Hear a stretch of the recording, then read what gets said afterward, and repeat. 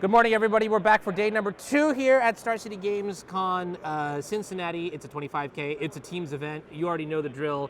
Yesterday we had some pretty sweet games. We wrapped up round 7 before going off to Corey, and we got a couple teams out there that are doing really well. We were watching Legacy and Modern today. I think we got to see a good amount of tempo now. Good amount of tempo in Legacy and a good amount of unfair stuff in Modern. Players are actually already moving around, getting seated. I think that means that we have some variety of pairings coming up very, very soon. Let's see, round 9 pairings are not quite yet posted, but there's some stuff that players will have to do. So in the meantime, what we're going to do is we're going to go over a little bit of information about the event. So let's check out the event schedule here. You saw day 1 yesterday was Swiss. We had 8 rounds, and day 2 is starting now, 9 a.m. That's in 7 minutes or so. And I will get my money back if we don't start exactly on time, because yes, that's how it works. We have day 2 of the Team Trios event. That's 5 rounds today. And then we have the top 6 cut later in the afternoon. Let's take a look at the event structure. So day 1 was 8 rounds. Day 2 is 5 rounds. And today in day 2, we will only see the teams with 18 points or more, or the top 20 teams. Now, it actually just happens that the top 20 teams went exactly, it was a clean cut 5, 2, 1, and better. So that means 16 points and better has made day 2. Now you may be wondering, this doesn't actually normally happen, but because we are a teams event, you can just think about it like as 120 individual players in a 13-round event. So the numbers are going to look certainly very strange today, but trust that Star City Games has this stuff on lockdown. They've got it figured out.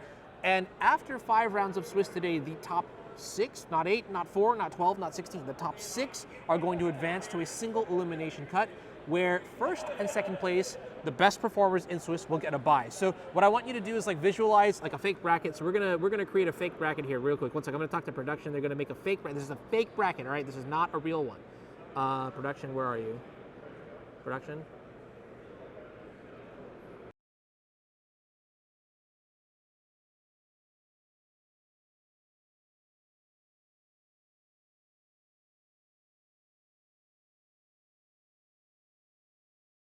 To the prize pool. Check it out. We have $25,000 in prizes, $7,500 going to first, with a set of RC Atlanta invites. I believe that is Pioneer, is what I was told. I was kind of hoping that it would be Modern, but it's Pioneer, so that's going to be pretty cool.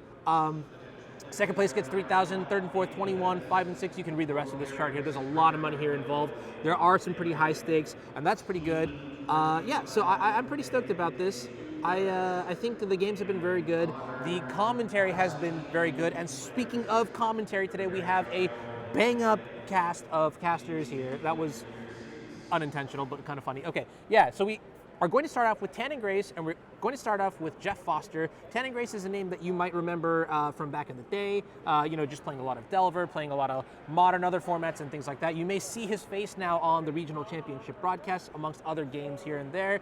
And Jeff Foster, if you don't know this name, well, it's about time, because Jeff is, in addition to just being an amazing player, Jeff also literally produces every high-level show that you have ever heard of. The Pro Tour, he's there. Arena Champs, he's there. The Regional Championships, he's there. Jeff is great. So they're going to keep the morning shift, and then afterwards, we're going to have Dom Harvey, who's been on this cast multiple times, alongside Andrew Ellenbogen, a Pro Tour champ, a literal Pro Tour champion, and a professional, like, Star City Games caster back. Like, Dom used to do coverage for them as well. So, like, it's going to be great. We're gonna have a lot of fun, and I hope you enjoy today's show. We have a couple.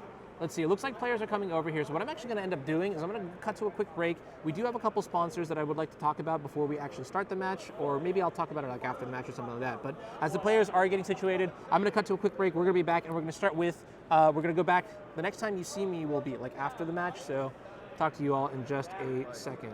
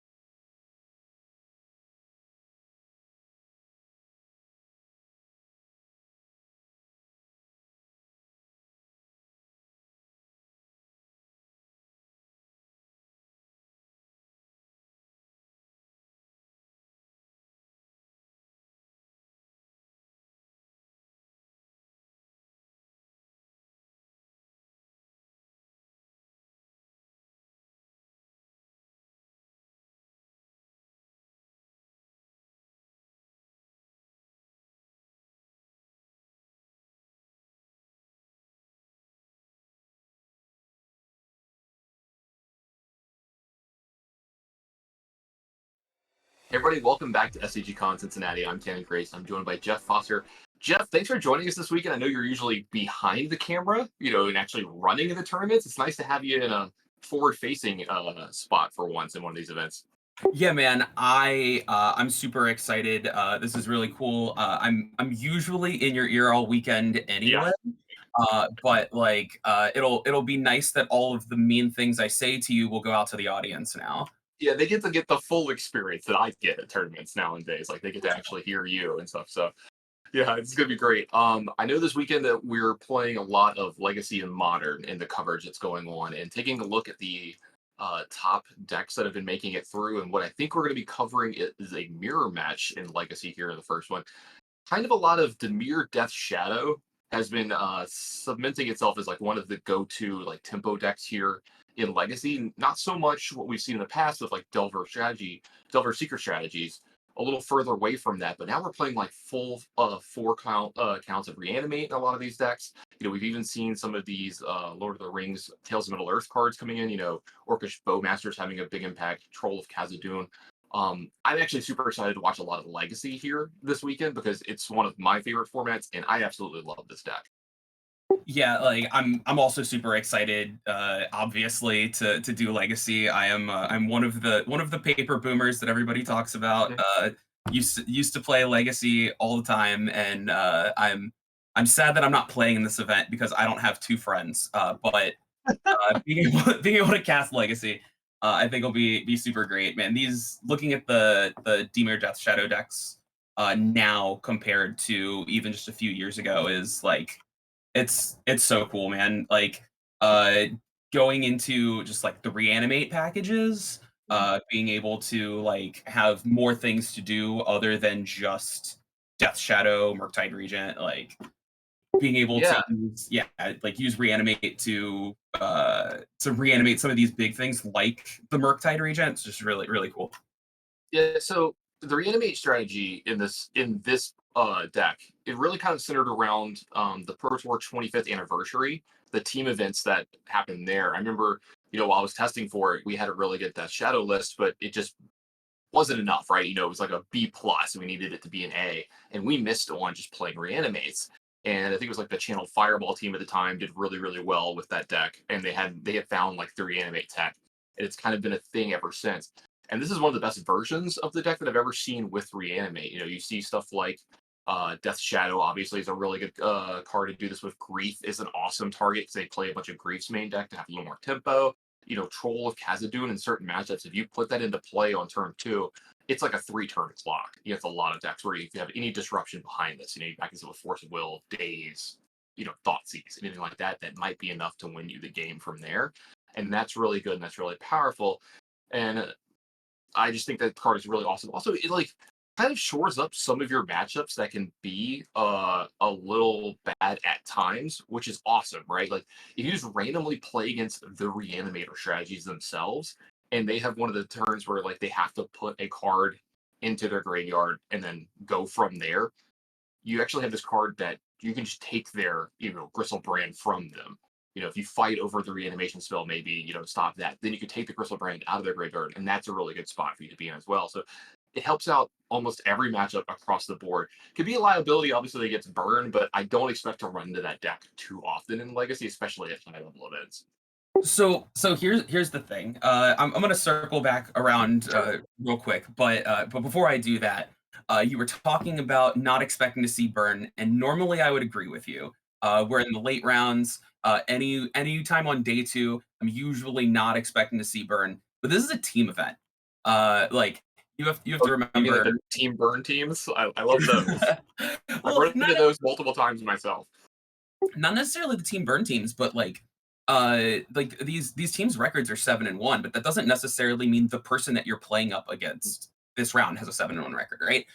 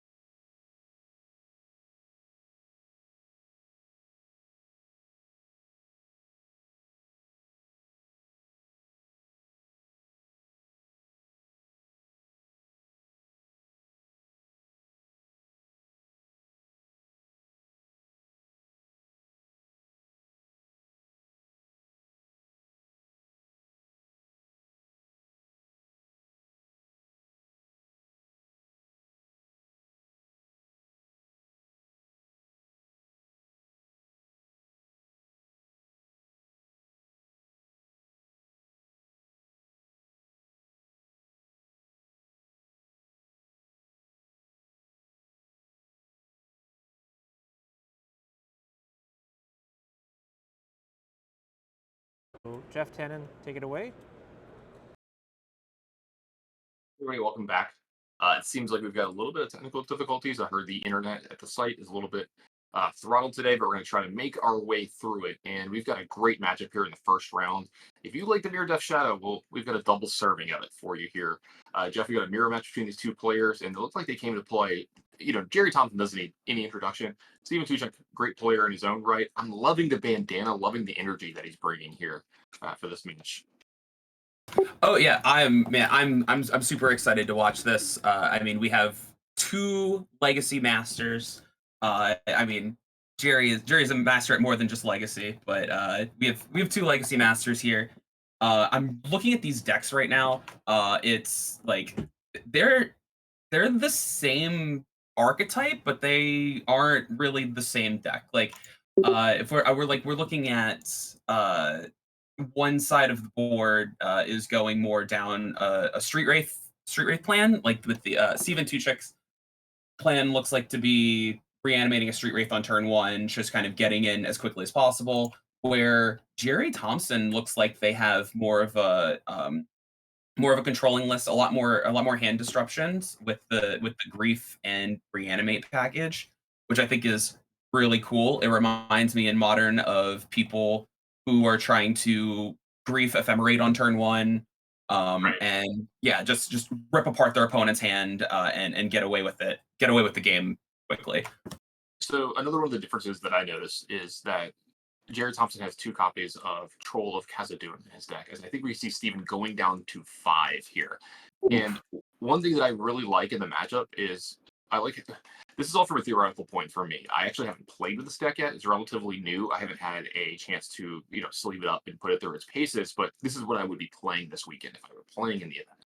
And Troll of Khazad-dûm allows Jerry to keep a wider range of hands in a lot of matches than other people. He can keep a land with Troll in it that has just Wasteland for its lands. I think you can see here that he has possibly 2 lands in his hand and 5 spells, which is an ideal hand in these kinds of games, especially in a matchup like this where if the game doesn't get out of hand on turn 1 or 2, like someone doesn't land a huge reanimate of some kind, you can have the resource denial plan be a big part of the matchup. Like something like Wasteland can go a really long way in the game. And with that going on, having Troll of Khazad-dûm in your deck means you have more copies of lands in your deck, which is great in this kind of matchup where you can operate from 1 or 2 lands and you can sort of invalidate your opponent's wastelands. Yeah, and that seems to happen a lot in Legacy in general, right? Where we have these decks are playing around 18 lands. You use your ponders, your brainstorms, stuff like that to cheat your land count. That happens all the time in Eternal Magic. And I do really like, as you said, the Troll of Khazad-dûm being kind of a hedge against getting wastelanded out. And you can swamp cycle it off of your wastelands too, which these type of decks usually have nothing to do with their colorless mana. Like Right. Wasteland is typically just a spell in these decks. It's another shuffle effect too. That's something that's not to be overlooked. It does help clean away brainstorms. It's another thing that it does here. Now we see a pretty strong start from Jerry Thompson here. He's going to lead off with a Ponder into a Grief, pitching a Death Shadow, I believe here. It looks like that's going to be a forcible from Steven, but I think that's going to put him down to just 3 cards after all of this. So if Jerry has something like, say, Days to back up here, which he does not, it looks like that's going to go ahead and make its way through. Steven down to just a few cards here, but it looks like he's going to fight back with these few that he has. Yeah, I mean, I'm not the expert here, but if you mulligan to 5 and your opponent griefs you on turn 1, that's bad, right? Yeah, it's really bad. Now, here's another difference between the decks. Steven has Delver of Secrets in his list, while Jerry Thompson does not. Another point of contention here for this matchup as well.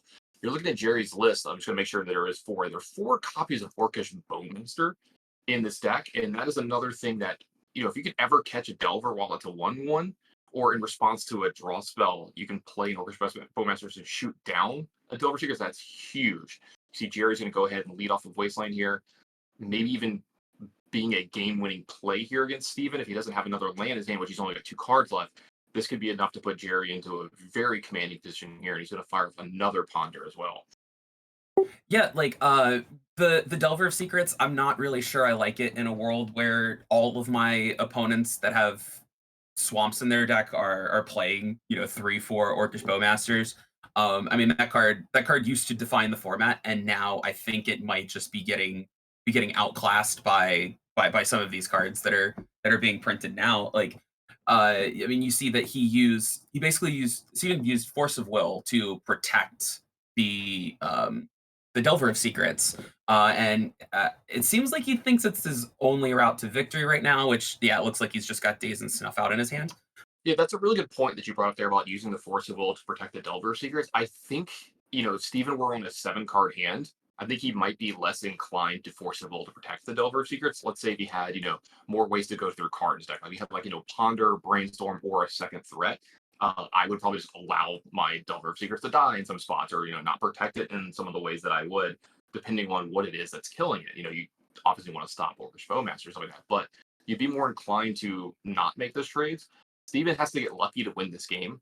He already knows that he's super far behind after the mulligans. Jerry's already cantripped multiple times. He kept 7 cards. So something's going to have to go right for him to win this game. And maybe he's thinking along the lines of, if I flip this Delver Secrets, maybe I just attack with it 4 or 5 times, and that's going to be good enough in this matchup. Plus, don't forget, Reanimate does target other people's graveyards. So, Reanimates on Griefs can happen in this matchup as well that are in opposing graveyards and do a lot of work and stuff that way. So, looks like we're going to have a very big early threat from Jerry here. Yeah, I do like what you said with Steven just assessing that his only route to victory is getting this Delver on board, flipping it, attacking 7 times, hoping Jerry's hand has absolutely nothing. Now, going back to the fact that each of these decks plays 18 lands, it's not very likely that of the 5 cards in Jerry's hand, there was not going to be anything to deal with it. But it looks like this insectile aberration is, as of now, unanswered. Especially after having the days for that Murktide Regent, which was huge. Yeah, that was absolutely massive. Murktide Regent, one of the biggest threats in the matchup. There is a snuff out in Steven's hand, but he does, you want to be able to use that if you can later on to clear the way, maybe for Delver Secrets, etc. Now you see an interesting spot that happens a lot in these matchups, especially when you're like the mirror or your opponent's playing Death Shadow. You see Steven actually flip over his Delver Secrets into the Insectile operation, like you mentioned. So it's a 3/2 flyer here. Jerry's at 13. He just decides to not attack. Now you might wonder, why did he not attack here? It's because of the card Death Shadow. Steven is a little far behind here, and he doesn't want to say, attack Jerry here down to a life total under 13 and give Jerry free reign to start playing Death Shadows without doing more damage to himself here in any way. So if Jerry doesn't have a way to damage himself here, he still can't play these Death Shadows. And as you see, Jerry has one in his hand. Very heads-up play from Steven here to maybe strand a card in Jerry's hand for a turn or two. Yeah, I am kind of trying to figure out what the plan of attack is from here. If you're playing around Death Shadow by not dealing the damage, Jerry is going to have to deal that damage to himself to play them. But then you're still going to be looking on the barrel of these Death Shadows. You still you're not getting in damage with the Insectile Aberration while you can. There is something to be said about the fact that the Snuff Out can't deal with the Death Shadows, and he's kind of already dazed the only thing that he really cares about that the Snuff Out can target. Yes, So that's a really good point because Steven's hand is Snuff Out, Force of Will, so it's like 2 cards that could be blanks from here, depending on how Jerry plays the game. And so he's trying to give himself the best chance of not being dead immediately. But it does look like Jerry found what I believe is, I think it's a Verdant Catacomb. So he found the fetch lane here. He's going to bring himself down to 12 and play a Death Shadow. And I like this play from Jerry too. I think a lot of people, I don't know if he has more than 2 Watering Graves or not, which there's 2 in play. But if there's another one, there's a lot of people oh, I'm playing a Death Shadow. I need to get my life total as low as possible. Not necessarily. Here, you can take your time, especially the way that this game's going to play out. This allows you to still cast, say, Thought Seize if you were to top deck it, where, let's say you take 2 more damage here, play your Death Shadow, and then Steven attacks you with the Insectile Aberration here. Now playing a card like Thought Seize could cost you an entire turn in the game. So you have to be very careful here. So these matchups are some of the hardest ones in all of Magic anyway. This kind of mirror match with the Delver style decks. I always joke about it's more of a dance than it is like anything else like a game of Magic where you're just trying to assert your will against your opponent. Here, you're trying to cover so much stuff going back and forth in all of the matches. And here, where you see a Thought Seize from Jerry Thompson, it's going to be met with, which was a good top deck from Steven here. It's going to be a Fatal Push on that Death Shadow. So he finally found another answer for the Death Shadow. Yeah, that's super lucky. It seems like not attacking the previous turn was to give himself a chance to draw a blue card. Because if you have to force the Death Shadow, you just have to force the Death Shadow. I mean, I've definitely forced my fair share of Tarmogoyfs, even just big vanilla creatures that I can't deal with.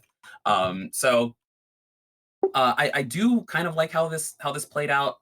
He, instead of drawing a blue card for for a future threat, he drew the Fatal Push instead. Um, this matchup is very interesting in that it feels very who blinks first, but you have so many tools to make it to where your opponent doesn't even have to blink, like we saw previously, where Jerry was just like, okay, well, I can deal enough damage to myself to play these Death Shadows if you're not going to attack me. Yeah, I would be doing this anyway in this spot, like firing off this brainstorm very aggressively. But you and I were joking about this before the tournament started, before coverage started, about how you have to time your brainstorms a little differently and a little better in this format now because of Orcish Bowman. So you don't ever want to be caught, with your pants down. You like someone has 2 mana up, you're like, oh, I'm going to brainstorm, and they flash in a Bowmasters in response. That's really, really bad for you. So you're incentivized to play them at times, or your opponent doesn't have extra mana open. But also, Jerry's trying to find a way to lock this game up from here because he has 4 life total here. So it's 2 attacks from the Delver Seekers, but I was gonna say, I don't think he can kill Steven this turn, but he can take a very large chunk of his life total here and then set up a kill for next turn. So what Jerry's looking for here is a way to either stop the next thing that Steven does or kill the next thing and get it out of the way to ensure that he can attack his Death Shadow twice. Yeah, it's kind of played out almost exactly how we described it at the beginning of the game, right? Where Steven used Force of Will to protect his single threat. He was able to flip it, and now Jerry's looking at a virtual 3 life on, or a virtual 1 life on this next attack, right? And I think the last card left over in Jerry's hand is just Orcish Bowmaster. Problem is, if Steven attacks here and puts Jerry to 1, the Bowmaster can't be cast anymore. Now, let's see if Jerry wants Ooh, to cast the Bowmaster here in response. The problem is it would put him dead on board because of that fetch land, so he actually can't do that. So it looks like this oh, ponder is yep. going to resolve here for Steven. Well, the Orcish Bowmasters, it triggers when they enter the battlefield too. So if Jerry goes So true. down to 3 and plays this Orcish Bowmasters, he can use the enter the battlefield trigger to hit the Insectile Aberration and then hit it again with the draw off the ponder. Correct? Yeah, I think he's just going to try to play really, really safe here and try to win behind the Death Shadow because that is something that you could possibly do. Yeah, I'm still not even used to playing with Orcish Bowmaster. It's such a new card, and I know it's dominating all the formats. Just that card is just absolutely wild. Right. Where I mean, I see where the play is happening here. Like it's very tempting to just crack that Yeah, fetch land, kill the Insectile Aberration. But that line pretty much just leaves you completely dead to Steven having a daze. Where if you play it this way, Steven is likely required to leave the Insectile Aberration back to block because his life total is so low. yeah, exactly. So see, it looks like that's a Thoughtseize is going to get cast by Steven here, taking away that Orcish Bowmaster from Jerry Thompson here. It looks like, yeah, no, and so like this also puts in Steven into the abyss as well. So if he doesn't have a way to deal with the Death Shadow, he has to leave back his Delver to block, because then otherwise he is now dead. And this does allow Jerry to finally crack that fetch because he has known information of what the top cards of his deck are here from that earlier brainstorm. So now Jerry's gonna get a fresh one off the top.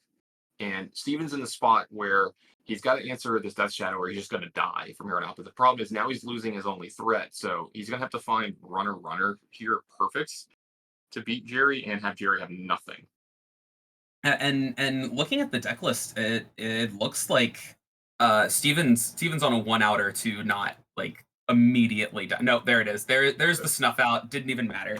Yeah. The old hard cast snuff out, by the way. You almost never see the 4 mana snuff outs anymore, especially in matchups like this where it's hard to get to 4 lands in play because of the waste landing back and forth we talk about and dazes being fired off so often. But this does happen so much. I used to joke about the fact that I used to play a lot of Delver and played a lot of mirrors that I might have cast more 5 mana Force of Wills than anyone else in the world in those matchups. So you do what you got to do in the spots. They deteriorate into some really weird spots sometimes from these decks. I love that we're getting a hand cam here because I want to see the biggest joke. I mean, the biggest joke. The biggest thing for me here is I want to see how many Force of Wills are still in Jerry Thompson's deck when we go into the sideboard because it does look like he was siding in quite a bit of cards here. Yeah, I'm trying to make out what the cards are that are being shuffled in. I don't know I'm not sure how to pronounce this card. It's one of the Lord of the Rings cards. It's like Palantir or whatever. It's the 3 mana artifact that does the Scry 2 thing at the end of turn. Everybody who's played with the cards from the new set.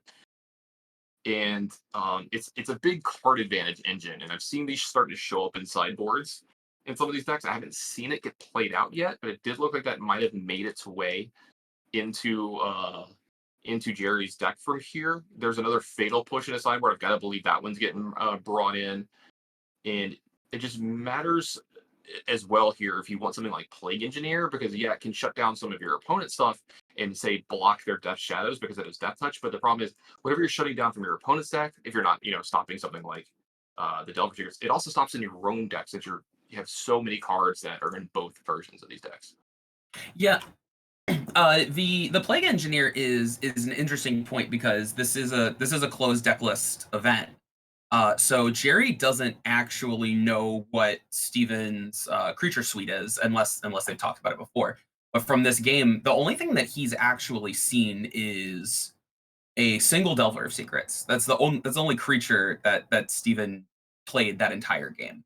So it looks like he's got a bluffing on us a little bit. Like a Grief came out and maybe the Palantirs or whatever they're called didn't make it in. But no, I really love your point here. So Jerry's extremely smart, very well read in all the metagames. He solved the Delver Secrets, but pretty sure he knows that he's like playing a quote unquote mirror match here. But when you see Delver Secrets, you can kind of infer the small differences that are in the deck and know that yours is slightly different. And we kind of saw it play out in game one in a way. We saw it play out in the way that Jerry was kind of the control deck in the matchup. And I do think that is a small function of Steven going down to 5. But at the same time, in the matchup, if I knew that my opponent had Delver Secrets in their deck in the matchup and I didn't, I would consider myself the bigger version of the deck. When you used to play mid-range decks, whoever had the bigger version would generally be, or aggro deck mirrors, if you had the bigger version, you generally would win. Like if you had 4 drops and they did not, in those matchups, you would eventually come over the top of them, right? And so I expect, if the games go a little bit longer, that Jerry's going to assume more of a controlling role, but it's still just going to be a tempo fight. And like I said, everyone's got to, what's the saying? Everyone's got to play until they get punched in the mouth or whatever. That's just what happens in this kind of matchup. Like you can be like, oh, my hand's great. I can assume the control matchup, and then they're going to wasteland you and daze you, and you're all of a sudden 2 turns behind, and that can be a huge problem. Just looking at these deck lists, it looks like Jerry wants to be the controlling matchup in at least in the Death Shadow mirrors. Just the fact he's only playing 3 Thoughtseize, but the 4th Thoughtseize is a first grief, and then there are 2 more griefs, and we're reanimating grief. You're gonna go over the top with the Troll of Khazad-dûm. He's only playing 2 Murktide Regents, which actually, looking at this list, I mentioned last game that Steven had a stranded snuff out because he forced the Murktide Regent, but it looks like Jerry only has 3 targets for snuff out in the entire list. Yeah, and I wonder if there's an idea where you're supposed to board them out. If your opponent has 3 or 4 snuff outs, you're supposed to just make that a dead card in their deck, but it's never truly dead, right? They have grief as well that they can pitch it to. I guess as well, it kind of helps out.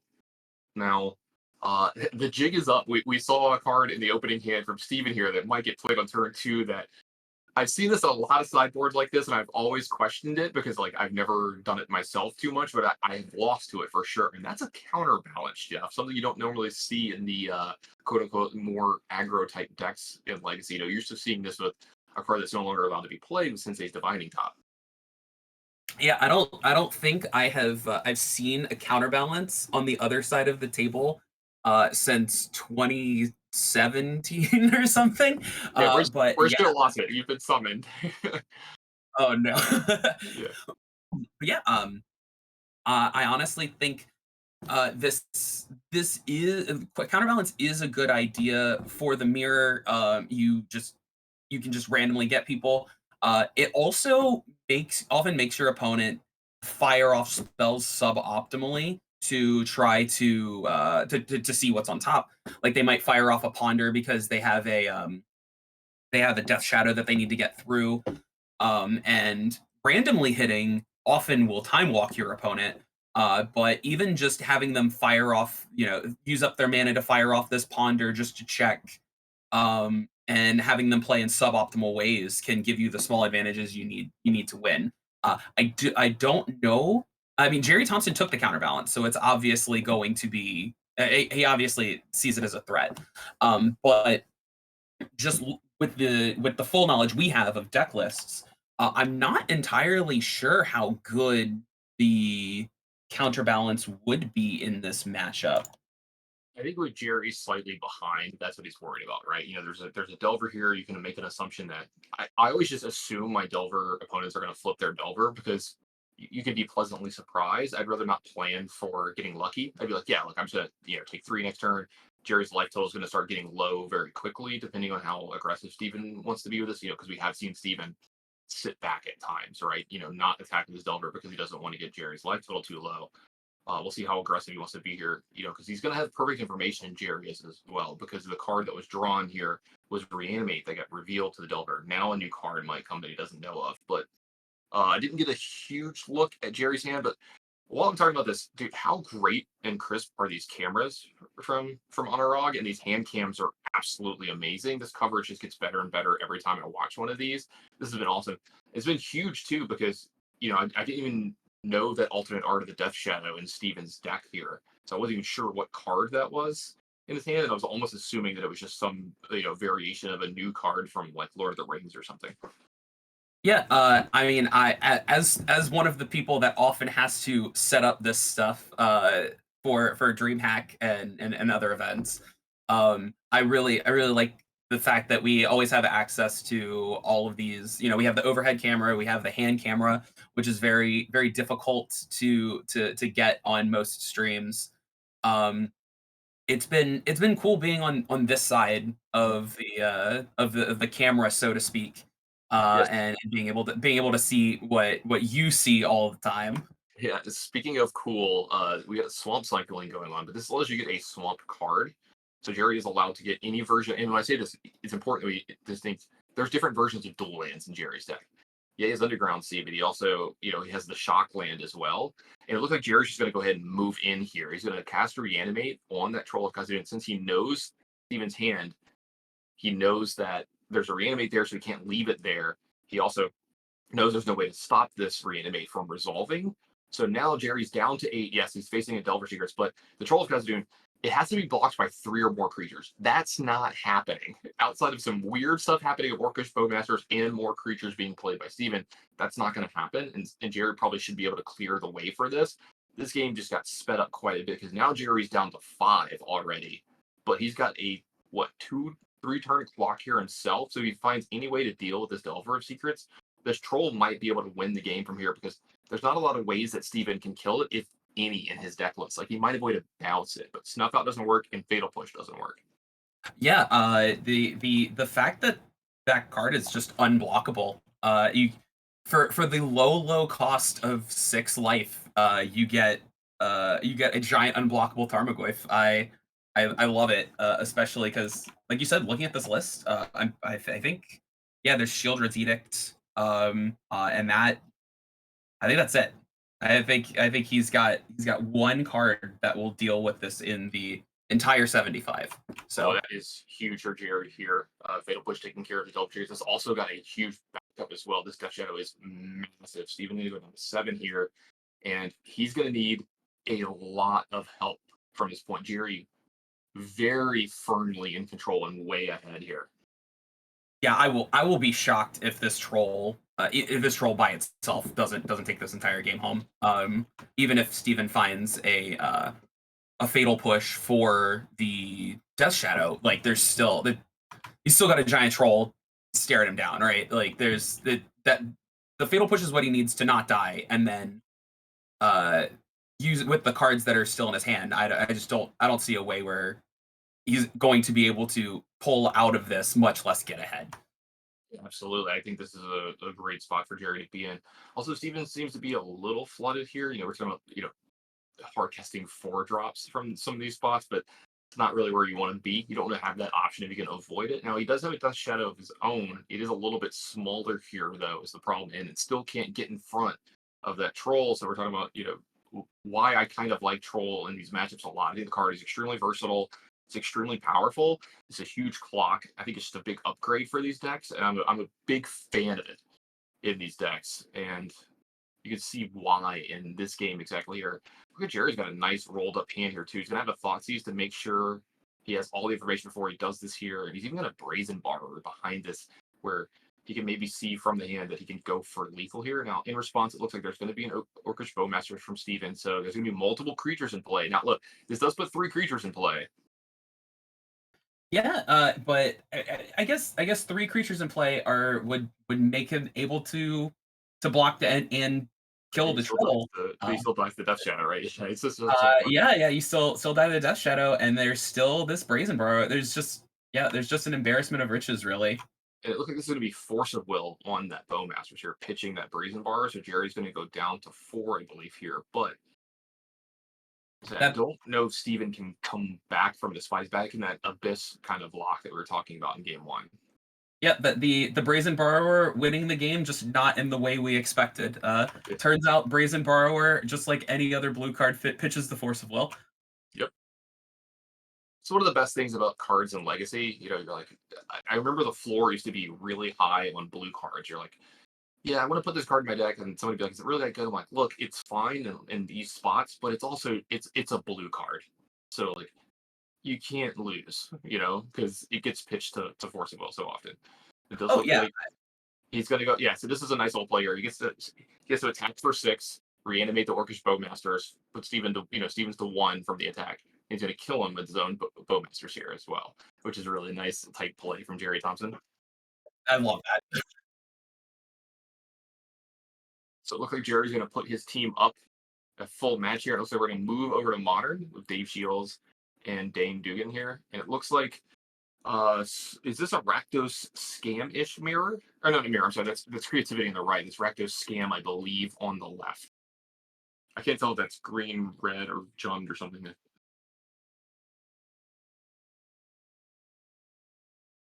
Oh, Jerry lost that game? We're getting word that Jerry killed himself. Yeah. Okay. Sure.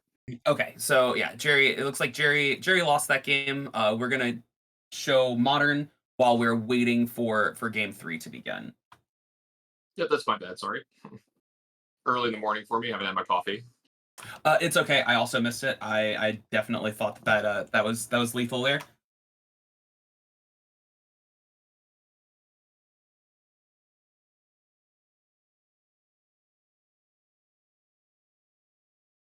Yeah, it does look like this is actually a Rakdos game. Okay, that is it's the Mountain Doom. Okay, I was for a second I thought it might have been a Copperline Gorge. There's so many of these new arts. So this looks like a 2nd season Pyromancer is going to come down for Dane here.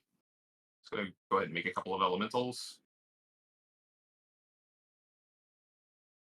Okay, and yeah, it looks like Dave Shields is getting ready to get this. I'm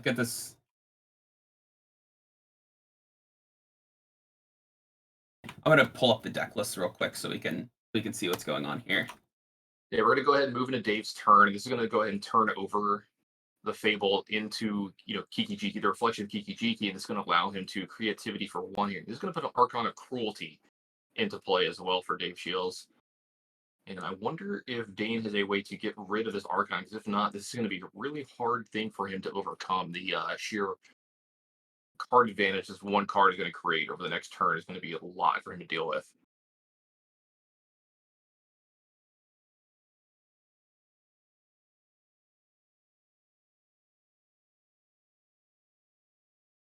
Looks like we're going to be back. It looks like we're going to be moving back over to legs. We're going to get that game 3 here of this matchup. Absolutely love that we're getting game 3. This is a sweet matchup between the two. And taking a look at Steven's opening hand, I think he's going to be taking another mulligan here because he only had one land. It looks like it was Wasteland with a bunch of spells. And another spot where, we keep harping on it, but just another reason why I love the Troll of Khazad in this matchup. It just gives you more copies of lands while also functioning as a real card in the matchup. It's a black card you can pitch to Grief. You can go get lands out of your deck. It's a shuffle mech and it's a threat. So I'm just absolutely loving these cards. Yeah, I just in general love these one mana land cyclers, especially in a format like Legacy, where since you're playing such low land counts, you often don't have another land in your hand. And on the turns where you don't have another land in your hand, that land cycling is free because you would not have played a land without it. So I love the fact that it's just like another way for you to cheat on your land counts, another way to keep yourself from brainstorm locking yourself out of lands. It's the card. The troll isn't the one that I thought was going to be the one that we would see. I thought it was going to be the red one, but I'm happy to see these land cyclers. And Steven kept a 6 here, which I think has no colored mana. I think it's the exact same hand he had pretty much on 7. But this one at least has Force of Will and blue cards, and it does have a Wasteland. So he just has something he can do here. If he doesn't draw a colored source, he has, Wasteland your land, maybe Force of Will your first threat that happens, and hope to draw something from here. Plus his hand has a bunch of blue cards, which means there's probably something like Ponder or Brainstorm as well in his hand that he can play from whenever he draws another man. So it does look like he missed. I was going to say, or is it a fetch land? It was a fetch land. It's a nice top deck for Steven here, but he's going to go ahead and reset this game to 0 with that Wasteland. Yeah, and you're not going to expect to keep your opponent who just cast a Ponder off of lands. But if your opponent did nothing other than cast that Ponder off of a non-basic land, you're just fine trying to set them back anyway. Go back to turn 0. Also, it was off of fetch as well, and that's actually sometimes a little more telling that there might not be more lands in Jerry's hand because you're so incentivized to hold your fetches in this format to make sure that you can clear your brainstorms.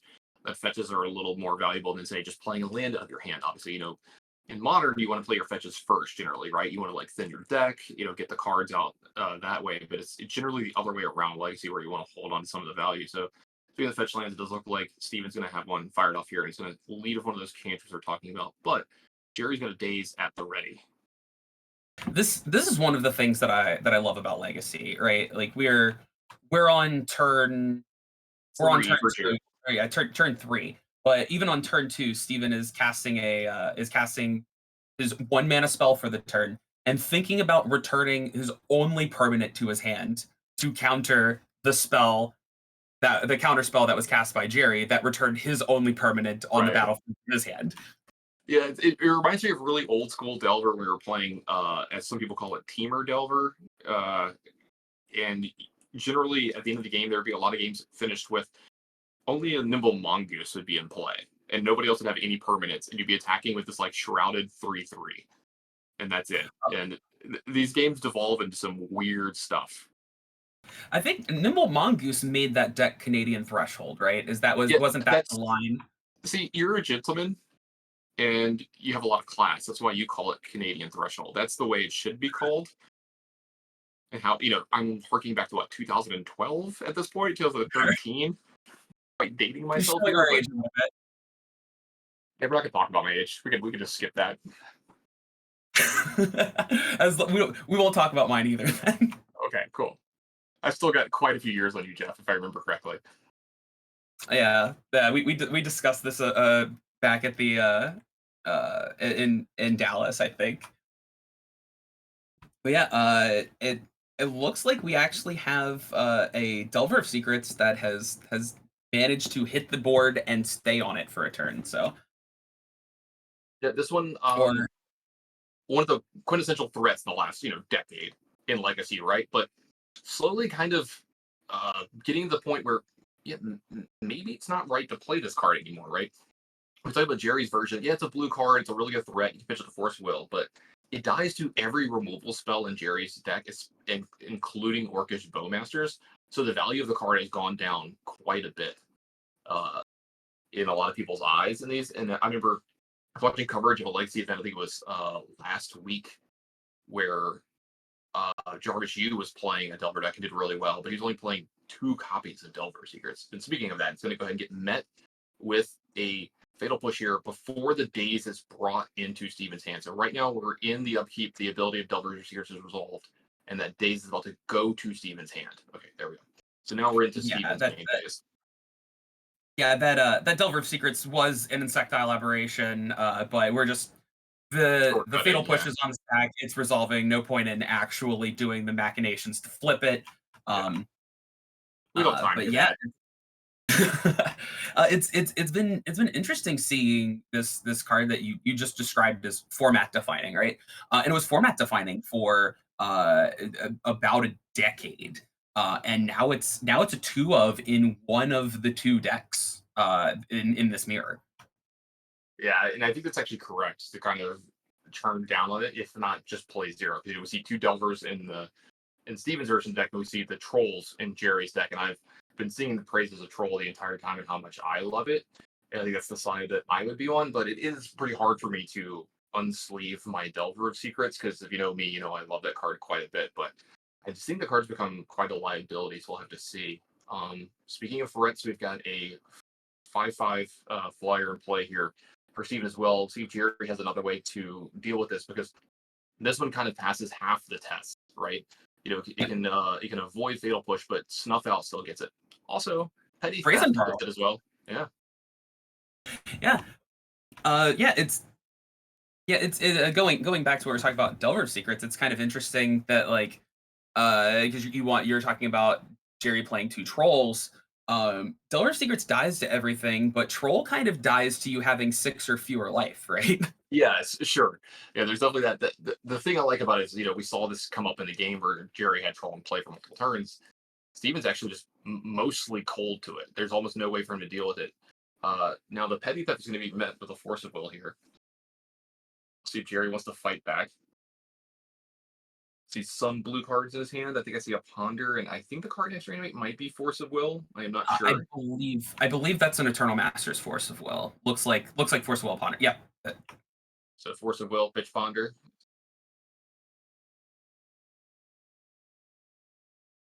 I believe Anu just told us that the match is tied as well going into this. I think the other games have been resolved at 1-1. So this is going to determine the outcome of the entire match. Yep. And so this is for all the marbles, yeah. So it looks like the Petty Theft is going to resolve, and for anyone who's ever played any of the delve threats in Legacy, this is one of the worst feelings, is when you move in on something like Gurmag Angler or one of these big delve threats, and your opponent puts them back into your hand. That really sucks, because it takes so much stuff to put it back out on the board. Jerry's going to work on his own life total here as well, play that Watery Grave untapped and cast a Thoughtseize, and this is going to get met by a Daze from Steve as well. With the 3rd land coming in play, you kind of want to get value from the Daze while you can here as well, so I don't blame Steven for picking that off, plus protecting his hand. Yeah. This late in the game, I'm looking for literally any spell that I can fire off a Daze into. Sometimes you even fire off that Daze just to keep them off the potential for mana in the future. To keep them from being able to brainstorm or ponder or something later in that turn. Because we're kind of getting down towards the end of it. Going back to what you were saying about the petty theft. It's not as bad for a Murktide Regent because it does put a blue card in your hand for a future Force of Will. You can potentially cast it later, but having the card in your hand often just feels worse than having it in your graveyard. Because when it's in your graveyard, you're like, okay, they dealt with it, it's fine. But when they bounce it with a Petty Theft, you have to stare at it in your hand the entire time and also know that a 3/1 flyer is coming on the back end. It looks like Jerry's just going to go ahead and just deploy the Brazen Borrower here. Interesting line here, too, because Jerry, I think, if I noticed correctly, I think he drew Fatal Push. So this is going to be an answer for the Death Shadow in the future. And I think he has a Reanimate as well in his hand here. Really good target for Reanimate. Death Shadow, just only taking one here. But we'll see. It looks like he's going to just take the time to invest his entire turn into the Brazen Bar because it costs 3 mana and it's a lot more efficient. And this isn't exactly a Death Shadow that's knocking down the door. It's only at 2 right now. And if Steven wants to make it more, he's got to take a ton of damage himself. And then Jerry has the way to answer it, plus possibly put it into play on his own side the next turn and possibly swing back for a Lethal. So I love the sequencing from Jerry. Yeah, we're in the same position we were in game 1. Okay, it looks like Steven is going to come in with that 2/2 Death Shadow. The Brazen Borrower can't block it because it doesn't have flying. But like I was saying, now Jerry is in a position where he can cast Death Shadows if Steven puts him on having Death Shadows in his hand. But I was actually curious to see whether we were going to see that 2/2 Death Shadow come in, knowing that Jerry Thompson can have his Death Shadows online now. And that was a pretty big wasteland from Steven here as well. It's the second black and blue source from Jerry. So this is going to kind of bottleneck his mana since he has 2 lands in play, but they're both basic lands. So this will make it a little harder for Jerry to cast 2 spells in turn. So there's the thoughts he's going to take away the Murktide that we knew was left over in Steven's hand and do a little bit of damage to Jerry here as well. No attack from Jerry here. Didn't want to grow the Death Shadow from Steven's side as well. Yeah, it's a little unfortunate that as we like to say, Wasteland was right on time. Able to take out that third land the turn after Jerry puts Brazen Borrower onto the battlefield. Yeah, he's kind of playing around days there as well. Like could have maybe deployed the Murktide as well, but playing a little tight in these spots since he has a threat in play, and Jerry's going to be able to punish that as well. Now there is a Delver of Secrets in play here for Steven as well, and see if that's going to flip. It doesn't look like it's going to. It does look like Jerry's going to have an effect in the upkeep here before the card goes into his hand, so he's going to make sure that if he draws something that could stop Fatal Push, it isn't actually going to be able to happen here. So the Fatal Push is going to take care of the Death Shadow, but that Delver Secret's going to go ahead and get in 1 damage here. Now, Steven is going to be able to do the Scry trick with the Delver of Secrets here next turn. He has a fetch land in play, but he's actually getting a little behind now, too, if he doesn't flip it exactly this turn. Jerry is at 6, Steven's at 11, but Jerry's attacking for 3 here and has the actual cards in his hand. So it looks like that Reanimate's going to happen. That Death Shadow's going to come over to Jerry's side. Now he's firmly in the lead unless something crazy happens from Steven here. And it really just goes to show, in the mirror especially, how insane Reanimate is. Like just the fact that it can target your opponent's graveyard means that you don't actually have to have any threats of your own. You can have a Fatal Push and a Reanimate and know that those 2 combined are a threat at some point in the game. Absolutely. You saw Jerry play very patiently from those spots with that as well. Now, Steven's going to go ahead and do the quote-unquote scry trick I was talking about. So what happened here is trigger 1 on the stack for Delver Secrets. Steven checked. He gets to see the card before he draws it, and if Steven doesn't want to draw that, he can go ahead and use his fetch land here to clear the top of the deck. Now, he goes ahead and gets a Watery Grave to put himself down to 5 here, because if he top decks, say, a Death Shadow of his own, he's going to be able to challenge Jerry's Death Shadow in combat. He wants to be able to trade off there as well to give himself the most possible outs from there. Yeah, I mean we're kind of at the point right now where Jerry has an Abyss in play in the form of this Death Shadow.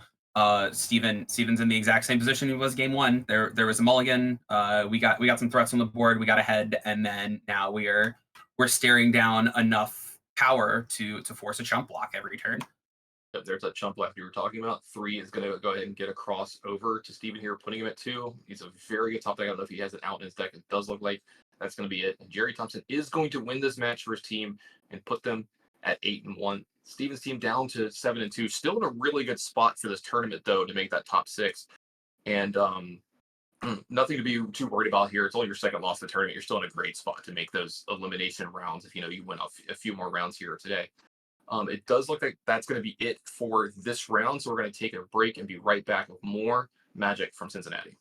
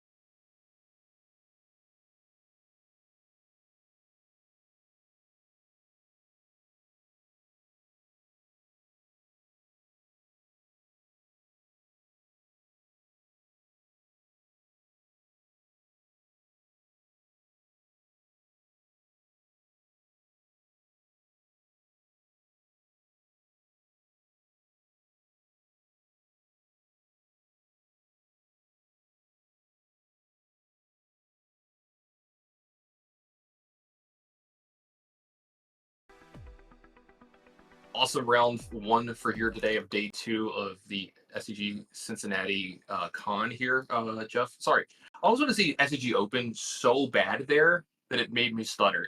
You know, we've had that vernacular for what 10 years, and now we're at SCG Con. So let me make sure that we get that right. But we're going to be going through our second round of the day. We'll be both these teams sitting at 7-2. We're going to be going back. Steven Tuchek here with this Demir Death Shadow deck that you and I are both big fans of, and he's going to be playing against four-color Delver from Austin. Would you pronounce that as OLED?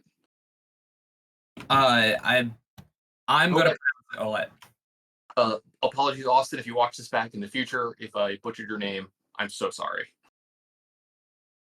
Yeah. So, looking at this deck list, yeah, it looks like Austin's 4-color Delver list is an 80 card list. Yeah, there is a Yorion in this list. This is a list for sure. I pulled this up on Gmelee, and I was like, wait, is this real? And then I take a look at all of it.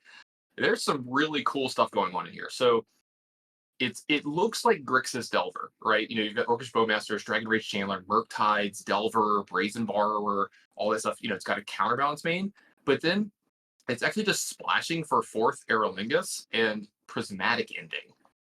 And then, you know, you've got your Lightning Bolts, your Days, your Brainstorms, your Force of Wills, but you're also looking at Swords of Plowshares and a Sauron's Ransom. I want to say Sauron. Got to make sure you get the Lord of the Rings names correctly. It's Sauron's Ransom as well here. So I'm super excited about this. One thing that's interesting just about the Yorion existing as a card is there's always just that little voice in the back of your head that's just like, hey man, just 20 more cards. Just 20 more cards. It's only 20. It's not really that many. Yeah. It's just 20 more cards. Yeah, and especially in modern and legacy, so many cards do similar things that you can play those extra cards without having to worry about diluting your deck. This format has Ponder, Preordain, and Brainstorm. We'll just play some Preordains, and they'll be the additional Brainstorms. Like, they're not as good, but it's fine. We'll do it. But you get to play cards like 4th Aerolingus, which I have heard a lot about this card. I have never seen it cast. It's really good. I'll let you know that. Yeah, a creature-based fireball that then allows you to start drawing cards at the end of your turn. It seems reasonable at the very least. Yeah, we've seen the Monarch do some absurd things in Legacy. We'll have to see if it comes up in this match, because some of these games can go relatively long, and that can be very, very good. Now, we're seeing one of the things that makes Steven's version of this deck a little bit good, right? Like you were talking about earlier, there's only 2 copies of Delver Secrets in Steven's deck, and I might be inclined to play his version if you're just always going to have Delver Secrets on turn 1, which seems great. Look, you'll have to play 2 of his cards, you're always going to have turn 1. But you see the Street Race instead of the Troll of Khazad-dûm, and that is a reanimate that's targeting it here. Now, it does look like it is going to get met with a Daze from Austin here, so it looks like that's not going to happen. And yeah, we have almost no permanents in place. It looks like that's going to be a Tundra from Austin and a Swords of Plowshares going to take care of that Delver. So just like your normal turn 3 and turn 4 in most games, 1 permanent in play. I love, like, yeah, there we go, done. Love it. I am in my lane. I'm moisturized. I'm happy. I'm so glad to be here. There are no permanents to play on turn 5. This is exactly what the magic I want to be watching. This is Legacy at its best. Absolutely. And yeah, like you said, the reason that we used to play for Delver Secrets was because we always wanted exactly 1 on turn 1, and we wanted to protect it. I'll play 1 if that Delver of Secrets can be my companion. Yeah, absolutely. And it does look like this Force of Will is going to be aggressively casting this Brainstorm here, and I don't blame Austin here. This is going to be a game where he doesn't have lands here. He does have a draw step, an extra draw here from the Bauble, if you remember that here. And it does look like we're going to be fighting over everything here. And I love this from Steven as well. This is going to be a low resource game. The first person to get out ahead is going to be very far ahead in these spots. And looks like a lot of the lands here off that Brainstorm from Steven, but there is a fetch land here. So he's going to be able to maybe get rid of at least one of these here. And that's what looks like the setup's going to be.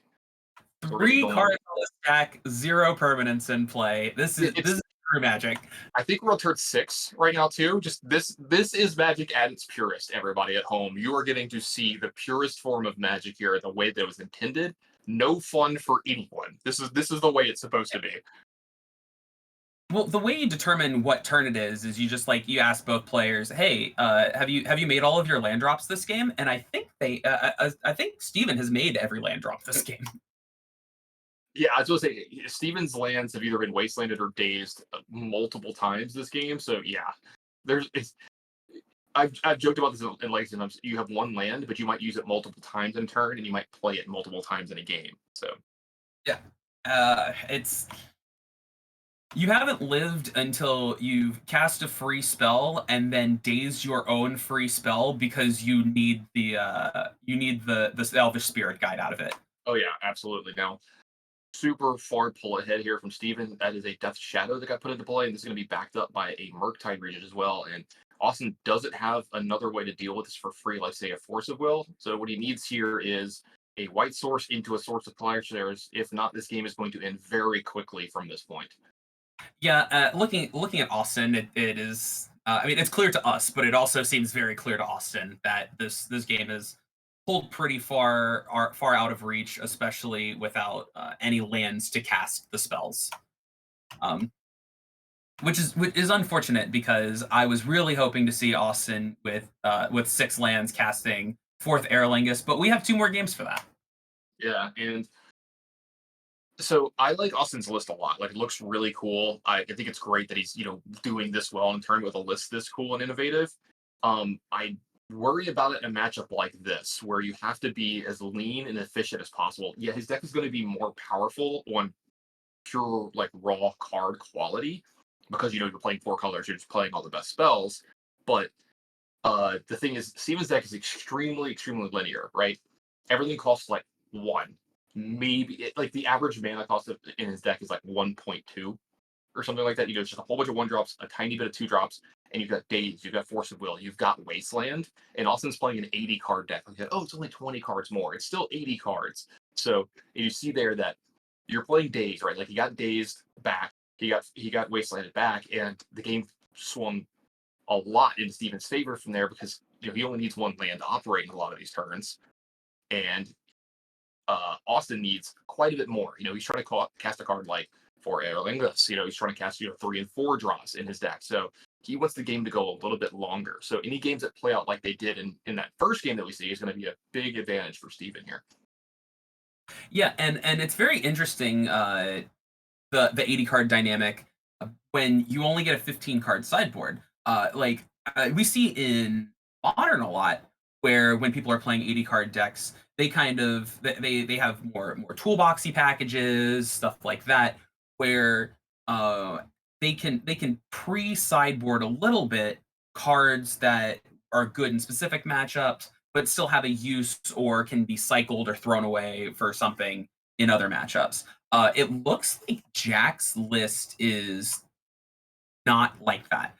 It looks like Jack's list is a lot of what Delver wants to be doing, just more cards, more of it. And then that leads you to the problem where one of the sideboard cards is already taken up by the companion. So you have an 80 card deck, and now because you have a companion, you only have a 14 card sideboard. And your 14 cards need to span that entire 80 card deck when you don't have a lot of reliable ways to access those cards like you typically do in Legacy because your deck is 20 cards bigger. There's still the brainstorms, the ponders. I think that's it. I don't even see any other real card selection tools outside of Mishra's Bauble, which doesn't really count. It just draws you a card. You have to try really hard for it, but you can do a little bit of card, manipulation. You look at the on top part of your deck. You have a fetch land. That's a lot of extra work. Yeah, it's so much work. It costs you life against a deck where the 20 life you get is very important. And it's looking like there are 4 1-ofs in this sideboard and 5 2-ofs in this sideboard. And I'm honestly not sure how good the sideboard in general is against Steven's deck. got pyroblasts, but the creatures aren't blue. You've got yeah, that's honestly that's really all I see to board in to an 80 card deck. Yeah, so that's actually a really good point that you bring up. One of the great things, I've played a lot of the Demir, Death Shadow, Delver, Strategy Secrets, and Legacy. And one of my favorite things about my sideboard is you can make a very lean one, right? You can have a lot of like 1 and 2 card sideboards for specific situations. And since your deck generally has 4 Ponder, 4 Brainstorm, you're, going through your deck so much. If you have extra, any, like, sometimes we have Preordain as well in those decks. If you have any way to go through them quickly in a game, you're gonna find those sideboard cards at a much higher rate than in other formats. In modern and pioneer and in standard, like you have to draw those sideboard cards. You have to like manually get there. When you're playing Legacy, like you're gonna see half your deck every game, even if it's only like 5 or 6 turns. And so your sideboard cards have much bigger impacts in a lot of the spots than they do in, say, other formats. Yeah, it's kind of interesting because like you said in Legacy we have a lot of one of sideboards because the card selection is so good. You see so many cards. And but I remember years and years ago in standard and extended when that existed, our sideboards were like 4-4-4-3. You picked the matchups that you wanted. You picked 4 cards that you wanted in your sideboard, and you chose one of them to have 3 of, because you were only drawing 1 card a turn. You wanted to be able to see those cards, and it's been interesting seeing even standard do more adoption of the, "Oh, well, I'm gonna have one of this in my sideboard, and then one of something else that does something similar but has upside in another matchup," and stuff like that. And the mentality of going from 3 to 4 cards, 3 to 4 of in a sideboard gives you a marginal chance to draw it, but going from 0 to 1 gives you an infinite percent chance of being able to draw it, right?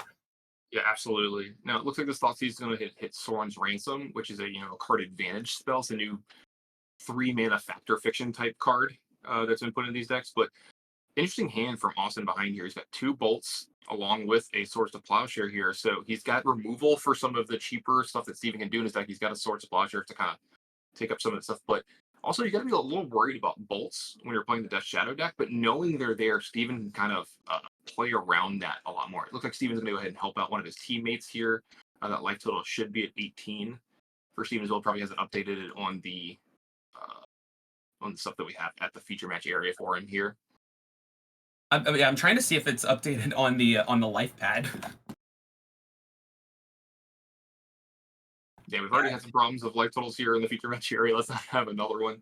So it does look like Steven's going to go ahead and lead off with a Brainstorm here in his main phase. Maybe try to conceal that if he's looking for lands or not from Austin. But like I said, I love aggressive Brainstorms in these formats, especially with how quick the format is now. Yeah, it feels bad when you get dazed, but when you're playing against an 80 card deck, you feel like you're a little bit less likely to get dazed.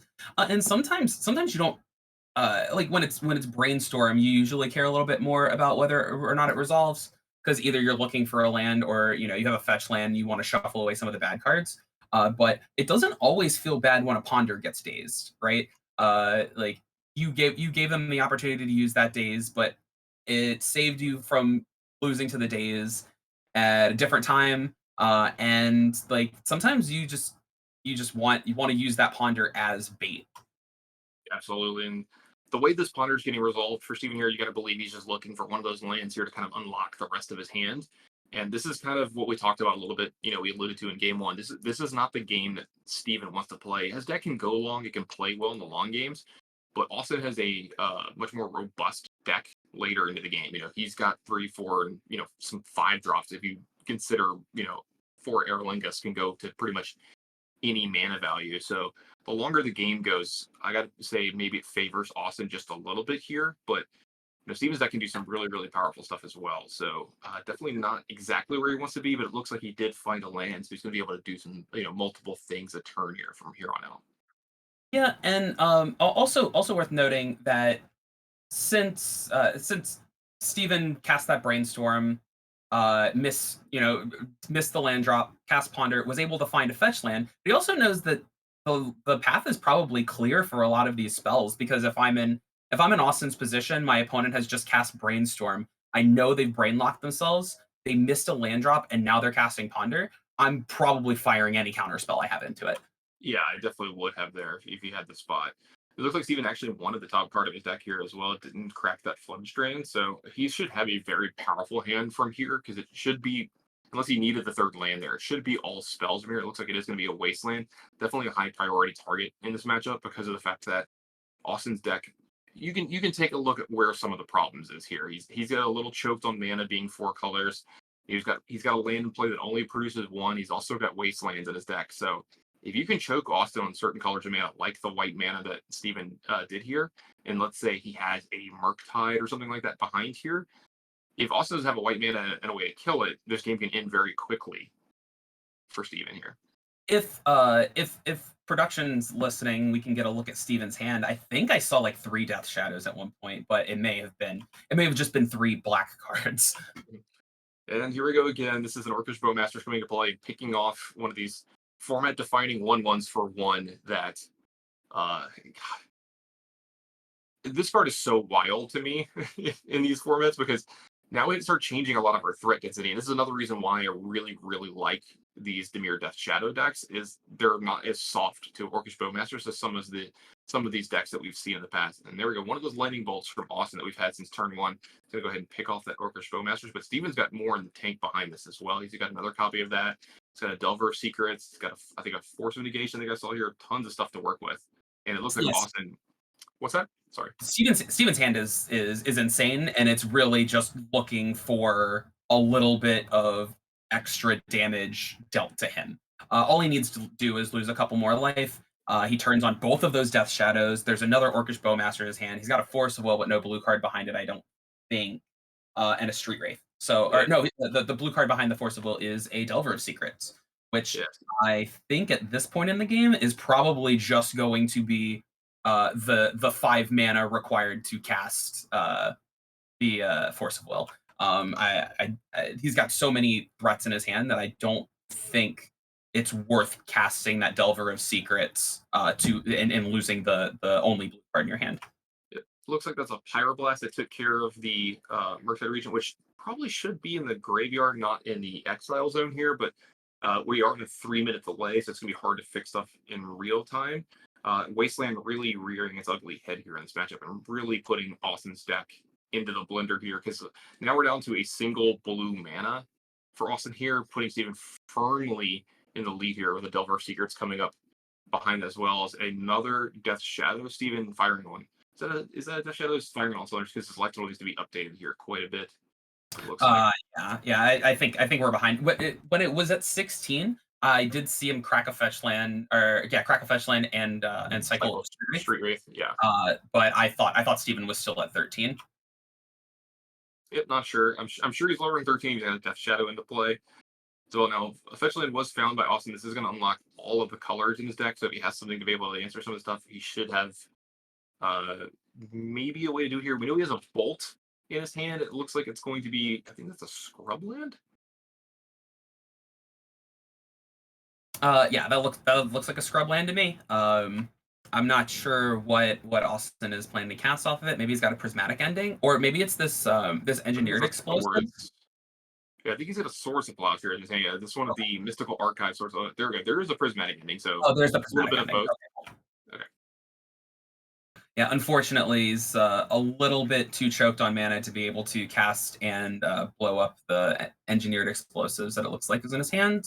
Also, unfortunate is that Steven's at 11 and not 12. If Steven were at 12, their Swords of Plowshares would have been a very clean 2-for-1, which would have been awesome against the Death Shadow. But not in the cards for Austin here. Looks like he's going to fire off the Ponder here as well. Yeah, it is unfortunate though. I mean, there is the potential line of using Swords to Plowshares on Death Shadow to bring Steven back up to 13 and maybe turn off future Death Shadows if there's no other way for him to deal damage to himself. So it looks like Ponder is going to happen here, and it looks like Orcish Bowmaster is going to come in and make an effect here off the Ponder, the extra card drawn. Bowmaster is going to deal damage here, grow the army. So the army's at 3 now. I mean, a sword of plowshares on the army will take out that Death Shadow. Yep, and that's exactly what we see. Super cleaner, but does look force negation with a blue card is going to exile that source of plowshares. That is huge for Steven here. Had that resolved, like you said, that would have been very clean for Austin here, and even would be able to clean up the entire board if he wanted to, because I'm assuming he could find a red source here for the bolt that's sitting around in his hand as well. I think that's what we're going to see right now. I mean, Steven being at 11, I imagine that bolt is going into the face of the Death Shadow, but unfortunately for Austin, we know that Steven has another one to back it up. Not something you get to see very often, bolt take out a Death Shadow, but there are spots where it works out. Yeah, the most common interaction I see regarding Bolt and Death Shadow is Bolt my face. Yeah, bolt my own face. Yeah, or kill you because you moved all in on Shadow, but you had to a lot of the times. Right. Yeah.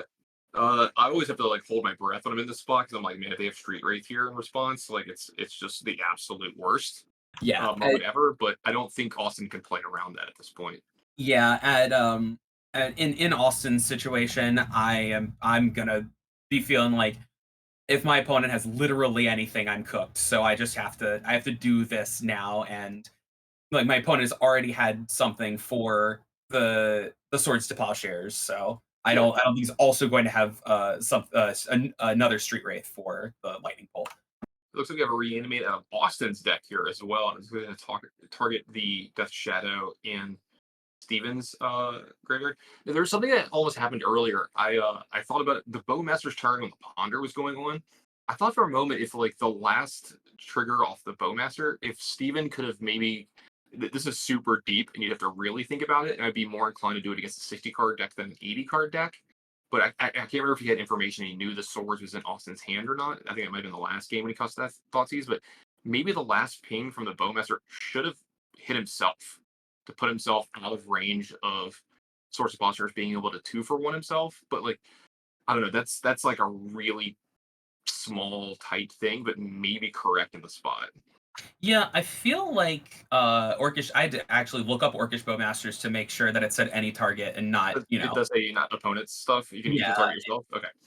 Yeah. So, I'm actually surprised to not see more Orcish Bowmaster ping myself. It looks like that is it's gonna be game. Now, I was going to say, I think a lot of it has to do with the fact that you can look at Steven's graveyard and see multiple wastelands over there. Austin never really got to like get going in this match, right? Who's always a turn, maybe at 1.5 turns behind because of how impactful Wasteland is on a 4-color deck. The Dazes were super impactful, and then very timely Force of Will / Force of Negations from Steven here were able to keep his threats on the board and get him through in that game. Yeah, I mean, it's kind of a tale as old as time, right? Where the Wasteland deck plays against the 4-color deck, and the Wasteland deck wastelands the 4-color deck. Yeah, exactly. Now it looks like we're going to be cutting back to Ano here for just a moment.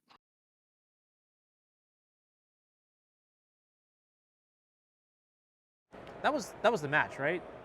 I think that was the Legacy match. Okay, cool. I just want to make sure. Someone said Game 3 in chat, and I was like, huh? What did I mess up? Okay, cool. Excellent. All right. Thank you, everybody. So we're going to take a break real quick in between this match and the other match. I just want to say thank you to our sponsors first. Look, I cannot make it out here alone. If you're enjoying the coverage, I appreciate that a lot. It is a team effort, and there are a couple people out there who are helping. So I would just like to let you know who those people are. And I think if you find paper coverage important, you will also find that the people who support paper coverage are also important. So thank you so much. Let's start off with the Nerdbirds at NerdbirdsMTG.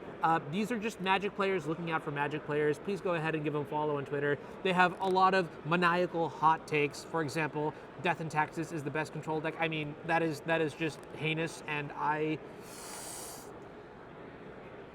Jeez, that's rough, isn't it? That's pretty rough.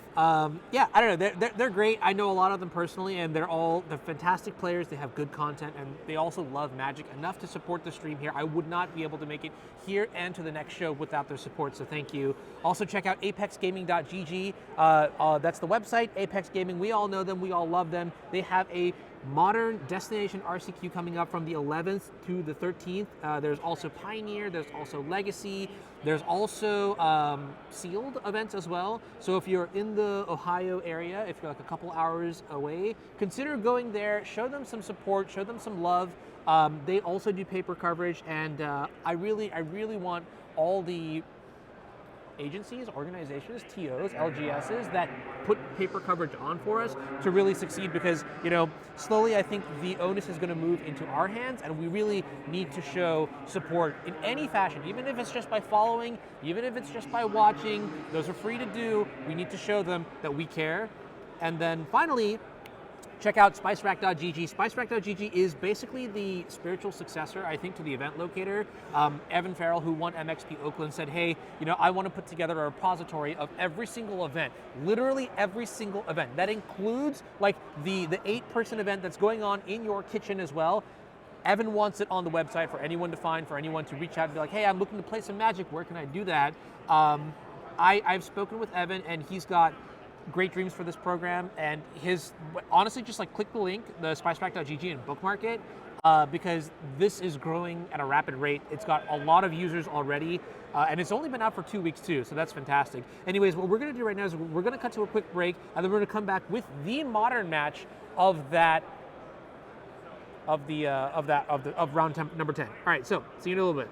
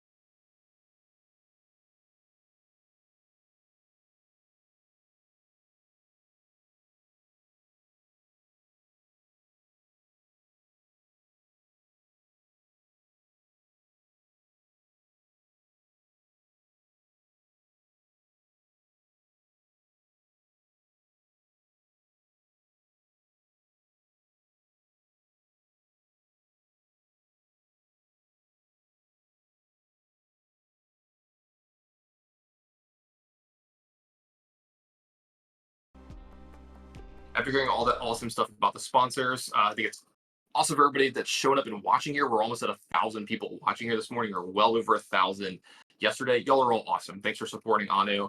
I know I try to support him as much as possible.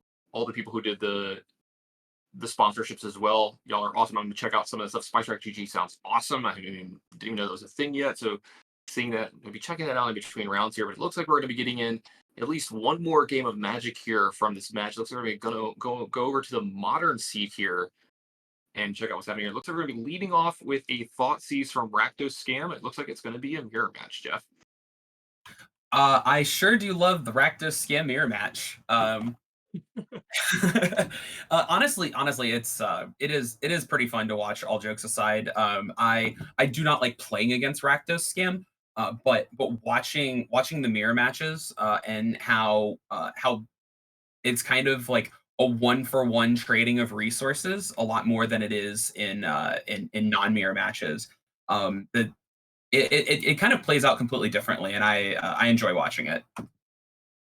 Absolutely. This can also have the kind of feeling of legacy to it where someone can do absolutely busted things on like turn one or two, where you like grief, undying evil, your grief or whatever, right? And you scam them, right? Like where you get the name from the deck, or whatever. Like you do the busted thing.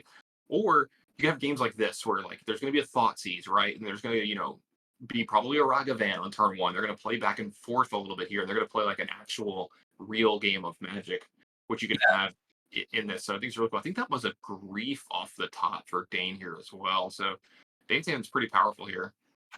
It looks like Chris maybe was on a mulligan. I think I only see Yeah, four I think so cards. too. Yeah, Um, looks like maybe a low mulligan. Yeah, yeah. So if he's got four cards in his hand, that would is yeah, on the play. That would be one. So yeah, it looks like there's a mull to six from Chris. But yeah, this obviously it's gonna be a lot worse having to mulligan against this deck. yeah. Or against in Yeah, this matchup where you want to be trading resources pretty aggressively. yeah, this is going to be really backbreaking because Dane's going to get to do this twice. So his grief comes into play. He's going to be able to put it back into play here after the trigger resolves of it going away. So he's going to be able to take away the second card from Chris here. And this is an interesting point. Like, what do you take? Do you take the Fury or do you take the Fable here? Fable's a really powerful card. If he gets to turn three and plays it, like he can maybe get back into the game. But the thing is, like, the red card or whatever, if you leave Fury in his hand, he gets another red card on the top here. He can maybe take care of your grief. But then Chris is out of cards at that point. So really interesting take from there. And he goes ahead and goes with the Fable. Right. It's only bad if Chris's draws are Undying Evil plus red card, right? If you get Undying Evil plus red card, it feels really bad. But the Fable of the Mirror Breaker is more likely to ever be cast, and Right. also like that's going to be what digs Chris out of this bad spot. Um, this I was hoping this was going to go the other way because I was actually just getting ready to talk about how this matchup is this mirror match typically goes one of two ways. One, somebody gets scammed, which unfortunately is what happened. Uh, Sure.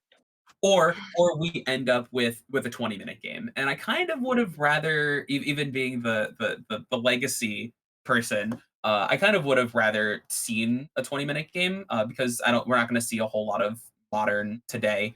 Um, and I think that there's a lot that goes into this mirror match that may not be like obvious on the surface. Um, I do like what you were talking about before about like this deck feeling a lot like Legacy, where you're doing very powerful things. And I kind of like how modern his it got a reputation for Legacy Light, but it actually feels like Legacy it feels exactly like Legacy, just without the staples that hold Legacy together, like Brainstorm and Force of Will, like those escape valves that you typically have to prevent the super busted things from happening. Yeah, absolutely. And really good top deck there from Chris as well, because there was a dashed Ragavan coming in. Orcish Bowmaster not only picked it off, but puts two creatures into play for Chris here, which you can either do this, start to kind of try to race here, or you can start trying to trade for the grief as well. It does have Menace, if I remember correctly, so leaving one creature back is an interesting play here for Chris to see if it has anything to maybe kind of take this away. But Dane didn't know that was the only card Dane didn't know from Chris's hand because of the double grief in the turn before. And he's like, we're gonna have another scam here. Here comes Fury. He's gonna clean up everything. That's another way to put Fury back into play. And I don't know if Chris can come back from this spot. This has Uh, been quite the scam from Dane's side. Chris is getting hard scammed right now, unfortunately. Yeah. Yeah, there's the handshake. That's unfortunate. Like I said, I would have liked to see a longer game, but it's called Rakdos scam for a reason. Sometimes your opponent plays free spells that are supposed to be card disadvantage, but instead of being card disadvantage, just scams you out of the game. And speaking of scam out of the games, it also scams him out of the match with Dane winning that one. His legacy player was also triumphant in this match. So it looks like his team is going to move up to 8-2. Chris's team at 7-3. Their backs are against the wall. I'm not sure if an XN3 will make it. I haven't looked at the standings of how many teams that are left, but they're going to play out their rounds anyway, try to win from here on out, and then you leave it up to the tournament to see if you get to keep playing or not. Generally, what I say in these, people worry about their records. I'm like, man, just keep playing until they tell you to stop. Yeah, that's usually how I would go into tournaments. I wouldn't pay attention to my record. I would just be like, okay, time to sit down, time to win this match.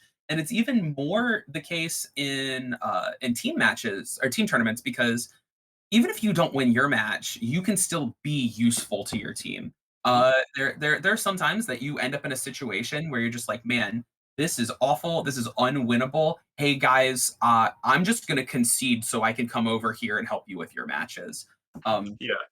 like just being able to reduce that variance that much, I think is one of the reasons why I love team tournaments so much. And They're one of my favorite ways to play the game. I absolutely adore team tournaments because you get to share the highs with your teammates and they're so much better, and then the lows are actually not as low because you're there with your buds and playing. Whether you win the tournament, you do really well in the tournament, or you lose. You go 0-3. All of it's great.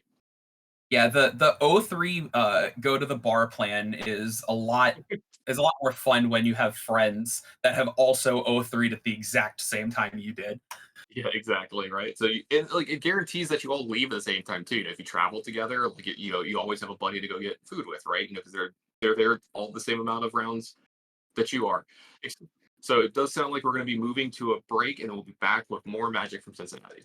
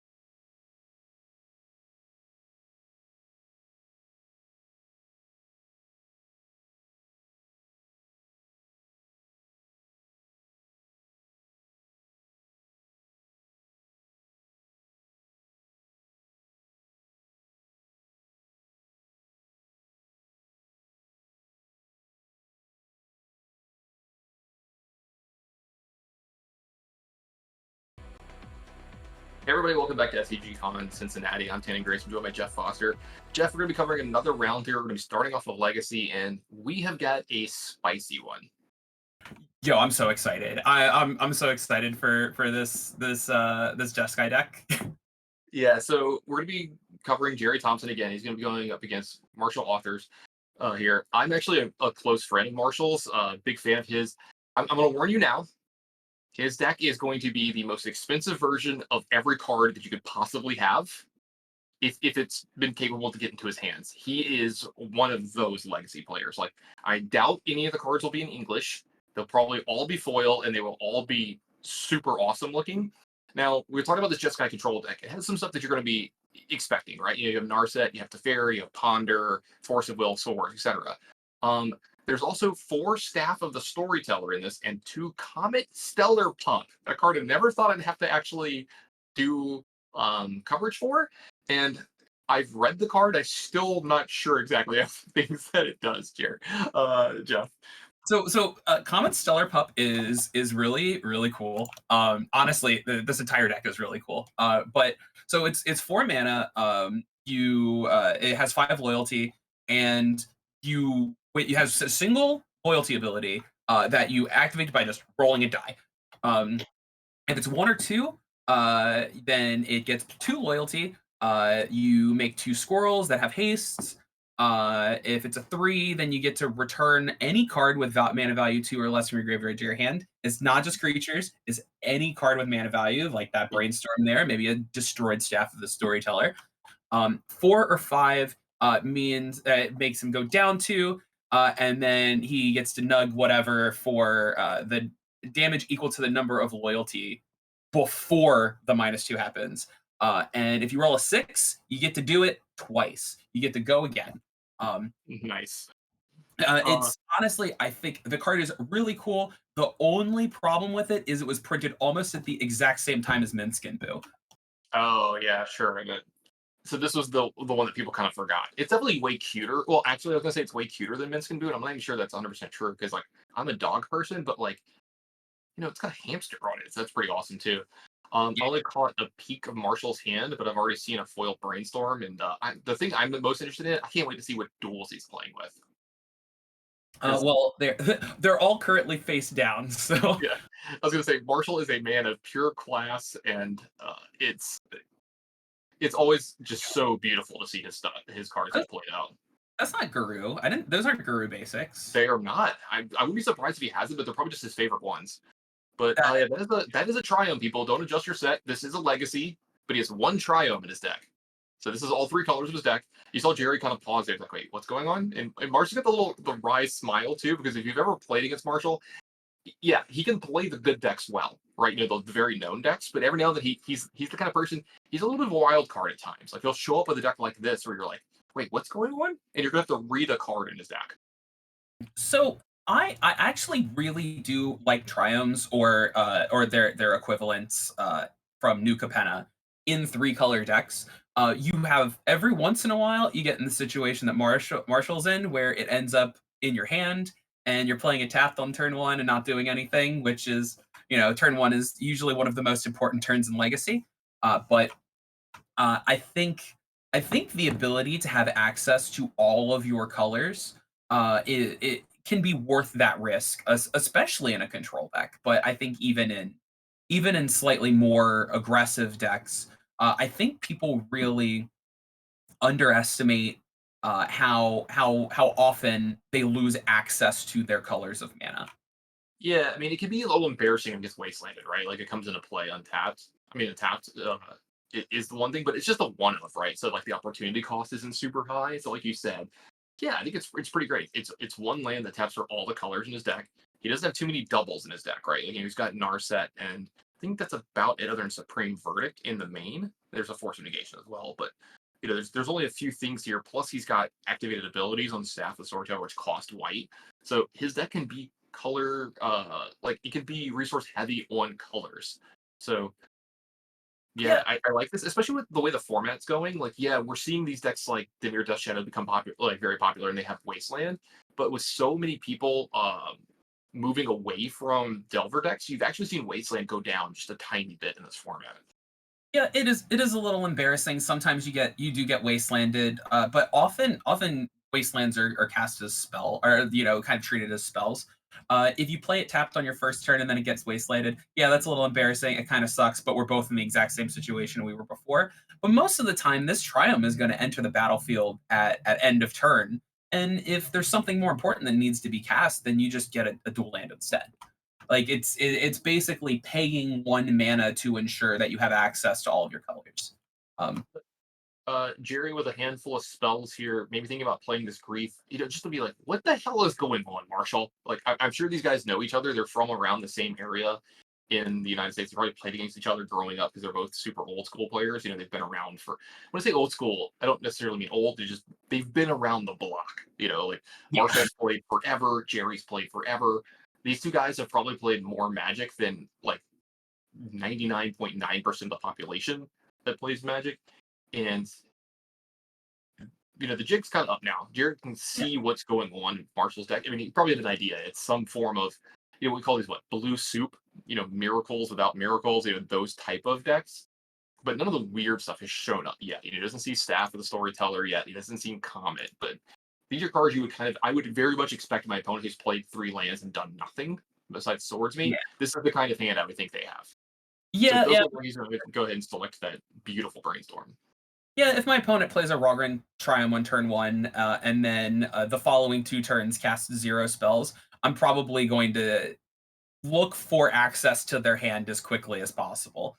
One of my absolute favorite plays of the I'm saying scam deck because it feels like scam. The Dimir Death Shadow deck can do is it can grief you, but then it can reanimate very quickly. This is why you're seeing them go up to 3 and 4 reanimates, is because of the fact that you have such this awesome secondary play with like grief. Yeah, usually when you're reanimating, you're trying to reanimate a big dumb idiot, right? Some 6/5 troll or some Gristle brand. But this deck can play out at a tempo way too and take away your hand, and this kind of backs up the Thoughtseize plans, backs up the tempo plan. And I love the fact that this deck has this play line along with it as well, because you're just going to grief your opponent multiple times in a game.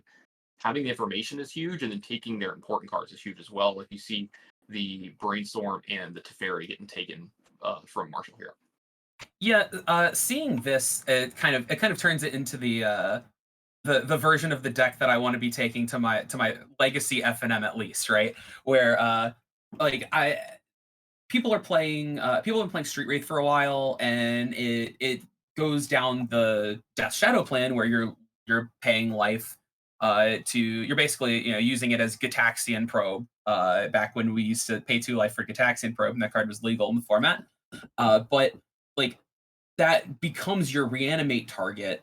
But when you reanimate it, you're just paying 5 life to get a 4/4. Where what Jerry's doing with grief is a little bit more of a controlling plan. You do lose, you do have to exile a card from your hand to get this what is basically unmask, right?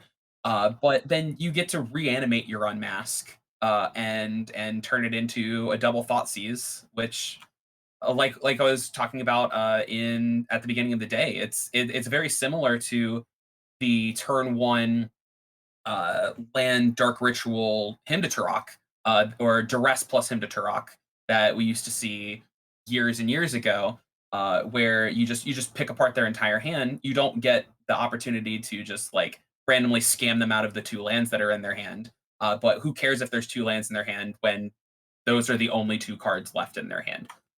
So plus, getting the body is pretty awesome too, right? Like you just get this 3/2 as well. It just destroyed that Narset. So I think that's also a reason to play Grief as one of your discard spells. Yeah, I'm also a little disappointed, Marshall, here that he doesn't have the, what do they call, like the anime planeswalkers. It's not the anime Narset, and maybe this is the one that he likes. I've actually got anime Narsets, not foil ones, because that's a little too rich for my blood. But absolutely big fan. Now it looks like Jerry's gonna add a 3rd threat to the board here. Technically a 2nd one. The Orcish Bowmaster token is sitting around. So Marshall going to be looking for another source of plowshares here. Maybe one of the Supreme Verdicts. Maybe one of the Steferis. Just something to be able to answer this board quite a bit. Let's see if this Murktide even resolves. Marshall's still waiting just a second here. So Yeah, I mean currently staring down 4 power at 16 life. We don't really know what is in Marshall's hand right now, but we do know that he has access to Supreme Verdict. So if this Murktide region is resolving, I wouldn't be surprised to see some sort of sweeper. Yeah, it Uh, looks like that is a Shark Typhoon, a Prismatic Ending, a Force of Will, a Tundra, and what was that one called? Prismatic Prismatic, Vista? yeah, Yeah, that's just, well, there's too many Prismatics going on. So it does look like the tokens can get taken care of here for 1 yeah. mana. It looks like the plan is for Marshall to just deal with these threats one at a time. Obviously, less efficient than just spiking one of your 2 Supreme Verdicts, but Yeah, I think this I is him just trying to play a little bit of a slower game. He's gonna be able to cycle his Shark Typhoon here, draw an extra card, put a blocker into play for the Murktide Regent.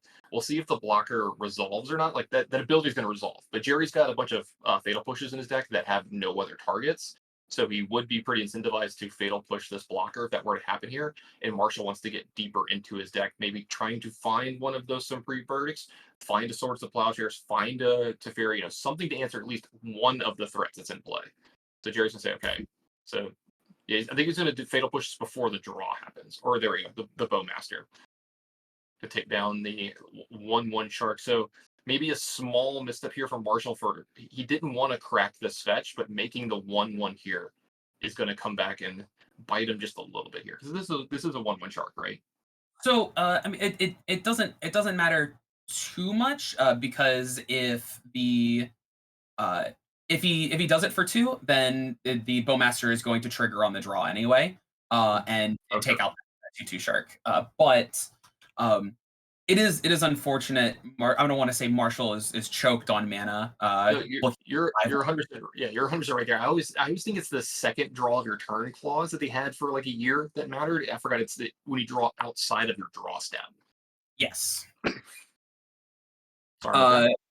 yeah. I don't want to say Marshall is choked on mana, but just slightly less mana than he needs to do the things that he wants to do. And it looks like Jerry's gonna end that one very quickly. Yep. So Jerry's up 1-0 here. Marshall drawing too many counter spells a little late there. The Force of Negation and the Force of Will, not good to deal with the problems that are on the board. But Marshall's going to have a decent bit of stuff in his sideboard here. Taking a look, there are 4 Pyroblasts, though. This is one of the things I do like about the Dimir Shadow deck is that these 4 Pyroblasts, yeah, they're good against like Murktide and they're good against the cantrips, right? But then it's not like when you're playing against Delver where it also hits most of the threats, right? And it does look like Marshall's going to be taking out his Force of Wills here. I think I saw some Blood Moons maybe as well making their way into the deck here, and that's a big play that could steal a game from Jerry here. Yeah, I do like the Pyroblasts, and I do like Jerry's version because those Pyroblasts are always just going to be staring at you, right? They're like, hey, just board me in, just board me in. He's got Force of Wills, he's probably got a Delver in the deck. Like you saw Murktide Regent. These Pyroblasts are going to be good, and then 4 of them get boarded in, and you die to a Death Shadow, right? Yeah, Um, exactly right. Like you're staring at a Pyroblast, looking at 2 black threats from your opponent, and being like, well, crap. Right. It's very interesting with how these things play out where there's so many good answers, there's so many hard answers, but it's very possible to get tricked into boarding in these more efficient, more narrow answers, and getting and losing the game because of it. And Yeah, I'm interested to see how Marshall boards because with this being closed deck list, it's not even like he's operating on imperfect information. yeah, So absolutely. they believe that Pyroblasts are going to be good against a large swath of Jerry's threats when they're just not. Yeah, the thing is, if you're bringing in Pyroblast in this matchup against the Dimir Shadow list, you can't get too greedy with it. Like, unless you're just like, I can't beat a Murktide and you have to hold on there, you're going to trade it for like practically anything you can, which is generally going to be, a Brainstorm Ponder, which is pretty good. I jokingly forgot to mention this, though we do see a few English cards here in Jerry's deck. This might be the matchup in the room where it would be the hardest to actually read the cards in play because both of these players are very much known for not playing English cards. So like besides the dual lands in Jerry's deck and like it looks like to be possibly the Murktides and the Orcish Bowmasters, which might not even be his. I will say these are some of the only English cards that we have in the entire match. Which is unfortunate because do you think Jerry is going to need to read Comet Stellar Pup? That one, yes. I'm not gonna look. I'm not saying Jerry doesn't know that one. There's a chance that he does, right? But I'm telling you right now, my opponent played Comet and it wasn't in English. I would immediately be like, I need the Oracle text on this card. I'm sorry. Like I don't know what this does at all. I know it has to do with weird. It's from what Unfinity, I think is the name of that one. Yeah, and it's nothing against Jerry. It's just if Jerry is going to have to read Comet Stellar Pup, I'm not going to feel bad about anyone else having to read that card, right? Yeah, absolutely. I definitely would. Even after reading it, 7 minutes ago or whatever. At this point, I'm still not sure exactly what that card does. Yeah, I would want to know which number does what. Yeah, you tell me. I'll just believe you. Yeah.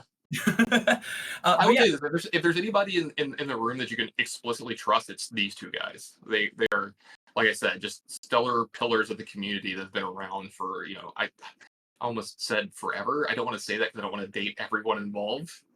And that's just I keep doing it to myself. They've been around longer than I have, and I've been around forever. So we'll put it that way. yeah, same. Yeah. uh, yeah, All right, looks like we're gonna have a brief cut over to Modern, see how Mr. Shields is doing over here. This 5-color creativity deck. Looks like he's playing against Rakdos Scam and Ben Weinberg. This is yeah. a match of pure heavy hitters, by the way. This is two of the better teams that are left in this tournament, with some real results on both sides. Yeah, it looks like Ben Weinberg's Thoughtseize is showing a Leyline Binding, a Creativity, and a Spell Pierce. Yeah, I Yeah. think that's the one of the newer spell pierces from what is it, Secret Lair? It I can't keep up is from where they're from anymore. Yeah. it is from 2021. It was one of the it wasn't the first set of Secret Layers, but it was like the next one. Oh, All right, okay. looks like the legacy players are ready to go, so we're going to go back over to that because this is on our X channel. We're covering some paper legacy. So it looks like we have the old Rock and Triumph into Wasteland, the thing we talked about here at the beginning of game one. And is that a foil retro Potter? Be still, my heart, Marshall Arthurs. Your deck is gorgeous.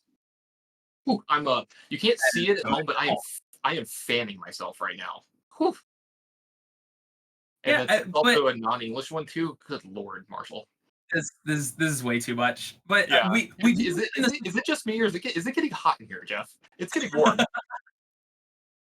yeah, we kind of ended up in the exact same situation that we were talking about last game, where you play this tapped Rogan Triumph on turn one. Jerry Wastelands it, but it feels a little embarrassing. But you're just like, okay, well, look, we're gonna do turn one all over again. Yeah, looks like we're just starting back over. So it's like one of those.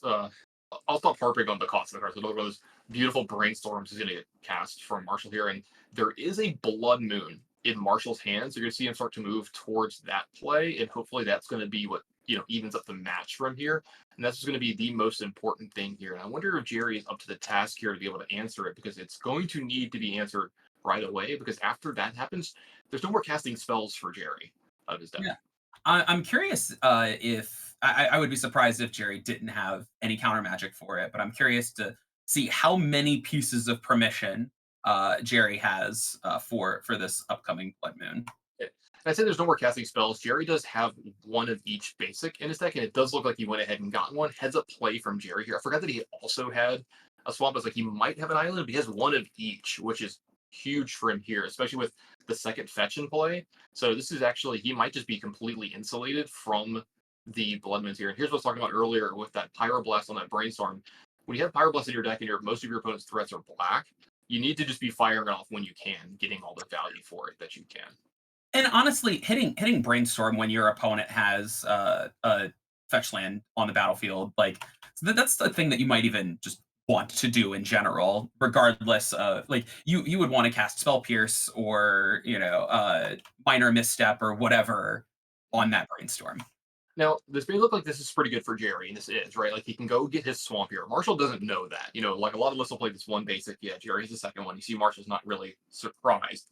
And Jerry's like, yeah, this resolves. I've got one of each basic. You can see the shrug there in the wry smile for Marshall. This still has some big parts in this matchup, right? Jerry still has Death Shadow in his deck. I don't know how many copies he has left, because he's not going to be taking damage from Marshall, but he has to have some amount of ways to get his life total up. I was going to say, it doesn't work under Blood Moon, right? You can't shock in anymore just because the card doesn't have the text, or can you still take 2? No, you can't. You can't take 2. Yeah, right. So you can't No, take 2, right? yeah, you can't take 2. It has no text as it enters the battlefield. And so there's that, and then it's also going to bottleneck him on mana here. So he can't ever play like 2 black spells in the same turn, or 2 blue spells in the same turn. He can't cast, Murktide. He can't hard cast Grief anymore. So while this looks like it's still a decent spot for Jerry because he has one of each basic, yeah, that's good for him. He can still cast some of the stuff, but it is going to cut off a lot of his avenues of play in this matchup. He can't even cast Force of Will, if the game goes super long. Yeah, I was going to say that sometimes the permission that you have against Blood Moon is just superior deck building and a couple of fetch lands, but we were talking in round 9 about how the deck does not have a lot of uses for colorless mana, much less generic mana, right? There's we'll use mountains to cast Orcish Bowmasters. We'll use them to cycle trolls that we can reanimate later, but that even doing that, you're going to end up searching for what are effectively mountains again. And Jerry's going to be basically bottlenecked to only being able to cast 1 removal spell and 1 card selection spell per turn. Yeah, the only way Griefs are getting into play are those reanimates pretty much from here on out. Now, it does look like that was a Teferi for Marshall. It was met by Force of Will, pitching Force of Will. So Jerry's going to, looks like, be mostly in on trying to win with just this Grief attacking for the rest of the game. And we'll have to see if that's going to be able to get through. Now, Ponder was pulled off the top of the deck for Jerry here, so maybe some selection going on, maybe find another threat. But like I said, this is going to bottleneck Marshall quite a bit, and I liked it playing just the draw go game here from Jerry. Looks like a cycle of address down is going to happen here as well for Marshall. Yeah, 5 turns is a lot of turns, especially when you draw Brainstorm. Yeah, it looks like what is that? Is that 3 prismatic endings off the top? 3 of a kind dealer. What do I win? I think you win the game. Yeah. So I think it's a Staff of the Ages as well as a Shark Typhoon. Yeah, let's see. Let's make sure we play the right one there. Yeah, the other white card. Okay. We have a face up prismatic ending. Maybe it's on purpose. Maybe you play the one face up. So Jerry, it's like the second and third one. Yeah. Yeah. You never play around the third one, especially when the first one's already face up, right? Mm-hmm. Yeah, let's say the fetch land play being tapped for mana, you can't clear the top of the deck here, so those prismatics will be drawn by Marshall. But I don't think he cares too much about it. Like once if he can find a way to deal with this Grief, that's the biggest thing. He has to make sure that he can not die to this card. He has every other threat in Jerry's deck pretty much sewn up here, besides maybe a troll, something randomly happen there where he gets to pitch a troll and reanimate that as well. That would be difficult for Marshall to take care of until he gets a ton of creatures in play. At a point, you're looking for just Supreme Verdict. Yeah, like I said before, 5 turns is a lot. We're down to 4 now. But the Grief does have evasion in the form of Menace, right? Where so even if the Staff of the Storyteller did resolve, made a token, Marshall still needs to put another token onto the battlefield to be able to stop that 3 damage coming through. And he has a Shark Typhoon, but if Jerry has a Fatal Push, he can make this. He can either wait for him to block and kill multiple creatures, or he can use the Fatal Push as a way to give Grief unblockable for the turn. Yeah, that's actually a really good point. I wonder how many Fatal Pushes are in Jerry's deck, but there might be some number. Now we saw Petty Theft deal with the Blood Moon there. It allows Jerry to put a Watery Grave into play untapped as well. So getting that life total down under the number required so he can play his Death Shadows in the future. This also allows him to play the Brazen Bar as well. We'll see what happens with Marshall from here. The thing is, Marshall only has 3 colors of mana, so he wasn't able to prismatic ending the Grief. That's just another small little thing that happens a lot with these decks that can be a problem. It does look like Marshall's going to be able to cycle this Shark Typhoon here. It's also worth noting that this Blood Moon being off the battlefield now gives Marshall access to a second white source for Supreme Verdict if he draws that. That's a good point. Also, he gets to clear his deck a little bit here. Did he draw all of the prismatic endings or only one of the two that were there? I can't remember if he got all of them or not. I believe it was just one. It definitely was not all three. Yeah, so Shark take that. Yeah, gonna come in, trade off with the Brazen Bar, but that 3 damage is still gonna come through. Marshall getting down to a precarious 5.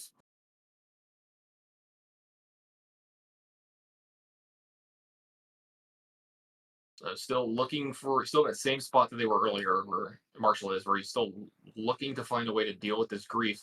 I've been really impressed with the diversity of the threats in the Dimir Shadow deck and just how good they are in the format at dodging. You know, each one dodges some kind of removal in some kind of way. Ooh, that was a huge draw. That's very good.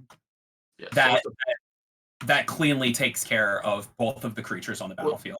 So I wonder if it looks like he's just gonna play this safe.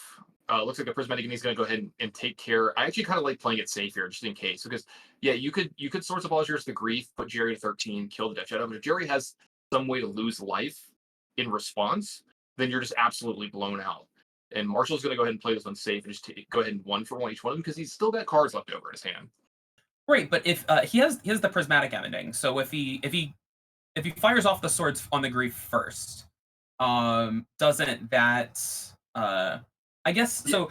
It plays out the same way unless, except for casting the Swords of Plowshares first does kind of open it up to counter magic when he doesn't have an answer for grief. So having the 2 prismatic endings means that no matter what, even this is a much safer way to go through it. You're always going to be able to take care of both threats through one piece of counter magic.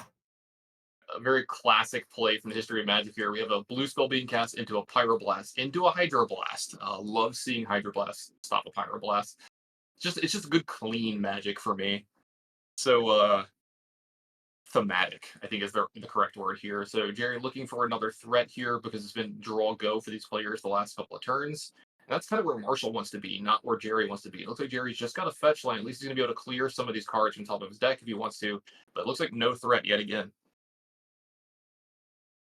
Yeah, if we're in Drago, then I believe that is going to favor Marshall over the long term. But Jerry does still have a couple of turns to get back into this. Marshall doesn't really have much going except for a bunch of reactive spells.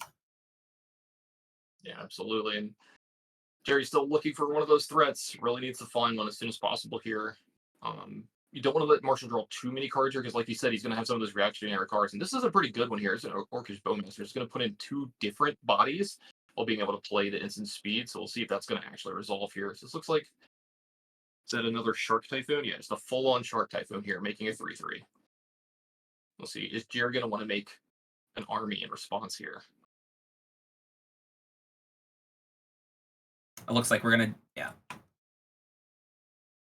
it looks like some damage going Marshall's way here, and Marshall's Let's getting a little low here. Got to be a little worried. I'm interested to see where these are. It looks like they're going to Marshall. Yep. So Marshall down to 3. Does have the 3/3 Shark into play. I think he does have one of those prismatics still looming in his hand here. So we'll see how this gets played out. Yeah, this can deal with the Orcish Bowmasters along with the Shark token holding back that 2/2. Yep, there we go. There's that prismatic. Go ahead and get rid of that. It looks like this. Oh, this is a great one as well. It's a fairies getting played here from Marshall. This resolves. Let's go ahead and goes and bounce the army, draw a card here. Marshall maybe down to 3, but he's got Jerry down to 7 here, and now he's cooking. You want to talk about clean answers? Teferi is the cleanest answer, not only to that token, but just Jerry's entire deck. Jerry plays a lot of permission. Now Marshall knows that anything he casts is going to resolve. We do have a reader here. I was about to make the joke. It actually came up, Jeff. This one's in English, thankfully. This is one of the few cards that apparently we have in English that the opposing player can actually read in this matchup. That card is awesome. So for everybody at home, the way this card works, I'm gonna try to word it correctly. It's probably not gonna happen much in this game. At the end of Jerry's turn, a counter goes on to this artifact, right? He then scries 2. After the scry resolves, Marshall can either let him draw a card, or Jerry will mill the X top cards of his deck, where X is the number of counters that's on the artifact. Any of the cards that get milled that are non-lands, Marshall takes damage for the converted mana cost of those cards. So this is pretty much a one-sided Howling Mine that allows Jerry to scry at the end of turns. It's scry. It's not surveil. It's scry. Yeah. Yeah, it's scry, but it's so much value. Like the fact that you get to scry, not only just because with Marshall at 3, Jerry can leave a 3-drop on top of the library and be like, hey, do you want me to draw this, or do you want to just die right now? But look at the look on Marshall's face. I love it. Because the problem is, it's like, against a lot of the decks in Legacy, it's like the odds of something being that costs 3 or more is extremely low against typical Delver decks in the past. Jerry's version has quite a bit of cards that kill Marshall immediately off the top of the deck. So many. And so you might be able to get away with one turn of mill. But yeah, I think it's too much to ask, especially Jerry just being this low of a life total. I don't know if Marshall has to take that kind of risk from here. Right, and this card, this Palantir, it just does so much. Honestly, even if it just said at the beginning of your end step, scry 2, it would be kind of powerful, right? Because he gets to scry 2 every turn, gets to dig through his deck for answers. But now it's like, okay, well, now do you want me to draw a card, or do you want me to mill? If I mill, you take damage. Jerry's at 4 here, if I remember correctly, because he just took this 3 down to 4 from the Shark. There is another Shark Typhoon in Marshall's hand here as well. Looks like there's not enough to kill Marshall on top, but I think it's looking like Jerry wants to leave two damage worth of cards on top, because this is the Blood Moon's actually working in Marshall's favor here. He doesn't have to crack those fetch lands here to be able to use mana as well. Yeah. So yeah, very big. Yeah. Does he need to worry about Bowmasters here? I don't think so, right? You draw 1 extra card. Yeah. Jerry. Also, it's in Jerry's instep, and there's a Teferi in play, so it doesn't even matter. He can't even cast Bowmasters. Right. Okay. So much is going on. Yeah. With Teferi, it's like, you can draw because you can't play any of it. So Marshall had that kind of locked up. Yeah, there were several different ways. I think Jerry also had tapped his only available black source. Yeah, so much going on there. Yeah. So like I said, so the Blood Moon, it looked like it wasn't going to be super impactful because Jerry had access to both of his basics, but it actually is very impactful, even with those basics in play, because of the fact that it just bottlenecks you so much, right? Like you get one use of your, it's like you get a Lotus Petal every turn for each color. Like that's it. You get the one shot at it, barring days or something weird happening. But we're going to be going into a game 3. It looks like people in chat are asking what happened. It looks like Marshall tied it up there at 1 apiece, and we're going to be going into game 3. Yeah, he died to the Shark. Sorry for everybody in chat. One thing that we haven't actually talked about with Marshall Arthur's deck is, have you? I assume you have the deck list in front of you. I do. Have you taken the creature column yet? Wait, there is no creature column. There is no creature column. But you notice that Marshall won that game via the combat step. Yeah. It's very interesting. It looks like Comet seems to be in there as just a way to actually win the game and generate creatures for both to actually get in the combat step, but for Staff of the Storyteller. I'm kind of sad that we haven't really seen Staff of the Storyteller do anything, because it's one of my favorite cards that have been printed in the last couple of years. So it's one of the ones that always gets me, right? Like, and I see it like starts showing up as like a 3 and 4 of in a lot of these decks in Legacy. I'm like, wait, what? Really? This? And then like, it's just these weird cards get printed every couple of years, and they start getting put in the blue soup mid-range control-ish decks. And I'm like, really, this card? And then like you see it play out, and you're like, oh, this is actually pretty good. And in Marshall's deck, like you're talking about, Comet is kind of like his version of Menskin Boo, and it works so well with Staff of the Storyteller and Shark Typhoon. That's all of it's awesome. Real quick too, Jeff. I know it's not going to happen, but every time I see a deck like this, since Marshall has 4 Shark Typhoons, I always hold up hope, and I know Twitch chat loves this too. I want to see a hard cast Shark Typhoon. Every single time someone has a Shark Typhoon in their hand, I'm counting the lands. Every time. Like there's nothing I love more than a hard cast Shark Typhoon. If you've got a hard cast, if you have 6 mana to hard cast Shark Typhoon and then still have Force of Will and a blue card, just jam it. Either you're gonna keep that Shark Typhoon for later, or you're getting a 5/5 on whatever stupid thing your opponent casts next turn. I'll tell you this: I'm team hardcast Shark Typhoon. I always look to try to do it. Also, I've been slightly correct in the chat. Apparently, it's white Baleful Strix, not It, you know. I guess it is white baleful strix. It I doesn't can see have the. I can get it. Yeah, I can yeah, get it. it doesn't have death touch. It costs 1 more mana to get the card draw. However, one of the things that I really, really like about Staff of the Storyteller is the way the abilities are worded. Uh, Multiple Staff of the Storytellers gets insane very quickly because each one also There's the next. triggers Yeah. putting a counter on the others. Oh wow. Yeah, I was supposed to say I had to go back and take a look when you were talking about that. I've never seen 2 in play. I've only seen 1, but I see what you're saying. They get exponential. Oh, okay, that's kind of nuts. It's yeah. If you the first Staff of the Storyteller is like, oh okay, yeah, you get a 1/1, you get to draw a card later. Like it's pretty cool. It gets the value out of it. But you play a second one, now you're getting another one, and you're 1/1, and you're drawing 2 cards. Yeah, If you know you can if you have a Staff of the Storyteller, but you don't have more than 2 mana, you can still cycle Shark Typhoon, get a 0/0, and put counters on your Staff yeah, of the Storyteller.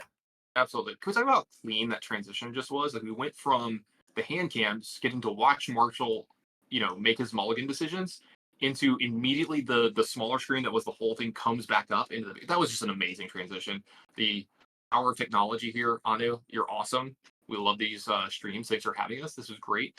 And we're 3 for 3 in this match with this the Rug and Triumph on 1. This is why you only play 1. We're talking about the 2 Delvers always having 1 on turn 1. If you're just gonna have it on turn 1 all the time, why would you play more? Marshall is 50-50 in this match on playing Rogren Triumph turn 1 and winning. So I think this is the rubber match for Rogren Triumph.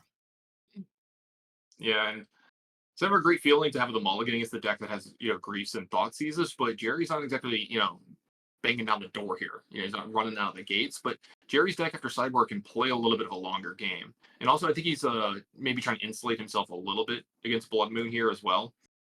He's gonna take his time with some of his fetching, make sure he does everything. It does look like he's just gonna go ahead and lower his life total as low as possible here, though. Yeah, the fact that Marshall just plays so many answers to things, ooh, that's rough. The Bowmaster into the Brainstorm is very, very bad for Marshall. That's going to lead to Jerry Thompson getting a 4/4. Marshall's going to immediately go to 16. I don't know if we discussed it on camera, but I know off camera was talking about how just the existence of Orcish Bowmasters has completely ruined a decade of mental shortcuts for me for when to Yeah. cast Storm. Yeah, we joke. So this apparently was in response to the Bowmasters, I believe. So I think this is still going to be just a 1/1, but it's like you said. Yeah, you have to change your timing. I was actually wondering if when Jerry cracked his fetch and only had 1 mana up, while the abilities on stack, if Marshall was going to do something like play Brainstorm then, but you can always just wait too and get extra information and stuff. It doesn't really matter how you time it there, as long as you don't do it after the Bowmaster is in play and resolved. Yeah, Then all that stuff. So.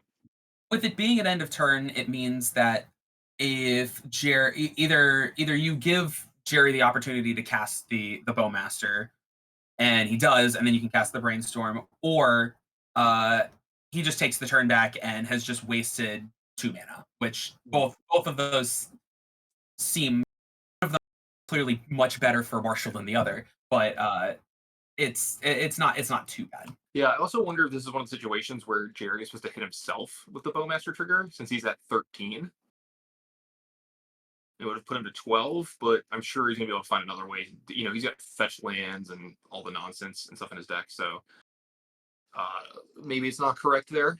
But it looks like this second ponder is going to resolve after the first one got hit by a pyroblast. Yeah, it's very interesting because like the just the concept in this matchup of paying yourself for one, because normally in these kind of matchups you expect your life total to not really matter, right? Against like miracles back in the day, your life total didn't matter. Your opponent was not Yeah. killing you by swings of one or two. When Your you're opponent, dead, you're dead. Yeah. yeah. When you're dead, it's been over for a while, and they finally found a way to kill you. Yeah. Where this version that Marshall's playing seems to play in the margins a lot more, with with the staff of the storyteller and 2-2, 3-3 sharks and stuff like that. So it is possible that those little life points matter, especially you know what we're seeing right now with the swords of plowshares. Marshall has swords in his deck. Jerry paying himself to get out those death shadows means that they just die to swords to plowshares. Very true. This looks like this brainstorm is going to resolve for Marshall here, and that's huge. He's got a fetch land left over to kind of make this a perfect one, a ponder to behind that to keep going. And now we get a good look at Jerry's hand. I think I caught a glimpse of a blue cantrip there and another Bowmasters as well. So it looks like the 1-1 army is going to go ahead and get across here and then back over to Marshall. Again, we've seen that these games that go a little bit longer might favor Marshall in this matchup, especially if you can get a bunch of mana to play and start playing some of his more expensive threats and stuff like that. So we'll see if Jerry's able to keep up, though, since this is a sideboard game. Looks like a Narset is going to be the first thing to start off this turn here for Marshall as well. I do love the dichotomy of decks having like Bowmasters versus Narsets. It's kind of a fun thing for me to think about. Like, hey, if you draw extra cards, you're going to do extra damage, make big things. And I'm like, wait, you can't draw extra cards now. And I know it's not a Bowmaster deck with Marshall, but it's just funny seeing that from both sides.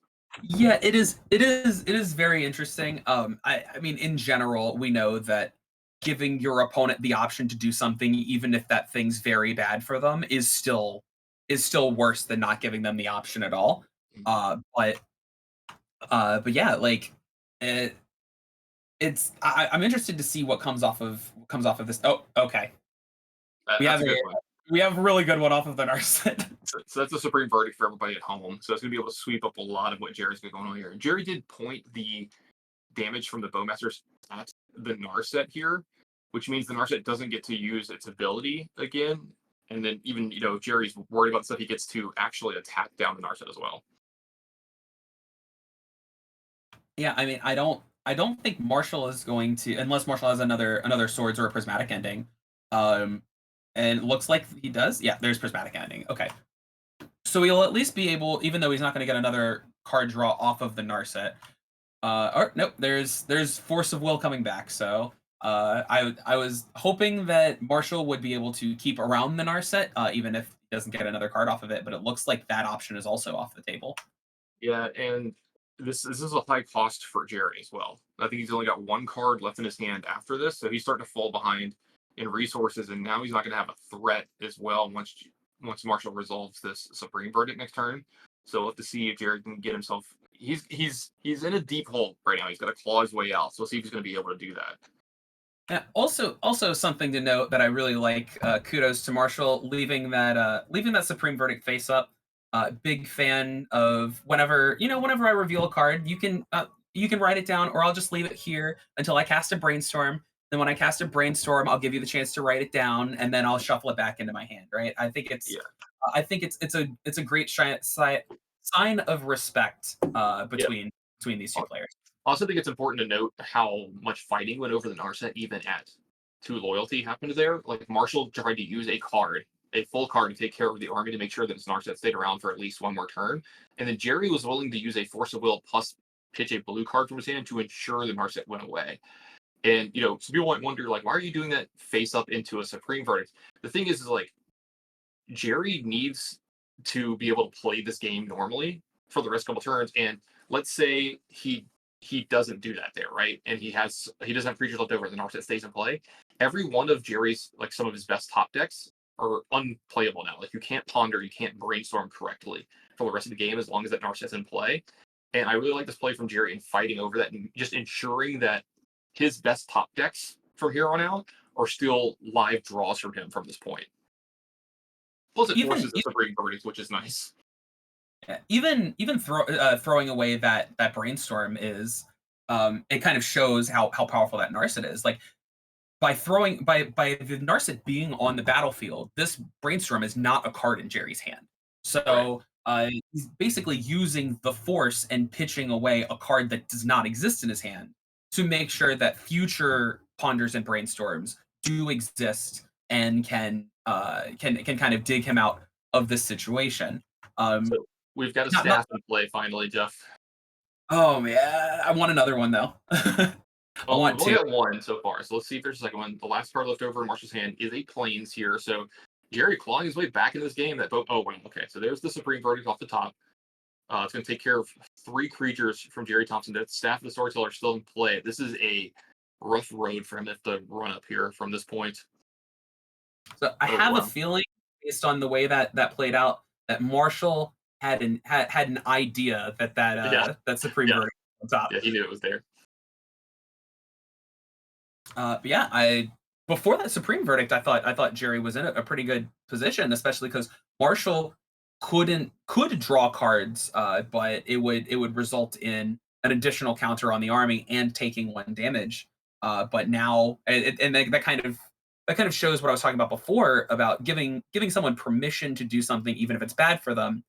If he is in a bad situation, he still has the ability to draw more cards to try to find answers in Supreme Verdicts or whatever. Whereas Narset being on the battlefield is just saying, no, you can't do that. Don't even try. So big play from Jerry here, getting the Panther, or however the hell you pronounce this card, into play is going to be very impactful in this game. This is going to allow him to keep up with the cards from Marshall as this game goes. So he's going to be able to keep up in pure card quality and quantity. So, and that mill there, yeah, Marshall doesn't take damage there, but Jerry is very happy of not drawing that island. And I want to hark back earlier to Jerry fighting over that Narset so hard. This is exactly what I was talking about. Like Jerry brainstormed last turn and found one of the best cards in his deck in this spot. Also finding another brainstorm in this spot. Imagine if he hadn't been able to attack that Narset or hadn't made the plays to attack that Narset down, and the Narset was just sort of sitting around the board with 1 loyalty here, Jerry would be in a very bad spot. Yeah, you'd be able to scry every turn, but wouldn't be able to do much else because Marshall just lets him draw, but the draw doesn't happen. It is. It is. I do like with Marshall being an 11, Jerry leaving that land on top. Yeah, it doesn't actually deal any damage, but in the position Jerry's in, drawing or milling that land are essentially the same thing. It's a little bit better to draw it because you can shuffle it away with a brainstorm, but it's to Jerry, he just wants to get that card away, right? You can put it in your hand. That's great for me. I can put it on the in my graveyard, and it's gone both ways. Yeah, absolutely. This card, like I said, it's been showing up in some sideboards here or there, and I'm glad we're getting to see it in action because it was one of the ones I was like, yeah, I know what this card does. It seems cool. I want to see what it does in some spots, and here's a haymaker for Marshall here. If this Blood Moon resolves, Jerry's in a very, very bad spot. Yeah, those are all 3 of those lands are watery graves. They are not. Well, They're they're not all fetch. 3 about to be mountains, Jeff. Well, yes. Well, one of them that wasteland might not be a mountain, but yeah, everything else. There we. Oh, we're getting something here. So it's going to be Brazen Bar. It looks like Petty Theft. It depends on where we're at in the turn. This Marshall have another main phase here. this Yeah, would Marshall's have to gonna, be in the main phase because Jerry would not have access to that blue mana. If we'd passed from the phase that we were in.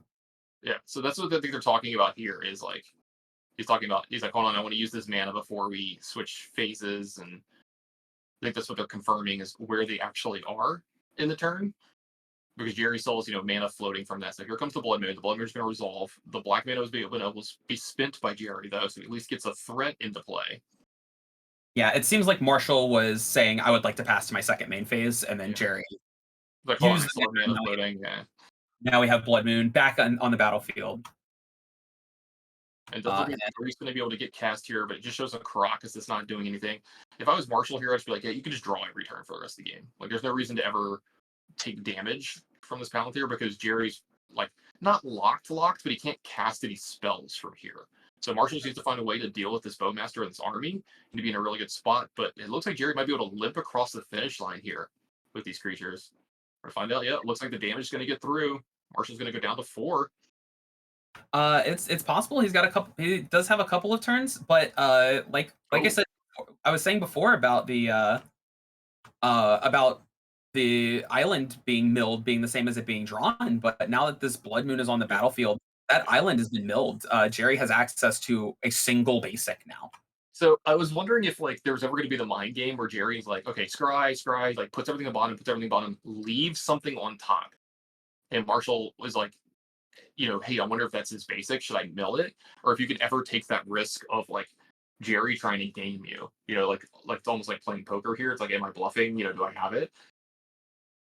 I think at 4. Well, hold on. Actually, isn't this legendary? This artifact? Oh yes, the artifact is legendary. That's true. Brand new cards.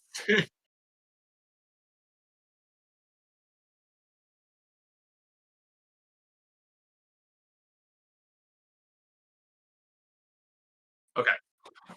Okay, sorry for the silence there. We were getting an update from Anu because he wanted to make sure we knew since that this is going on because everyone in the chat's freaking out, looking over about this being legendary.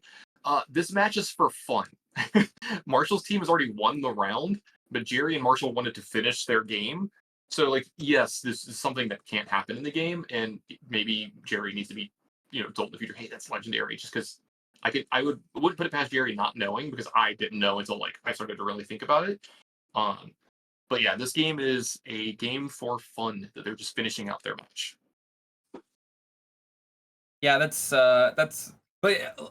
unfortunate. I guess fortunate for Marshall, especially since with this giant shark, it's the game looks like it's going to swing into his favor. Jeremy said that is giant shark. Hey, look, see, here we go. This is where you really know that they're playing for fun. Like Jerry's like, hey man, you got a trigger over here too, which I wouldn't put past Jerry doing that anyway because he's a real stand-up dude. But yeah, like you always my when I'm playing against people, the way I always handle it is you get one. yeah, If you miss the first trigger you miss, I'm like, hey man, you missed it. So that way, when they miss it again, be like, I let you have it last time. Then you're not the bad guy for being the rules lawyer, right? Mm-hmm. But from Jerry's perspective, having these two orbs on the battlefield, I think in Marshall's position, they're talking about that right now. They're talking about the there we go. It's been found out that it's like look at the reactions. They're both like, wait, huh? What? This might be exactly how delayed we are. Oh, this is amazing. The players are realizing in real time that this is legendary. He's like, okay, I know Jerry really well. They've played against him. I know his reaction. He's like, well, this card's gonna go in the graveyard. It just immediately puts it up. With the battlefield as it was, you have the Blood Moon on the battlefield. Jerry has only access to generic mana and 1 swamp. I think there's no situation in which you just don't let him draw cards for the rest of the game. Yeah, and so Jerry's showing him his hand. I think they're just gonna giggle about this and possibly move on. Yeah, they're gonna show hands and just go from there because they probably don't want to deal with any of the other stuff that goes along with this. We're having the hey, this game is for fun and incredibly scuffed right now discussion. So yeah, seeing them realize it in real time, that might be my favorite thing that's happened today because the looks on both their I like how it's like the realization of they both look down. Someone's like, hey, those are legendary. You see both of them look at the card and they do that look at each other, like the knowing look, like yeah, we both missed this. Yeah. Whoops. I know that feeling. Oh yeah, I've been on the side of that multiple times. Oh yeah, especially being a legacy player when we got it. Hey, we did it. I do not care that this match is for fun. It is now for fun for me. Twitch chat, we have a hard cash shark typhoon. Let's go, ladies and gentlemen. We got them. I want to see this. I want to see the sharks in the chat. Give me some sharks in the chat. Marshall is a man of the people. He could have killed Jerry with that. He's like, no, sir. We're casting this for the lulz. We're giving Twitch chat what they want. Do we have a force back? No. Okay. Well, it's not on the battlefield. Boo. Shot. Boo. Jerry's still playing. You know, he plays the whistle blows. It doesn't look like that's what's going to happen. So, despite the outcome of this game and the incredible scuffness of it, as you said, they're still having a nice giggle about the legendary artifact here.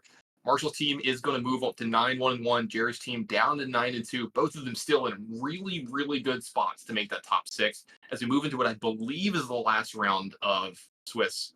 Next round, I believe, is the last one, or do they play 2 more? I don't remember exactly how many rounds they're playing here today.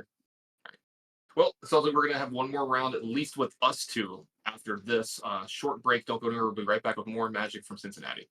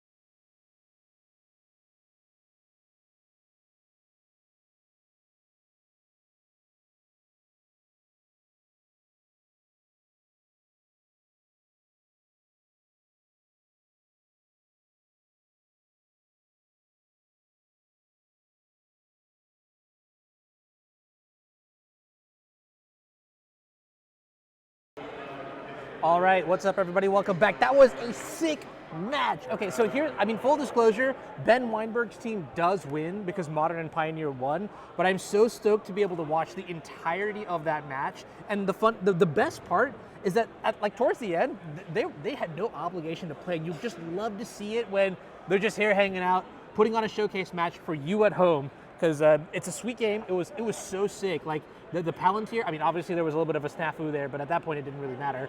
The Palantir was kind of crazy. Our pairings already going up. Oh, come on. I wanted to talk to you guys a little bit. We'll do this real quick. So first of all, I want to say thank you to some of our other sponsors. We have the Goblin Trash Masters. Check them out at www.thegoblintrashmasters.com.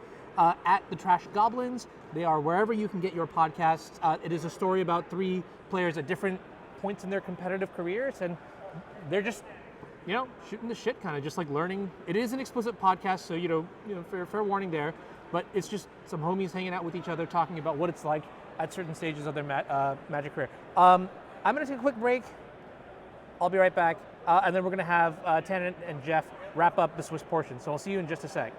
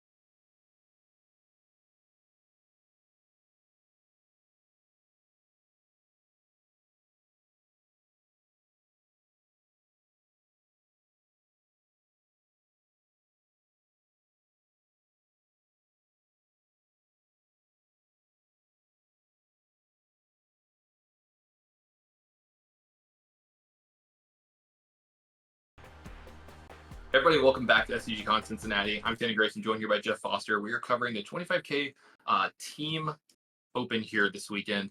This will be the last round for myself and Jeff here, but we've got Dominic Harvey and Andrew Ellenbogen going to be coming in for the last round of Swiss next round, plus the top 8. So you're going to have an upgrade in the casting booth, at least for me, moving forward. But Jeff, we've got a pretty cool matchup here in Legacy here this round. We are going to be seeing Demir Death Shadow again, but the deck on the other side is pretty cool. Man, I've not seen Painter in a while. We've got Rakdos Painter. Man, it's been so cool going through this tournament. I know I was talking with you earlier today before we went live about how Legacy has changed so much from when I played a whole lot back in the 2019 time, but all these decks that I'm seeing are the same, but with like upgrades. It's like the same Yeah. archetype. It's the cards are different, and I think that's really cool. Yeah, look at the upgrades. You know, you've got Fable, the Mirror Breaker, the deck now. Urza Saga is quite a good one in this deck. Orcish Bowmasters has found its way into here too, so that's what the Rakdos part of this is. You've got a Phyrexian Dragon engine here.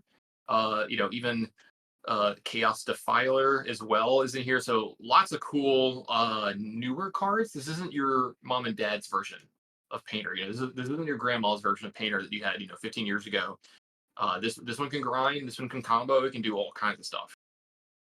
Yeah, there is a part of me that's like the deck's really cool. But it's only playing 2 grindstone. Like I'm trying to figure out a little bit of what the plan is for things like Chaos Defiler, Phyrexian Dragon Engine, because it looks a little bit more of a little bit more like stompy decks that we used to see than just strictly painted stone. Yeah, no, absolutely. It does have that kind of feel to it. Plus, it's playing what I think might be like slowly becoming one of the best cards in Legacy, and kind of maybe like what's the astronaut meme always was, or whatever in Ancient Tomb. Yep. And that card is just, so powerful. And against a lot of these decks, Ancient Tomb just kind of goes over the top. Usually, Ancient Tomb, is paired up with something like Chalice of the Void, and that's why it's so good in a lot of these matchups. You won't be seeing that in this matchup. I'm double checking real quick. Yeah, I don't think there are any Chalices in the sideboard as well, but still, it's going to help power out stuff like, the Painter Servants and some of these other things like Grindstone and Fable and stuff just a little bit faster in these games. And so you'll see some turbo mana. As I say that, I think we're seeing an Ancient Tomb be shipped to the bottom here by John. Looks like is John going down to 5? It looks like John is choosing 2 cards to put back. Yeah.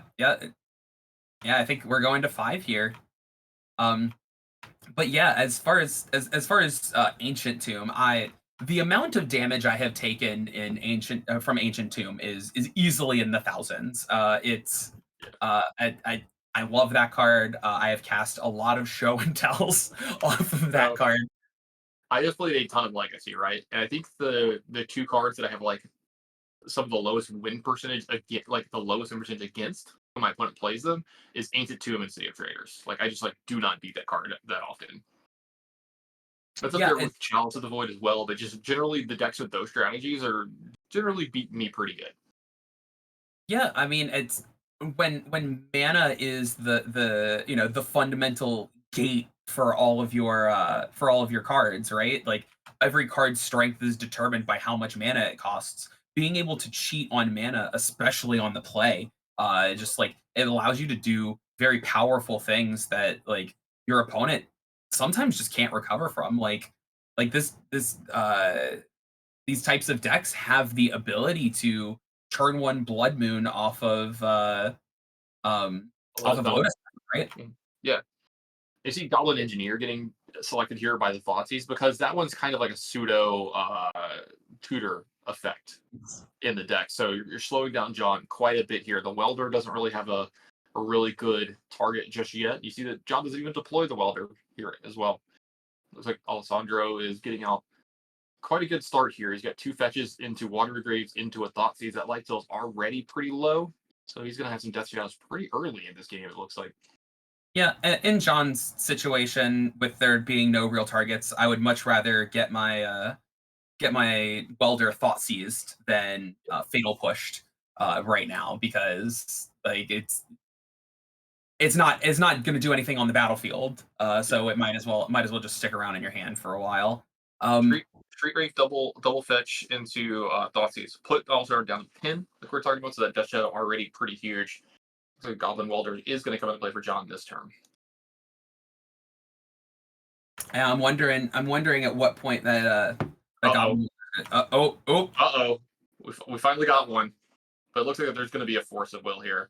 I was just about to say, yeah, we saw Brainstorm get played here, and immediately the Lotus Petal goes in the graveyard for black mana, and Orcish Bowmasters come into play. But thankfully for Alessandro, he has a Force of Will back up here. Yeah, I mean, I'm gonna assume this late in the tournament, these people know that they're likely to play against each other. They've probably been scouting each other. Alessandro probably knows John has Orcish Bowmasters in his deck, but it's a closed deck list event. Like there is a chance that Lotus Petal catches him off guard. He's expecting it to cast a Fable of the Mirror Breaker or a Blood Moon or something, and it casts Orcish Bowmaster instead right into a Brainstorm. Absolutely, it does look like Alessandro does have a fetch land in behind us. Didn't want to play it before attacking here, so maybe he doesn't want to clear the top card of his deck. If I remember, I think the top card of his deck might be another cantrip here, so maybe I'm going to hold on to it just a bit. John's down to one card in his hand here, and he's got a Welder with no real targets to really weld just yet. And we've got a blue card plus Force here left over at Alessandro's hand too, so he's going to be feeling pretty good about the spot that he's in. Yeah, that blue card looks like Daze. Yep. So yeah, we've got the classic Daze plus Force of Will on turn 5 of this game, where Daze now just becomes fodder for Force of Will because it's never going to get cast. But I mean, I think that with John only having one card in hand, I think it's relatively safe now for this this Death Shadow to just start going to work. Because John doesn't have any. Oh, there's a red blast for the Brainstorm, but John doesn't have any artifacts to swap out with that welder, even if the artifact were to get countered upon cast. Yeah, it looks like this Death Shadow is going to get in the red zone, and this will lower the life total of Alessandro. So he does have an extra water grave left over, so this is going to bring him down to 7. So this is going to be a very big Death Shadow attacking. And there was a blue card, like you said, there was Daze and Force in Alessandro's hand, and he could have maybe forced back on this Pyroblast or Red Blast, whichever one it is, on the Brainstorm there to get deeper in his deck. But what Alessandro's doing here is he's like saying, I've already got my threat in play. It's quite large. I'm trying to keep myself from losing here in this spot, so I'm just going to keep up Force. The only thing that's a little worrisome about it is if like some kind of artifact shenanigans happens, but I don't even think he needs to worry about that. I think the Force of Will is going to possibly be able to cover him enough over the next few turns to make sure this Death Shadow can bring him across the finish line. Yeah, and that's the point that I was kind of trying to make is having the Force plus Daze means you're protected from anything. And John has no cards in hand right now, so it means that even if he were to draw a big artifact that could do something, if it gets countered, the Lotus Petal is no longer on the battlefield, so we don't have that backdoor around counterspells. But it does look like that Force of Will is going to take care of that Fable of the Mirror Breaker, which I like. Yeah, it would have been another blocker for John here. Plus, what happens? So John's actually at 4 here because of the Ancient Tomb, and this is going to kind of lock John on his mana as well, right? Like the Ancient Tomb isn't free; you're taking 2 every time it happens, and that's another thing for Alessandro here. Is he's like, if I pressure his life total enough, then like it actually bottlenecks his mana as well. So it looks like Alessandro, the second Death Shadow, might not even been needed. Got to lock up game 1 for his team. Yeah, the that 2 damage from Ancient Tomb doesn't matter until it does, and once it matters, you've been double wastelanded. Yeah, the Ancient Tomb giveth and the Ancient Tomb taketh away. It is nice to be out ahead of your opponent. Sometimes you get to cast imagine this game is just Blood Moon on turn 1. There's all kinds of plays, or even just Fable on turn 1 is extremely good. You see, there's Blood Moons, there's Magus of the Moon, there's all kinds of really good expensive stuff that John can play on turn 1 with those cards. But there's also the priority. I mean, the opportunity cost, like you're talking about, that life total gets lower. So, maybe you get one less turn to play in the game because of all the damage that you've taken. Right. It definitely speeds the game up on both ends. Looking at these sideboards, I mean, we're definitely bringing in the Blood Moons from John's side, because it looks like Alessandro is playing 0 basic lands. So I think that Blood Moon is probably going to be something that we see fights over. Yeah, I think Blood Moon is going to be a windmill slam. There's a chance that maybe the Shahor's Edicts come in to answer some of these big threats out of Alessandro's deck. There are Orcish Bowmasters that can leave around some bodies, but you do what you got to do. And some of these matchups, it just matters how many cards come out of the Painter deck. I don't have a lot of experience playing with it, so I'm not going to begin to act like I know how to sideboard correctly with the Painter deck.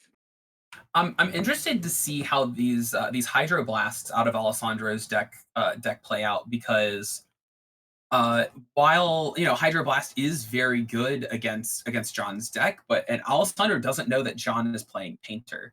So like in this situation, are we going to start seeing the Painter name black or green instead of red? For it makes it does it does affect some things. Usually you would name red with Painter, but I'm interested to see how that's going to affect if he does correctly play around the Hydroblasts. Yeah, we'll have to see if that's something that's going to happen. I'm taking a look at the Painter deck, and so are there actually any more blast? There's no extra blasts in the sideboard, right? It's just the ones that that are main. It looks like for the Painter deck. Yeah. Okay. So since he's playing Pyroblast, it looks like you will be naming likely be naming blue off of those Painter Servants. So absolutely. And from Alessandro's side, let me see if I can pull up his deck list real quick. But generally think just a little bit more of the ways to interact with what's going on John's side. It depends on how he wants his removal suite to work out. Playing Goblin Welder in a format with a bunch of Orcish Bowmasters can get rough, but depends on how many Fatal Pushes do you want on Saunders' deck, because like that card can get languished in your hand after a while, because sometimes you don't even really want to draw it, but then there's Fable, the Mirror Breaker too, so there's a lot of give and take here on Alessandra's side.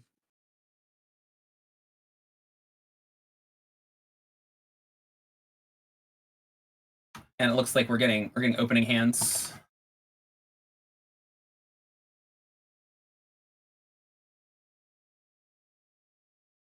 Yeah, Chad's making some pretty good Sorry, some pretty good points here. If you name blue, it can affect Force of Will, right? Like you can pitch other cards to Force of Will, but if you name black, it turns off Snuff Out if you're trying to do something along with the creature. So really cool, interesting thing that's going to possibly come up with what color is named. Kind of similar start to last game here with the Death Shadow player, but it looks like that's going to be a Wasteland on an Urza Saga that got no value here this game.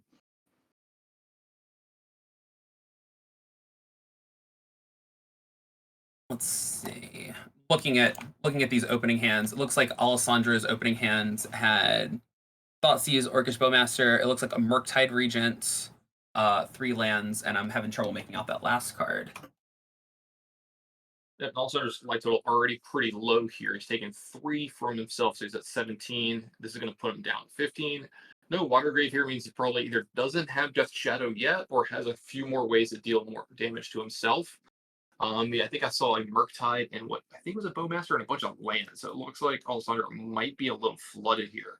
So Brainstorm would be a very welcome draw for Alessandro. Yeah, it looks like that the hand looks like John does have that Blood Moon there, so yeah, this is one of the spots where like I think you pretty much like have to take Blood Moon here, but it's still gonna stink, right? Like you have to take Blood Moon here. They're gonna have Fable next turn, and their hand is pretty powerful here as well. So it's one of those ones like, well, at least you get to take the Blood Moon. You get to play the game, but it's gonna be rough here because John's hand is very powerful, and that Fable is gonna do more and more to make it even more powerful as the game goes on. Yeah, if Alessandro doesn't have even have a way to deal with the token that comes out, like because this Fable is going to require 2 answers, since Alessandro doesn't have a counterspell for it. Even being able to deal with the Fable itself, the token is going to generate such a mana advantage for John and give him artifacts for the welder.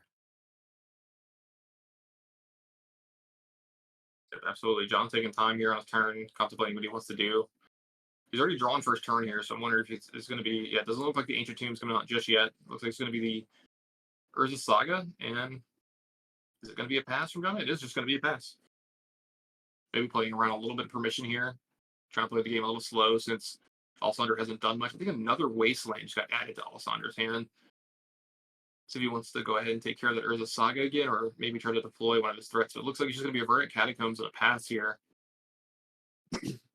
Yeah, it's interesting seeing the line that Alessandro takes, whether he wants to basically reset the game back to the previous turn or start trying to develop. Alessandro does not have a whole lot to develop, but he does have that Orcish Bowmaster. And that Orcish Bowmaster may need to take out a Goblin token from Fable of the Mirror Breaker. All right, so John again electing not to play spells here, but so this is interesting. This is going to allow him to activate the Urza Saga multiple times for creature tokens, right? And then he can start playing stuff out after this. And maybe this is a very thought out line from John here. The fact that, yeah, what I want to do here is I want to make sure that I make multiple tokens with this because maybe there's not a lot of removal left over or he can overwhelm cards like Fatal Push and win the game from that way. And if that doesn't work out, then he's still got these cards left over in his hands that he can play. And then you see this patience from the Wasteland here from Alessandro helps out quite a bit because it's going to be able to Wasteland down this Ancient Tomb to slow down John even more here in this game. I do love the Wasteland on the Ancient Tomb because not only does it cut John off of 2 mana as opposed to 1, but it gets rid of the back half, for lack of a better term, of that Urza Saga, where you're only going to be able to get a single construct out of it before you have to set. It's almost like a pseudo removal spell, right? Like he doesn't get to activate the Saga here during this time. So he's going to go get something free out of his deck, though. Let's see what he has access to. He's got access to a decent amount of stuff. Let's see. There's Lotus Petal, Grindstone, Mox Opal, Soul Guide Lantern. That's what I see. Unfortunately, not enough artifacts to be able to get mana off of that Mox Opal, activate Metalcraft. If he had the Ancient Tomb, he would have had 3 artifacts for Metalcraft. So just another thing that Alessandro may have been intentionally playing around or just may have worked out in his favor for that. I wonder how Alessandro feels about the pacing of this game with John kind of playing a little bit slow because Alessandro has been pretty land flooded in this game. He's got a couple of threats in his hand, but it's been Murktide and Death Shadow mostly, which are a little bit harder for him to get out. He can cast the Murktide here, but doesn't get very big. Doesn't have a ton of stuff in his graveyard that he wants just yet. And then the Death Shadow he's allowed to play it. It wouldn't survive here at this turn. And now John is starting to develop his board quite a bit here. We're going to see he's going to go finally crack that Wooded Foothills, go get some colored mana in play. And this is another reason why I think John was playing a little slow here. So he's playing around Wasteland just a bit too. And yeah, he's already had some lands Wasteland this turn, but he's protecting his colored mana source because he wants to be able to go get bad lands where he can have red and black mana available to him. He didn't want to run into the nightmare scenario of if he played the Fabled Mirror Breaker earlier, and let's say it gets Daze or Force of Will, right? And then John Alessandro untaps into Wasteland your red source there. John might have been in a spot where he doesn't get to play the game anymore from there. He has no colored mana sources left over, and then he's very far behind Alessandro. So you see John just taking a conservative line here because of the way that his mana played out this game. Yeah, it's kind of just been interesting in general to see, especially now we're looking at Urza Saga number 3. Yeah, they've been pretty good so far this game. Yeah, they've been meeting some wastelands, but I think the threat of the Urza Sagas is what's going to be very important here. And then if you get multiple Karn Stroke tokens, I like to call them off of this, I think that might be too much for also to deal with, but we'll have to see. Death Shadow is going to go a long way once his life total gets down a little bit. Uh,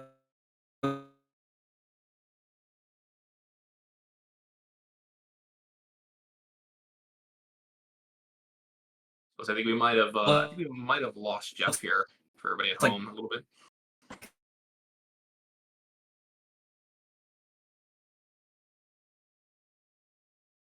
Yeah, it sounds like Jeff is having a little bit of an audio issue, so I'm going to take over here until he gets back. So it does look like Alessandro is going to go ahead and just play land and pass here over to John. Now this is where it starts getting a little scary for Alessandro.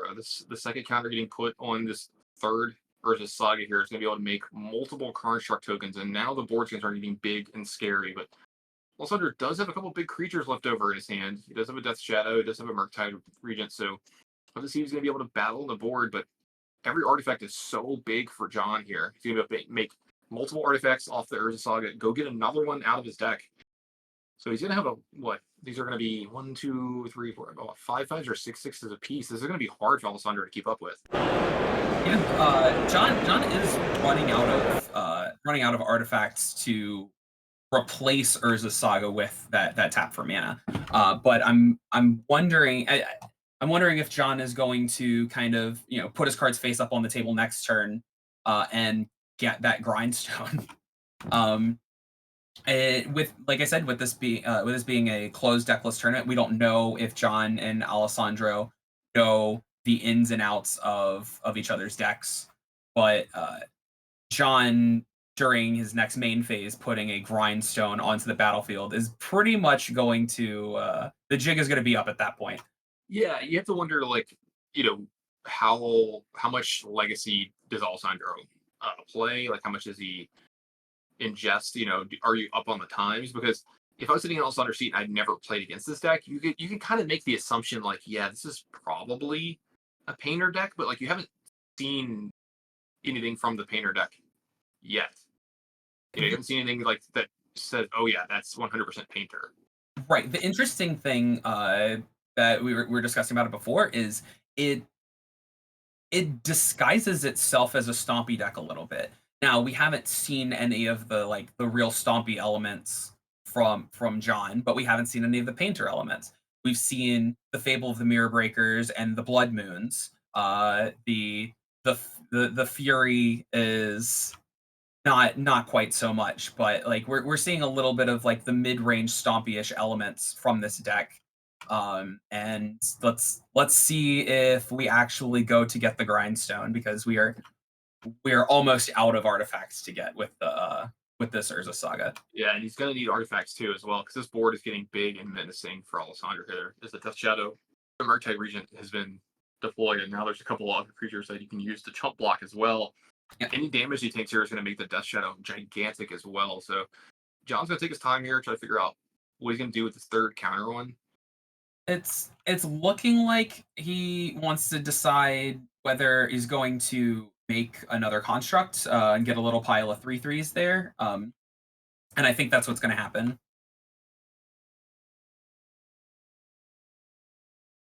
But I think what we have is Grindstone, Mox Opal, and Soul Guide Lantern. You see him looking at the Soul Guide Lantern a little bit.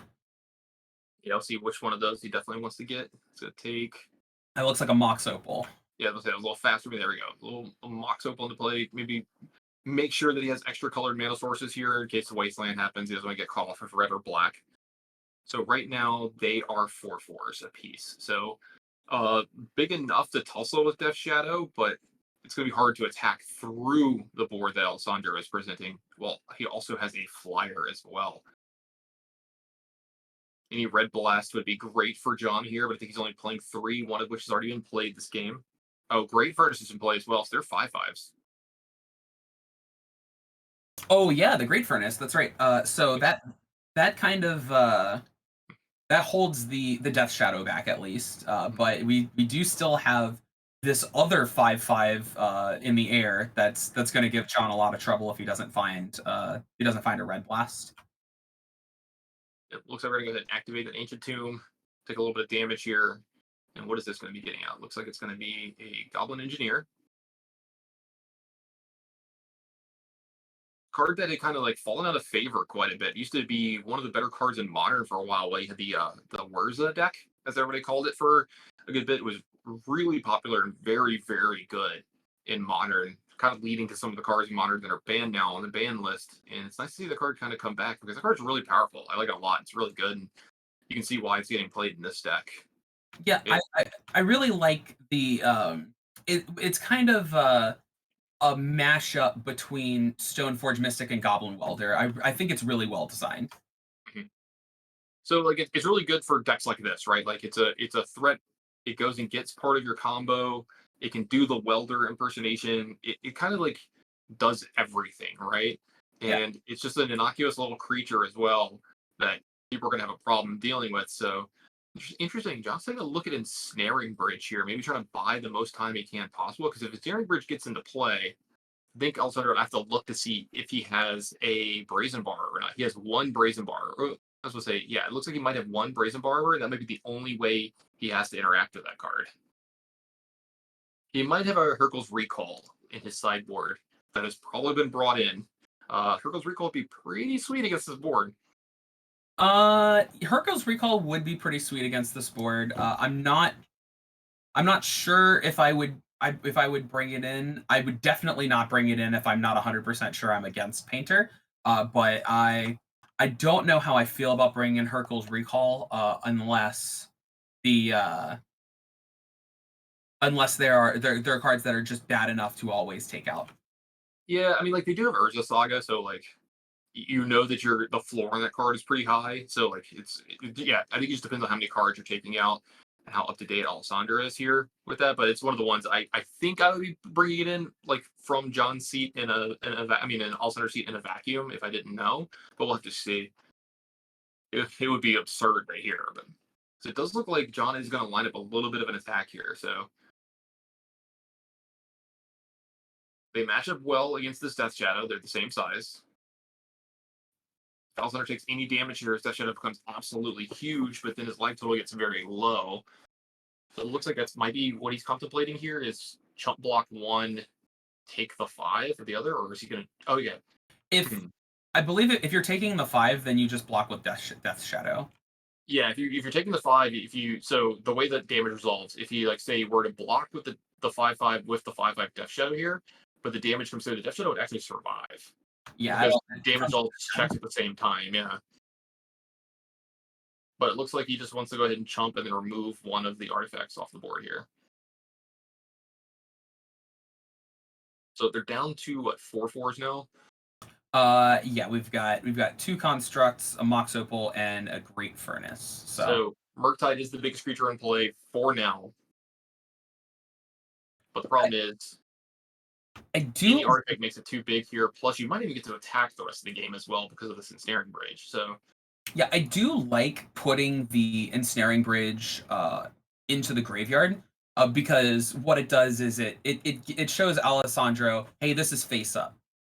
It's not on the battlefield, so I can still attack you. But if you ever put me into a position where you can attack me, I'm gonna make sure that you can't. And I do really like that. Because it's obviously much better than putting it on a battlefield because John is slightly ahead right now. And there aren't a whole lot of good options for what to get with the Goblin Engineer, because you can search for anything and put it into your graveyard, but it only returns things with converted mana cost 3 or less. So if you already had a welder on the battlefield, then I say we swing for the fences. But we're gonna swing for the bridge instead. okay, I like that. I think John is down a little bit lower than his life total sit here, but it looks like we're finally gonna get one of those fables that we've been seeing for quite a while from him. It's gonna go ahead and make the token. That's another artifact, right? No, this one is not an artifact. It makes an artifact, right? Yes, when it attacks, it'll make a treasure that can be sacrificed. It looks like the There's welder is going to come in behind that.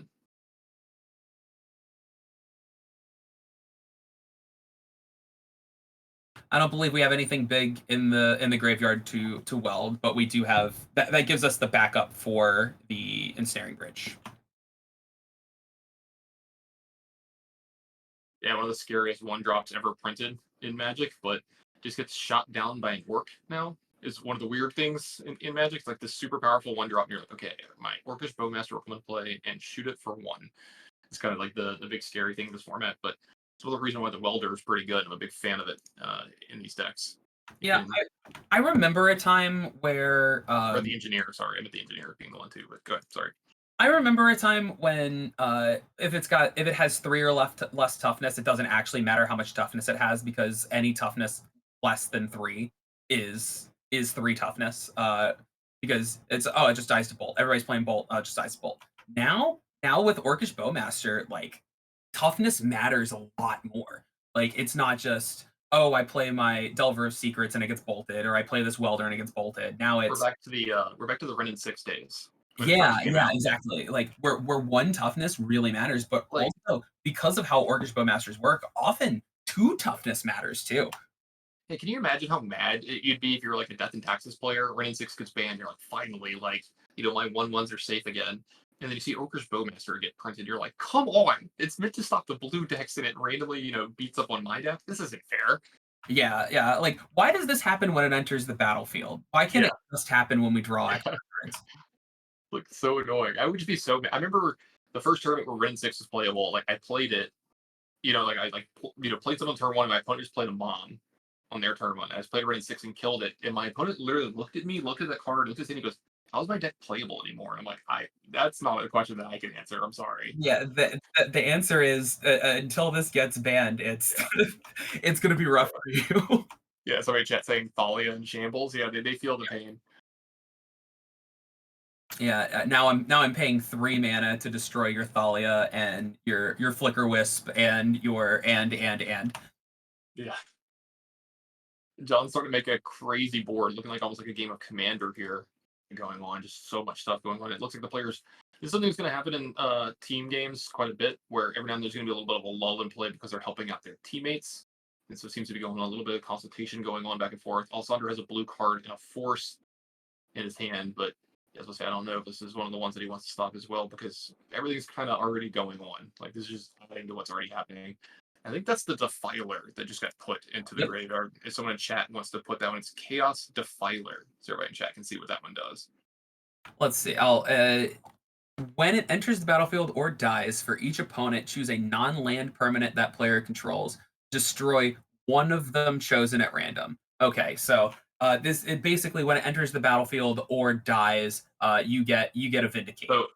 So what this is going to do is now Alessandro, the Welder is no longer sick, right? He played the Welder last turn. Yes. So what this is like he can just weld this into play over and over and over again against Alessandro. So it's going to start killing all of his non-land permanents. Yeah, and what I know you were discussing the dynamics of team events and how sometimes games take a little bit longer, stuff like that. But one thing that you notice in team events is when someone is in an unwinnable position, they start paying a lot less attention to their game and start paying attention to their teammates' games. Yeah. So if this construct were to, they're going to go ahead and kill off this as well, and it's going to kill all of the non-land permanents from Alessandro. But if he plays any of them, the Defiler just gets welded into play and automatically kills it. So, yeah, I think this is going to be a little bit too much. We're going to be seeing game 3 here between these two players. John really showing off the power of his deck here, and he can really grind with the best of them with this deck. Pun intended. Yeah, Goblin Welder has always been really good at grinding people out. It just used to grind people out with Wormcoil engines. It was more literal, right? It was like way more literal in the past. It literally grinded you. Yes, it also literally grinded you. But yeah, in the situations where we determined we had to win through the combat step, it would just weld a Wormcoil or Thundering Titan was one for a while. Thundering Titan was also one.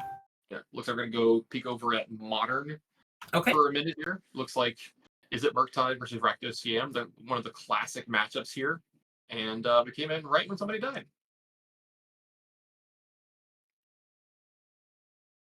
It's been great commentating this game with you, Tannen. Yeah, it was a really good one. Jeff, I wouldn't want anyone else in the world. Okay. Did that determine that match? Because I didn't really get to see who won.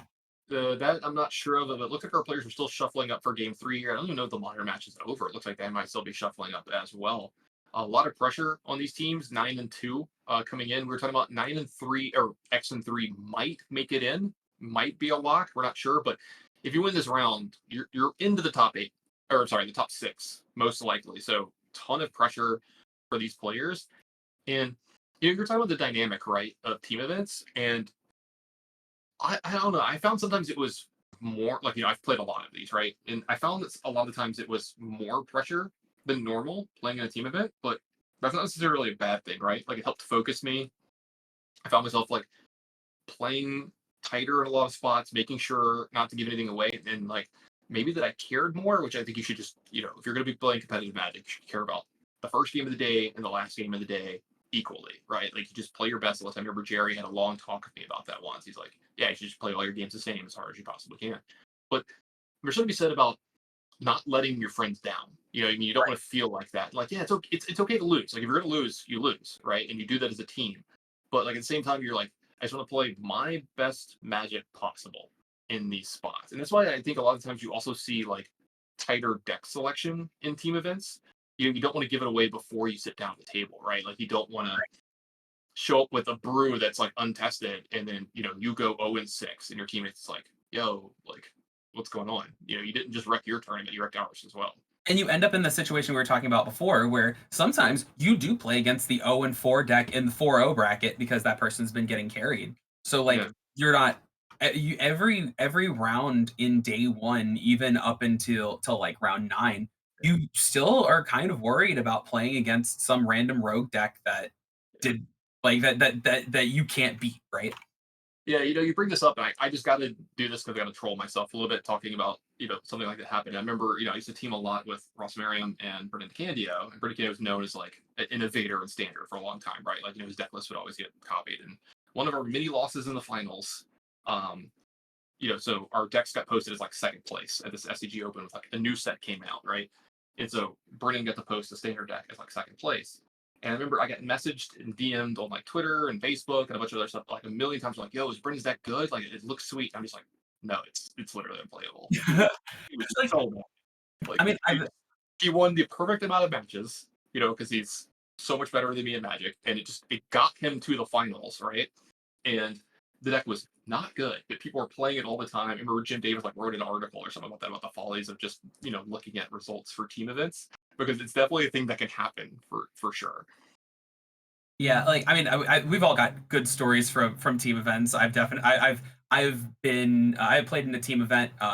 My modern seat was talking to me because he'd already lost his match, and I was playing Omni Show, and my opponent, who I already know is on Belcher, just like plays a Lion's Eye Diamond and says go. And my teammate is like, dude, just go for it. I'm like, no, man, because I've got like the Emrakul and the Show and Tell in my hand. He's like, just go for it. I'm like, no, man. He's like, what do you got to lose? I'm like, he's going to just immediately drop the Belcher onto the battlefield, and I'm gonna lose because he's gonna crack the LED. And he finally talks me into it. I cast Show and Tell, and I say, wait, can I force my own Show and Tell? Whoops. Because like the Show and Tell resolved, and he immediately put the Belcher onto the battlefield and killed. Yep. So we had the Terminal Thoughtseize here take away this Pyre Blast. It looks like we're gonna have a Welder come up behind this. And another Thoughtseize is going to follow this one up as well, and start to really rip apart this hand from John. Looks like we got the Dragon Engine there, another Pyroblast. It looks like Grindstone, and I can't tell what that last card in his hand is. What have you got to lose? The game. See if I can figure out what that last card is. Is Okay, there is a Filer? Justifier now. Yeah. I still can't. That is what the last Phyrexian red- Dragon Engine. No, the red, is that an engineer? Oh, that looks like an engineer. Yeah. The perfect amount of movement with these glossy sleeves from John over here. Honestly, that looks like an engineer from the text. Yeah. Yeah, I see the text. No, I had the Dragon Engine. I had that one. I couldn't tell what the red card was. especially the newer ones, they look a little too similar. Yeah, it's a little rough when the art itself is very dark too. Mhm. I know this card though. The grindstone that it looks like it's about to play. Yeah. So one of the great things about matches like this, where you play a deck like Rectus Painter, right? Like it's not a super popular deck. People aren't going to know your deck list off the top of their head like they will when you're playing, Death Shadow or some version of Delver. Like you usually get about 70 or 75 right? You know their deck. There's a little bit of that extra, hey, I'm playing a rogue. I'm using quotations here, like a rogue-ish deck. Not one of the most known like 2 or 3 decks. So some stuff gets away with it. So whenever one of my teammates would do this, I always tell them like, yeah, don't ask me for help. I have no idea how to play your deck, and I have no idea what's going on. So I can answer some general questions, but when you ask me about play lines, I have no idea what's going on.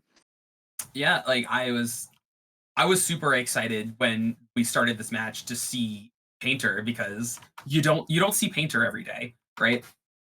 I haven't seen Painter in a long time, It's actually. been a while. Yeah. Yeah, I've seen it putting up results here or there, at some of the legacy events and some stuff online, but yeah, I haven't seen it in paper. I haven't been grinding in a very long time in legacy. And I gotta say, it's been pretty impressive. The deck looks really cool. Yeah, it's I like the changes that have happened to it. Like I said, Legacy has a lot of very different cards, but at least looking at the top tables, the decks are the same. We've just improved upon them with new cards. Yeah, the strategies are going to typically stay the same, right? Like, you have all these archetypes, but the card's going to get upgraded. Power creep's a real thing. Cards like Ragavan got printed, and since been banned, but you have these updates and stuff. And so every now and then a newish archetype gets spawned, but they're generally around the same type of thing. The card's names change.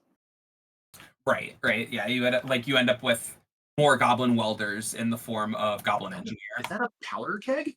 That I believe that's Powder Keg. Speaking of cards you haven't seen in a while, this is not Cube, but this is a match of Legacy Magic. Oh, that's Powder Keg. No Ratchet Bombs today. We're going with Powder Keg. I love this. A blast from the past here. Okay, so it looks like he's activating it for 0 here, right? And so this one destroys each artifact and creature of good mana cost equal to or less. So this is going to Stone Rain John here. One And kill one the way, Great Price. one way in which that card is better than Ratchet Bomb. Yeah. He does it and kills. I mean, Outsider was ready. He knew what's up. I mean, he pulled the Great Furnace over to read it before casting the Powder Keg, so he knew exactly what the plan was. Let me make sure this is what's going on. Yeah.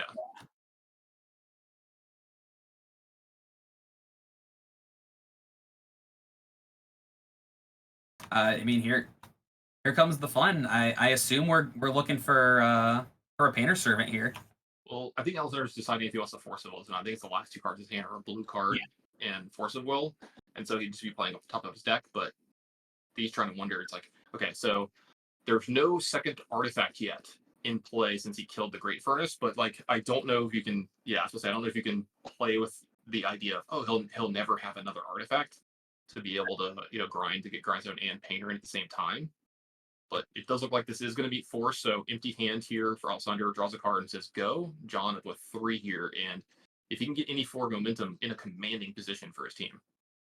Yeah, I don't think playing around my opponent never having an artifact for the rest of the game when they play 11 of them plus 4 Urza Sagas is. Yeah, I don't feel like that's the winning strategy, but I mean, it's having to get rid of that Murktide Regent is not great, and he does not look happy about that Dragon Engine either.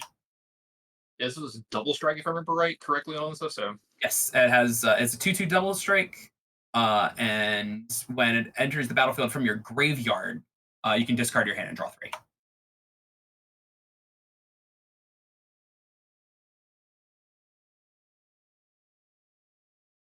yeah, that was a slight upgrade for the Painter's deck. Just a really cool card to come out of the March of the Machine sets.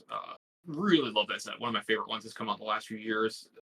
I love sets that are innocuous a little bit when they come out, and then little things like this kind of like find their way through the cracks and make it into some of the decks. Yeah, And they're really powerful and cool. So it looks like I think the match just ended. Yeah. So what we're gonna do is we're gonna cut over to modern and see how the match ends there. It's gonna tell us who won and how in there as well. Because that was the deciding match. So it looks like we're gonna cut over here. Game 3 between these two players. Reactive Scam of the play has a Ragavan on turn 1. Is it Murktide going to go ahead and shock in a Steam Vits here on turn 1? Do they have an answer to Ragavan here? Be pretty important to take care of this Ragavan on turn 1. Looks like 2 baubles. So maybe they don't have it now. They might have a chance. It looks like there's a Lightning Bolt, though, in Charles Vincent's hand. So look at this is going to be the start of the turn. Yep. Looks like, I guess that's an Unholy Heat. I apologize. I think there is a Lightning Bolt in his hand, though. So back over to Zyle.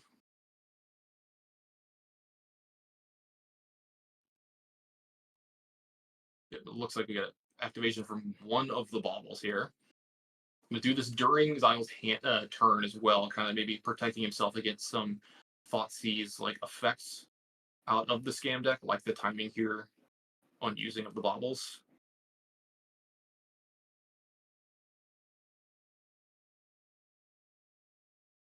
Yeah, and looking at this, at least looking at the Is It Murktide list, both of these decks look pretty standard.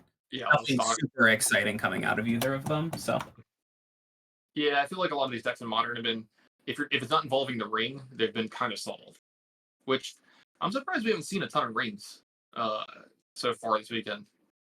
Because I've been hearing that's all that matters in Modern, and obviously what happens at the Pro Tour here very shortly to see if if we're right or wrong on that. But I've seen some really good and powerful ring decks that have been very impressive in this format. But these are two decks that are just very powerful anyway, and have really good plans from these points. So yeah, the ring itself is a powerful card, but I mean it's kind of similar in Modern to Legacy, where 4 mana is a lot.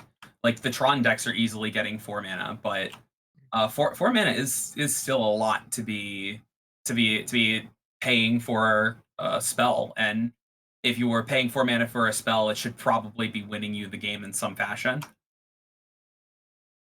yeah, absolutely, no, 100%. So it looks like the army is going to go ahead and attack in here. Back over to Zyle. He's going to play a Blood Crypt tapped and back over Charles. Nobody really getting out ahead of each other too much here. There's just been a bunch of answers back and forth for the threats.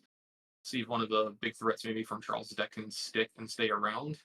Try to decide, does he want to use this, draw an extra card here off this bauble? It does look like he does. He's going to do the scry check of the bauble here. So this is something cool you can do with your bauble. If you bauble yourself and you look at the top card of your deck with a fetch land in play, if you want to keep it, you can just not crack the fetch land. But if it's a card you don't want, you can also just crack the fetch land and get a fresh card off the top. Yeah, it functions very similar to the way we were seeing it in Legacy with Delver's Secrets. Right. Just being able to get access to more information, especially when staring down this Bowmaster and 3 power worth of creatures right now, which may get bigger very soon. Yeah, Charles is going to go get an untapped Steam Vents here, though. I'm going to believe maybe there's an answer to the Bowmasters here, because if not, there's going to be an extra trigger here on the Bowmasters when he redraws that extra card for his bauble trigger. Let's see, it does look like, I believe there's a Lightning Bolt or something like that left over in his hand.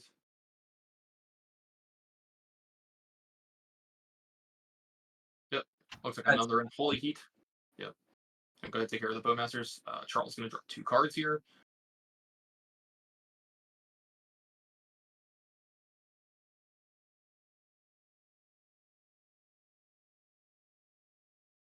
Yeah, for everybody in chat, the match ended while we were watching the Legacy match, but we weren't sure who won. But we know that the Modern seat, whoever wins this match wins the match for their team. So we're going to watch it in real time, game 3 here of who wins this match.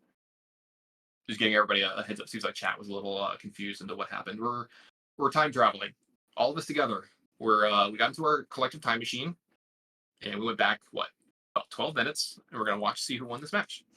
Yeah, it looks like we have a Dragon's Rage channeler that isn't quite online yet. We've got 3 quarters of Delirium. Yeah, the land artifact instant, I believe. Yes, that's correct.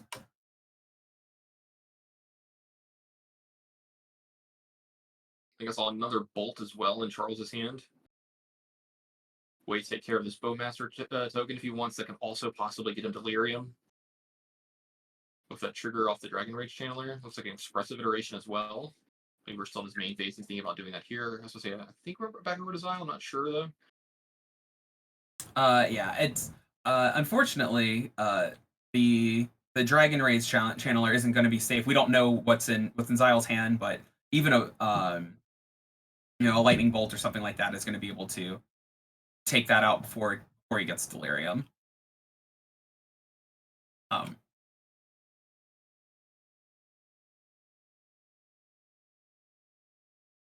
Okay, so it does look like we're in Xyle's combat step. Yeah, I think he was just contemplating on whether he should attack or not, because if there's instant speed Delirium, then obviously no, then you can't block, right? So right. yeah. I think he's maybe thinking about something else there, about exactly how to play this here.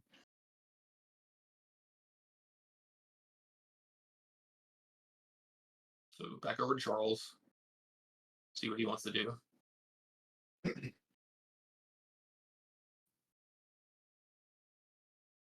So it's going to be Expressive Iteration. So trigger the Dragon Rage Channeler.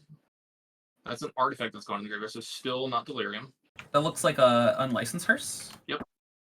Cool. So here comes Expressive Iteration. A card I haven't seen in quite a while. I've been watching too much Modern lately, and it's been banned in a lot of the other formats. So yeah, unfortunately, Modern's the only format that we can really watch it right now. Mm-hmm. And lately, just been seeing a bunch of like scam decks and ring decks. But this is really, I kind of miss this card. I'm a big fan. Probably a little bit too good, but it's nice to have good cards to play with. Yeah, it's kind of a weird state of affairs when we're now looking at an Is It Murktide deck and we're like, yeah, that's it. Let's go Is It Murktide. Yeah, let's get that card banned. Yeah. Yeah, the first generation Moderns, brainstorming the fact that it just takes a while to resolve the whole thing. You have to go through all the machinations of everything. So it looks like it's going to be one card to hand, one card to bottom here, and then Dragon Rage Channeler was exiled and going to get played here this turn as well. And that sorcery gets us up to Delirium. And it looks like this Terminate is going to go ahead and kill the Dragon Rage Channeler that was able to attack here. So no attack from the Delirious Dragon Rage Channeler here this turn. But one is left over, and this is going to be a Hardcast Fury to clean up the other one. It looked like he was taking his time last turn. He's playing quickly this one because he knows what's up. And he's going to get some damage in here as well from the army. Looks like Charles is going to go down to 8 here and facing down lethal damage if he doesn't do anything to take care of his board. I do like how Xyle's clearly gotten into go mode posture. Mm-hmm. Yeah, nothing wrong with taking your time when you need to think it out, but he knew what he was doing with all of his other plays. I think there's an Unholy Heat left over in Charles's hand here, so this would be able to take care of this Fury. It'd get a trigger off the Dragon Rage Channeler as well. I see a Lightning Bolt. I thought I saw an Unholy Heat. I could be wrong. Okay, well, there we go. There's the Lightning Bolt. Yeah, the textless Lightning Bolt. This is what we have you here for.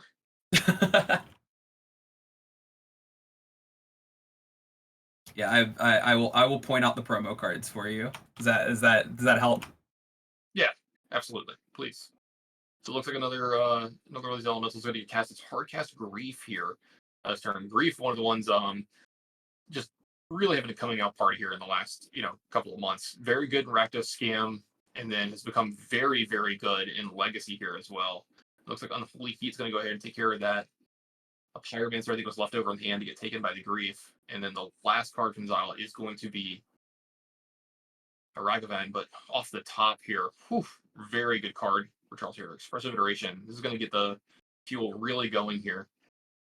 Yeah, that expressive iteration exactly what Charles did. Oh, and the exiled card, Murktide. Okay. Well, I was going to say, I wonder if Charles wants to shrink his Dragon Rage Channeler here before attacking. I don't know if that was what he wanted to do, if he wanted to attack for 3 in the air or leave back a blocker here. So I think maybe leaving back a blocker might just be better because, removal spell doesn't put you in this very, very bad spot. Like, say Xyle untaps, kills the Murktide after you attacked for 3, and then attacks you for 4 and gets a card on top of your deck. So kind of like this if he's able to make himself not have Delirium here. Yeah, I agree 100%. Like, in this situation, I know that I'm going to be in the driver's seat if I untap, but I'm not yet in the driver's seat. So, okay, we are I guess he's decided that. Maybe he still has delirium after all that. So sure. Okay. So it looks like it might have had to attack. Because I don't know cards in hand, so you can kind of play it like, you can play as if there isn't a removal spell, but if Zal top decks one, he's in a pretty decent spot as well. I'd be half of Charles' select total plus a card up top, but him taking this long, I gotta believe that's not a. If this was like a Terminator, I would just windmill slam that from the top of my deck. Yeah. Yeah, it leaves Charles in an interesting position. The fact that Zal's thinking about it means that the position isn't quite as precarious as we thought it was going to be. But Yeah. So it does look like he's gonna attack with both. Sacrifice the Ragavan here. He's got a backup Ragavan, so 2 damage shoots across, gets him to 6 in the same spot. This looks like another Murktide. And I don't know if this is gonna be. Does he have enough here to be able to get rid of? Because you can kind of fireball here with the Murktide. If you remove enough instants and sorceries, it grows the other one. yes, So yeah, this goes up to 7, I believe, right? So this is 7, 8, 9, 10, 13. as This is exactly lethal, I think, right? 7, 10. Is it 13? Does he have a lightning bolt in his hand? No, I was gonna say because it's 7 counters plus the 3 power on the Murktide plus the 3 power on the Dragon Mage Chandler, right? On the Dragon's Rage challenge. Well, he's Is he? Oh yeah, if he still has delirium, yeah. yeah. That's what I was trying to figure out if he still had delirium. Okay. So if he does, this should be lethal. Yeah. There we go. There we go. It is a 10-10, but it only has 7 counters. There we go.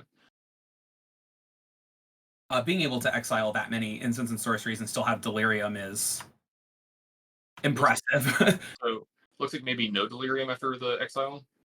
I think I see land, artifact, and creature. There's 4 cards in the graveyard. Yeah, but it looks like it might be 2 lands, but it's Okay. going to be too much anyway. I was supposed to say I don't know a card that Xyle can top deck off the top of his deck, keep him in this game. Or removal spell wouldn't have got it done. So it looks like Charles Vincent is going to be victorious in this modern match and win it for his team and put them to 10-2. And I've got to believe that locks them for top 6 as far as I think we know. Yeah, there's one more round based on what I have seen of the standings at the beginning of this round. I'm not going to say that 10-3 is safe, but it's even 10-3 Looking good. pretty It's good. looking good. Yeah, exactly. So X and 2, I think if they get paired correctly and can draw, they're good. Even if they get paired incorrectly, they're likely still in a good spot. Well, I think that's going to do it for myself and you today, Jeff. Thanks for joining me. It was an absolute blast. Anu, thanks for having us. Shout out to all the sponsors on the stream as well and chat for being amazing. There's 1,300 of y'all in here. Y'all have been awesome all weekend long. I've been watching this quite a bit. Don't go anywhere though. We got a lot of magic left over. There's another round of Swiss plus the top 6 is going to be going on. Dominic Harvey and Andrew Ellenbogen are going to be here to walk you through that for the rest of the day. So you definitely don't want to miss that. But Jeff, thanks for hanging out with me this weekend. It's been a lot of fun. Yeah, I've had a blast. It's been great actually being able to have a conversation with you during an event where I'm not just like You're not my boss. Yeah. trying to make you laugh or whatever. It's Yeah. the people get to hear the awful things that I say to you. It's great. Sure. All right. Well, hey, it's been a blast chat. Thanks for being awesome, Anu. Thank you for having us. And we're gonna go to break.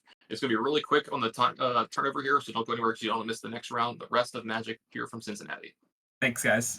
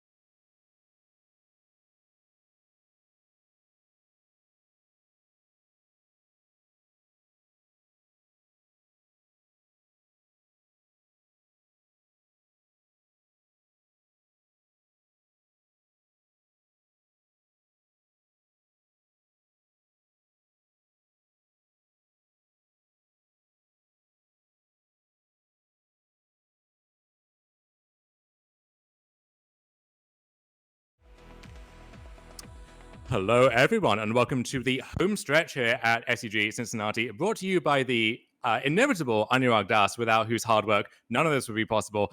I'm Dom Harvey. I'm joined here in the booth by Andrew Ellenbogen, here to watch some modern and some legacy today. A rare treat getting to watch some paper legacy at a team event, which I know back in the day, these were the bread and butter for grinders like ourselves. And there's really no feeling in Magic like when you have a team that you're happy with, that you're comfortable with. All of you know your decks well, know your formats well, and you're ready to go. You get down to business. Yeah, it's great to watch Team Magic. It's great to play Team Magic. I've long thought it was the best for Magic, and I'm really happy to see some of the third-party tournaments kind of picking it up as of late. Absolutely. And we're getting right back in it here. Round 13, final round of the Swiss is underway. We are on a slight delay, so the match itself is a little bit ahead of us. We're joining it in the middle of the action here. And we're going to be watching a reactive scam mirror here in the modern seat between Ben Weinberg on your left, Pro Tour finalist Benton Madsen here on your right. And this is maybe the best deck in modern at the moment, certainly one of the most popular in both individual modern and here in the modern seat in the team portion as well. And the reactive scam mirror is, well, it's strange, Andrew. Yeah, I've played some of it myself, and I don't know, there's a lot of different ways the game can go. A lot of different things matter. Sometimes you scam them. Both players have blood moons that are kind of blank in game one, which is pretty weird. Sometimes getting ahead is bad for you because then their Fury scam becomes live, and the Fury scam is, in some ways, the end-all be-all. It's going to be pretty interesting to see how it plays out. Yeah, the underlying philosophy of this scam deck is you have these individual cards and these combinations of cards which are very, very swingy and very polarized in their matchups. So, as you mentioned, main deck Blood Moon, the best card in the format against some decks, and the worst card in the format against others, including the mirror match here. So, these games will be very swingy, very back and forth, but there is still a skill edge to be gained if you can navigate the matchup carefully. Yeah, I do think that sometimes the scan mirror ends up devolving this weird state where both players thought each other a bunch, and then we kind of end up playing Jund on Jund to some extent, even though both decks are not exactly playing to play that game when they shuffle up. And it kind of looked like that's what's happening here with three Thoughtseize being kind of exchanged.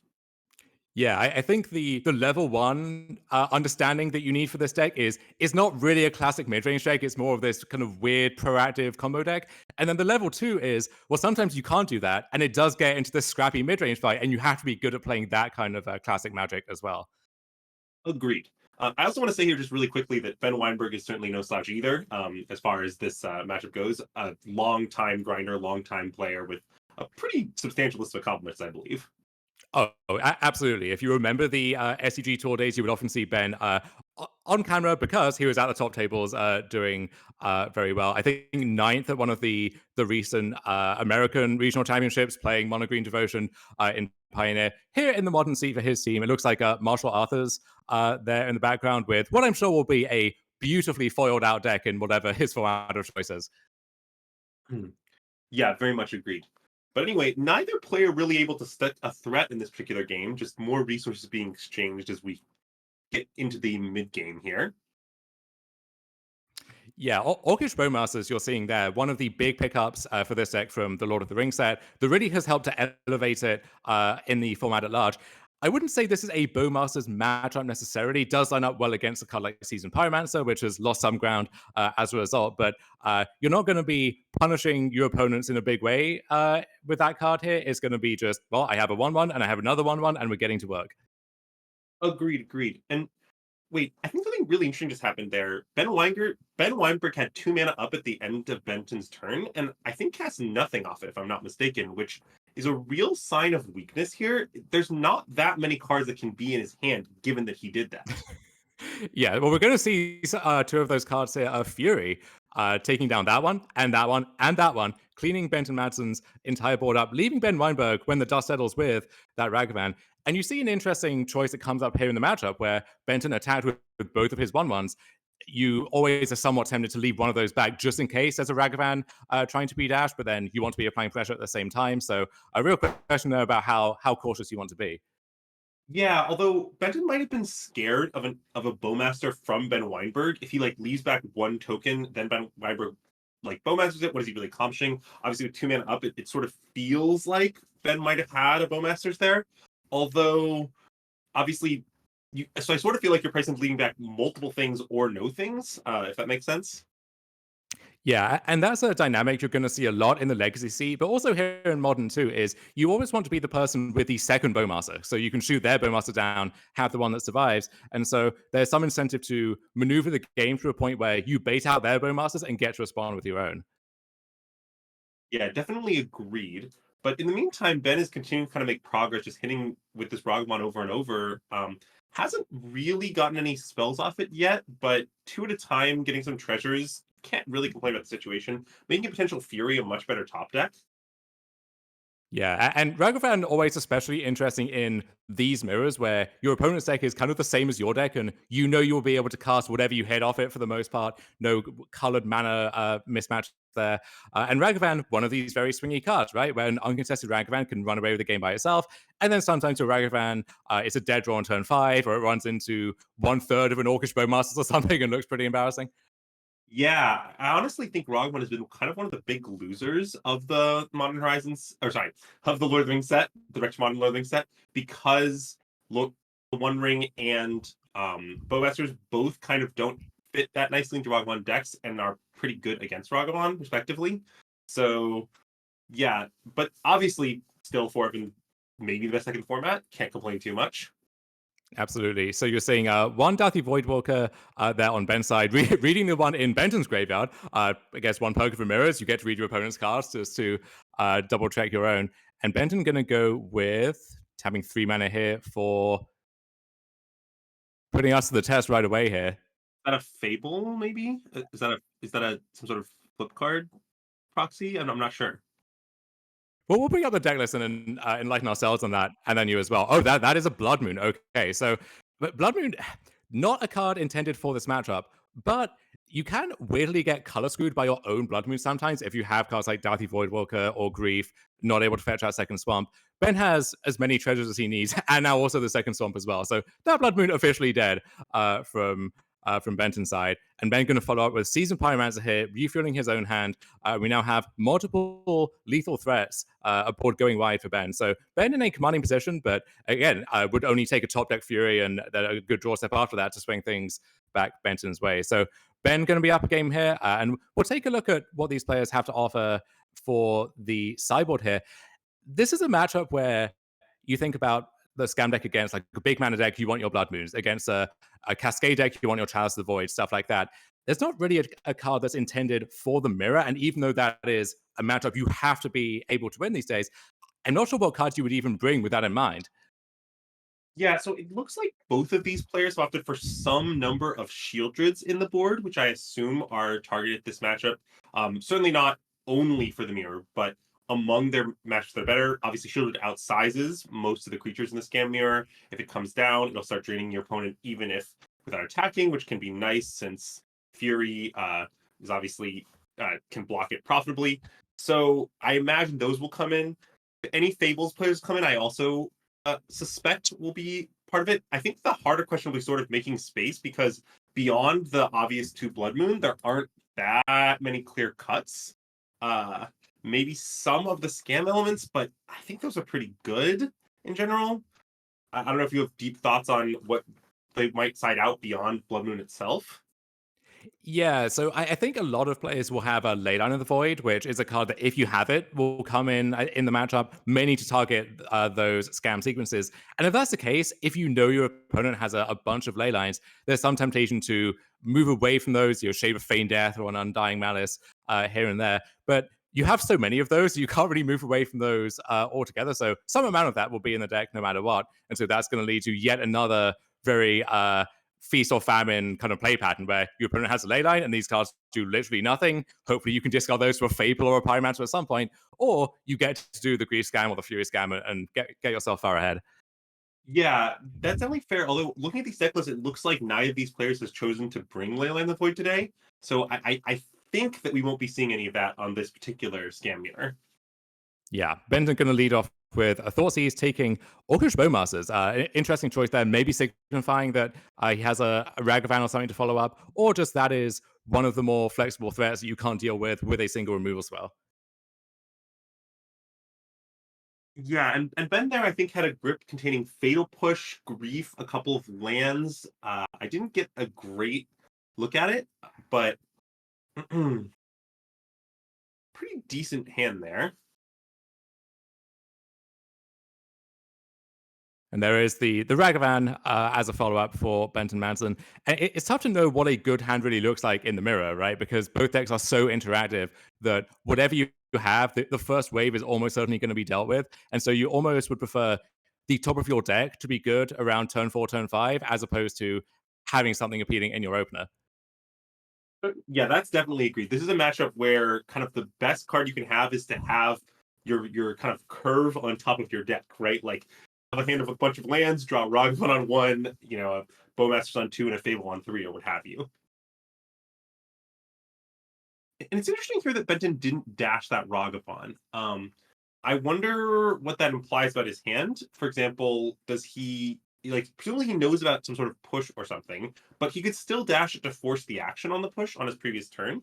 So to some extent, him leaving up that mana implies either he has a scam element or a fatal push, and it looks like the answer is the scam element. He was trying to protect his Ragavan. Yeah, so 3-2 Ragavan there, a little more able to brawl in combat, not going to get shot down right away by Orcish Bowmasters, although can still clean that one up pretty nicely.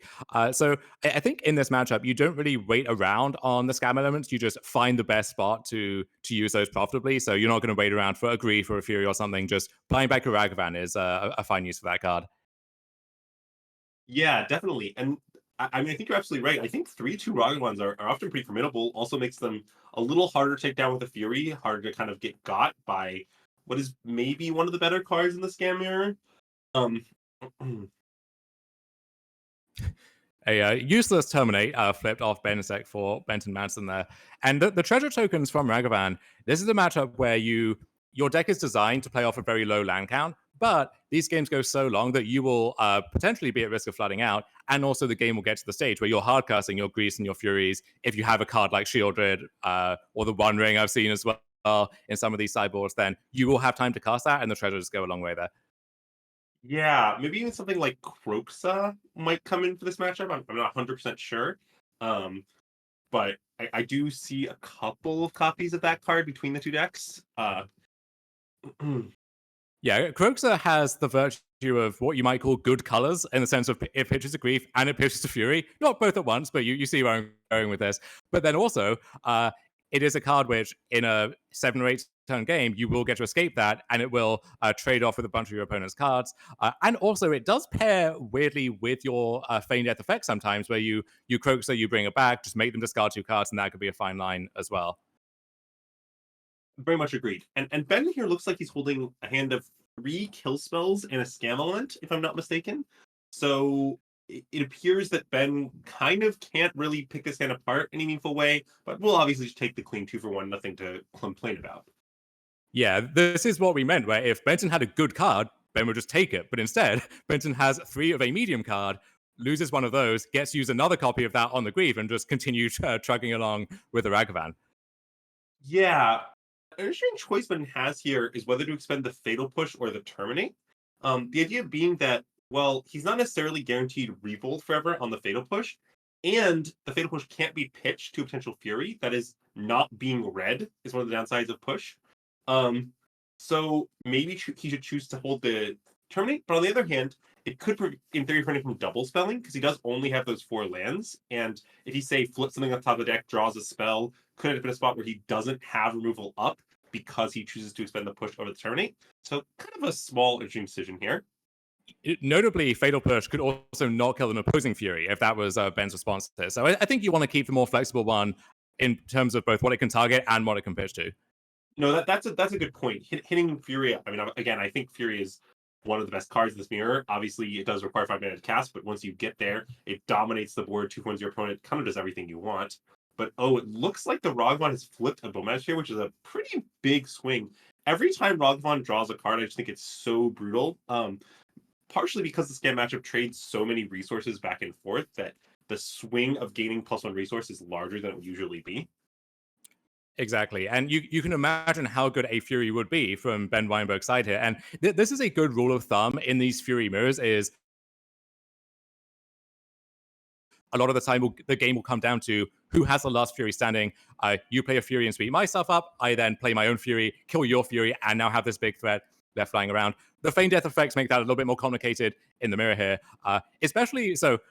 From Benton's side, he's stolen Ben's Orcish Bowmasters. Ben could use his own feign death effect in a spot like that to get back his Bowmaster on his own side, but just a hard cast Grief here instead. Seeing, wow, okay, so Fury, feign death, and Terminate. Both of the red cards play here, and we'll let Benton continue applying pressure. I think we are pretty likely to see a game 3 here in the Scam era before too long. And these games are both grindy enough, but also fast enough that it feels like kind of high-paced Magic, even though it's just the classic Jund recipe. Definitely agreed. And on one hand here, this Grief does mean that Ben can now take Benton's best card, Fury, and as we've talked about, one of the best cards in the matchup overall. However, it just doesn't seem like that's going to be good enough unless he has some pretty strong follow-up, which is difficult with only one card left. Yeah, there is a Ragavan, which, again, looks pretty embarrassing on this board state, right? Like, I don't know what fraction of a Bowmaster it gets to trade it, but it's not a high one. Yeah, definitely true. He could try to block the opposing Ragavan, since even with the counter, those will trade, but that's still not that impressive, given that he literally knows Benton has a Scam Element ready to recur the Ragavan again if needed. Doughty Voidwalker there from Benton. So this is a card which can harness your opponent's own plays against them in the same way as Ragavan sometimes. You can Voidwalker follow up with a removal spell or discard spell, snipe their Fury or something, and really turn the tables that way. Can also stop them from a Fury Scam can still kill the Voidwalker on the first pass, and then there's a window there to use your Feign Death or what have you, but can stop the Grief Scam, can stop Seasoned Pyromancer coming back for more value from the graveyard later on. So the graveyard hosing effect does have some value there as well. Yeah, agreed. And I'm kind of wondering, with the Voidwalker being added as an unblockable threat here, if Ben even has a road to recovery at this point. Like, he certainly needs a crazy turn next turn, probably exactly Fury. And then even if he finds exactly Fury, we're not done yet. He might need, like, Fury into Fury or something to win this game. I'm not exactly sure, but I'm trying to piece together his outs here. Because he's not, like, dead on board. He's just kind of very far behind.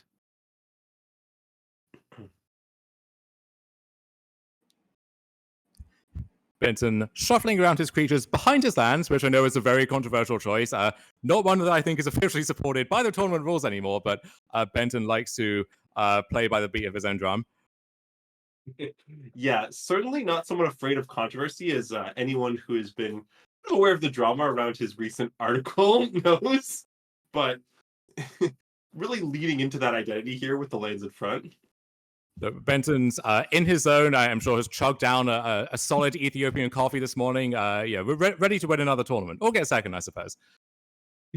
Absolutely, and with a strong record here, that certainly may be in his grasp. Oh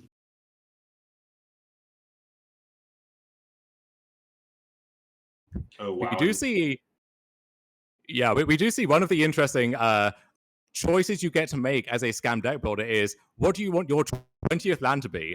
So some people keep it simple, just another fetch land, another basic swamp, something like that. We have a Takenuma sometimes, a Castle Locthwain, which I think is ambitious given the rest of the mana base. Bedweimer going for the new option in a Mount Doom, which I think we see just hiding out there on the left. Yeah, and I've actually seen this in a few Scam lists, and I think it makes a fair amount of sense. Scam can often be in spots where you are able to get the opponent pretty low with a turn 1 Fury or a turn 1 Grief. Even sometimes the normal beatdown with unblockable Voidwalkers and Grease and whatnot. And being able to finish them off with a few pings from Mount Doom, I think comes up more than you might expect. Yeah, this deck would love to have the Rakdos Canopy land, like Horizon Canopy, Fiery Islet, something like that, but we may do with what we have here. And it's interesting to see that Ben Weinberg has board in Turok here. Obviously, the protection from white is completely irrelevant on the Turok in this matchup, but it's still a solidly sized body. And if your opponent is holding back something, holding back removal, holding back Fury to wait for better boards, something like that, the Turok can really get you.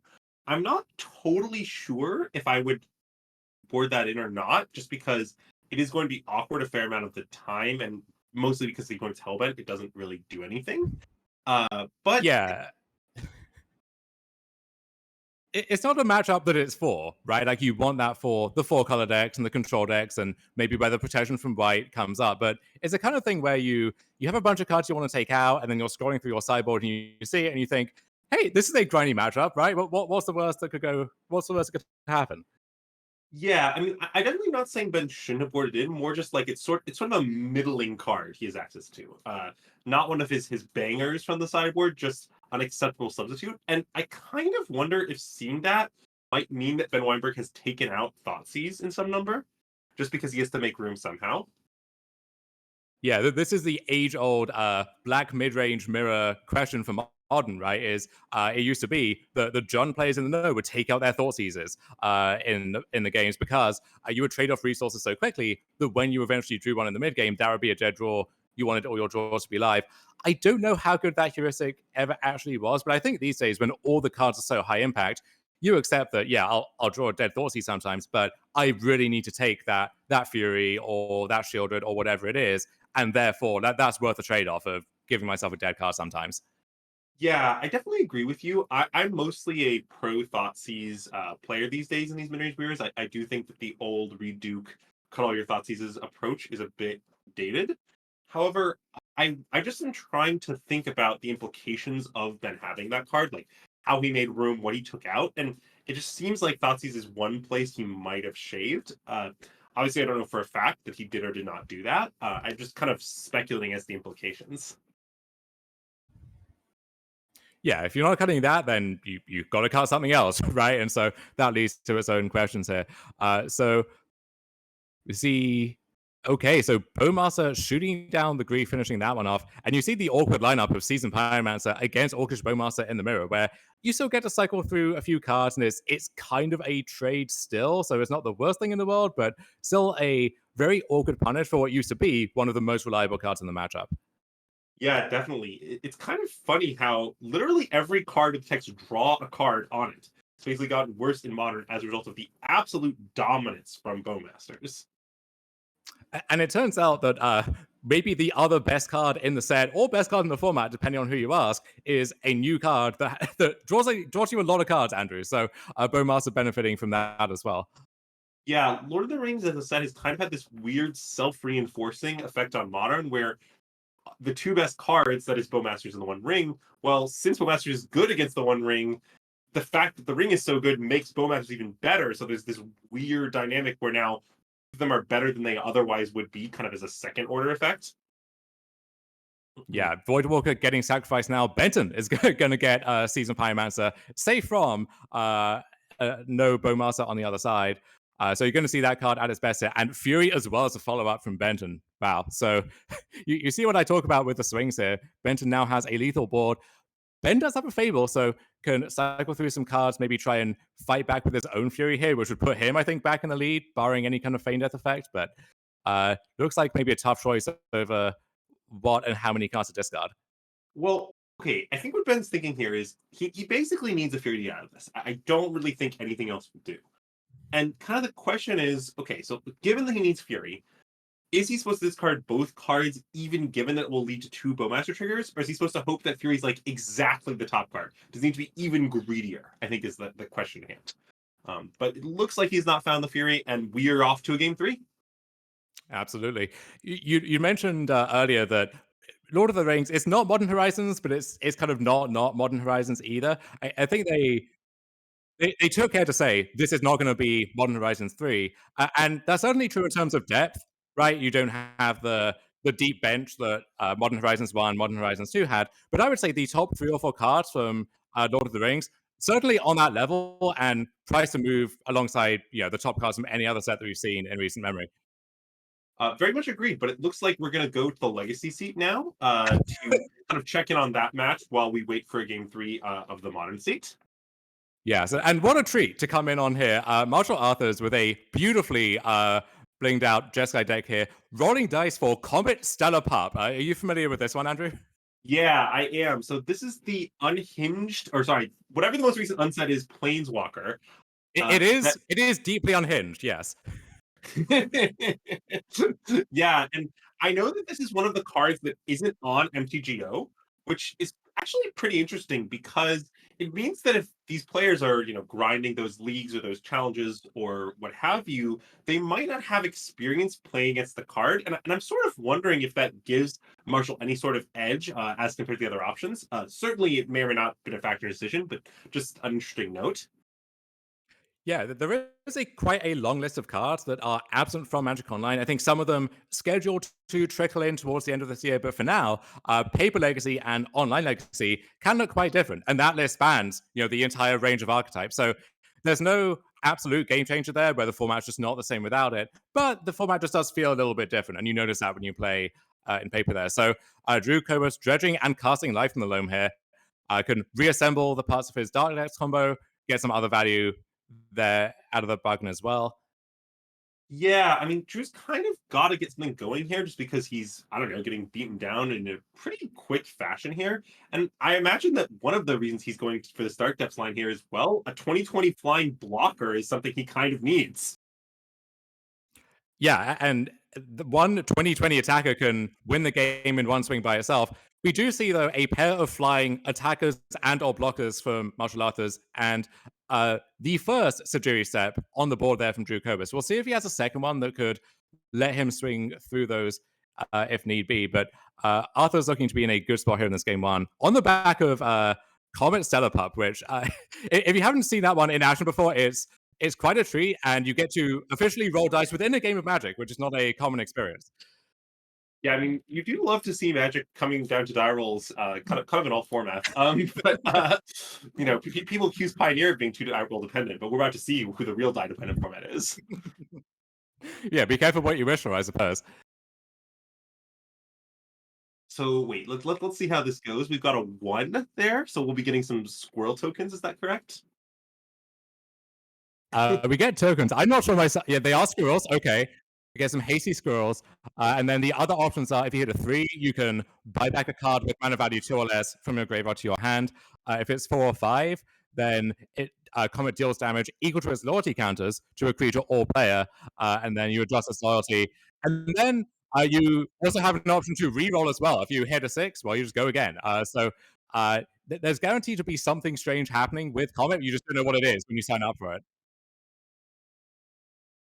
Yeah, it's honestly pretty interesting. Most planeswalkers, you kind of have control over them. You get to decide sort of what actions the planeswalker takes each round. But Comet actually decides what Comet does each round. You don't know what's going to happen. Comet really is a mind of its own, which is kind of ironic given that it's literally a dog, which is known for their obedience. But yeah. Speak for yourself, Andrew. My dog is not known for her obedience, so if she was rendered in Planeswalker form, she'd look a lot more like that, I think.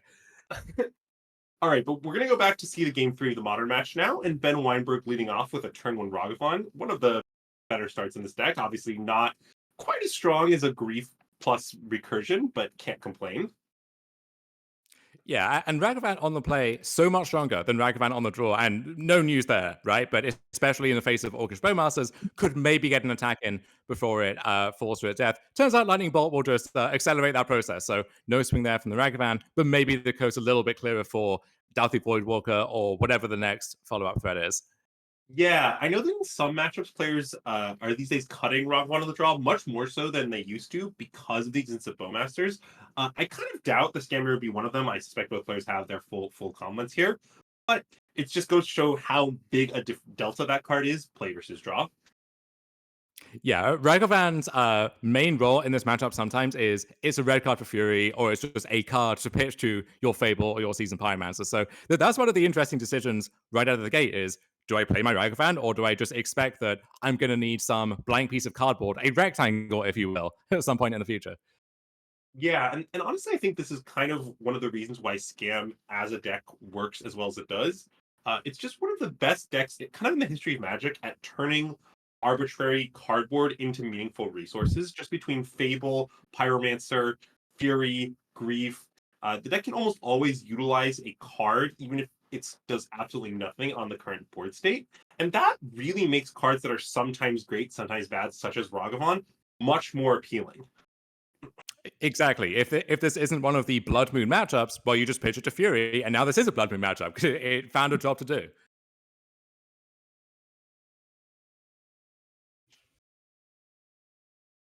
And it sounds like Marshall Arthurs did, in fact, take down that first game there on the Legacy seat.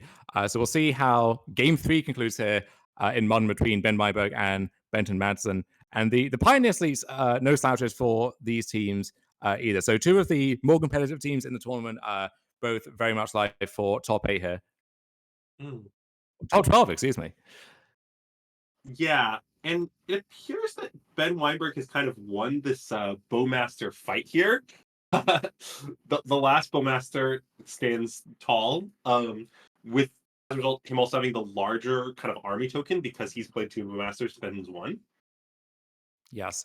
It does appear that some kind of authority figure has decreed that Benton will be playing with lands and back creatures and spells in front. So you love to see that, I suppose, if the current state of Twitch chat is anything to go by. Yeah, I mean, I do love trolling Twitch chat, and I did appreciate that the lands in front were succeeding at that role. However, we'll accept actually following what are maybe the rules. I'm not 100% sure. Who can say? I'm not a judge. But yeah, so let's see. Did Bennett miss a land drop here? I'm sorry. Is this his act, or did he hit on time? I'm not 100% sure. Is this? And the reason I'm wondering this is because it affects whether kind of the composition of his hand. I think I see at least a Seasoned Pyro in there, although obviously it's a bit awkward into the Bowmasters. A bit might be understanding it here, yeah. Especially with, we already have a 2/2 army, and that army is only getting bigger from here. Looks like we have a brief pause just to double check something at the table. So Benton playing a Swamp and playing Croxer, okay. So that's a card which, given enough time, can do some good work in the mirror, but Ben ahead on board looking to press his advantage, and the Croxer now is an added incentive to do that, right? You really want to get the game over with before that card can escape from the graveyard and do even more damage. Yeah, definitely agreed. And I also think it's kind of interesting that Benton chose to play it off a basic Swamp here, because I believe he has a Shockland in hand. So him choosing to play the Swamp there, right? He's very intentionally leaving up black, since playing a tap could otherwise be correct. And yeah, there is the Fatal Push that is kind of representing. Choosing to kill the Bowmasters over the army token makes a lot of sense, especially if he has Pyro in hand, which I think that he does. Although then again, I'm going off a pretty brief glimpse of his hand. Yeah, taking the chance there while Ben doesn't have black mana up in response to the fetch land activation, just to not get blown out by some kind of feign death style effect. Would that be a signal to you as Benton that Ben therefore can't have one of those effects in his hand? Yeah, I mean, it's hard to say for sure, but I think it does suggest he does not have access to a scam element. Yeah. And maybe if Ben felt that this turn was scripted anyway, he knew he was going to be casting Fable, and would want to discard the feign death anyway or something, then maybe it would make sense. But just something that, you know, if you're alert, you look for anywhere to gain that kind of information. So Fury getting evoked here by Benton, pitching the Seasoned Pyromancer that would be blanked by the Bowmaster that's now been killed by the Fury, and escaping Croxer. Wow, so really nice turn here from Benton, swinging things back in his favor. yeah, very much agreed. And although Benton just has this kind of one Croxer in his list, I imagine that a major reason he's playing that card is to win this matchup. Croxer, one of the strongest mirror breakers in Pioneer red-black mirrors, and I don't think that Scam is an exception. Although obviously the Scam mirror can kind of go a lot of different ways. Just being a card that is active through Thoughtseize in a matchup where Thoughtseize are being exchanged left and right is just invaluable. Yeah, Like, and the scam mirror may be the most important matchup in this tournament. I saw Chris Gillio say that he played 7 scam mirrors over the course of this weekend, which is going to have some kind of psychological effect on you. But also, it's worth noting in case you're metagaming for a tournament like this.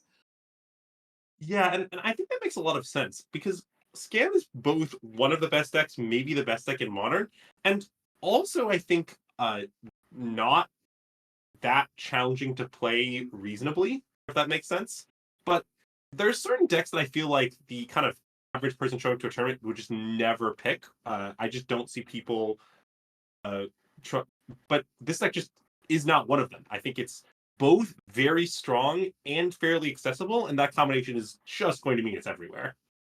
Absolutely. Yeah. I think you see the big difference between the novice scam players and the experienced scam players. That said, the whole philosophy of the deck is getting free wins wherever you can, and you get a lot of those free wins. Kind of, the Fury does the same thing for me that it does for you, right? So if I sweep your board, make a 4/4 Fury on turn one, then I'm probably winning that game regardless of what my ELO is or whatever.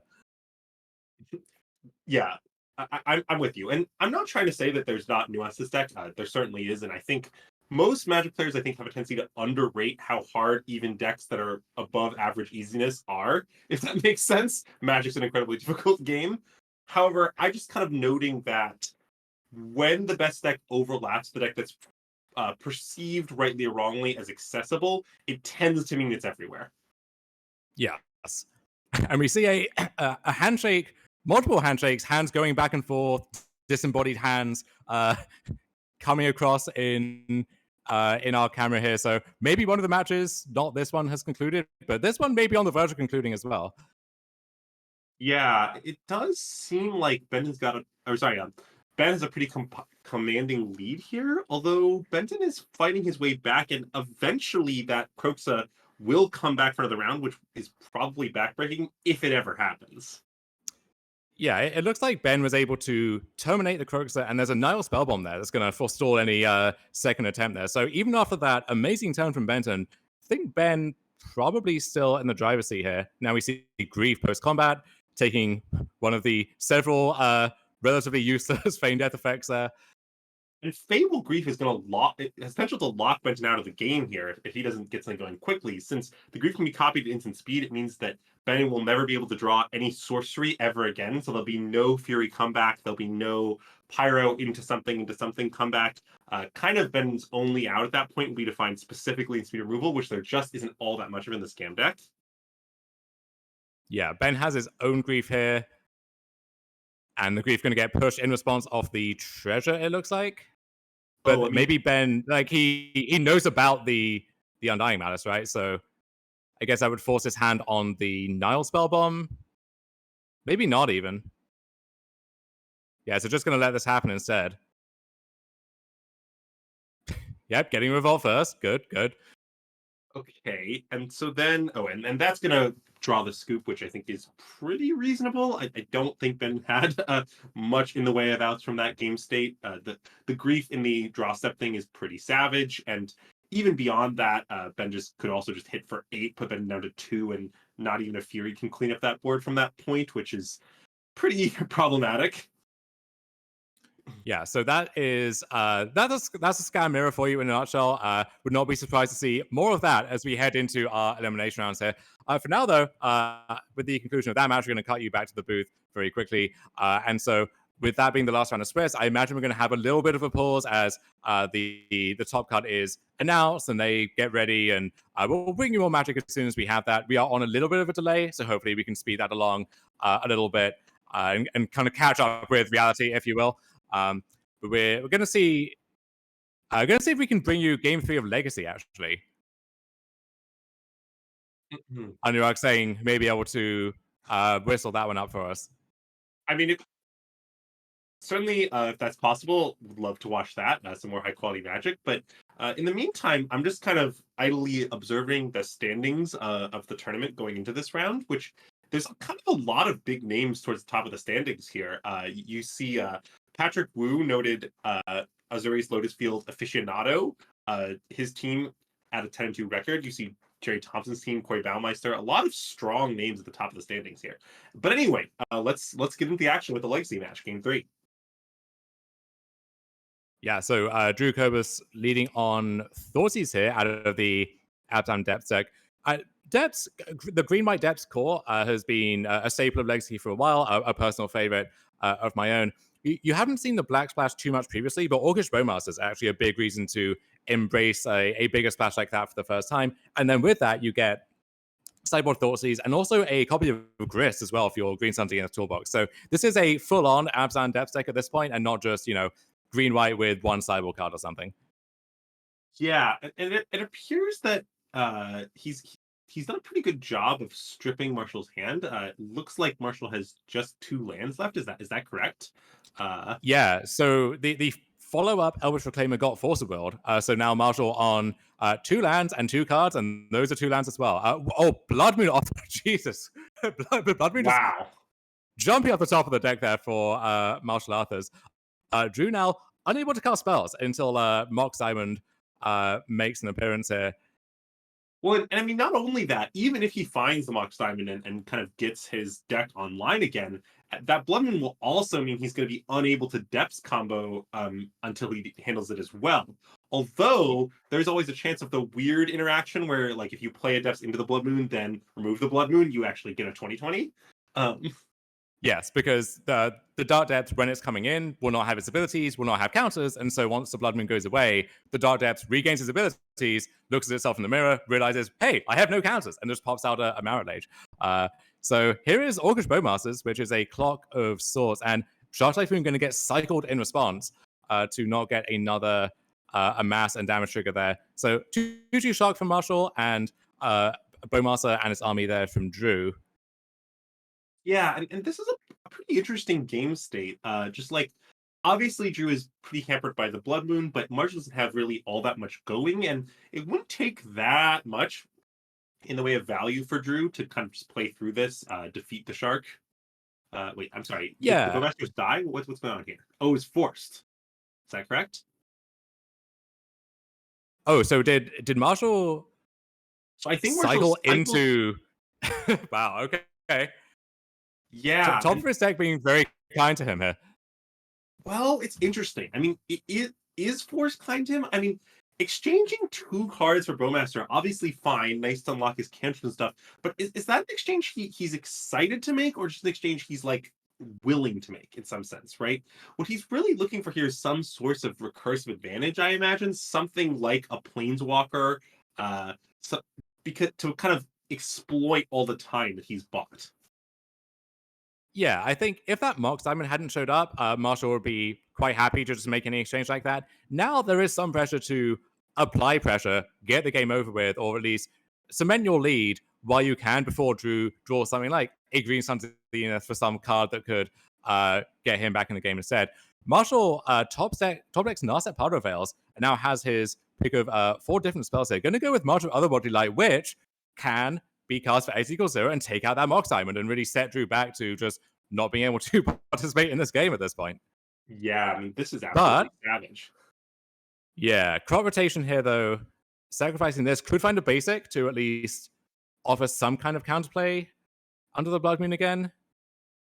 Yeah, it seems pretty ambitious to go for something other than a basic, just because if you do find that Dark Depths, you still have no way of casting the removal spell for the Blood Moon, which means kind of what are you even accomplishing at that point? Like, your road to cover here seems like it has to involve a basic.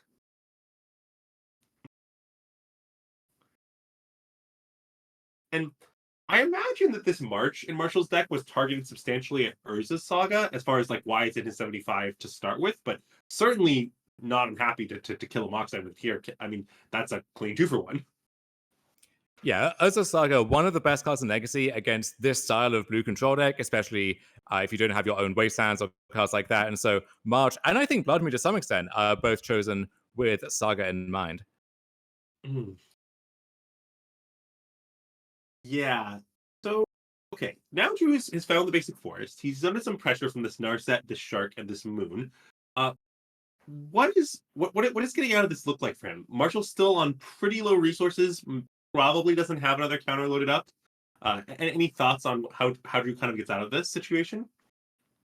So I guess Zenith I'm thinking if Zenith for Grist would do anything. I guess Knight of the Reliquary would be pretty big at this point, and then maybe that could lead to something else. It's going to take several steps, I think, though, and it looks like Marshall just found Comet off Narset. So the Stellar Pup is back on board once again here. And we're going to be rolling some dice. Let's go. Yeah, so I think the prevalence of Comet in Legacy is pretty interesting these days. And kind of something I've wondered about this card is, okay, so Comet isn't blue. This is a key factor of the card, right? You can't pitch to Force of Will, which is unpleasant, like one of the kind of outs of all the various format of Planeswalkers historically is that you could. However, it also means it's immune to the blue hate, such as Pyroblast, Red Blast, etc. How do you think that kind of falls on the balance? I think there was a time where not being Pyroblastable was a much bigger deal. So when Blue Red Delver was the deck and not just one of many good decks, now that trade-off is a little closer, I think. But the rest of your deck is blue enough that I think that still works in your favor. It is interesting as well when you compare it to a bunch of the other more deterministic options, if you like, where you might try to opt for the safer option, especially in your control deck, where you're really trying to script the game around certain outcomes. But there's the raw power of Comet can just not really be denied, and you're going to see some of that on display here, I think. So Drew, crop rotating for Dark Depths. So we do now have the out of, if there is a way to get that Blood Moon off the board, Marrow Rage will Spring Force from the Icy Depths, and Marshall has a blocker for that in the form of the Shark, and could maybe buy back a removal spell with Comet if you get the right roll there. So the game will not be over, but that maybe is where things begin. And that was a 6 roll on Comet there that I think we just saw, which means that Marshall actually does get to activate 2 of Comet's abilities this turn, or perhaps I should say at least 2. Wait, is that another 6? Do we keep going? There it is. Okay. Handshakes all around here. It looks like the team of Marshall Arthurs and Ben Weinberg is going to move up to 10-1, so it should comfortably be in our elimination rounds, I believe. Or, okay, there's the actual handshake. Let's not get ahead of ourselves. So yeah, you'll see the team on the left there move to our elimination rounds. Tough break there for Benton Madsen, Chase Masters, and Drew Kobus, who I think had a great start to the tournament and often seen around the top tables of a team tournament near you, but not able to convert this time around, sadly. Yeah, definitely unfortunate for them, but we will then presumably be seeing Ben Weinberg's team in the top 8 here.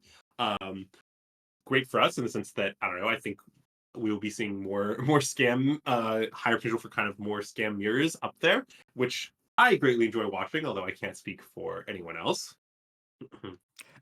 There is a lot of action, I guess is the best you can say about it.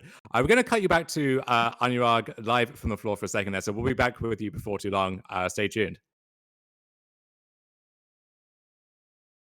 Yo, that was sick. Okay, and I love seeing I just love seeing how like Drew was like, you rolled a 6. That's hilarious. Like you saw Drew's reaction, and Drew's the one like playing against the Comet too. So I don't know. I haven't tested this card because like our casters mentioned, like Dom and Ellen Bogan mentioned, like it's just not on Magic Online, so I haven't tested it yet. And now I am just dying to like play it at some point in paper because I don't know, that looked really sweet.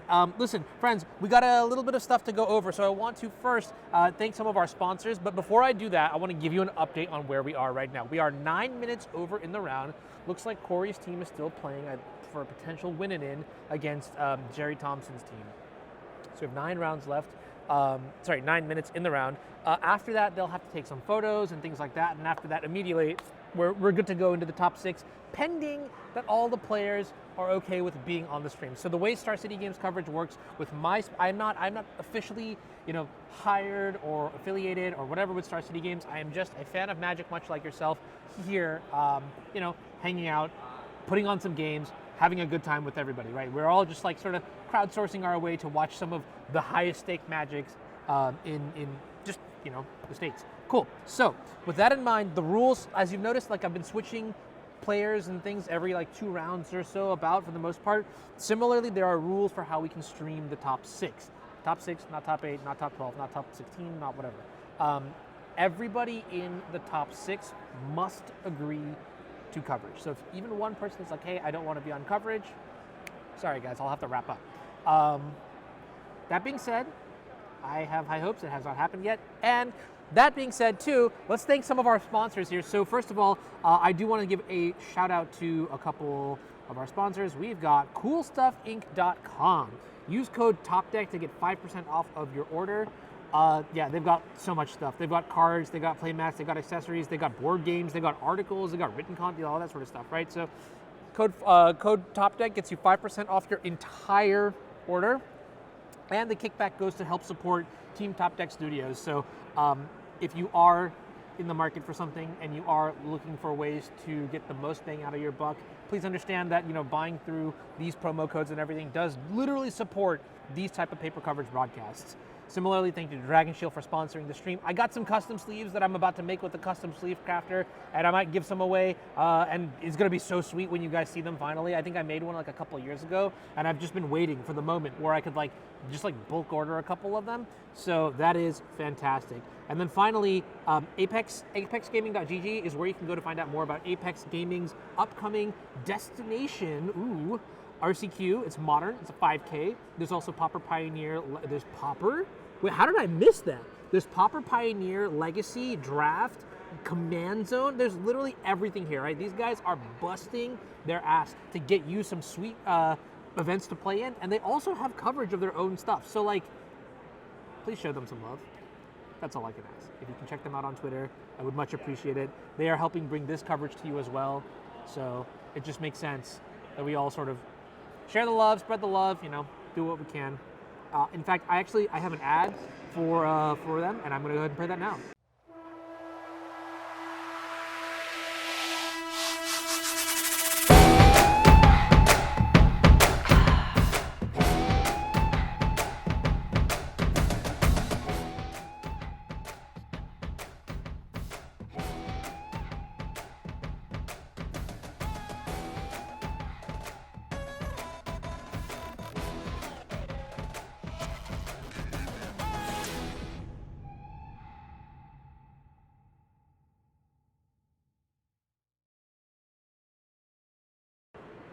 At Apex Gaming MTG is where you can find out more about them. They're fantastic. You are fantastic. We are fantastic.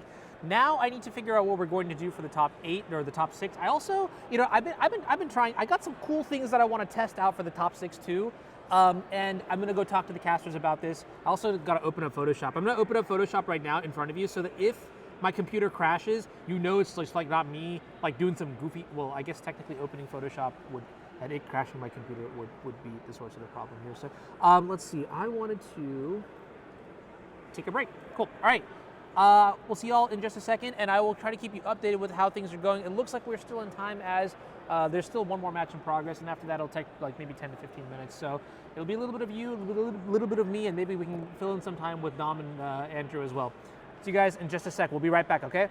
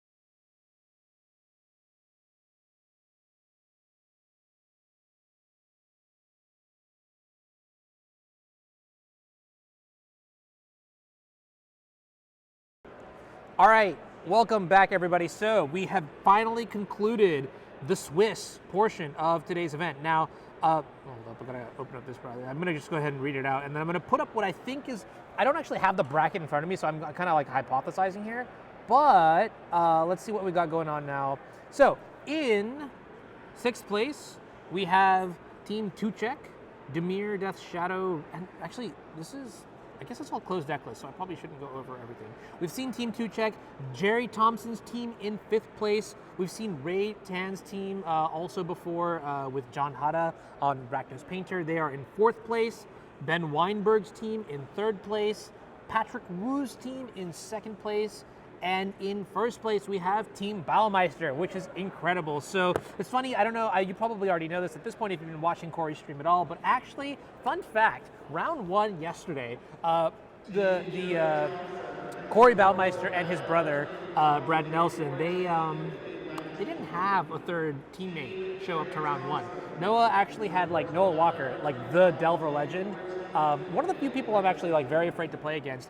He actually had a delayed flight into a canceled flight into another delayed flight, and actually only made it to the event after round 1 was already started. And so basically, Corey and Brad had to strap up and carry for that first round. So just like imagine going to a team event and your just 3rd doesn't show up, right? That's what that round was like for them. And then they just got 1st place after Swiss, which is incredible. So what I'm gonna do right now is actually, I'm gonna go ahead and let's see, studio mode, and make sure that I have the right audio settings here, because I wanna show you what I suspect the top 8 bracket is going to look like. And it looks like, okay, yeah, perfect. I'm glad that I didn't do that because I was about to put the homies on blast. Okay, cool. So this is what I suspect our bracket is going to look like. We have top 6. So now what you'll notice in this top 6, it's still basically quarterfinals, semifinals, and finals. However, the 2 best performing teams in Baumeister and Wu, they don't have, they get to relax. They get to go up, get some coffee. I mean, I can tell you already, they've had lots of coffee. You could like literally smell it on Corey. I love you, Corey, but I could, yeah. Okay, anyways, they get to relax. They get to, like, you know, ease their brain muscles because they've been playing so well. Not to say that anybody else hasn't, but then you can see Team Weinberg versus Team Tuchek, Team Tan against Team Thompson, and the winners from there are going to proceed forward. So actually, I guess what I could even end up doing is already tell you that in the semifinals, we're going to have Team Baumeister, and in the semifinals, we're also going to have Team Wu. So let me go ahead and actually get that updated for you as well. Let's see, updating this in real time on Photoshop is something that I've never done before. This is the first thing. I don't think I've ever been able to actually show a bracket like this before, so that's kind of cool. And then where's the other set for the info? This is, no, okay. So let's go ahead and do this, Team Wu. All right, and if I save that, hopefully it shows up on yours. Yeah, okay, perfect. So you can see it here. This is what we're gonna see here for the next few rounds, and one of the zeros is missing. How could I do that? But yeah, it's gonna be pretty cool. We actually haven't seen Corey's team on this channel at all today, but we know that their team is playing Demir Death Shadow, that their team is also playing the One Ring in Underworld Breach, which Corey has been playing a lot. My deck's better. And then Brad, I believe, is on Mono Green and Pioneer. So it's pretty good.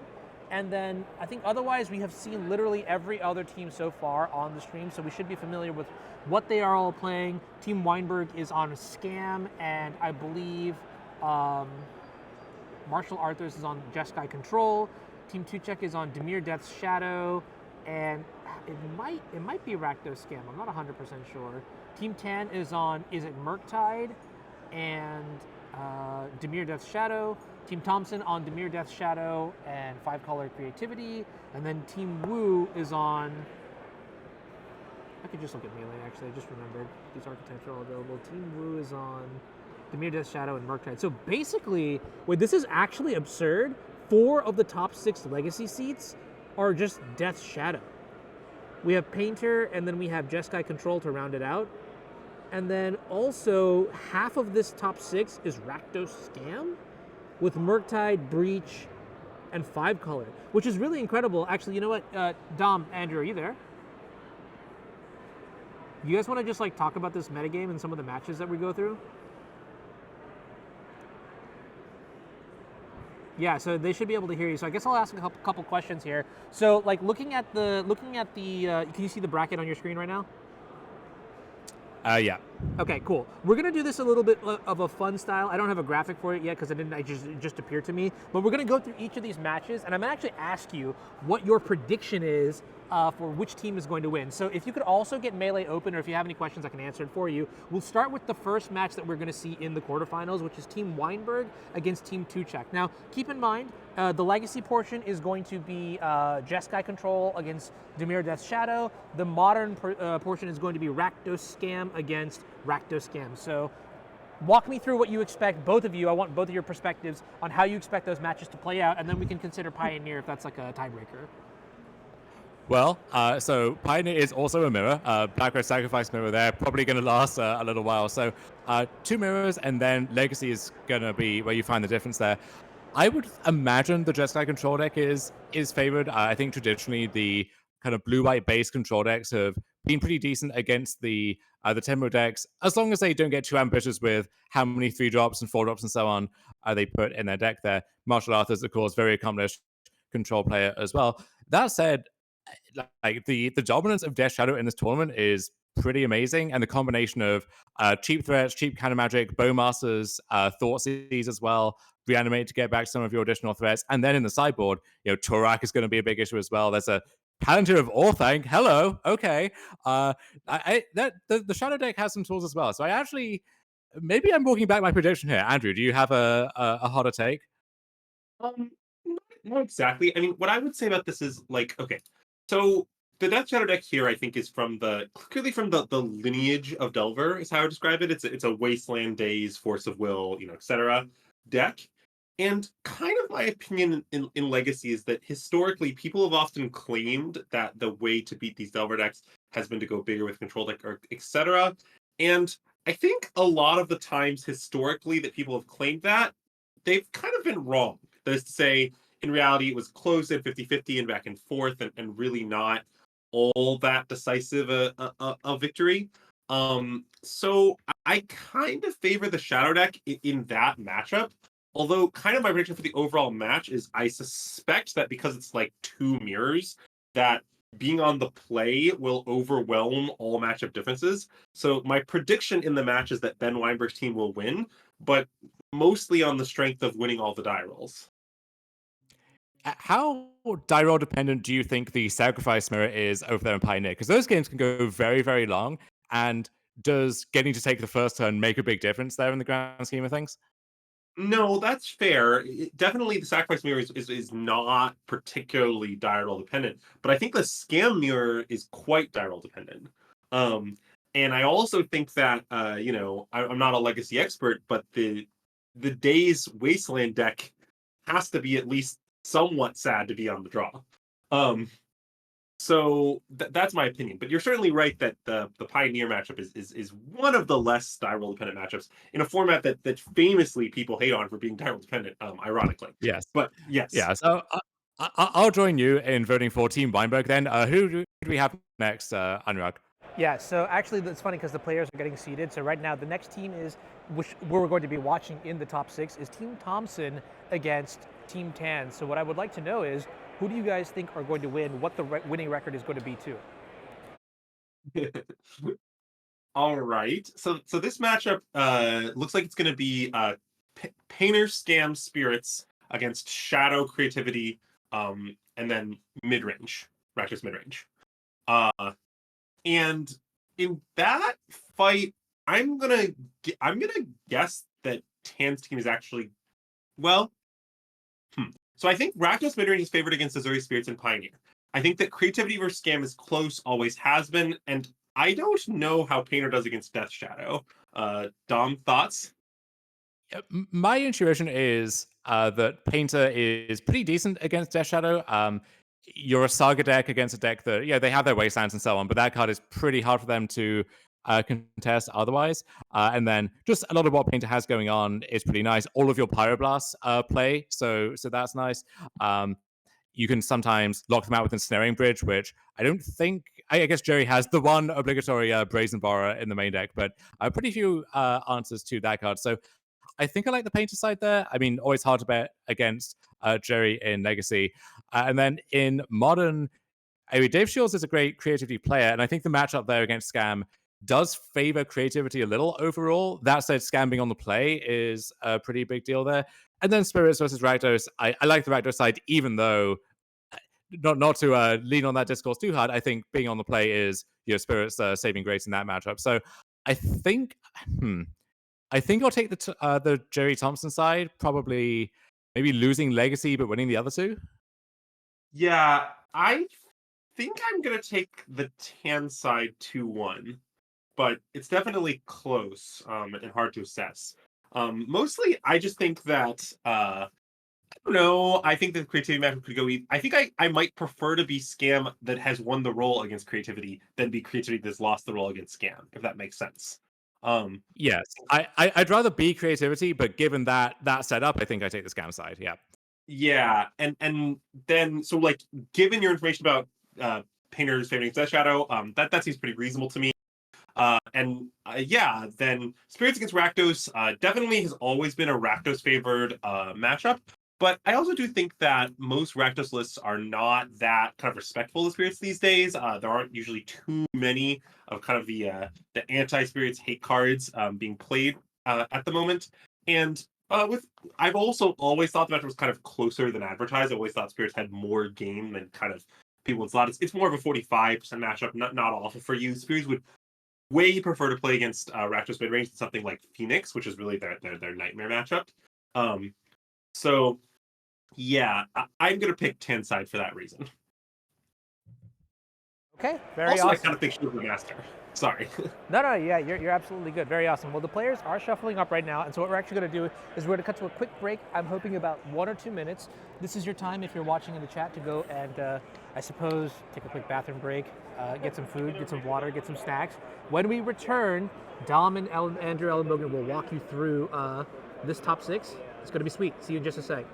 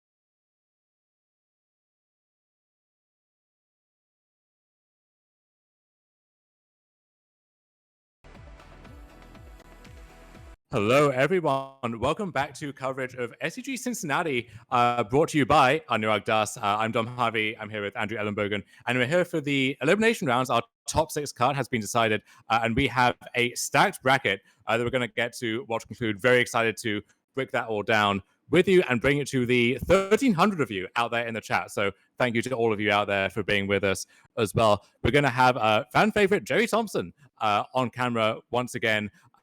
If you watch SCG open streams, SCG tour streams going back over a decade now, you've seen a lot of Jerry here. Very good to have him back in the saddle, back on camera here. And going to be going up against Ray Tan's team, one of the lesser known teams in the top 6, but one that Jerry's team has already taken a loss to in this tournament. So they're looking for redemption here. Yeah, although maybe they're not as that famous, but I think they're no slouches. For example, Dave Shields is a, I don't know, long-time Magic player with a bunch of Pro Tour appearances, perennial teammate of Matt Costa, who were one of kind of the terrors of the team limited circuit back when I was playing a lot of that. I really don't want to undersell them by any means. Jerry's certainly an incredibly strong player himself, former Platinum Pro, former World competitor, et cetera, et cetera, et cetera. However, I think really the question with regards to Jerry is just how active is he these days? You know, is he retired? Is he semi-retired? Like, what is the situation? Because certainly I think Jerry, when he's on point, is an incredibly strong player, but I'm just not sure if he has kind of the hours these days. Well, Jerry, I think by his own admission, has a complicated relationship with Magic, but when he's in the zone, he wants a game. And I think especially for a team tournament, and you can maybe testify on this as well, there's some sense of, well, if left to my own devices, maybe I would just kind of like phone it in a little bit, but I'm not going to let these guys down. Like you dragged me out here. I am going to put in the work for you. And I know that Jerry has been in the leagues, in the streets, getting ready for this tournament. That preparation has paid off so far. And we're going to start here in the modern seat with Zile Yao on the left playing Recto Scam against Dave Shields on Jerry's team playing Four Color Creativity. His brother, actually, I think, is in their Pioneer City. And it's always interesting when, you know, you get paired against a team and there's one name that you recognize and then there's someone who you've never met before with the same last name, and it's, well, okay, I can tell what's going on here, and also they've probably had some pretty good tutelage along the way, so got to be scared of them as well. Yeah, very much agreed. But anyway, it looks like we're going to start off with a Ragavan trading with a Lightning Bolt. Pretty kind of standard outcome, nothing of note. I guess something of note is that Zyle didn't have a Grief Scam here, which is obviously the best thing you can kind of have against these creativity decks. Yeah, there's also, especially on the play, Fury Scam on turn 1, just making a 4/4 double striker that's outside of bolt range. That can often be good enough. You get 2 hits in before they can do anything. On the draw, it's a lot dicier, especially in the face of Teferi, but still good for 8 damage sometimes. Always got to be on the lookout for Leyline Binding as well. Darkly Voidwalker as the follow-up threat for Yao on turn 2. Dave Shields just going to play a fetch land and pass back. We've seen Shields on camera already this weekend. A lot of different artworks on display among his mana base. So we'll be put to the test, see if we can identify all of those. Second follow-up Voidwalker here from Yao. And this is something that can happen sometimes with Scam, is you don't have any of the combo elements of your deck, but you play a threat, you play a threat, you play another threat, and the Creativity deck, its answers are kind of spread between what they hit. So your bolts can deal with the creatures, your spell pierces can deal with some of the non-creature threats, but it's easy to get stuck with a hand of spell pierces against the creatures or a hand of bolts against the blood moons, if that makes sense.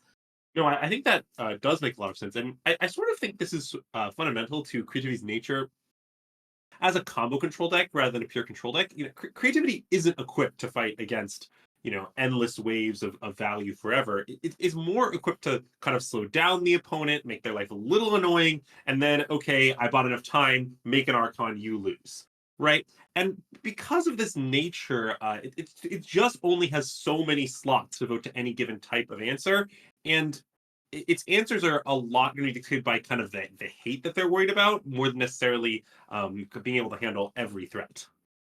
Yeah, there's Reprieve as the color shifted remand with some subtle differences in wording there from Shields, bouncing the Voidwalker back to Yao's hand, saving off some damage there.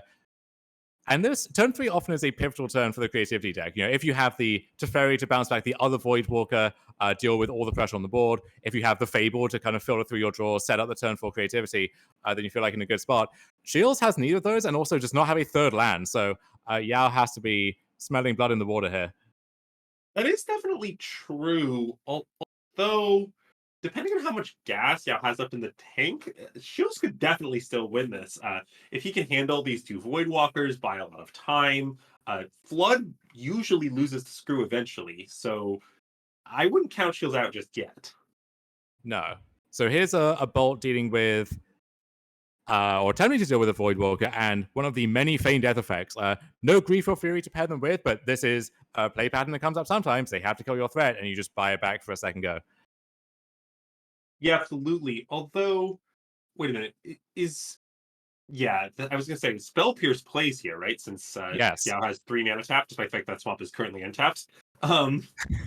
So it's not necessarily guaranteed to work, and indeed Shields has it, which makes a lot of sense if you don't have any lands, you have something. Oh, but there's actually another scam element, it appears. Yeah, this is one of those giant back and forth stacks that you expect to see more in the Legacy or in Vintage or whatever. But seeing that here in Modern, so once all is said and done, the Bolt and the Spell Pierce will get exiled. Yao is 2 Feigned Deaths down, but very happy to line up both of those and trade those with the card.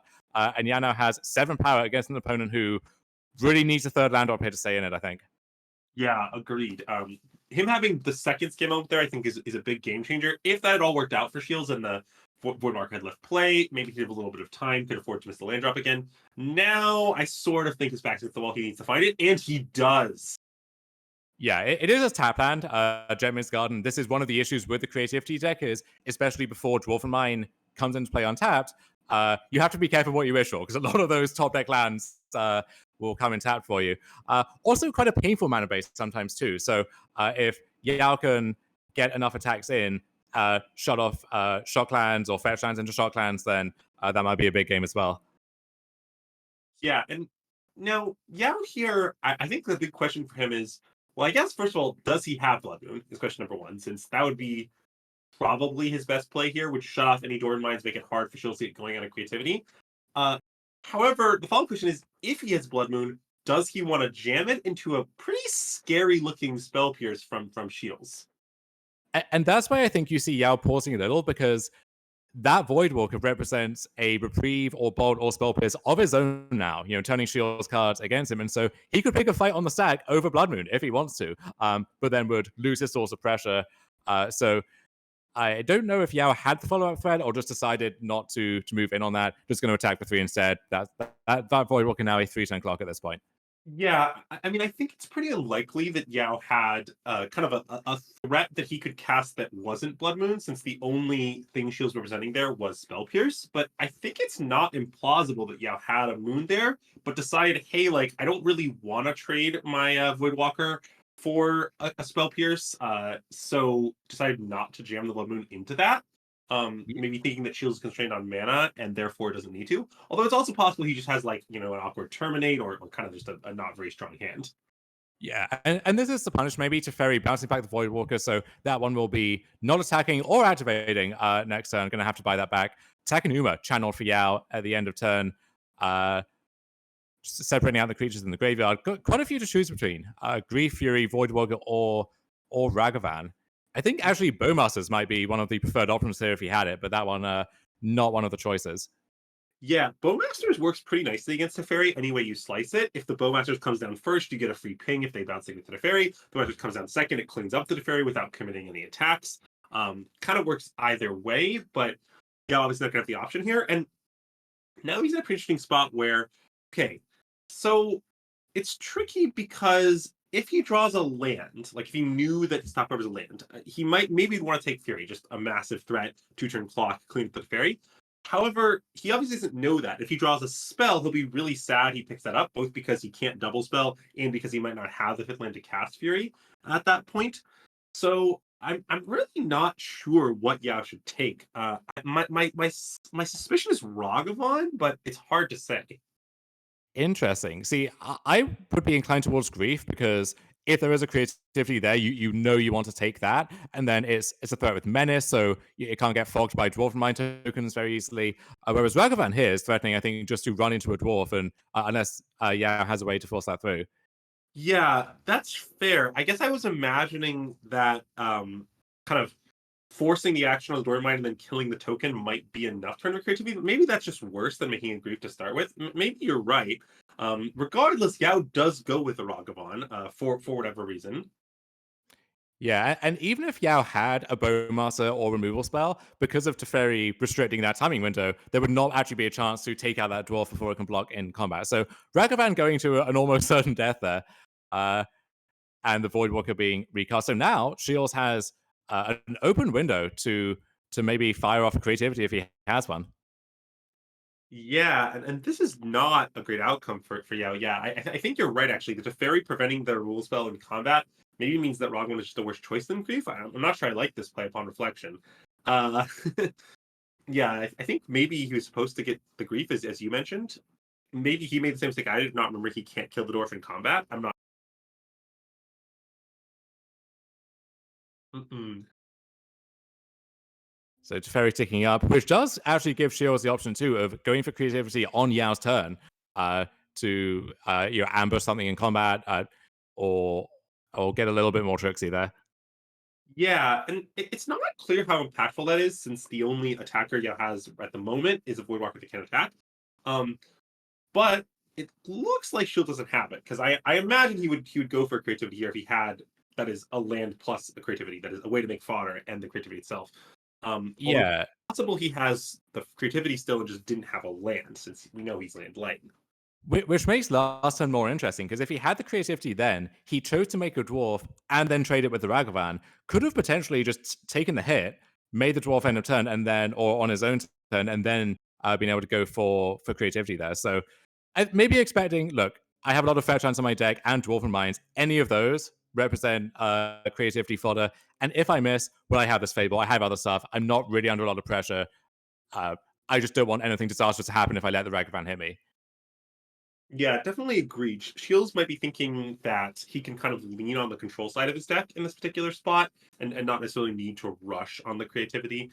But probably a Fable, a Teferi, and 4 lands is going to be able to take on a Voidwalker kind of on average. And this is a point that Shields made on the podcast that he now co-hosts with his teammate there, Jerry Thompson. Not clear what the name of that is at this stage, but Shields has said he likes to play creativity more as his controlling deck, not rushing into firing that off and just taking his time when he can afford to do that. And he's judged that he now has enough breathing room to go for that. Yeah, and I think, interestingly, now that Zhao has taken down the Teferi, he could, in theory, make his own Teferi to like clean up this Goblin token. Of course, even then, Shields would keep the treasure, so he's not necessarily locking him out of a creativity or what have you. Um, it just would prevent him from fighting back on the stack or anything like that. But maybe that doesn't matter. I wonder if there was some weird leveling war as well, where once Yao Takanuma's back the Ragavan and sends it into the open fetch land that represents a Dwarven Mine. And at that point, you're thinking, okay, what's going on here? Like, this player is face up. So if I let it hit me, is something weird going to happen? If I just bite the bullet and make the obvious trade, is there some follow up that I'm not expecting? Like, let's say you make Shields fetch for the Dwarven Mine. Now he only has red up, and then that gives you a window to Blood Moon or something. There's actually a lot going on there that was not apparent there on the table. Yeah, definitely agreed. But I think at this point we can reasonably conclude that Yao just doesn't have the Blood Moon. There's that moment where he thought maybe he had it and was waiting on it, but I think like it probably would have hit the table by now if he had access to it. Yeah, it doesn't have Moon or really much for anything else, it looks like. One card there in hand, 2 cards. Okay, there is the Terminate there to go after the Goblin token. Yeah, and something I'll say about this game versus creativity matchup is, so I definitely think this matchup is close. I don't think it's some sort of blowout or what have you. But most of Scam's equity is in the early game. And if your first wave gets cleaned up, you don't have a brief scam, a fury scam, or anything like that, I do generally want to be on the creativity side as the game goes along. And so I don't really like this spot for Yao. I don't think that Scam is very well equipped to come back from behind in this particular matchup. Yeah, and you called it early on, right? Where Yao had the two Void Walkers, was applying pressure. You said that if Shields can deal with this first wave, then Yao could just kind of fizzle out here in the mid game, and that's exactly what happened. Yeah, agreed. Because now one of the problems for Yao is like, okay, let's say Shields doesn't have the creativity. Obviously, he does. Yao's in huge trouble. But let's even say that he doesn't. Okay, well, he has a Void Walker, which is a 3-turn clock, but Shields will probably be able to find either creativity or removal spell in that time. And this creativity is ready to flip on the other hand. Like, I don't know, it's pretty scary. Yeah, so the shields are down here. Theoretically, if Yao had a Bowmaster or a Terminate or something, the one target for the creativity could be dealt with, but Shield senses the coast is clear, and he's right, and now we're going to see Archon of Cruelty cleaning up the board, and I think ending Yao's hopes in this game. Yeah, and something Shields might have been thinking here is, okay, let's say that Yao has the removal spell in response, right? Obviously, not great for Shields if it ends up going that way, but that would mean that Yao would be hellbent with just the 3-2 in play, and then the reflection presumably gets to live. And although creativity isn't the best at kind of abusing reflection or whatever, it's still a pretty scary card, able to copy other goblin tokens, dwarves, etc. And so maybe he's thinking that like his B threat is good enough that he's just not that scared.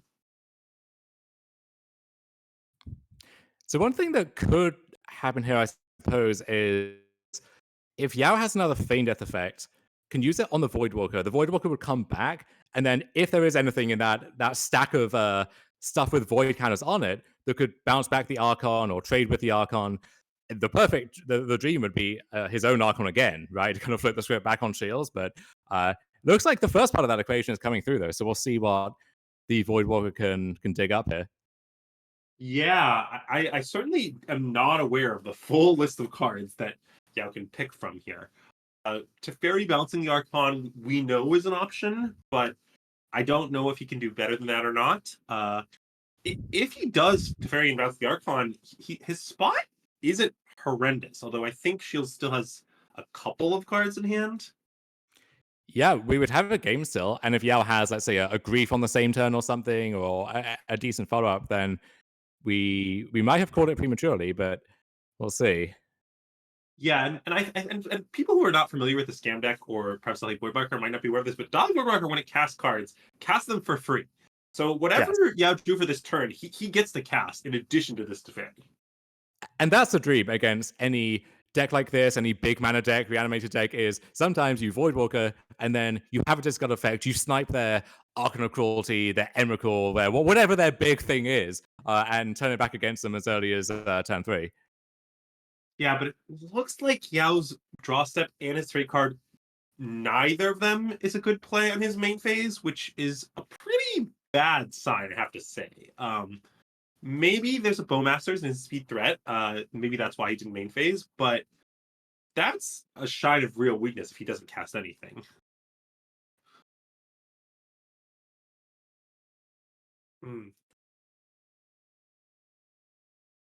All right, so now the Fable is unsummoning sick, right? I think that was a pass from Yao. Which means that, okay, he's going to attempt to go for the fairy and, wow, one right into the Orcus Bowmasters there. The token and the ping easily taking down the Fable. The main body sticks around. I wonder if Yao slow roll. Yeah, there was a chance to maybe flash it in, get some damage in, but Yao kind of anticipating this was going to happen on this turn. And yeah, now gets to keep the Bowmaster around as well. So really nice turn of events there from Yao. And Bowmasters is a very strong card by its own, but the threat of Bowmaster also has such a warping impact on how these games play out.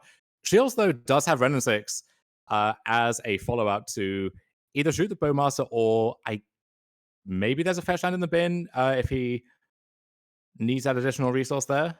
Yeah, I'm not sure there is, just because Bowmaster, sorry, Voidwalker was in play for so long. Okay, but there is. Okay. Yeah. And that almost is better because once you don't care about the Bowmaster anymore, just getting a Dwarven Mine instead and not having to lose a loyalty in the process might actually be a better use of your time there. So second Bowmaster from Yao. Wow, okay. But this still can't take down the Ren and 6 through a potential Dwarf block, which I imagine is Shield's plan. Since Shields can kind of use this Ren and 6 to buy a lot of time if he wants, he can... Oh, wait. Interesting. Why didn't Shields respond by cracking his special into that Voidwalker?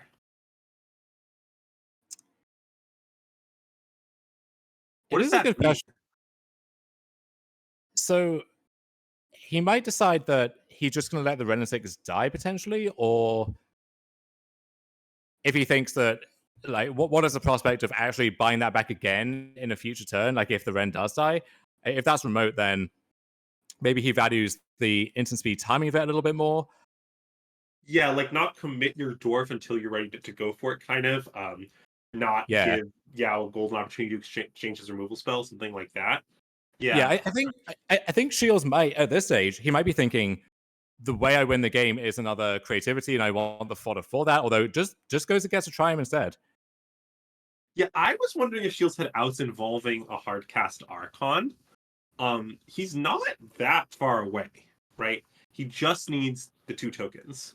I mean, yeah, I'm very interested to see what this means for Shield's hand. Yeah, it's strange because if you're working towards the hardcast Archon, then you need at least 2 more lands to get to that point, which means you can't really have that many other spells. So if that's your plan, that's all your plan really is. If you have spells, then the Archon is a pretty distant prospect, but maybe those spells are enough to flip the script again. Yeah, I'm not sure. You definitely maybe casting Archon isn't what he has in mind. I think it's one reason you might choose not to make a Dwarf token there, right? Is that you want to kind of build up that Archon, so you take this opportunity to fetch for the second black, which does happen to come on. It comes to play tapped land, so you have to do it kind of in advance. Now maybe something else is going on, but like I'm not exactly sure what. Like he already had all 5 types, I believe. So like the costing on Leyline Binding, I think is sort of hard for it to be a factor. I guess he did just get the second white mana, maybe? I'm not exactly sure.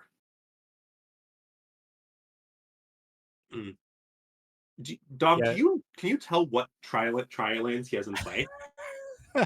Well, I guess the cheating answer would be just look at the Triumphs that are in the deck. I think it's good draw.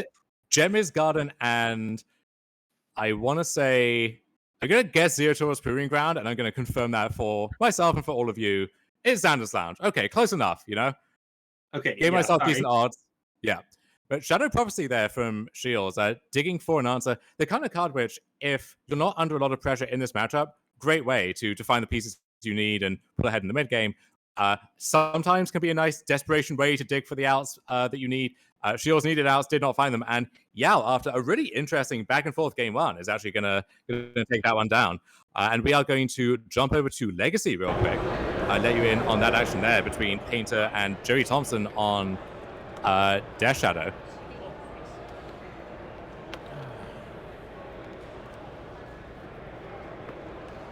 Cards in hand? 5. Yeah. We're going to just test out the on-table mics for the players real quick. So if you hear any random disembodied audio, that's what that is going to be. And it looks like the game itself is kind of in a bit of a lull here. 2 construct tokens for John Hatter on Raptors Painter, staring down Orcish Bowmaster, an army, and Plague Engineer on Joey Thompson's side. Yeah, so, okay, Dom. So tell me about Plague Engineer in this Painter matchup. Is this a card that, I don't know, players normally board in for this? It doesn't seem like it's obviously intended for it from my perspective, but I'm not exactly sure. It makes a certain amount of sense. So the level 1 play is just, you name Goblin, you kill Goblin Welder, and there are some other Goblins that get a little smaller, but that is a nice trade that you'll happily accept. Part of the Rakdos part of the Painter deck now is Orcish Bowmasters. What else? And there's this weird back and forth there where a lot of the creatures that just die straight up to Bowmaster are no longer really playable because of Bowmaster, and those are the same things that get cleanly answered by a Plague Engineer. So on that level, Engineer has got a little bit worse. On the other hand, Plague Engineer really good against the card Orcish Bowmasters. So you need to kill that one. And it would not surprise me if, I don't think this Engineer is on Orc, but you're going to see Engineer naming Orc quite a bit in Legacy in the near future, I think. That makes a lot of sense, yeah. Even if you pick off just a single Goblin Welder, then I guess you've kind of already gotten your value on the Plagianeer. You don't need to do all that much better. Black. Although, in this case, Bowmaster. I guess we're coming in mid-game, so I'm not 100% sure, but is this Plagianeer naming Construct? Yeah, it might have had to. And also just a Death Touch body, pretty nice against Big Construct, which is one of the main ways you can lose the matchup. Good question. Oh, yeah, shoot. And we do see a Bowmasters taking out the opposing Bowmasters here. One of the more popular plays in more or less every format where you're allowed to play Bowmasters at the moment. I'm not blocking. I swear I'm not blocking. Promise. I promise. Okay, and we are getting word that the Plagianeer was naming Goblin, so did maybe take out a Welder historically, which I don't know, can't be exchanged very sad about, even if he ends up just trading it off for a Construct. At this point, the job is done. He's gonna eat it with the probably Engineer, but I mean, there's like nothing left on board. How big is it? 4/4. Where you at? And John Potta here, I think maybe considering what to do with this Construct token, it looks like. 13 or 15. I think you're at 15, right? It was just two sagas. Some dispute over life totals and what was how big when it attacked this one time, so gonna get all that addressed real quick. Man. All right. I'm not gonna lie. All right, you know, just some minor discussion over this at the moment. And Jerry is up a game. You can see by the icon there. So looking a little behind in this one, but has that loss to give. Yeah, and we predicted maybe this matchup kind of being decisive in the overall Tan Thompson kind of battle. That is to say, we thought that maybe Painter was favored, and if that was true, one of the reasons we were giving the edge to Tom's team, kind of our prediction segment. If Jerry does kind of upset here, I think that would be a pretty big swing in his team's favor, since the other matchups are kind of in a better spot. Yeah, well, we'll see if we can get any updates on how those other matches are actually going. In the meantime, though... Sorry, you go. I was saying in the meantime, we're just kind of in this, a bit of a stalemate almost. Yeah, it's weird. I mean, Hot is clearly ahead. He's got two massive creatures, the Bowmasters and the token.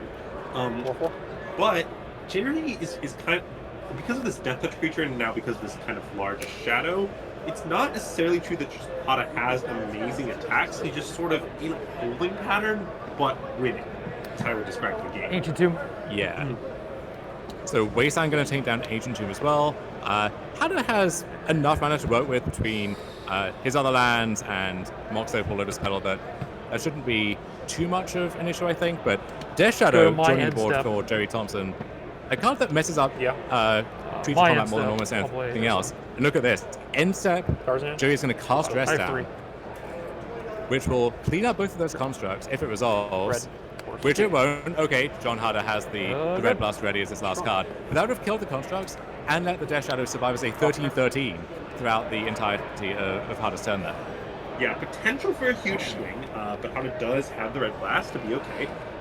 But to be fair, as a deck that is famous for playing lots and lots of copies of the card Red Blast, he's going to have a decent payoff. Any given blue card can only be so good in this matchup. Yeah, this is a nice thing about the Painter deck, is that these are your combo pieces, your dispels or whatever, if you like, for your combo turn. But also, blue is the best card on Legacy. There are a lot of blue decks, and so you have this premium sideboard card for the other blue decks. You just get to play 6 or 7 copies of in your main deck. And now, Jerry going to Bowmaster. How does Bowmasters? Stop me if you heard this one before. Oh, and it sounds like we might be going back to Modern. Get more of that creativity versus scam action as they shuffle up for game 2 here.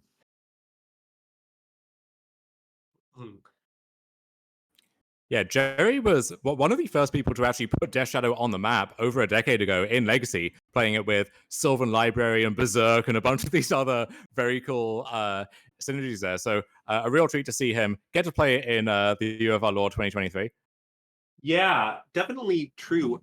Originally, I think Shadow kind of came on scene Legacy as sort of a way to win Delver mirrors while basically being Delver, just because your creatures are larger and therefore good against the smaller removals such as Lightning Bolt and what have you. However, these days, I think it's mostly reaction to just kind of how strong Bowmasters is, right? Cut your one-tonus creatures, and also you get to play 4 Bowmasters. Pretty appealing. Yeah. Chat rioting that we are back watching the modern match here. We will get you what we can of Jerry versus Hatter, don't you worry. Yeah, chat rides a lot though. Come on, let's not give them too much credit here. But anyway, so Chat taking their cues from the nation of France, just rioting at the slightest provocation.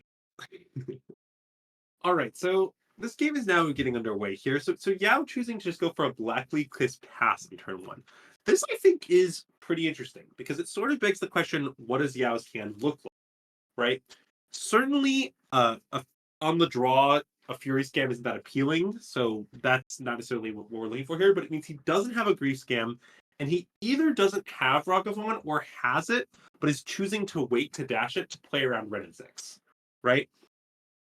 Yeah, you can also sometimes play Ragavan on 2, holding up the Feign Death effect to blank the removal and get the bigger Ragavan that would then survive Ren on a following turn. That's certainly fair, but what I'm sort of wondering is like Yao can't have that big a range of cards in his hand right now because okay, he doesn't have Thoughtseize, he would have played it, right? He doesn't have Grief plus Feign Death effect because he would have played that, and he kept this hand. So my question is sort of on the strength of what was this a keep? Because so far his draw is very anemic. The answer might be there in Engineered Explosives. A pretty good sideboard card in Modern, a go-to sideboard card against creativity for basically any deck, just sweeping up any of the non-flipped Fable creativity targets. I think it's actually a little overrated in that role, though, and out of scam in particular, and it would not be the thing that prompts me to keep a hand if the rest of it was not appealing to me. Yeah, I kind of wonder if Yao has something like EE plus Blood Moon. Because I could easily imagine keeping hand like EE, Bowmasters, Blood Moons, some things of cards along those lines. And this pass on turn 2 without a threat at this point, I'm putting Yao on the Bowmasters. It just seems pretty unlikely his hand is nothing else, unless he mulligans low or something like that. There is a fun question of if you have a Grief and a black card, but no Feign Death, do you just fire it off on turn 1? Or do you try and wait until you either draw the Feign Death or on the pre-creativity turn where he's most likely to have drawn that? I think a card like Ren and 6 is just too backbreaking here that if I had it, I would grit my teeth and just grief them and take that 1 for 2 on myself. But I could see him going a different way. Yeah, I do agree with you. Fascinating. Okay, so Yao goes for nothing. He just fetches a swamp very calmly and just hangs out. This to me is just 2 things. Well, one, I'm now putting a higher credence in the claim that Yao has the Blood Moon because he's chosen to fetch 2 basic swamps. Now, he might do that preemptively, but because this makes it hard for him to cast Pyro and he might not have another land, I think double swamp in a row is a little telling, and Shields might pick up on that. Okay, so pitching an Undying Malice to cast Grief. So either there's another one or this is the only black card left. Yeah, pretty interesting. He might just be grieving here because this is the pre-creativity turn. He might be doing it because he finally found the 3rd black card. He might be doing it because he wants to clear the way for his Blood Moon. It's sort of hard to say which is most likely. Yeah, if you had Grief plus Blood Moon rolled up, there might be a case for, I'm going to say this all for one big turn. Maximize my odds of forcing the Blood Moon through that way. And these 5 color creativity lists often do have some sort of countermeasures for Blood Moon in the sideboard. We can see here that this particular list has access to a basic plains and a couple of abundant growths for this reason. However, if they don't have them be kind of pre the bloom resolving, they're in a really bad spot. Because at that point, you have to just hope to naturally draw your basic plains or somehow manage a creativity without being able to play anything but red spells, something like a Fable. Both are possible, but pretty tall orders.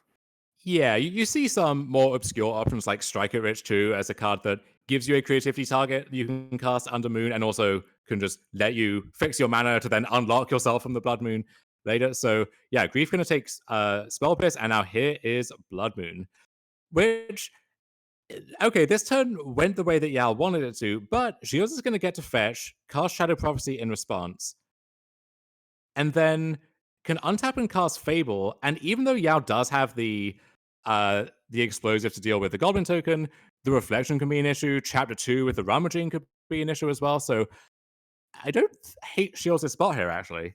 No, I agree with you. Zhao has his hand accomplished its goal. He kept this hand, I think, on the strength of, well, I have pretty good outs to get a grief scam. Didn't end up getting there, right? But I bet his keep was something like scam element, grief, blood moon, EE, 3 lands, right? Like that's a keep, I think. Outs to turn one, grief them, strong blood moon, decent hate card in EE, and also EE blood moon generally are 2 good cases go together because it prevents the Fable from sort of single-handedly stopping you.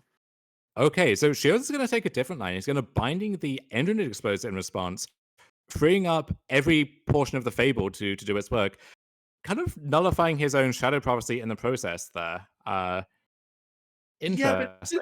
this could make sense though, right? Because kind of his logic, I think, is, well, if I'm not going to be able to cast the vast majority of my cards, how much value is the Shadow Prophecy really, right? Like most cards in my deck are blanks. Now, obviously, if he finds a second Fable or a second or Creativity, then he's pretty happy. Cast Shadow Prophecy, but sort of like most of his cards are irrelevant here. And also, if the Goblin token sticks as a result of removing the EE, then he will be able to cast Shadow Prophecy later. Now, it won't be for very many in terms of domain, but he might just be willing to accept that. Yeah, or even if he doesn't cast a prophecy, he can now cast other stuff that he would draw after that. So this is maybe placing a bet on his future draw steps and the ability of Fable to maybe cast those now. Yeah, I think I like this play from Shields. I feel like if the Fable sticks and we start making treasures, we'll be okay one way or another. A Goblin token is his most valuable game object, and this helps clear the way for it. I was going to say make sure it sticks, but that's not really true. Obviously, I could still have another removal spell. Yeah, the other side of the play I mentioned is that if you go for the prophecy, you kind of lose access to the binding, at least in the short term. And so you're kind of losing access to a powerful tactic either way. And so Shields going with this line instead, and I understand the reasoning there. Yeah, and so now, okay, Gao, as far as we can tell, doesn't have a threat. I think he kept a hand that was threatless except for this grief plus scam element, and did not end up finding the black card. This is one of the downsides of boarding colorless cards such as EE, but so it goes. So now, the question is, what does he have? Does he have removal? Does he have a second Blood Moon, apparently? That, I think, is not going to do it. He needs to remove this Goblin token or he is in huge trouble.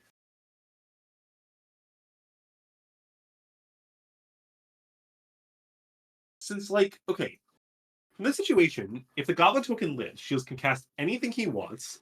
He'll have plenty of things to creativity into between the Reflection, the Goblin, and even the Reflection's copies, if the game goes that long.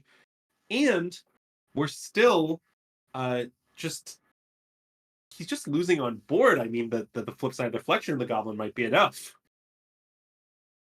Yeah, I think Shields was going to beat the first Blood Moon, and the second one doesn't really help yet. So, yeah, Shields looking good to force a game 3 here. Although, we did say that it looked like Shields was pretty far ahead in that game 1, and now Yao is defending his lead, so not going to count him out too soon. Yeah, I mean, I do stand by what I said before, which is that Scam is just not that good at playing from behind in general. It's a deck that's designed to get way out ahead of you in the early turns and then kind of improvise from there. But that doesn't mean it has no ability to do so. Something like a Pyromancer here, chaining into a few good draws, could definitely get Yao back in the game. Maybe a Fury to clean up both halves of his Fable.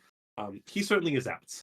I do think most of those outs are going to involve Shields kind of bricking on finding creativity for at least a few turns. But then again, that is certainly something that creativity suffers from now and again. Yeah, Fury, one of the big cards in this matchup. I know that Michigan's own Kyle Bogomies at one point was sideboarding Fury in his creativity deck on the basis that there are some matchups like this one where getting to resolve a creativity is easier said than done. And once you do, it almost doesn't really matter what you get. And Fury is a card that just is phenomenal in the kind of fair games where you don't get to do everything you want to. Yeah, definitely. And I do think one of the appeals of that is also that just kind of evoking it early when things are not necessarily going well or when you naturally draw it is a lot better than naturally drawing an Archon, which is practically a blank. Practically a blank that sometimes can be the best possible card for your opponent if they can pair their Void Walk with a discard effect. So we're going to show you the updated bracket here real quick. So Team Weinberg up 2-1 over Team Juszek. They will be advancing to our semifinals there. And then we're watching Team Tan and Team Thompson. And the winner of this match has Team Baumeister, Corey, Brad Nelson, and their third, Noah Walker, who was not able to make it for round one, but made it for round two and made up for lost time. They are the first seed in our top six. They will be winning for the winner of this match in the semifinals. Yeah, definitely. And I don't know. I'm just going to mention again, this bracket is incredibly stacked, and I'm really looking forward to see Team Baumeister and Team Wu kind of join the fray in the next round. Incredibly strong teams and very accomplished. But in the meantime, we're going to get back to some Legacy, giving into chat's demands. And it looks like this is the same game, and very little has happened since we last checked in. So not missing out on too much here. Yeah, we're still sort of in this weird holding pattern. It looks like Jerry's made some progress. Got a decently formidable board at this point. 2/2 Orc Token, the Bowmaster, the Plague Engineer, and a 4/4 Shadow that threatens to become larger on a whim, staring down these 2/3/3 constructs. Remember when you asked me why I had dress downs in my deck? Thompson might be in the classic shadow spot of, well, look, I'm clearly ahead. My board is stronger than my opponent's, but am I so ahead that I can attack given that I'm the low life total? Because that's how my deck works. Yeah, maybe I'm first. Good luck. Yeah, the magic of time-shifted Magic letting us see the full conclusion of this game here. So the wonders of modern technology, we do in fact live in the future. But not much going on at the moment. Hada has no play for his turn. Might be holding a couple of red blasts. I'm not exactly sure. Can't get a great look. But so now we're going to see, okay, does Jerry feel safe enough to attack? Does he want to go for any big plays? What's going on there? And it looks like the answer is a second dress down. And a second Pyroblast. And Jerry has the Hydroblast, a classic Pyroblast versus Hydroblast battle here. So Dress Down will kill the constructs, move the Death Shadow up to a 13-13. So we got to block that one if we want to stay alive. And Jerry then free to attack for 6 with his other creatures as well. So yeah, phenomenal turn there from Jerry. I mean, this I think is going to be backbreaking for John. This is 13. Not only does he lose his entire board, but also his Mox Opal is now off for the future. So I don't really see any road recovery. Neither does John, and we move to game 3. Rematch. Oh wait, I'm sorry. Oh no, we do not move to game 3. That is the match. Save me. Absolutely not. Yeah. So John, I think, didn't realize immediately that he was dead, but the Dress Down Shadow interaction pointed out. So that is going to clinch the Legacy match there for Jerry Thompson. I said maybe the Painted deck would be ahead there, but a pretty convincing performance there from Jerry. And now all that team needs is for Dave Shields here to win his third game, or for his brother in the Pioneer seat to win that one.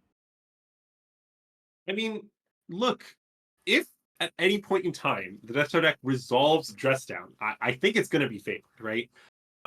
It's mostly just that, well, Dress Down doesn't resolve that often against the Million Pyroblast deck, but Jerry had multiple Dress Downs, he had the counterspell backup, and I don't find it shocking that once Dress Down hit the table, things ended in a hurry.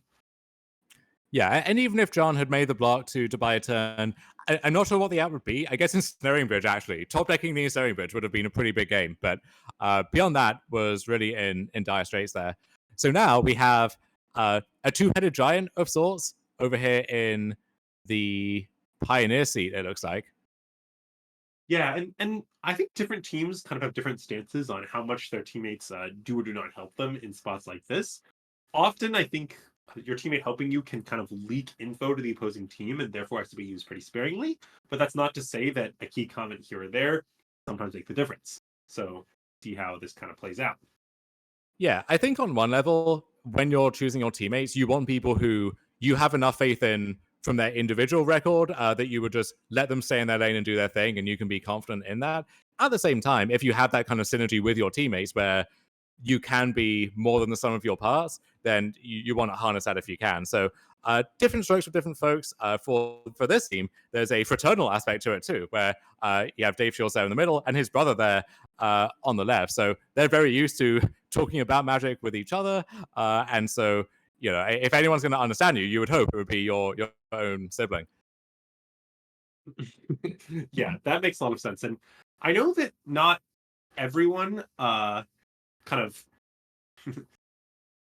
not everyone wants to have all of their lanes in Kincaid Ocean with the team event, but because of the order of your seating, in some sense, you only get to pick, you always have to cut your least valuable one. So the order of the city might tell something about how these players plan to play this out. But anyway, we're now into the match, and Rakdos Scam, we'll see if they finally have a scam hand. Is this the hand? Yeah, I was thinking might be.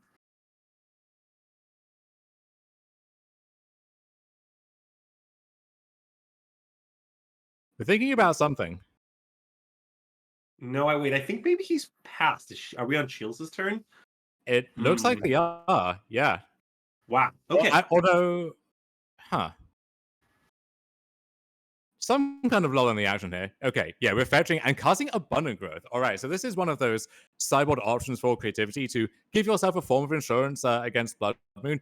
It does have to be a preemptive one. You can't really cast the Abundant Growth if you're locked under the moon, but just a nice turn one play you can build into your curve. And also, the creativity mana base is a little rickety at the best of times, and so Abundant Growth, you do have to fetch a specific land to cast that, but it's a classic splashing Birds of Paradise kind of situation.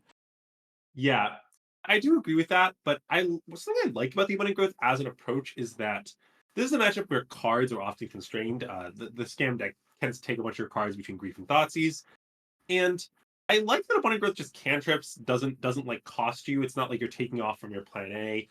Whatever you're doing, it will help you do it, while at the same time being just that countermeasure. And Voidwalker as the first play of the game here from Yao. And I again think that because Yao's draw has been so anemic, that the odds of him having a Blood Moon are pretty high, just because, well, he kept his hand on the strength of something. He didn't have Thoughtseize, Ragavan, or Scam. And if he has none of those things against creativity, I think usually that means Blood Moon. But obviously, Shields is pretty unafraid of that at this point. It's still a little annoying, turns off door lines and whatnot, but nothing that he has to worry about all that much with the growth in play. No, maybe there could be an explosives waiting to just be played in advance of the creativity turn, something like that. Yeah, maybe he doesn't want to show him the explosives in advance. That's possible. Although waiting does potentially like expose it to like a spell pierce or a reprieve that was kind of drawn later. I guess reprieve is relevant because you recast it, but a spell pierce that was drawn later, that may or may not matter though. Yeah, and Bolt with the way state-based actions work will get a void counter in case that's relevant for the next Voidwalker. There is a question against a deck that has this much interaction as creativity has of, do you mulligan aggressively in search of a good but maybe easily disrupted start, or do you keep a 7 which is functional and has a few things going on but maybe isn't that impressive overall? Yeah, it's definitely a kind of a tough needle to thread, and I don't fault Yao for falling kind of on either side of that dynamic. Certainly, some hands with less cards, like 5s or 6s that contain the Grief Scam, I think are often better than 7s that don't. But the nightmare scenario is, well, it is possible that you mulligan don't find the Grief Scam, and all your other draws still do get a lot worse. So yeah. It is very common in my experience that you grief scan them and you see 3 relevant cards, so something like a Ren or a Fable and a Creativity and a Leyline Binding, and now you have a really tough choice of, do I take the action spells but then they just bind my grief and I have nothing left going on? Do I take the removal spell and try to race, but then I'm racing against the obvious clock that I left them with? So there's a lot that you care about in the matchup, and Fable is one of those cards, maybe the best card that you have to care about. Yeah, the combination of Abundant Growth and Fable into a draw that I think was kind of leaning on the Blood Moon seems pretty backbreaking to me. If we had an advantage bar here, I think it would be going towards the shield side, although obviously Yao's not out of it. Yeah, we don't live that far in the future quite yet, but maybe you know, some new technological breakthrough will be discovered, and we can get an advantage bar in here. Yeah. So, let's not go crazy, but so now the question, as always, is okay. What else does Yao have? Wouldn't be surprised to see him with some removal here. I think usually Scam leaves in some removal in this matchup, just between Goblin tokens and occasionally Phoenix and Archon. Also, it looks like he's top decked a Ragavan and is sending it in to trade for the pseudo Ragavan that is the Goblin token.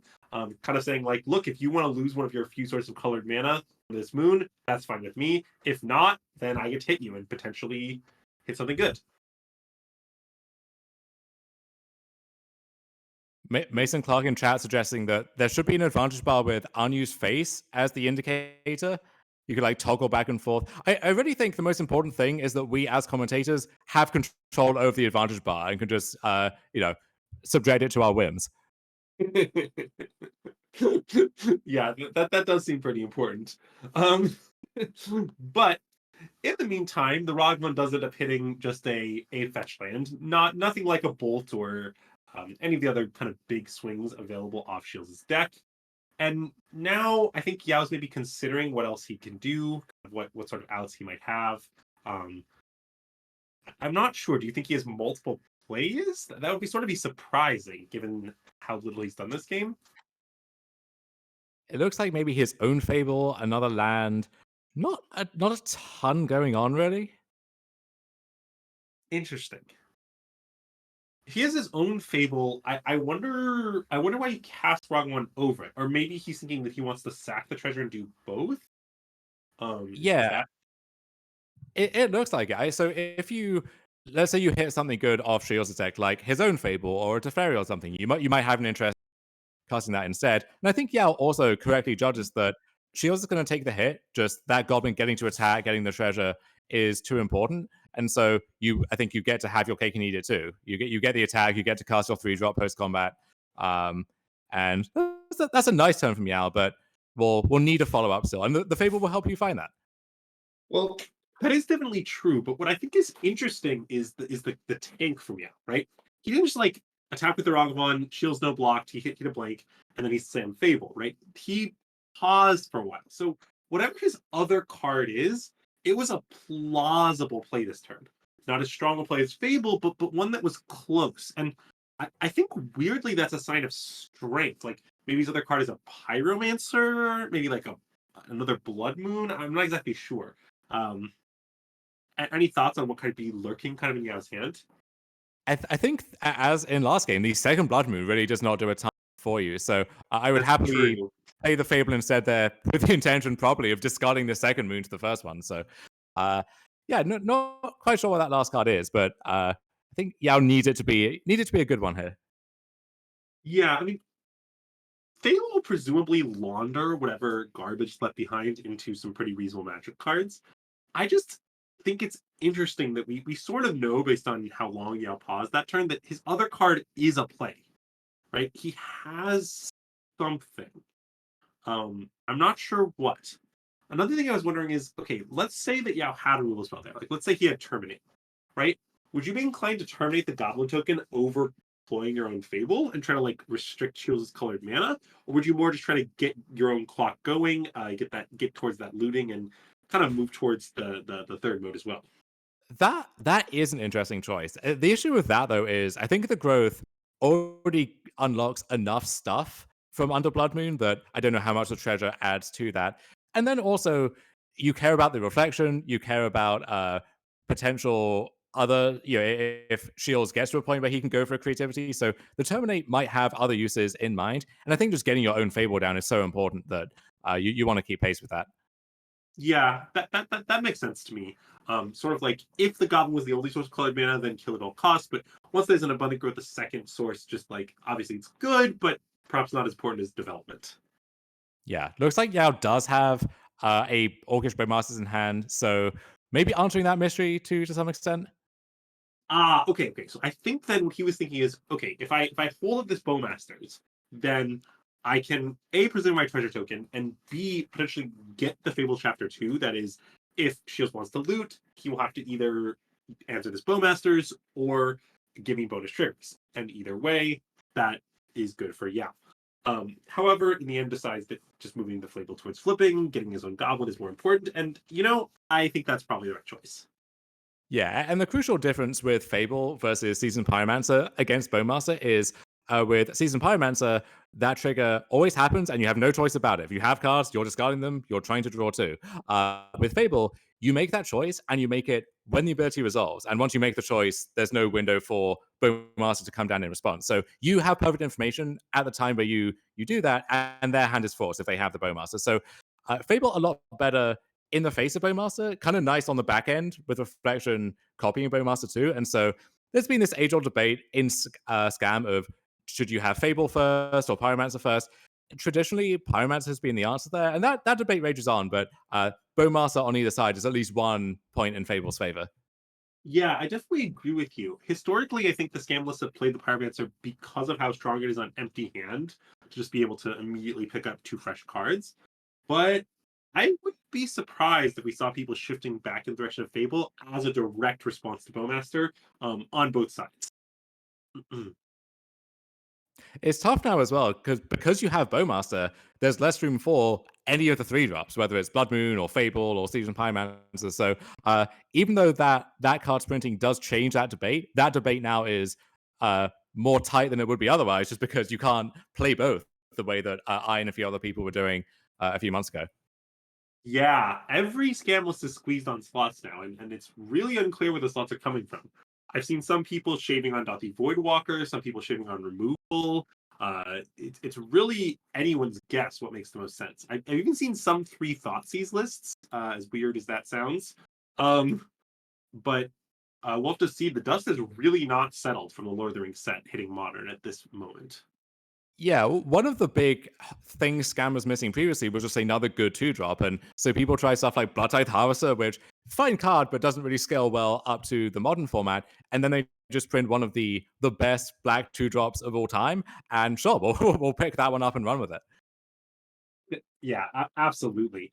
I mean, honestly, I think that Bowmasters is in no small part responsible for Scam's dominance at the moment. I remember when Scam was kind of first hitting the scene. Sorry, when Bowmasters was first hitting the scene in the Scam lists, there were some lists running around with 3, and at least personally, it took me about 3 matches to move up to 4. And I don't know, the community has not looked back since.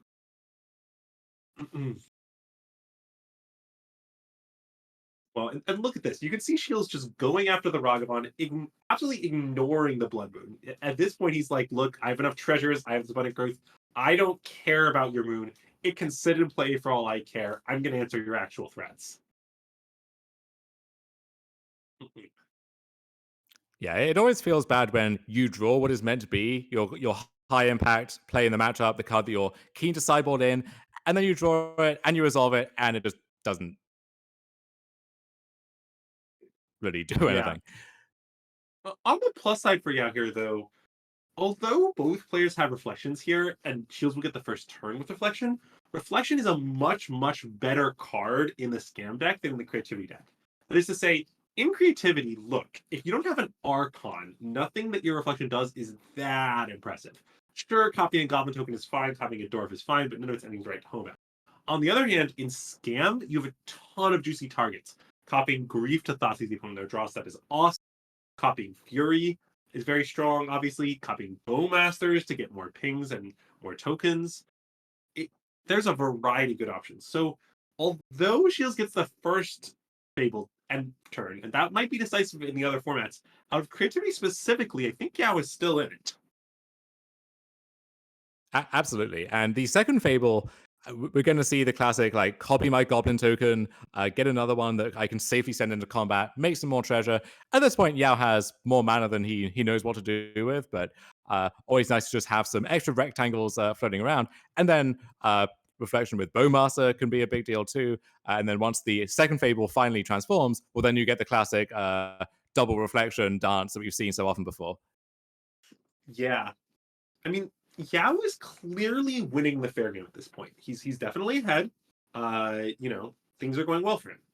On the other hand, he's also really in a race against the clock, because eventually Shields will draw creativity. He'll make multiple Archons and copy one with the Fable, and the game will just end. So Yao's in the spot of, okay, I'm winning the grindy game, but I don't have a lot of time. I gotta get moving. And it's sort of unclear how he's going to balance continuing to grind versus getting that clock going. There's grief. Okay, so that Fable grief combination is close to being in play here. And that's Veil of Summer for Dave Shields, right? Yeah, I think that is Veil of Summer. Okay, so that's clearly good in the sense that, he stops the grief and draws a card, nothing to complain about. But it will trigger the Bowmaster, I believe.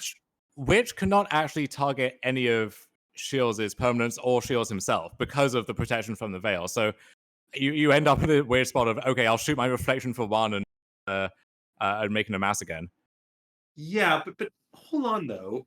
Although this Veil protects Shields for a turn, and I think it's clearly right from to fire it off rather than like let it get griefed or whatever, it does mean that presumably Yao will be able to draw step grief if he wants to, right? Isn't the Fable unsummoning like this turn? I believe so, yeah. And the moment that lock comes, Shields' hand just falls apart. He is shuffling some other cards around, so it looks like a second piece of interaction here. Okay, I mean, if he has like a piece of interaction, he might be all set. But copying grief in the draw step is an incredible threat here, and Shields has to be aware of that. I imagine if he has interaction, he's going to be pointing at the Fable itself to kind of break up that combination. Yeah. There is a weird case sometimes for trying to copy the grief on their upkeep if you think that if you let them draw a card and they draw the bolt or the binding that would break up that combo, then the card that you want to grief, they now have free reign on. So if you have a strong read that they already have the creativity or whatever it is, then the timing there gets a little complicated. But Shields does have the bolt, going to break up the that in advance by taking down the grief, but the reflection is still there, and soon there will be another reflection along with everything else that Yao has going for him at this point. Yeah, so I'm interested in why Shields chose to kill the grief instead of killing the reflection, right? Because that double reflection combination is very scary and very much on the horizon. Well, speaking of scary, here's Archon of Cruelty. Okay, well that's an incredible hardcast through a Blood Moon, no less. So Fable will now copy Orcish Bowmaster. So Shields will draw a card from Archon that will get two triggers from the two Bowmasters, which will then kill off Shields' reflection and make that Orc even bigger. We are going to have to sacrifice one of those creatures to the Archon, though, before any of this happens. Wait a minute. Is Yao going to be able to beat the Archon here? I mean, like, not kill it, like, literally just, like, beat it? It's weird, but Bowmaster's Fable is very effective against Archon, right? Like, he can repeatedly do this thing where he generates an expendable, like, sacrifice and gets a bonus trigger from both Bowmasters for a 2/2 in stats and 2 pings. I don't know. I kind of think Yao might be in the game still. Yeah, so you can sacrifice the Orc and then reamass with the Bowmaster trigger and just keep doing this continuously. And yeah, it's weird to say that the 2-drop is kind of checking the 8-drop, but that may be what we are dealing with here. Yeah, well, actually, can Yao sack the copied Bowmaster while still getting a trigger from it? So we'll have to confirm the exact ordering of Archon. I believe you cannot do that. Okay. I'm not... I wasn't sure, but either way, it's great. They sacrifice first. So yeah, if you want the second Bowmaster to get the second trigger to kill the Fable, then you need to keep that token. So I imagine you sack the Goblin at that point? Yeah, that's what I would guess as well. But regardless, this is... And in fact, maybe that's what's being discussed here, is what to sacrifice. But regardless, Yao is very much in this. And in fact, if Yao has left in like some Terminates or something along those lines as out to the Archon, anything like that would be completely game-ending. Shields needs this Archon to be in the game, and he's not definitively won, even though he hasn't. Yeah, and then Fury or something would be a great top deck too. It looks like we're getting hands shaken either way there. So it's possible that Shield's brother there in the Pioneer seat, if he won his match, then that would clinch the whole thing after Jerry won his. So fascinating game man. 3 that we might not get to see the full conclusion of. That's a little disappointing just because, I don't know, that game was absolutely fascinating and I kind of wanted to see how it played out. But that's the way the ball bounces sometimes. Yeah, that was a very strange game, but that type of game is something that I think is pretty common in the matchup, where there was some really big swing back and forth. You have cards which really live up to their intended purpose, and then some which really don't, and then they're just kind of lying there not doing anything. But then also a lot of interesting decisions, right? There were a lot of spots where we thought either player could have done something differently. I think on balance, slightly more of those games are going to go to creativity, but not an easy matchup by any means to play from either side. Yeah, I thought Yao played a pretty impressive game there. I thought that he was kind of in a bad spot both games, but through some tight play was able to make pretty strong comebacks. Whether or not that ends up being incredibly up to the match, I think absolute credit to him for playing those games out well and managing to stay in it when kind of behind and demoralized. And notably, as you flagged up, didn't pull off the early scam in any of those games, and yet was still able to outgrind the grindy combo control deck. Yeah, absolutely. And I don't know. Certainly, you don't have to have a scam to play the scam decks. Certainly, the Blood Moon scam, as it's often called, is fine, and certainly Ragamon is a good card. But look, like the reason people play this deck is because Grief plus Recur Grief on turn 1 is incredibly messed up. And Fury plus Recur Fury is, at least on the play, incredibly messed up too. So to never have it is a beat. It's going to happen to you sooner or later. Not every match, every time can have that specific draw, but I do think running a bit cold. Yeah. So the Jerry Thompson team, Jerry Thompson, Dave Shields, and someone else with the surname Shields. I'm going to confirm that for you real quick. I'm going to be moving on to our semifinals here. We're going to see where we can get you next in terms of matches and the bracket and so on, but we'll try and get you that real quick. In the meantime, so they overturned at least my prediction. Do you have any updated thoughts now on who your favorite might be? No, not really. I mean, I'm not results oriented.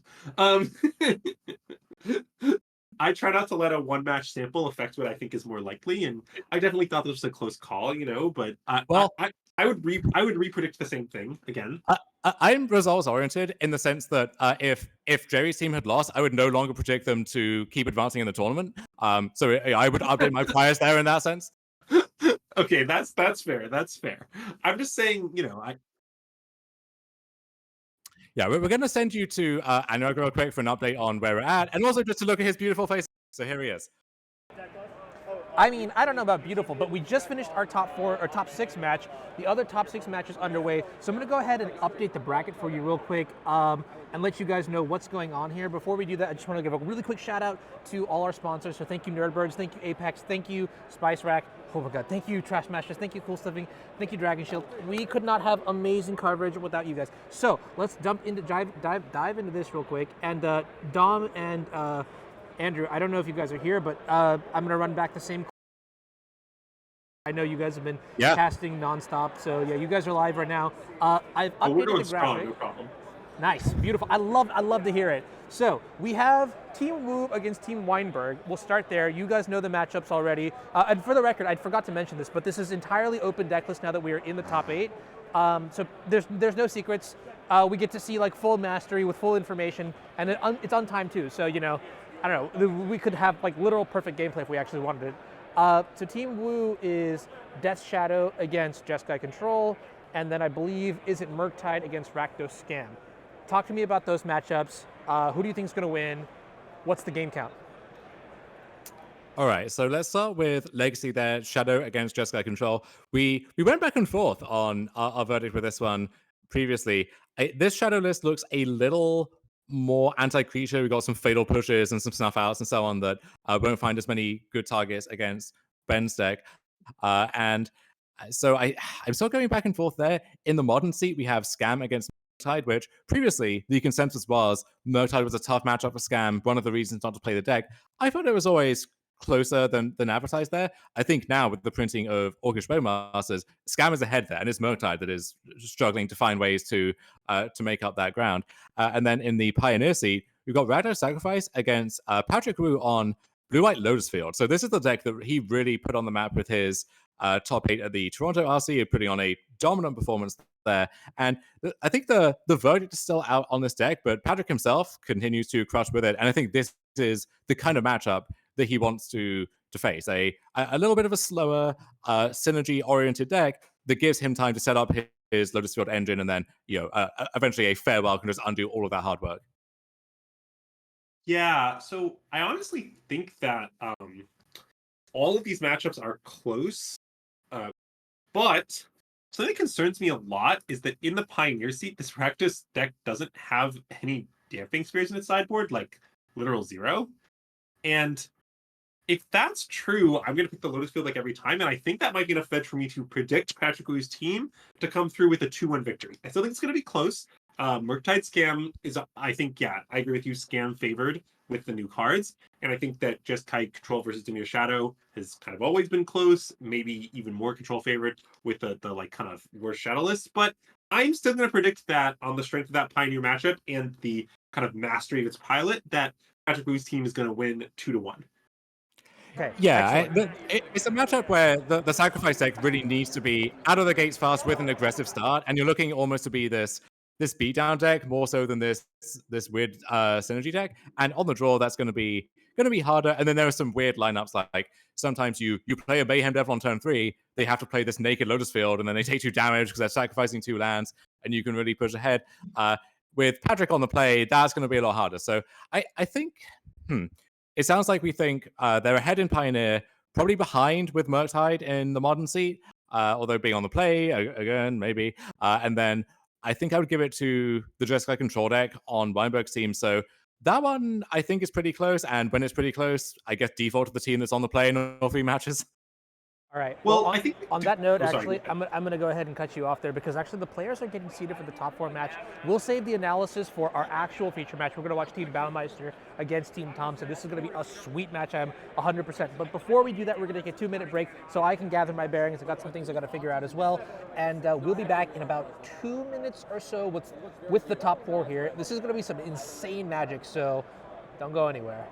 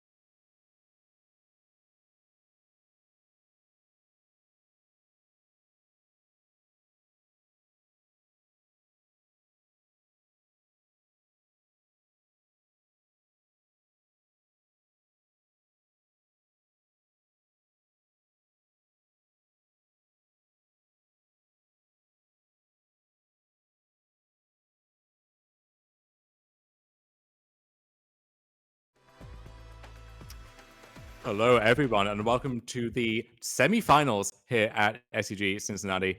Brought to you by Anurag Das, who does such hard work to make all this possible. I'm Dom Harvey. I am here with Andrew Ellenbogen, and we have an absolute barnstormer of a feature match here as we get down this home stretch. We are a team tournament, of course, and we have Team Jerry Thompson against Team Corey Baumeister, two of the most distinguished teams, headlined by two incredibly distinguished players. And we're going to be watching a mirror match in the Legacy seat between Jerry Thompson on Blue Black Death Shadow against Noah Walker on Blue Black Death Shadow. And Noah in particular, anyone who knows Legacy knows Noah Walker. He is, I think, and has been and may still be the best player of these blue tempo decks in Legacy in the world. Going to see if he still has his chops. He was not able to make it here for round one of the tournament, so his team was flying solo in round one, but made up for lost time there. The Bash brothers and Noah are here in our top four, and this is going to be an absolute treat of a match. I'm very excited to watch this. Yeah, absolutely. Just two incredible matches of the game. Noah Walker, an incredibly accomplished player, certainly in Legacy, but even beyond that, former Gold Pro, many-time Pro Tour competitor, a bunch of Grand Prix top eights, you name it, against Jerry Thompson, Pro Tour top eight competitor, former Platinum Pro, yeah, etc. Both of these players' reputations precede them, and we're in for some great magic here. Delver mirrors, or in this case, Demirita's Shadow mirrors, are incredibly intricate, and I'm looking forward to seeing how it plays out. Yeah, this could have been an SCG Tour feature match from the mid 2010s, and they're a little older, a little more grizzled now, but great to see both of them back at it. And these Blue Black Shadow lists, conceptually very similar, but there are some interesting differences of opinion between the two. So Noah Walker with a more classic take on Shadow, Street Wraith, Snuff Out, two reanimates here, going with the usual package of blue cards and Thoughtseize and cantrips and so on. And then Jerry Thompson, or Jerry went deep in the tank for this one. So we have the full 4 reanimate and this heavier reanimate or almost scam sub package almost with 3 grief and 2 Troll of Khazad-dûm. So Wow. this is the black land cycler from Lord of the Rings, which that can fetch you your Watery Grave, that can fetch your grief, but also sometimes you just cycle that on turn 1, and now you reanimate this 6/5 on turn 2, and conveniently you just dealt yourself 6 damage, so your Death Shadow is now castable and massive as well. So really cool take on Jerry's side. And these two did play in the Swiss. In terms of the team, Corey's team took it down on turn 5 of extra turns for the real close photo finish. And in this match, Jerry, and I quote, dismantled Noah, who says that Jerry, and I quote again, got very lucky. So we will see if history can repeat itself right here. Yeah, so I don't know. This is going to be fascinating. So, in general, I think that these Delver mirrors involve just kind of a ton of resource trading back and forth. Lands get wasted, lands get dazed, cantrips get countered, everything trades with everything. And I don't know, kind of the games often grind out as a result. Is that sort of your experience as well?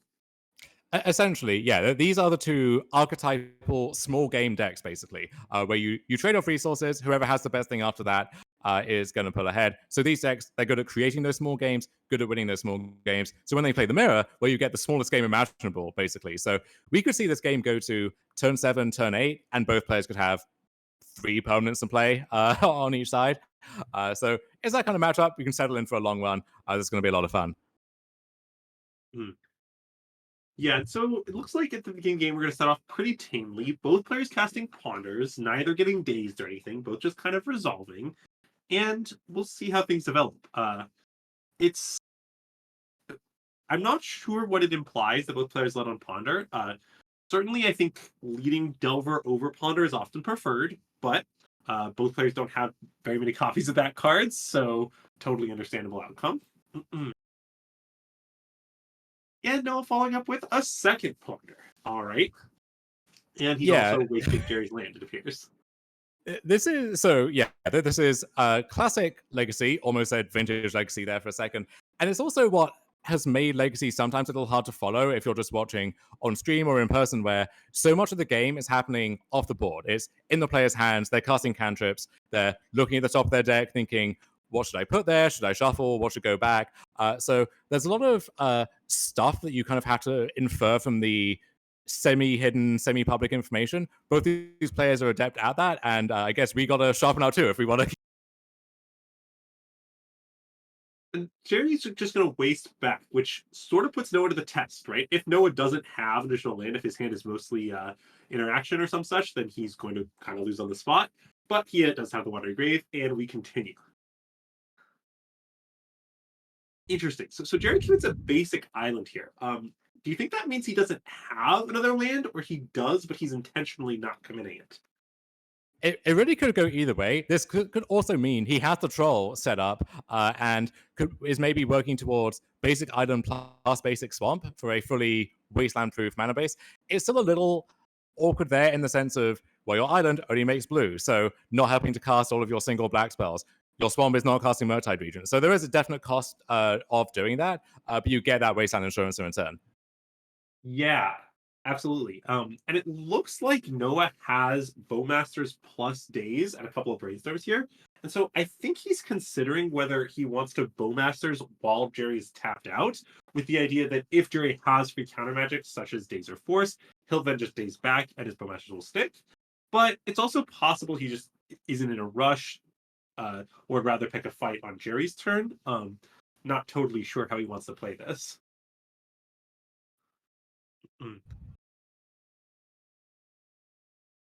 Worth noting as well that the interaction between the two decks, Noah's has 3 Snuff Out, which against a deck where the premier threats are mostly black, is more conditional than you'd like it to be. It does hit Murktide Regent, so that's a lineup worth noting. But Jerry only has 2 of those and then has Shadow, Bowmasters, Grief, Troll of Khazad. We can't stuff out any of those. Whereas Jerry, on the flip side, only 1 Snuff Out, has a Fatal Push to Drown on the Lock, so a little more removal that can actually deal with the creatures you're going to see on either side there. Yeah, agreed. And if Jerry gets this troll into play, which I understand is far from guaranteed, but it seems like it's going to be an absolutely massive problem for Noah's deck. He doesn't have any way to remove it, it looks like, right? Unless I'm missing something. Yeah, I guess lining up a triple block or whatever is not going to work out so well. Yeah, sure. I mean, I guess in theory he could like utilize Bowmasters to try to generate 3 blockers and maybe get some pings. It's not literally impossible, but it seems just incredibly difficult. And so Noah potentially breathing a sigh of relief to see that troll exiled, to be honest. Yeah, although it's getting exiled to cast a gigantic Murktide Regent, so not sure how happy we're going to be. We'll see if Noah can find one of his 3 Snuff Outs and win the fight over that to stop that Murktide from dominating the game here.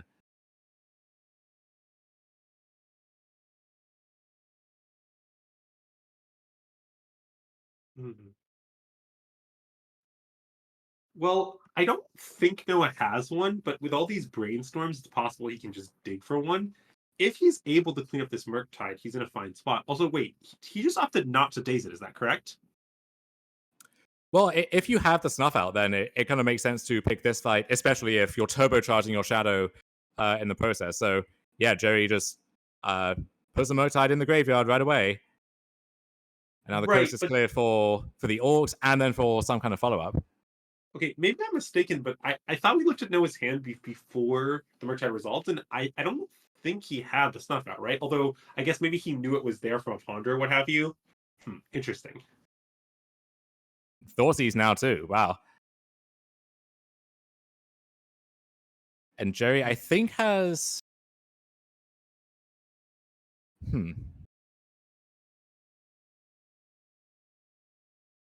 Okay, chat's saying he did have it, so maybe I just misremembered Noah's hand. My apologies. Yeah, there's in Legacy with these blue decks, there's a lot of, well, I know what's in my hand, and then I know a few cards are in a bunch of different zones, and any one of those could become relevant at any time. So a lot to stay on top of. Yeah. And Jerry thinking long and hard about this Thoughtseize. I wonder if there's, is this considering just dazing this to maybe tax Noah's mana and boost a Shadow or something? Or is this an actual fight with something like Force Will? I would be really surprised to see the Thoughtseize get forced. It just kind of turning their Thoughtseize into him is rarely where you want to be, but it's possible Jerry has some play that's so powerful it's worth protecting. It's hard for me to imagine what that looks like. Maybe a troll plus reanimate rolled up. I don't know. The shadow might qualify as that. Honestly, it's hard for Noah to remove. It's going to be pretty big before too long here. But I think one reason Joey doesn't want to pick this fight now is you if you try pitch casting force and you walk into Noah's days or something, that's pretty backbreaking. So I think Jerry is happy to just kind of trade off for now. Understand he'll find something good that he can present again soon, and pick that fight when he's more comfortable with it. All right, so Jerry's hand at this point, though, it doesn't really do anything. No. And it's tough to justify, casting the Ponder in search of something better with the Orcish Bowmaster on the other side. So for as strong as Bowmasters is in Modern, and it's maybe the best card in the format, I imagine it's even stronger in the format where everybody plays a bajillion cantrips in every deck. Oh yeah, it is a format-defining card in Legacy already, and one reason why the Shadow deck is able to have this big resurgence, where like now your Tempo deck actively wants to be in black in a way that maybe it didn't in the past.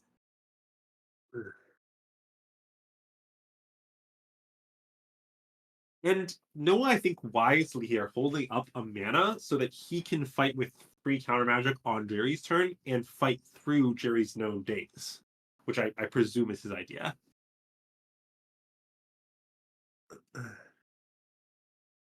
So Grief being cast pitching control, that's been its main function in this game so far. Yeah, but if Jerry has found a reanimate, then this is terrifying for Noah. So yes, he has to consider the possibility of that and react accordingly. And Jerry has the full 4 reanimates in his deck, so more likely than it might seem. Yeah, reanimating your opponent's hand is more likely than you think. Oh, did Noah miss a Bowmaster trigger? Noah, I buddy. think you might have. That is very unfortunate for him, if so. All I'm saying is Noah in 2018 would have had that one on log right away, let me tell you. But in any case, we are where we are now. So Grief is being cast, seeing a hand of double Brainstorm Days and a second Bowmaster there for Noah. So strong cards, but Jerry has, this makes a lot of sense. Jerry has his own Bowmaster now. You want to have the second one. Jerry has the second one, but then Noah has the third. So this back and forth is going to be a little strange. Well, yeah. So how should Jerry play this out? Is I think pretty interesting. For example, he could imagine taking this Days, which would let him Bowmasters this turn, but he also might be able to wait and play around the Days. It's unclear if he has to concede that his value when he already has 3 lands. But it does look like that's 3 settings. Interesting. So that's just to me that he's going to just slam his Bowmaster, and maybe hope to counter Noah's Bowmaster on the way back, something like that. Yeah. Yeah, this makes a lot of sense now. So this Brainstorm could turn up the goods. If Noah finds another Days again, that would be phenomenal. Looks like Noah has double Force, Dress Down, Brainstorm, and then the Bowmaster. So gonna have to put 2 back. So right now, can present Force plus blue card. Can choose which of those blue cards it's going to be. Second Force makes a lot of sense, I think. But he knows about the Days in Jerry's hand, right? So if he does Force here, which I think is reasonable and maybe what he's going to do, but he knows it won't resolve. Or he has to suspect it won't resolve at least. He does, but he also knows he's not drawing a land, and so if Jerry gets to hold the Days, well, now the follow-up Bowmasters just gets Days instead. So I think these exchanges are kind of forced here. He's almost hoping for this, right? Knowing he has the last Bowmasters on deck, Jerry's Bowmaster resolves, kills Noah's. Noah gets to untap, and then if he resolves his own, well, now he's back in the driver's seat again. Yeah, that's very fair. And whichever player ends up having Bowmaster supremacy here just gets to cantrip freely their heart's content, whereas the opponent has to pay a price for at least most of their cantrips. Maybe not all, depending on mistriggers. Yeah, and you see Noah playing the Bowmaster and then moving very fast as soon as Jerry goes for his. Like that was the turn. If Jerry, had the interaction there, then that's a game deciding turn. As it is, Noah now in command, although Jerry picks up Fatal Push, so can tag the Bowmaster, and then we just have like these meager orc armies staring at each other across the board. Yeah, both players are going to be kind of out of gas here, honestly. Jerry's hand being just a lone force of will doesn't do too much. No one not having much left in the tank either. And we might devolve into a point where top decking is the name of the game. Yeah, and that happens more often than not in these mirrors. I said a while back, right? You can expect us to get to turn 7, turn 8, and both players have 3 cards in play. Sure enough, that's where we are. Stocked graveyards, pretty meager boards. And the thing about the blue decks post the expressive iteration ban is you don't have that way to go up on cards in the mid game. So you're just making these 1-for-1 trades. And so, yeah, both players are going to run out of cards real quick. Yeah. No one having this brainstorm left over, though, I have to imagine is good. He can kind of leave whatever garbage he doesn't want in his hand, put his best card or two on top, and be in at least a decent spot going forward. Certainly not decisive, though. If Jerry draws better, he could easily win from this point.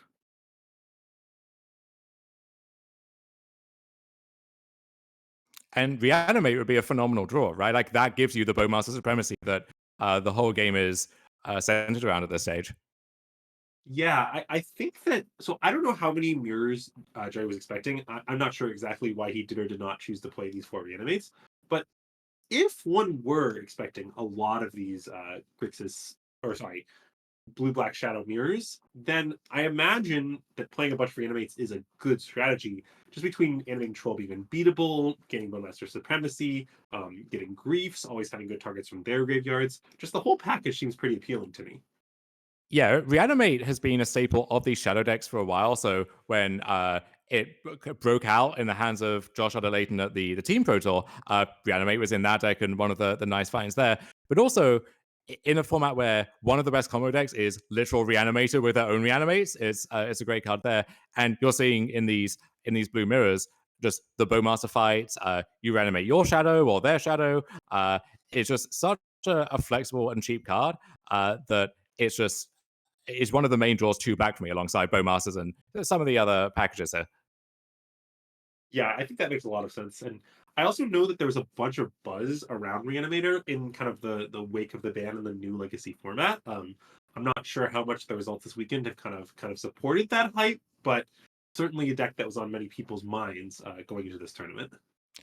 Yeah, it's a combination of it's relatively affordable for a legacy deck, quite easy to play in the sense of you have a ton of free wins, and just fundamentally a very powerful deck that if your opponent doesn't have the hate and have it at the right time, then you just plow through whatever they have going on. But you also see some more accomplished players picking up Reanimator too. You know, Roger Suleiman at the NRG recently not his usual speed, right? You expect him to be showing up with Tundras and Brainstorms and so on, but no, just showing up with Reanimator and cruising to an easy top 8 there. All right, but we do see that first game going to Noah. Despite missing that trigger, he ends up cleaning it up with that Bowmaster Supremacy. And it looks like as we take a peek at the bracket here, Team Weinberg already victorious over Team Rue. So Team Weinberg quickly advancing to the finals and waiting for one of these 2 formidable teams to become their opponents. All right, and it sounds like we are going to be bringing you some modern action from this match. So that is Breach versus Creativity. Honestly, a fascinating matchup to watch, and we have 2 real masters to put on this show. What's interesting about this matchup is that in game 1, Breach doesn't have access to very much counter magic. So in game 1, Breach's plan against Creativity is mostly that it happens, but they can use the ring to kind of forestall Archon triggers, buy time, and ideally reach a point where as soon as Creativity goes to their combo, Breach just untaps and kills them with the Breach combo.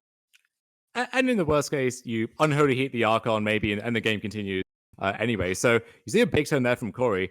This is turn 3, it looks like, and he was able to cast the One Ring, so already ahead of schedule, and pay for Spell Pierce between Ragavan connecting twice and Mox Amber. 6 mana on turn 3, just forcing through one of the best cards in Modern. I'm not going to say the best, because Orcish Bowmasters might have something to say about that from the new set, but you see why the One Ring is making waves in general and why Corey is so high on it on this deck. It doesn't take a lot to get him to play this grinding Breach deck, but the One Ring. I know he and Jesse Guy Robkin, heard it both ways. Both a big fan of that card in the shell.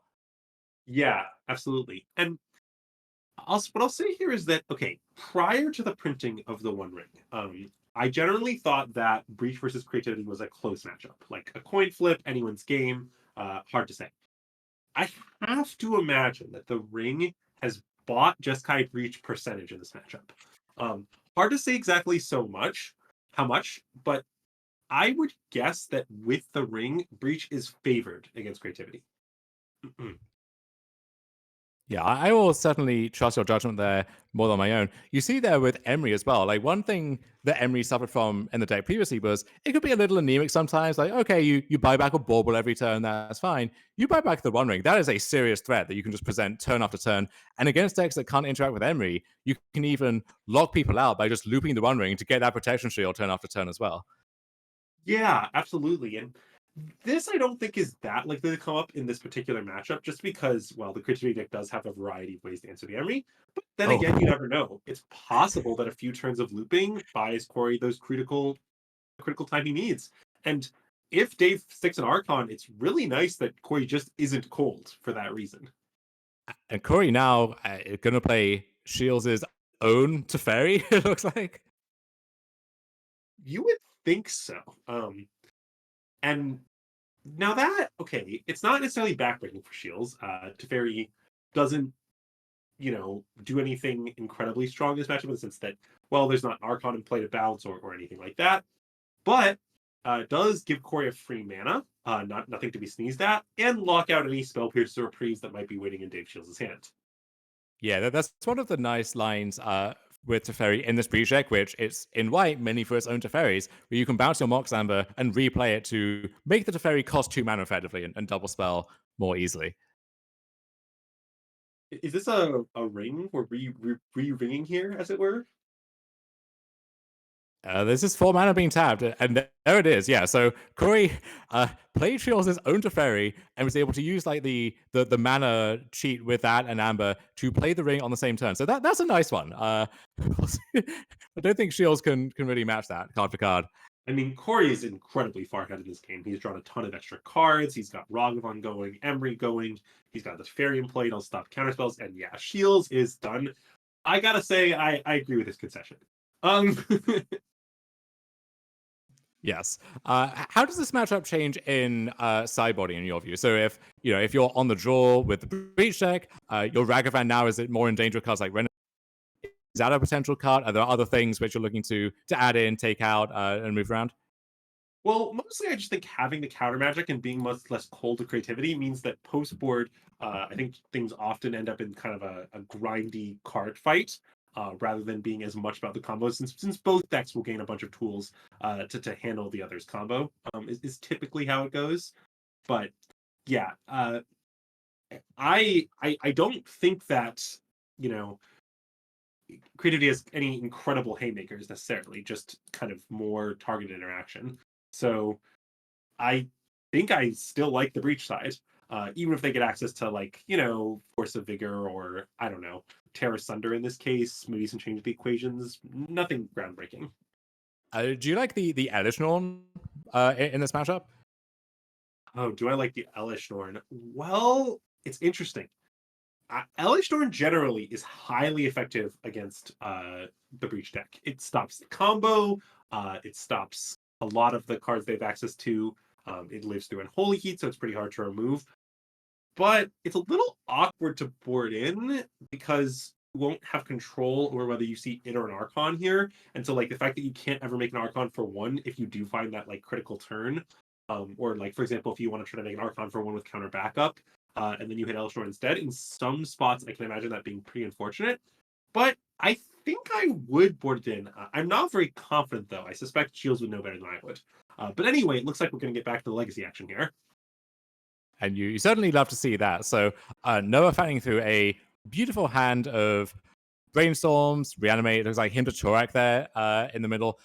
Him has got a new lease on life recently, not just because your blue decks have a reason to be heavily in black again, but also without that way to actually go up on cards in the mid game. There's stuff like Sauron's Ransom, which I'm not sure if that's going to come in here, but him is one of the few ways to actually get a clean 2-for-1, which is kind of hard to come by. Yeah, agreed. And I also like that it's a way to get a clean 2-for-1 that doesn't proc opposing Bowmasters. To be clear, neither is Sauron's Ransom, but for example, something like Knight's Whisper or anything of that nature would be pretty bad in the face of Bowmasters, whereas him, no problem.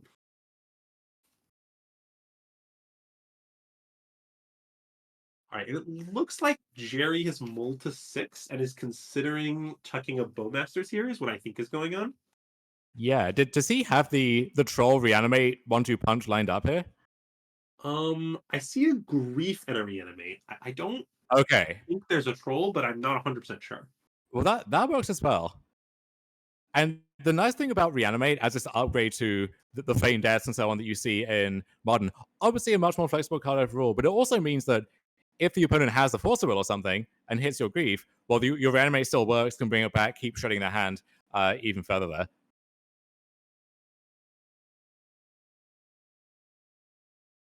And Noah is thinking about this one, but wait, is he doesn't have a, does he have a Force? Or is this a pure bluff? Well, it's either a tank or some nice Hollywooding from Noah here. It looks like, well, we're going to find out one way or the other before too long. Well, like, forcing Grief is pretty dangerous, since if you force Grief, then they still get to reanimate. Okay, maybe he was thinking about cycling the Streetway. That makes sense. He was like, Sure. well, because, like, you know, if he cycles it, then Jerry will, like, know what it is. And so the question is, does having that info benefit Jerry more than the fact that it's a land you can't take it, in some sense? Yeah, if you think Jerry is never taking the Street Wraith, which seems close to true here, I think. Maybe not. Maybe that's too bold a statement. But in that case, then yeah, you just don't give Jerry the extra information. There's also the case of, do you try and brainstorm in response to the Grief, which is a common line against discard, but I think Noah doesn't care too much about any one of these cards specifically, and also does not want to get the brainstorm days, because at that point, you know, the other brainstorm gets taken maybe and the whole house of cards kind of falls apart. Yeah, agreed. But okay, so we're going to Grief twice. No, then it will have again the option, does he want to cycle Street Wraith in response to the second Grief? But looks like no. And both brainstorms hit the bin. All right. Noah definitely doesn't love to see that, but it's not the end of the world. Jerry obviously mulled to 6, so the players are sort of even on cards. Oh, and Noah finds Wasteland, and Choose just fired off, maybe hoping to cheese Jerry out and therefore overcome his card disadvantage. I guess so. I don't think the cheesing really happens all that often, because both players are so good at operating with so few resources. Jerry even has the troll sub package, right? So can get some additional mana-based insurance that way. But I think that's really true, just, but like, yeah, imagine that Jerry kept a hand that was like one land, Grief Scam, Ponder, Troll, or something like that, right? And no other lands. right? He would clearly Grief Scam on one, and then if he got Wasteland, he might lose. Like, he might just be unable to ever cast a spell again. Yeah, I mean, I think if you look at what happened on that turn, Jerry mulled 6, first of all, and then kind of used 3 cards to take 2 cards. And so Noah is up on cards already, happy to just make that 1-for-1 exchange. And then also you have the upside you mentioned of, if Jerry doesn't have a second land, well, maybe you buy a ton of time that way. Well, the reason I phrase it in terms of he's trying to scam him is that, okay, well, 1-for-1ing is sort of okay from a card's perspective, from the perspective of, I'm getting beat down by this 3/2 threat that I need to answer, and if both players have less mana, it will be harder for me to do that. But sort of losing out on the exchange, right? Like, it's a bit complex, the dynamics here. Yeah, and the Grief is weirdly hard to deal with too, because Bowmasters is pretty good at it, to be fair. Making the 2 bodies and then can shoot it. If you get an additional trigger, then it works out that way too. But any of the big singular threats like Shadow or Motide or whatever doesn't actually deal with Grief. And so if you can't block Grief, and also Noah doesn't really have the removal to kill Grief, then the Grief is just there for a while, which is a terrifying thought as the game goes on. Yeah. And definitely kind of feeling the lack of Lightning Bolt here, right? Like, because both these players are playing straight blue-black and all the removal choices snuff out, which then probably gets boarded out, at least in some number. These black creatures are just very, very hard to remove. Yeah, looking at Noah's list now, there's again the fatal pushes in the sideboard. I imagine those come in and would do the job. Beyond that, though, there really isn't a ton. So I think Bowmasters, as so often, is the clutch card there. But putting kind of more pressure on what's already one of your best cards is, I think, kind of a dangerous prospect, right? Like, you don't want to be in a spot where the card you're already hoping to draw as the fair magic card is also one of your few answers to this. Obviously, if that's where you end up, it's where you end up. But I'm just kind of pointing out that's sort of contentious, since I don't know, Jerry's already incentivized to fight over and kill Bowmasters. Exactly. And one way to stop yourself dying to grief is just make a faster clock. So here is an attempt at a 6/6 Motide Regent. Jerry has the days, and I assume Noah will fight over this if he can. So yeah, Motide down, grief still uncontested, only creature in play, gonna clock in for another 3 here, and that's a 3-turn clock. Yeah, I can't imagine Noah would daze or force, if he has any forces still in that play. But oh wow, and it's another reanimate coming through. So wait, let's see. Jerry, What's happening now? Is there a life total dispute or something? So I think what may have happened is Jerry was at 9 and would have to shock down to 7, at which point reanimating the Motide would kill him. So we're not going to do that. So we're just gonna show him what's up. Not actually cast that card. And also the Street Wraith was delved away for the Motide. Yeah, so no other targets left back there. So that makes sense. Maybe he thought that the Street Wraith was still in the graveyard, not realizing it was away, something like that. Yeah, totally makes sense. We cracked the case. Good work, team. So now Noah's Jerry's still dying. Jerry's on nothing. Noah is dying, but if he finds a Bowmaster, he now is not dying and has a bunch of cards left over. So those seem to be the stakes right now. If a Fatal Push would do it too. Yeah, but a lot of his deck isn't great here. For example, I think there was a Reanimate in that Ponder, and although Reanimate could make a creature, he's just at 4 and it would be dead. So he doesn't have that many outs. Like, what, we're looking at a couple of Fatal Push, the 4 Bowmasters. That is maybe it. Yeah. It doesn't need to be this turn necessarily. Okay, so ways I'm going to take out Underground Sea. That's interesting in that if Noah draws push, does he have another source for Revolt? Oh, yes, he does. So he could, if he drew push, he could actually push, daze his own push, picking up a dual land to give himself the Revolt and then pay for the day. So that would be an adorable way to kind of get to the same conclusion. But doesn't have it. So we will see a game 3 here in the Shadow Mirror between Noah Walker and Jerry Thompson. And there are very few people that I think you would bet against in a Blue Mirror against Jerry in his prime. Noah might actually be one of those people, though. So a real treat to get to watch that. But we are going to cut into game 2 of Modern here. Corey Baumeister on his signature Jeskai Beach deck up against Dave Shields on also his signature deck in Creativity. He's been a pretty big advocate for that deck, but the Breach deck it's not as mainstream, but it has a very devoted following, and Corey is out ahead of that pack.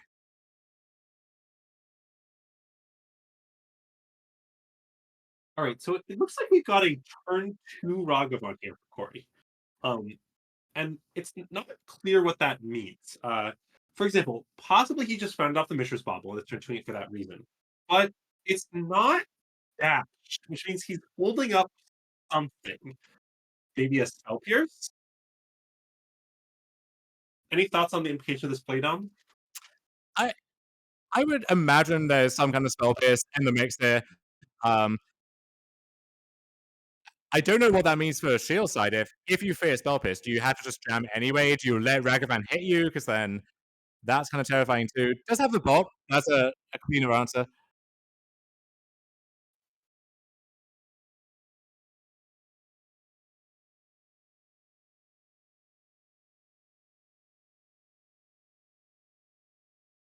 All right, sorry, we're being told maybe the match is over. We're trying to figure it out. One moment here. Okay. All right, so Monkey down, and we'll see what Corey has as a follow-up here.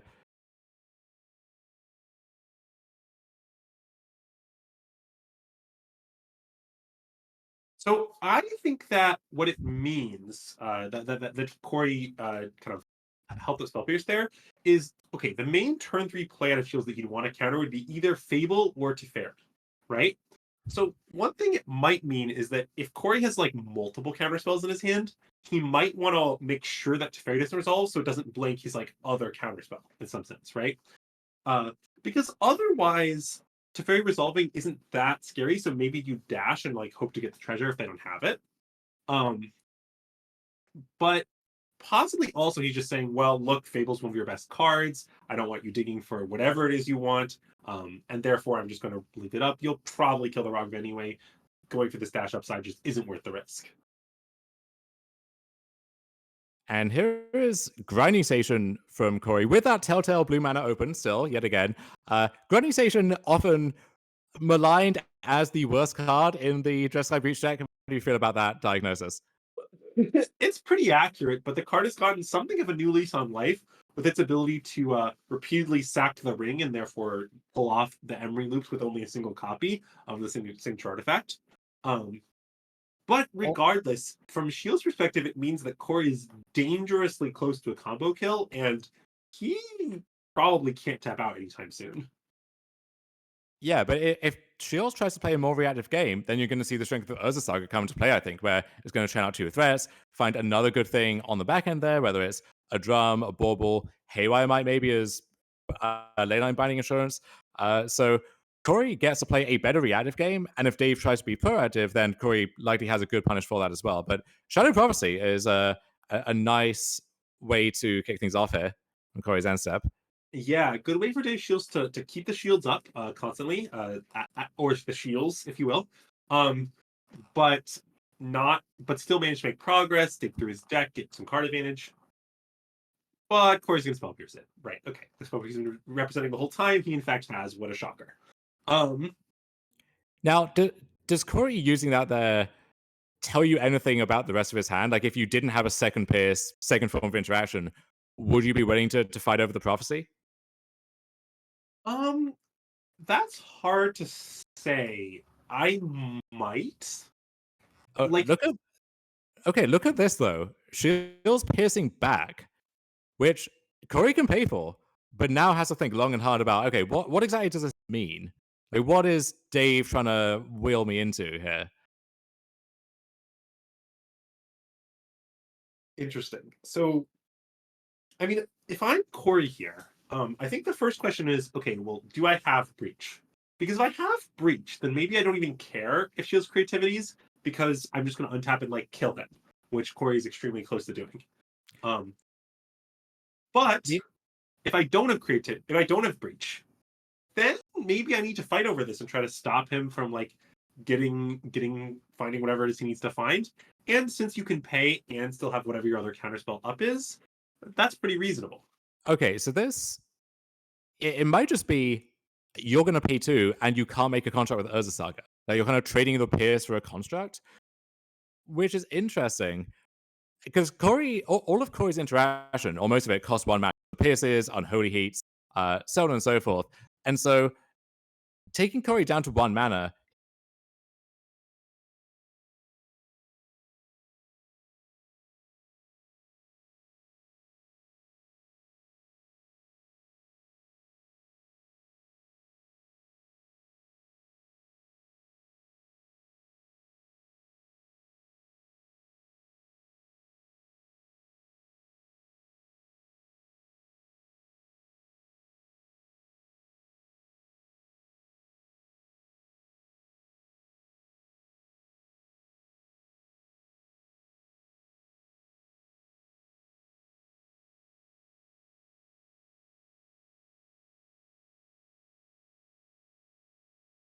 Yes. Yeah.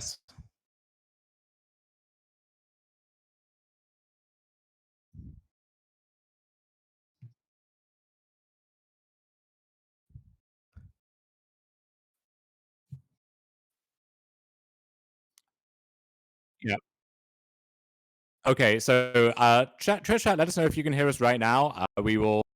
We think we have the stream back. We'll work on bringing you the magic back once we have a second here. it turns out that a judge may have accidentally unplugged a power cable or something. So the man trying to keep us down, but we're still here, still spitting fire, giving the hot takes. Yeah, I mean, I don't know what to tell you. They really are just trying to suppress the message, the truth coming from the Honorog string here. But we're going to do our best to bring you that truth in the form of some high quality magic. For example, like this magic right here, which we're coming back in the middle of what looks to be Corey's combo turn. Yeah, so this is lethal, presuming Dave Shields doesn't have anything. What Corey is going to do is, for those unfamiliar, is just go through his deck, sacking Mishra's Bauble, bringing it back with the escape mechanic, exiling 3 cards, and then milling 3 more cards to the grinding station. He's just going to iterate that process kind of ad nauseum until his entire deck is milled. As he does so, he has 1 extra card off that Scalding Tarn, I believe, which means that he can leave Thorkel kind of in the bin, and then at some point he will cast Thorkel in an empty library and win the game. Now, the thing is, he is doing this kind of on a narrow graveyard count that is exactly 3, so he doesn't have that much margin to work with, but he might be able to utilize Haywire Might as an extra sacrifice in order to flashback, for example, a Spell Pierce to fight, if Dave Shields does have some sort of interaction. So it's going to be pretty hard for Shields to get out of this. Maybe not impossible. He does have 5 mana up, so maybe he could, for example, play a Leyline Binding and pay for a Spell Pierce, something like that. Since I don't think Corey has the cards graveyard to play Spell Pierce greater than 1 time, unless does that sound right to you, Tom? Yeah, so we're using Emery here to potentially net a card in the graveyard that way, which would also let him, if he mills Mox Amber over, he can go up on mana just using that as the artifact that comes back every time and then tapping it before sacrificing it. So he needs 3 cards per loop, and there's the Mox Amber for that. And then it looks like he's exactly 1 short of being able to re-pierce again in that case. Yeah, so I think he's just basically comboing with single Spell Pierce backup, but I also can't really imagine what Dave Shields could be slow rolling at this point in the loop. Yeah, I think if you had a way to contest the breach, you would do it earlier in the process, because otherwise, well, Corey can just buy a bunch of stuff back from the graveyard, and then even if he doesn't get a fully combo, he's pulled so far ahead that you can't come back from that. So yeah, Dave sees the writing on the wall. Corey Baumeister wins that match convincingly 2-0. And so now it falls to either Brad Nelson or Noah Walker to get that second dub on the board for team Corey Baumeister. Yeah, absolutely. And I don't know, this is one of the scary things about playing against this Jeskai Breach deck is, okay, look, they don't always have it. Their deck is not that kind of consistent, but when they do, you just die really fast some of the time, and it's kind of hard to respect that it's a creativity deck when you're also worried about everything else that's going on, when you're also worried about the Ragavan attacks, the Saga beats, your own combo. There's just kind of a lot to manage, and for that reason, we see the Breach deck emerge on top. I for one am not surprised. Yeah, there's the One Ring now to worry about as well, so a lot going on, and stay on top of all of it. And if you expect creativity to not be the top dog maybe that it was before, but still pretty popular, then the Breach deck may be a good way to handle that. I don't know if this is a don't try this at home kind of situation, because you have Corey and Jesse and others consistently doing well. Is it something which you would recommend to a wider audience, or is it a case of, as you often see in Modern, well, yeah, they're a master with that deck, but just let them do their thing, don't try it yourself? Yeah, I'm not so sure whether or not I'm a Breach believer at the moment. I have some mixed feelings. I mean, certainly I think that the strength of the deck is high. Oh.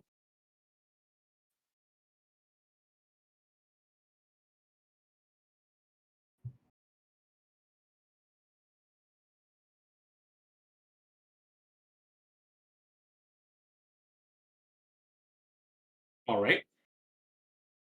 Okay, so we will Anurag has to rejig some stuff with the stream. Parts of the setup are being moved and so on. So got to reset up all of that. So that'll take a few minutes. We're going to take a short break, and we'll be back with you hopefully before too long. Don't go anywhere.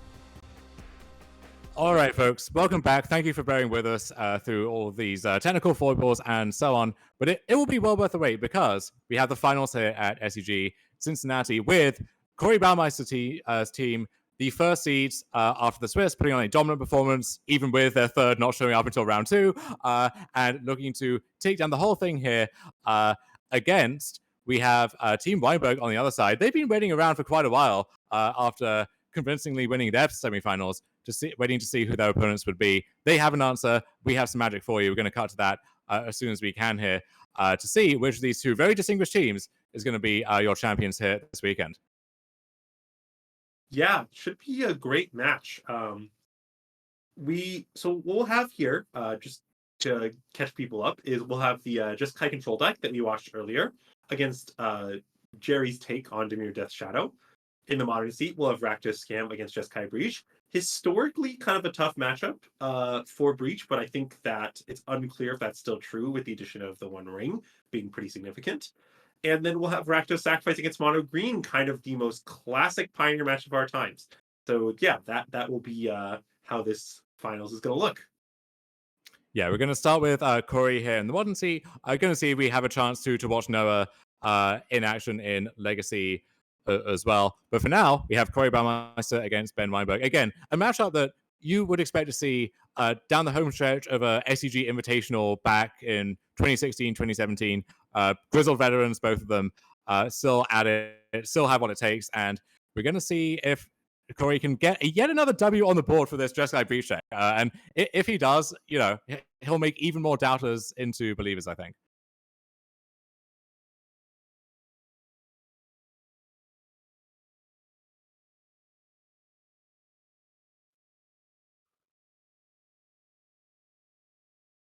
All right. And so, okay. Let's talk a little bit while we get going here about the Rakdos Scam against Just Kai Breach matchup, shall we?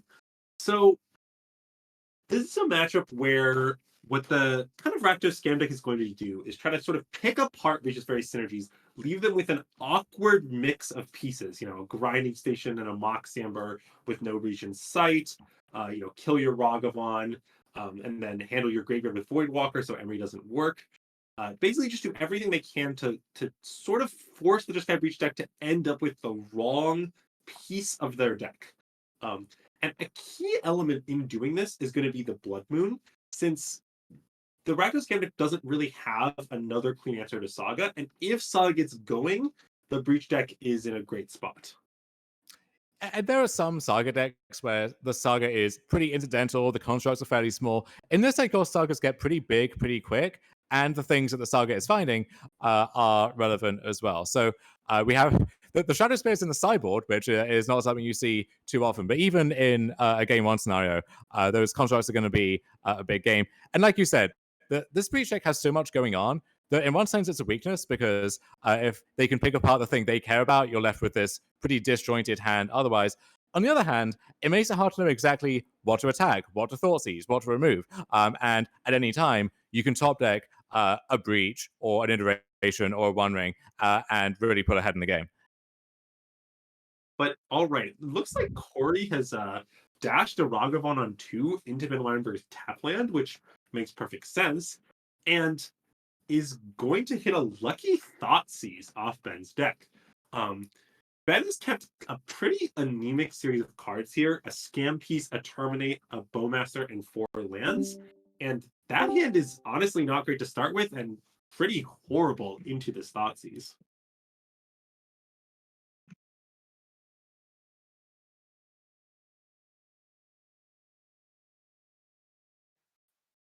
Okay. Oh. Okay. So, yes. Yeah, so Ragavan doing its usual dance here. Ben just passing back after playing Blackleaf Cliffs for the turn. There we go. Yeah. So okay. Not great for Ben Weinberg that he's now lost his Bowmaster and is being left with just a Scam element and a Terminate. I sort of wonder if he should have maybe tried to bluff a removal spell there with an untapped land on 1, just to make it so that Corey can't dash that Ragavan with impunity, but maybe that's a fool's errand, I'm not sure. Would you still just dash a Ragavan in the face of that? Well, it sort of depends on the exact mixture of Corey's hand, right? Like, certainly you do that over doing nothing, but maybe into the face of untapped mana, you'd, for example, commit a grinding station instead. Maybe you'd consider playing a Saga and getting that going.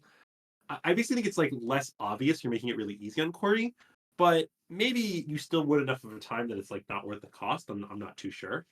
Just something interesting I wanted to kind of call attention to.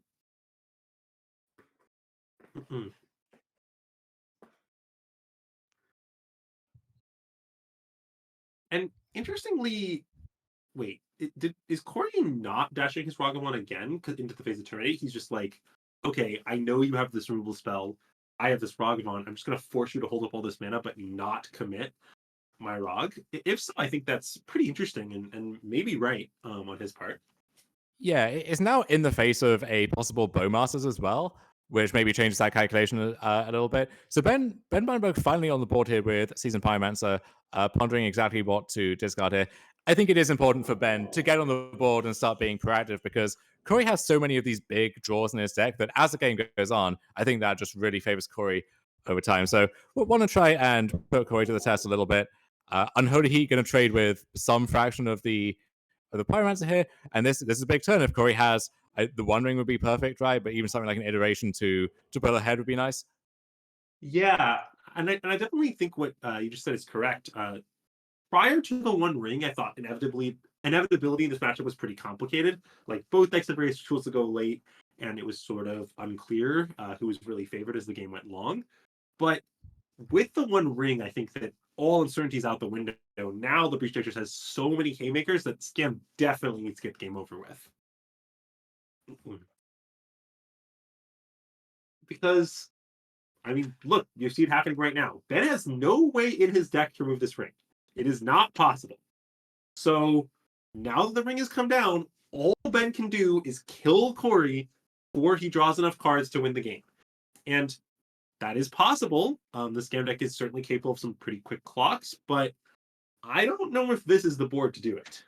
I wouldn't bank on it, no. And the ring's protection, even if Ben had more than just two measly 1/1s, the fact that you would get an entire turn's worth of life gain, damage prevention, effectively, makes it so much easier to actually leverage all of those cards properly. And now, a lot of Ben's cards as well don't work through that protection shield. If Ben had a grief, let's say, but you can't grief away the underworld breach just left there or whatever, because that just doesn't work this turn. And by the time it does, Corey's seen 3 new cards.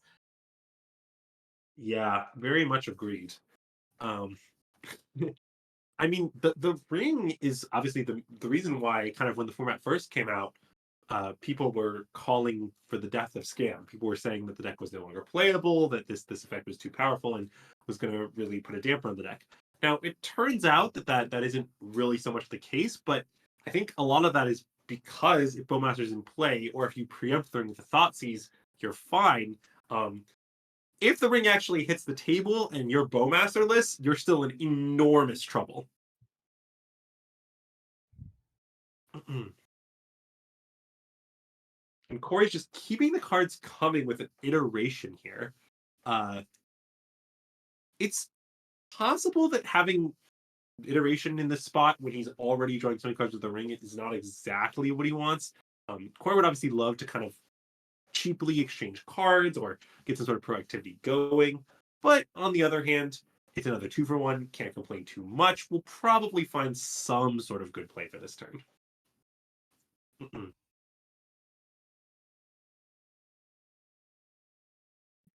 If Ben does have Bowmaster, then the game gets interesting. You have to think it would have been used in response to that second ring activation, so the coast is clear in that sense. Otherwise, the only thing Corey really has to worry about is if he really bricks off on all of these extra cards and ends up dying to ring plus attack somehow, but that seems pretty remote. Yeah, I don't think that's too likely. Obviously, nothing's impossible, but it just seems like Corey's in a commanding position. And okay, it looks like he's going to be opting to cast this Teferi this turn off the iteration. And okay, with the Teferi, I think the question is, do you want to bounce the ring? Because you certainly can. It's not unreasonable. We'll let you get another free fog turn and kind of reset the damage. But on the other hand, it will reduce the number of cards you're drawing next turn from 3 to 1. And maybe you'd rather draw more cards first and then re-ring or handle it in some other way at a later point. Hard to say. What do you prefer, Dom? You could maybe split the difference and tick up to Fairy this turn with the intention of either Ben attacks it and you're saving 2 damage that way, or next turn you can draw 3, bounce the ring, then get the protection, and just have it around as a more flexible card. Can shut off some of those scam lines as well. So yeah, I think I like Corey's line here. Yeah, that makes some sense to me, because I do think that often the kind of when the ring gets to 3 cards is when it becomes really like, I don't know what their phrasing is. It's like concession territory. It's like when Yes. it draws the first two cards, you're like, okay, like, I'm still okay. I could get out of this. And then if it draws the three cards, you're like, well, I am done. Um, and okay, Ben getting a Fury off this, which is maybe gonna punish this line from Corey, because that can take out the Teferi, and then Corey won't have a guaranteed way to re-ring. Although with all the cards he's seen, it's pretty. Oh no, he's opting for what I just said. Never mind. Okay, yeah. Okay, I think we saw there's been one where he's deciding which one to get, maybe consulting with teammates, like up the two options he's considering and saying, hey, like which of these you think I should get. Eventually decides to go with Bowmasters, leave the Fury in the graveyard. Makes perfect sense. So what that means is Teferi's going to live, but now Ben has a choice of, do you take Teferi below 2 so that it can't bounce the ring? But it's a tough choice, right? Because if you're doing that, you're taking away pressure that could be going upstairs, which is why Corey would care about bouncing his ring in the first place. So it's tricky. So yeah, it looks like It looks like Ben has chosen to completely remove the Teferi. To not just hit it for 4, but just to completely kill it. okay. Is interesting. I don't think it's obviously what I would have done. I might have been tempted to hit Corey with the Ragavan and just like hit the Teferi for 3, but I admit that risks the Teferi at some point bouncing the ring. And I sort of think Ben's outs here involve Corey kind of bricking on a way to like re-ring for a while. And in any scenario like that, the Teferi living for a bit and getting that bounce off is breaking. Maybe this is too conservative, but I do see the logic. Yeah, it makes sense, I think. There is also the possibility of the Saga digging up Haywire Might to exile your own ring. He's missing the green source currently, so we need to find Fetch Land or the Springleaf Drum. And yeah, Corey now gets to draw 3 cards safely, not going to get tagged by Bowmaster. And so any of Ring, Grinding Station, few other combinations of cards would work here. So leading off with Mox Amber, and now Emery, I believe. Well, don't forget, yeah, there's still a chance that Ben Weinberg could be dead at any moment here, right? Like, I'm not saying Corey is lethal right now, but he's not far off, right? In fact, I think if Corey had Grinding Station plus Breach, Ben would literally be dead right now. Yes.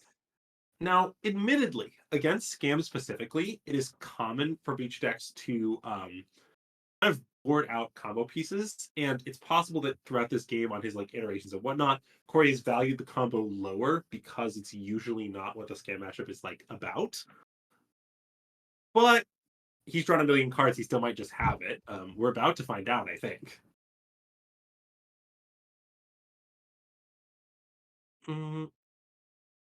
One red mana probably means Ben Weinberg gets to live to fight another day, would be my guess. Yes. Although that day will not be especially pleasant, I think. Yeah, it's sort of like, the I hate Mondays sort of day. You're like, yeah, I mean, I'm alive, but So Ben Weinberg is Garfield, is what you're saying. yeah, I am saying Ben Weinberg is Garfield in this situation. Okay. We can quote you on that. So Ragavan joins the fray just as I think it's just going to jump in front of a 1-1 here, and that's a perfectly fine use for it. And now, actually, we have the line I mentioned rolled up of Lattice Giant can fetch Breeding Pool, and then Saga can fetch Haywire Might, and then the problem has taken care of itself. We even gain 2 life out of that bargain as well. Yeah, and also don't forget Corey gets an opportunity on the way out of this ring. He will go down to 7, which is a little precarious, but I just imagine he'll still be able to find a way out of this. I mean, I don't know what's in his hand, but he has about a jillion cards and none of them are the ring. So it's hard to imagine it's going too badly for him. He also can make 2 constructs with the Saga on its way out. Those by themselves will be bigger than anything on Ben's side of the board. Emery can maybe get to work. So I am not too worried about Corey's situation here. I think he'll figure it out. To be fair, if there were a motto of the Breach deck, I feel like it would be, I don't know, figure it out. It'll take care of itself. just a lot of the games are like, well, you have all these disparate pieces. They kind of configure themselves in whatever way your draw ends up being. And you don't really have a precise plan of how the game will play out. You just sort of do your thing. And then, I don't know, the pieces fall where they may. To be honest, I think it's kind of interesting how successful the Breach Cabal has been as of late, by which I'm mostly referring to Jesse and Corey. Just because one would think that a scam-infested metagame would be kind of unpleasant for Breach historically. It's been quite a problematic matchup. I wonder if the Ring has just swung that matchup so far that now Breach is just actively good against it. I'm not too sure, though. I could believe that. Bowmasters is a nuisance from the other side, but I think the Ring weighs a lot more heavily in the other direction there. Yeah, I'm just kind of. I think it's hard to kind of explain the pretty incredible success of these Breach players, given how popular and successful Scam has been. Unless you think the matchup is flipped, right? I feel like I'm almost forced to believe that in the wake of how much they're winning, in fields that I just think Scam is everywhere. Some amount of it, I think, is just how much scam are they actually facing versus just the broad sweep of what goes on in modern. And then there's also, Corey is going to be one of the best players in any tournament he shows up to. So there's this age-old question with deck specialists of Corey's caliber, right? Of if Corey was just putting this amount of time into scam or living end or generic four-color creativity, whatever the choice may be, would he be having the same results? Yeah, that's fair. The answer might be yes. So wait a minute, I'm a little bit confused about what's going on here. Corey didn't break his fetch in the end step, isn't that right? Because we're now fetching off the Urza Saga. Yeah, he may have drawn the strand or the breeding pool, excuse me. Yeah, I think that's why we end up here, because he doesn't have another source of green mana, which is kind of all he's ever wanted is green right now. But so that's what I imagine. Oh, there is another possibility. The other Well possibility then, is okay. So is Ben just dead? It's interesting. He's gone for play the breach, then draw 4. I don't exactly understand why he played the breach first if he was going to draw 4. so this lets him, if Ben has another Bowmaster, he can bolt in response to the ring activation still. Okay, that makes sense. So it shuts off that possibility, and then we haven't seen a grinding station yet. It's been pretty elusive. Even if this is just a fair breach, though, I mean that's going to put. I think Corey is already far ahead, but going to put him so far ahead that that he can close from here. We also have the Teferi in the graveyard. So worst case, we bolt 2 things on Ben's side, we Teferi, we bounce our ring. Pretty good turn. No complaints. Yeah, but I just imagine that, like, given that Corey's going for this, he has something better than that. Yeah. Well, now you see the cute trick of Emery, Legend Draw looping each other. So that lets you effectively pay a blue mana to mill 4 cards. You're exiling 3, but if you're on the hunt for a specific thing, well, you pay blue for 4 looks at that thing. That's a pretty good draw spell if I've ever seen one. Yes, and in fact, there's actually a non-deterministic breach loop that is possible, which is that if you have 2 Emerys and 2 Mox Ambers and a breach, you can repeatedly Mox Amber for mana, Emery, re-Emery, Mox Amber for mana again. And this, like, consumes your graveyard slowly, but lets you look at a lot of cards in the process.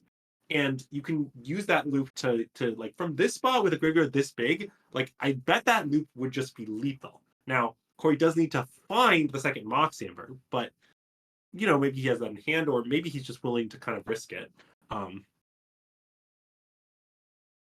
The worst case here isn't that bad, because at the end of all this, he can always flash back a ring, right? Which will just give him protection from everything.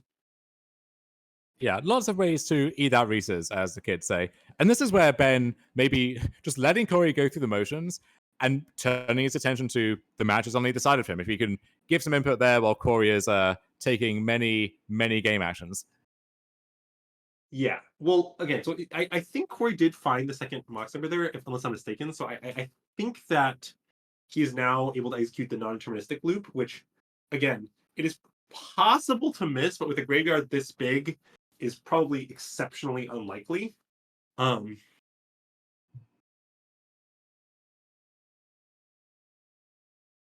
Because to be clear, all he needs is a grinding station here. A grinding station is And there it immediately- is. Yep. And now a loop is being demonstrated. Ben can finally scoop up his cards, and Corey Baumeister will be up a game, looking to cap off this dominant run here in SCG Cincinnati. We'll see if we can check in on Noah Walker versus Marshall Arthurs over there in the Legacy seat, get a glimpse of those two excellent players, and Marshall's beautiful deck in particular. He's someone who, if you follow him on Twitter, can often be seen posting fully foiled out versions of decks worth God knows how many tens of thousands of dollars there.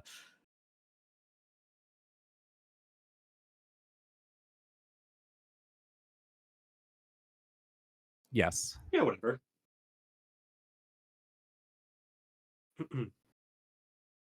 All right. So we're going to see if we can switch to that match. Because of how we had to restart the camera setup, it is going to be a little blurrier than usual. So hopefully still able to watch and follow easily, but bear with us on that. Yeah, our apologies for the technical problems. We assure you that this has nothing to do with any things that we can easily change.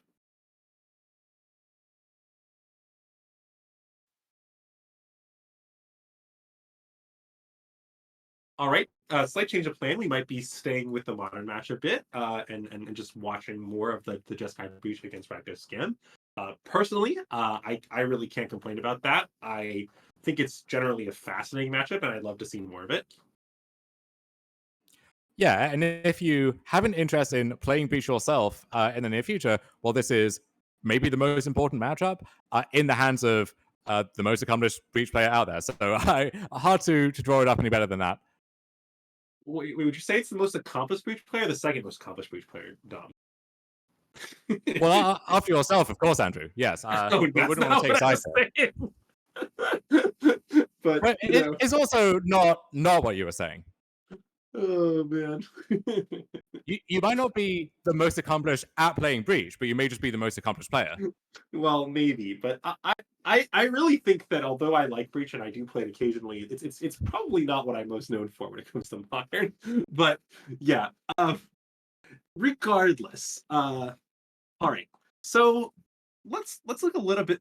Let's look a little bit at these sideboards. So commonly, the Breach deck in this matchup against Rakdos Scam will actually board pretty far down on the combo. It's common to go to like one grinding station, like shave on Emery. Shaving the fourth Breach is not unheard of. And you're kind of just trying to board into as fair deck as possible. So for example, I imagine Corey will bring in these prismatic endings, these Furies, maybe the Shadow Spear. I've even seen maybe this Teferi. I've even seen the Wear Tear come in before, but it does depend on what cards you think that they will bring in. For example, if they have a bunch of artifacts like Hearse and whatnot, then you might want Wear Tear. If they're on just Blood Moons, probably not. Yeah, I would very much expect Shadow Spear, the Furies to come in. Prismatic Ending is a little hit or miss, right? But if you just want a little bit more generic interaction, then that makes sense. You can shave away at some of the worst interaction in the main deck, some of the combo pieces as well. On the Rakdos side, you then have this weird dance of, well, how much do you try and target some of the combo components and the graveyard stuff, and how much do you just try and win the fair game that it sounds like your opponent is trying to win as well? So from Ben's side, I'd expect the Shieldred to come in out of the sideboard. A card like Croaxa is pretty bad if the opponent's racing towards a combo, but pretty good if they're just trying to grind you out. Engineered Explosives potentially as a way of cleaning up construct tokens and also just boards full of stuff, and you get to decide what that stuff is. Nile Spellbomb, I think, is a pretty nice card here. Just shuts off Delirium, can harass Emery, Breach, that kind of thing, and also just cycles itself on the way out, so the cost is pretty low. And then you can make an argument for stuff like Fable as well. So a lot of stuff there, and then how many Blood Moons do you want, I think, is an interesting question. How many of the scam effects, removal spells. So really everything is up in the air on both sides in Breach versus a lot of these decks in the way that it isn't elsewhere.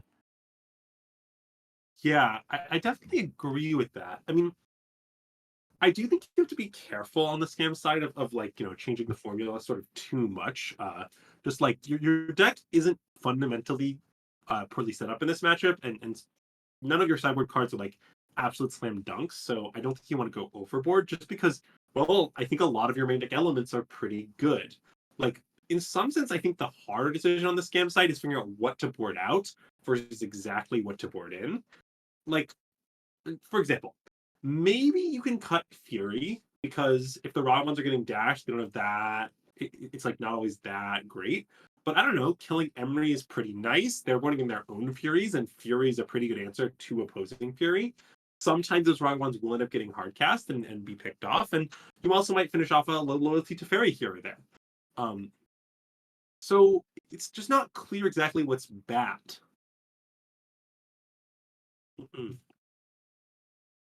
Also, do you have any interest in Chalice the Void on the scam side? That's what I was wondering about, because it does hard stop the combo and disrupt some of their fear pieces. For example, Emery does not function very well under a Chalice of the Void. It cannot get back the Mishra's Bauble, which is primarily what it does. Sure, you can still get back a grinding station or maybe a One Ring if you have a ton of mana and a ring is dead, but it's pretty bad still. It is interesting. I think I wouldn't, just because if you warp your deck to that extent, then you get to the point where they don't need to unfair breach anymore because their fair breach is just going to beat you in this hobbled game that you've created for both of you. And also, if they have an answer to it in their deck, well, you get to turn 7 and they breach and they get back to the ferry, bounce your chalice, and then it's not actually doing its intended job there. So I'd say clear of that. I think just stick with Explosive, Spellbomb, Shieldred, and then could take or leave some of the others. That's pretty reasonable, I think. And I do like, with regards to Nihil Spellbomb specifically, that it's a good way to handle the combo, disrupt some of the synergies like Emery, but also, just draws a card. So it's never going to hurt you that much. You can always change something else. And often you will be able to disrupt some of their elements while getting card advantage, which is exactly where you want to be. But we'll see exactly how Benoit. So we can confirm that actually Stark Green has been overthrown. David beat Goliath over in Pioneer. Rado Sacrifice taking down that matchup, which I think is closer than advertised. It's not as free as I think a lot of people like to say. But big win on the board there for Team Weinberg. Just need one of the other two. Down a game here in Modern, so Corey looking to even it up, and then could all come down to Legacy as a decider. Yeah, and I will say on the topic of Sack versus Green, most people, I think, have historically said, "Oh, Green crushes Sack," or "It's too free," or something like that. But I think in reality, it's somewhere in the 55 to 60% range for Green. Nothing crazy, very losable. Even if you'd rather be on the Green side.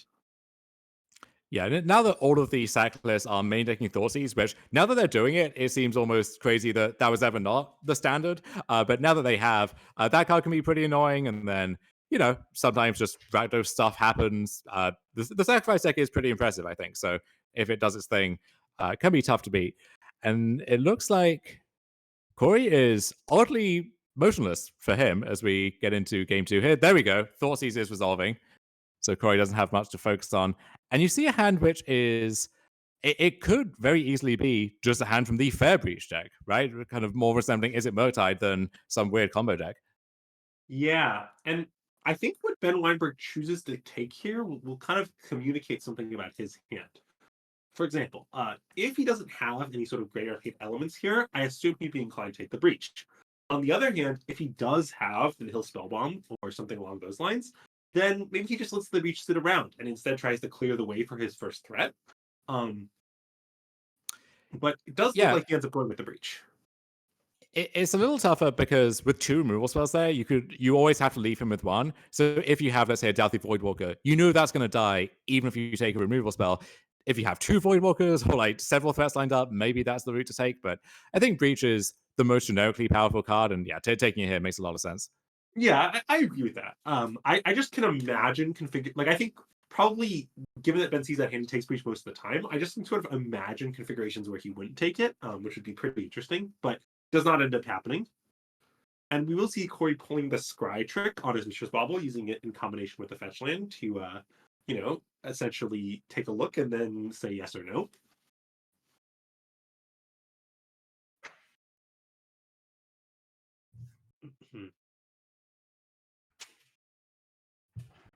Corey Yeah, would this deck, love to see a threat here. Oh, sorry. yeah, I say this deck really gets a lot of mileage out of its Mistress Bauble. So you have the usual small synergies of build your own op to the fetch land, or you see what you would take with a Ragavan, and you're bringing it back with Emery and fuels Delirium and so on. But at the end of the day, it is also just a combo piece as well. So you get to use every part of the proverbial buffalo. All right, it looks like Corey's picked up his grinding breach here. That's pretty unfortunate. As I mentioned before, you usually leave in one grinding station in this matchup just because you want to be able to combo, but you would prefer it to never enter your hand. Like you prefer to always hit it off Emery's or otherwise mill to it once you start comboing, but never naturally draw it. Obviously, it has some utility, and there's a few things you can do with it, but a great spot for Corey, especially because I think I saw a Pyromancer in Ben's hand. So his plan here might be strip Corey's hand down to nothing, play a Pyro, and take over from there. Yeah, Nile Spellbomb, good insurance against a top deck breach, but also any Delirium stuff that might come down as well. The grinding station, it ends up in that class of cards that I think Thassa's Oracle is in too, where you need it in your deck. That's kind of the cost of doing business, but you don't really want to see it most of the time. Even Oracle here, though, sometimes, 1/3 blocker, Omen Speaker against the Ragavan deck can do something. But yeah, Station is just what it is. Yeah, and there are some matchups where naturally drawing station gives you access to some really fast combo kills. For example, you can like kill your opponent on turn 3 or something like that with if you have access to a naturally drawn station. But this match is just not really about that. Like you're gonna get thought seized a bunch, they're gonna take your breach pretty frequently. It's just not very likely the game plays out in such a way that station ends up being good, and therefore you'd almost never rather draw it.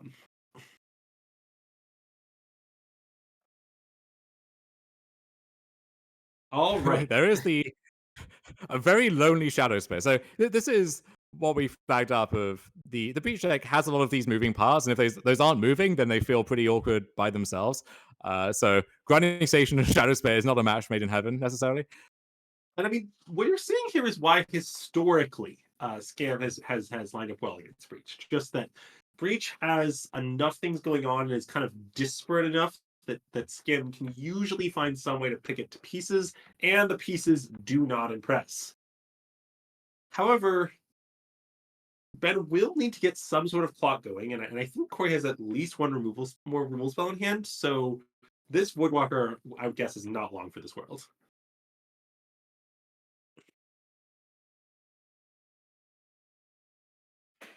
Corey's really thinking about whether or not to kill it, or maybe which way to kill it.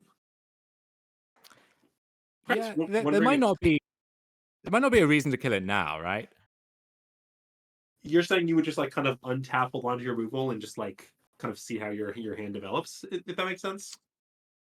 Well, let's say Ben has a Feign Death effect. Let's say you kind of want to force the issue at that point on Ben's next upkeep.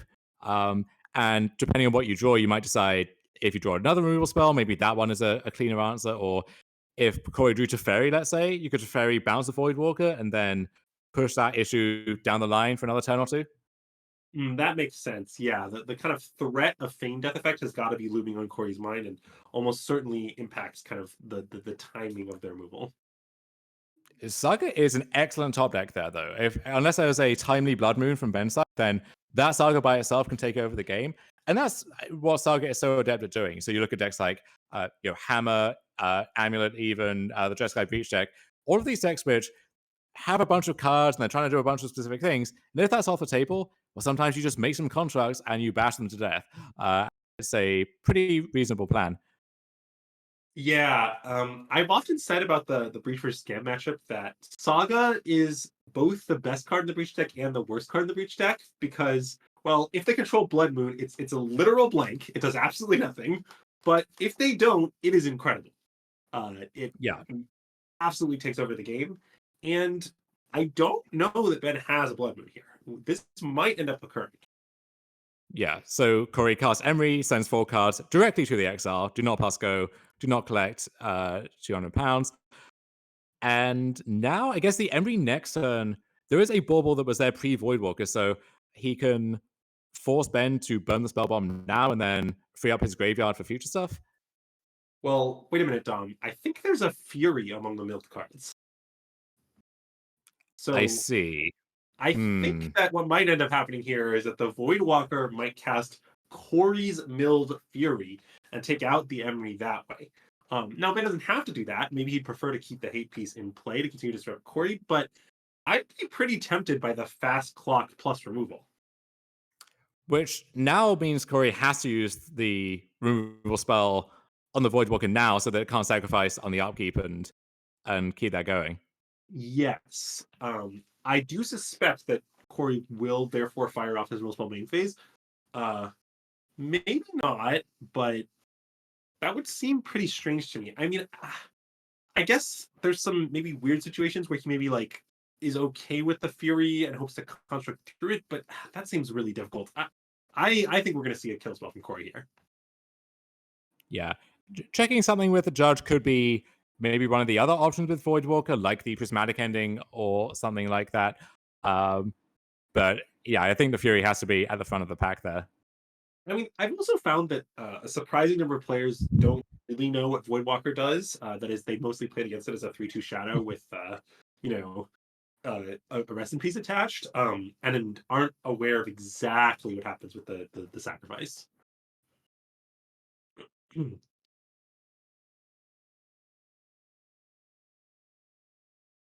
Yeah, worth noting that Voidwalker sacrifices to let you cast a card that turn, but other casting restrictions apply. So you can sacrifice it on your upkeep, but you would have to cast that Fury at sorcery speed still.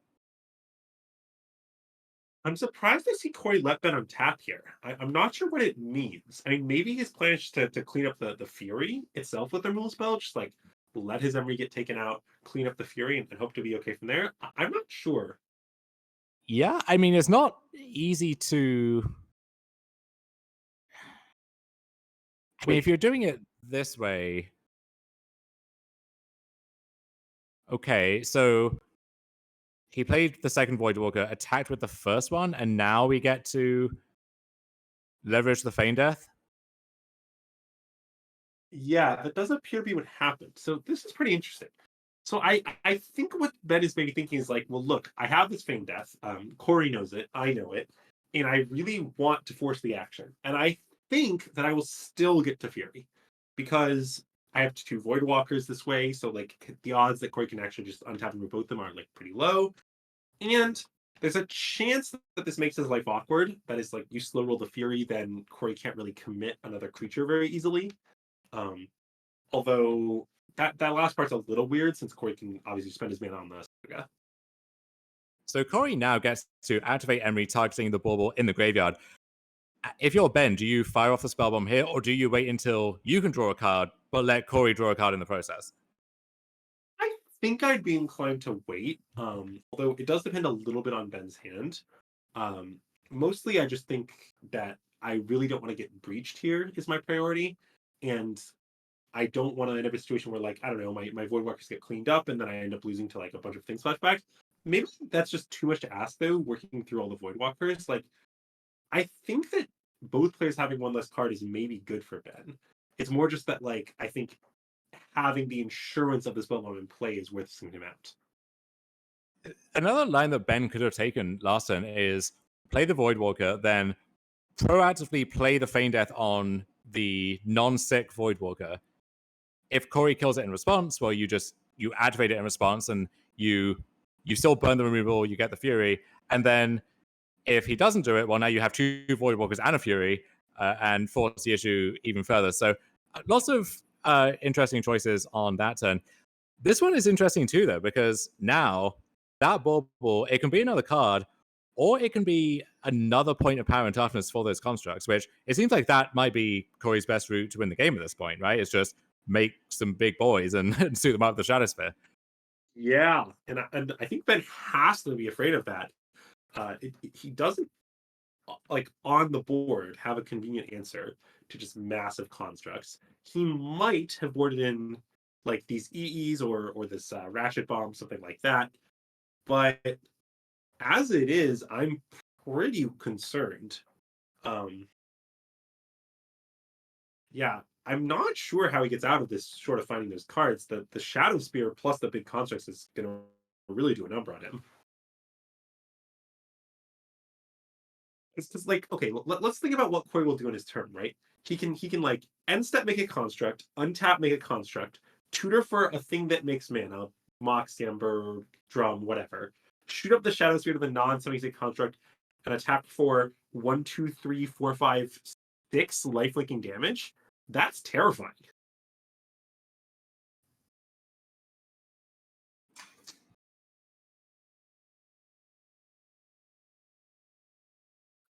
Okay, so it looks like Ben is sending for 4 with his kind of pumped Voidwalker here.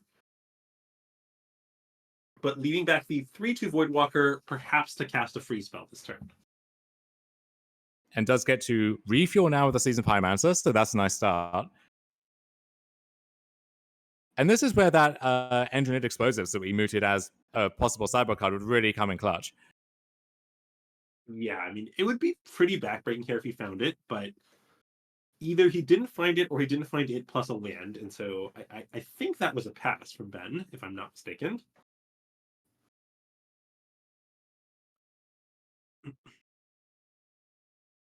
Could also just have some sort of like regular removal spell, like a Fatal Push or something, and just hope that, you know, when Corey goes for this construct lane, he'll do that. I'm kind of wondering why the Voidwalker's untapped then now. Unless, wait, did he hit a removal spell off Corey's deck he's playing to cast? Like an Unholy Maybe. So, yeah, the heat is under there. So now we have to think, does Ben have Delirium? So he has instant sorcery, land, and he can sacrifice the spell bomb if he needs to. So Well, yeah, the Voidwalker's potentially. a creature. It itself puts creature in the bin, Oh, right? well, okay, never mind. Yeah, So I think that Ben is threatening to sack his Voidwalker and heat the construct. So if Corey suits up, Ben will just do that. Now the problem with this is like, okay, so that's nice and all. He is kind of letting the Emery run rampant in the meantime, right? Like the Emery can just recur this other bauble again. Corey will have a lot of like raw resources, but well, the other issue to now is, so there are 6 artifacts there currently. The Emery buys back a bauble, so that can be 7. And so then Corey can just try to suit up the construct that can attack, and there's not actually a great window for Ben to heat without forcing, like, he can't force an additional commitment before he buybacks the heat. So yeah, so we're going to use a spell bomb now, draw a card, finds his moment there. yeah, I mean, this is certainly reasonable. Getting a big yard, denying the Emery recursion, and that will keep the construct 6/6 so that Corey has to kind of risk it if he wants to attack, or if he wants to force the action on the heat.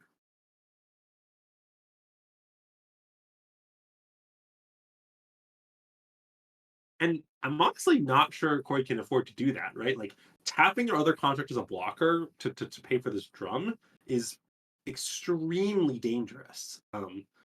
Although I guess maybe because all of Ben's creatures have shadow, maybe that doesn't matter too much. Because Ben is spending only 9 damage. Do you like just going for it here? I think you go for it, because if you force the play on the heat, but that's a Voidwalker that would not be attacking instead.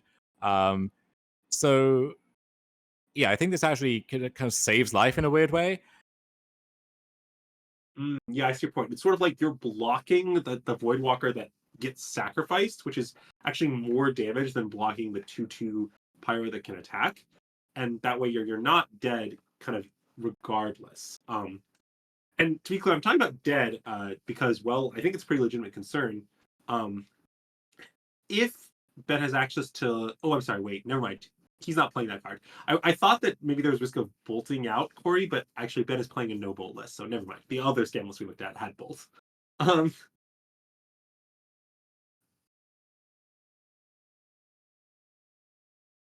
I think the other issue too is if you let Ben untap with both Voidwalkers, then oh wait, hold on, So Corey did equip, and then Ben sacked and heated it. Okay, That's what okay. happened. Yeah, all good. So if you let both Voidwalkers untap and they just attack, well, that's that's a 2-turn clog. And if there's any removal spell for the thing that would pick up the Shadow Spear, well, now you're just dead on board suddenly. So I think just dealing with at least the first Voidwalker has a lot of appeal to it.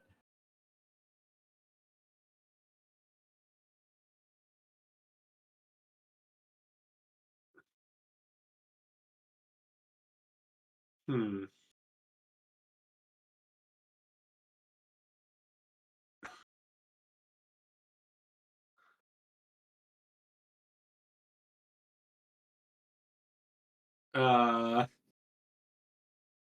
Interesting.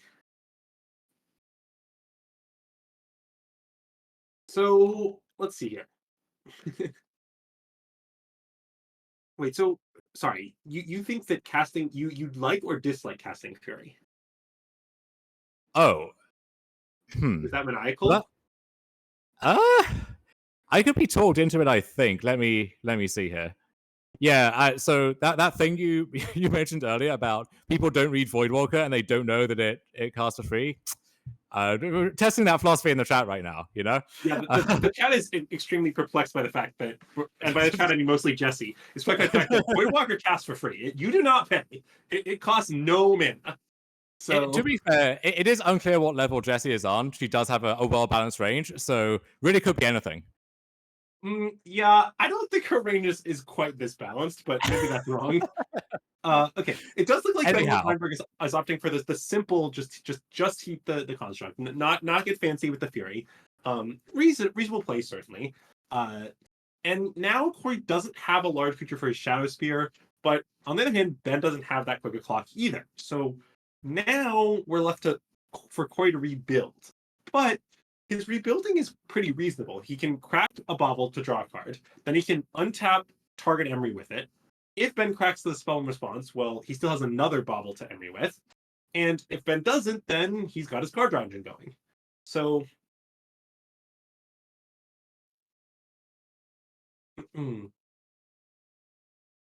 we do want to take a brief moment to thank the 2,000 of you who are here in the chat right now. Phenomenal turnout. So it's that kind of support that helps make this all possible. Also, more direct support as well. You know, these streams are expensive to do. We have our sponsors, we have everything else, but direct support very much appreciated as well. But very pleased to have all of you here with us as we sit through this nail biter of a finals here. Yeah, I mean, this is just an incredible game. You absolutely love to see it. Scam and Breach can sometimes play some great Magic, and it's really on display here. Oh, wow. Is this a Hardcast Fury? It is. Wow. Okay. All right. So Corey's drawn off the top, or perhaps off his bubble, the second and last copy of Fury he has access to. This completely cleans up Ben's board and is a pretty excellent play. Notably, Corey did end up committing both baubles that turn, so he will then get all of it exiled by the spellbomb. That's a little unfortunate for him. His Emery's now kind of turned off, but probably just the cost of doing business. If that's what it takes to find the Fury, then, you know, so be it.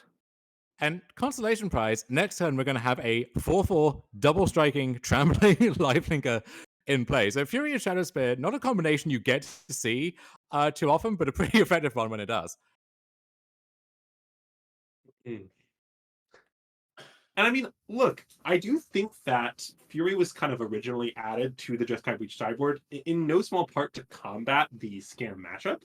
And given how popular Scam is, it's all of the Breach experts are currently playing a couple on their sideboard, and I mean, you're seeing why. It's just an incredibly effective card. It's castable under Blood Moon. You can evoke it. You can pay 5. It works any way you slice it, and really helps the Breach deck's kind of fair game plan.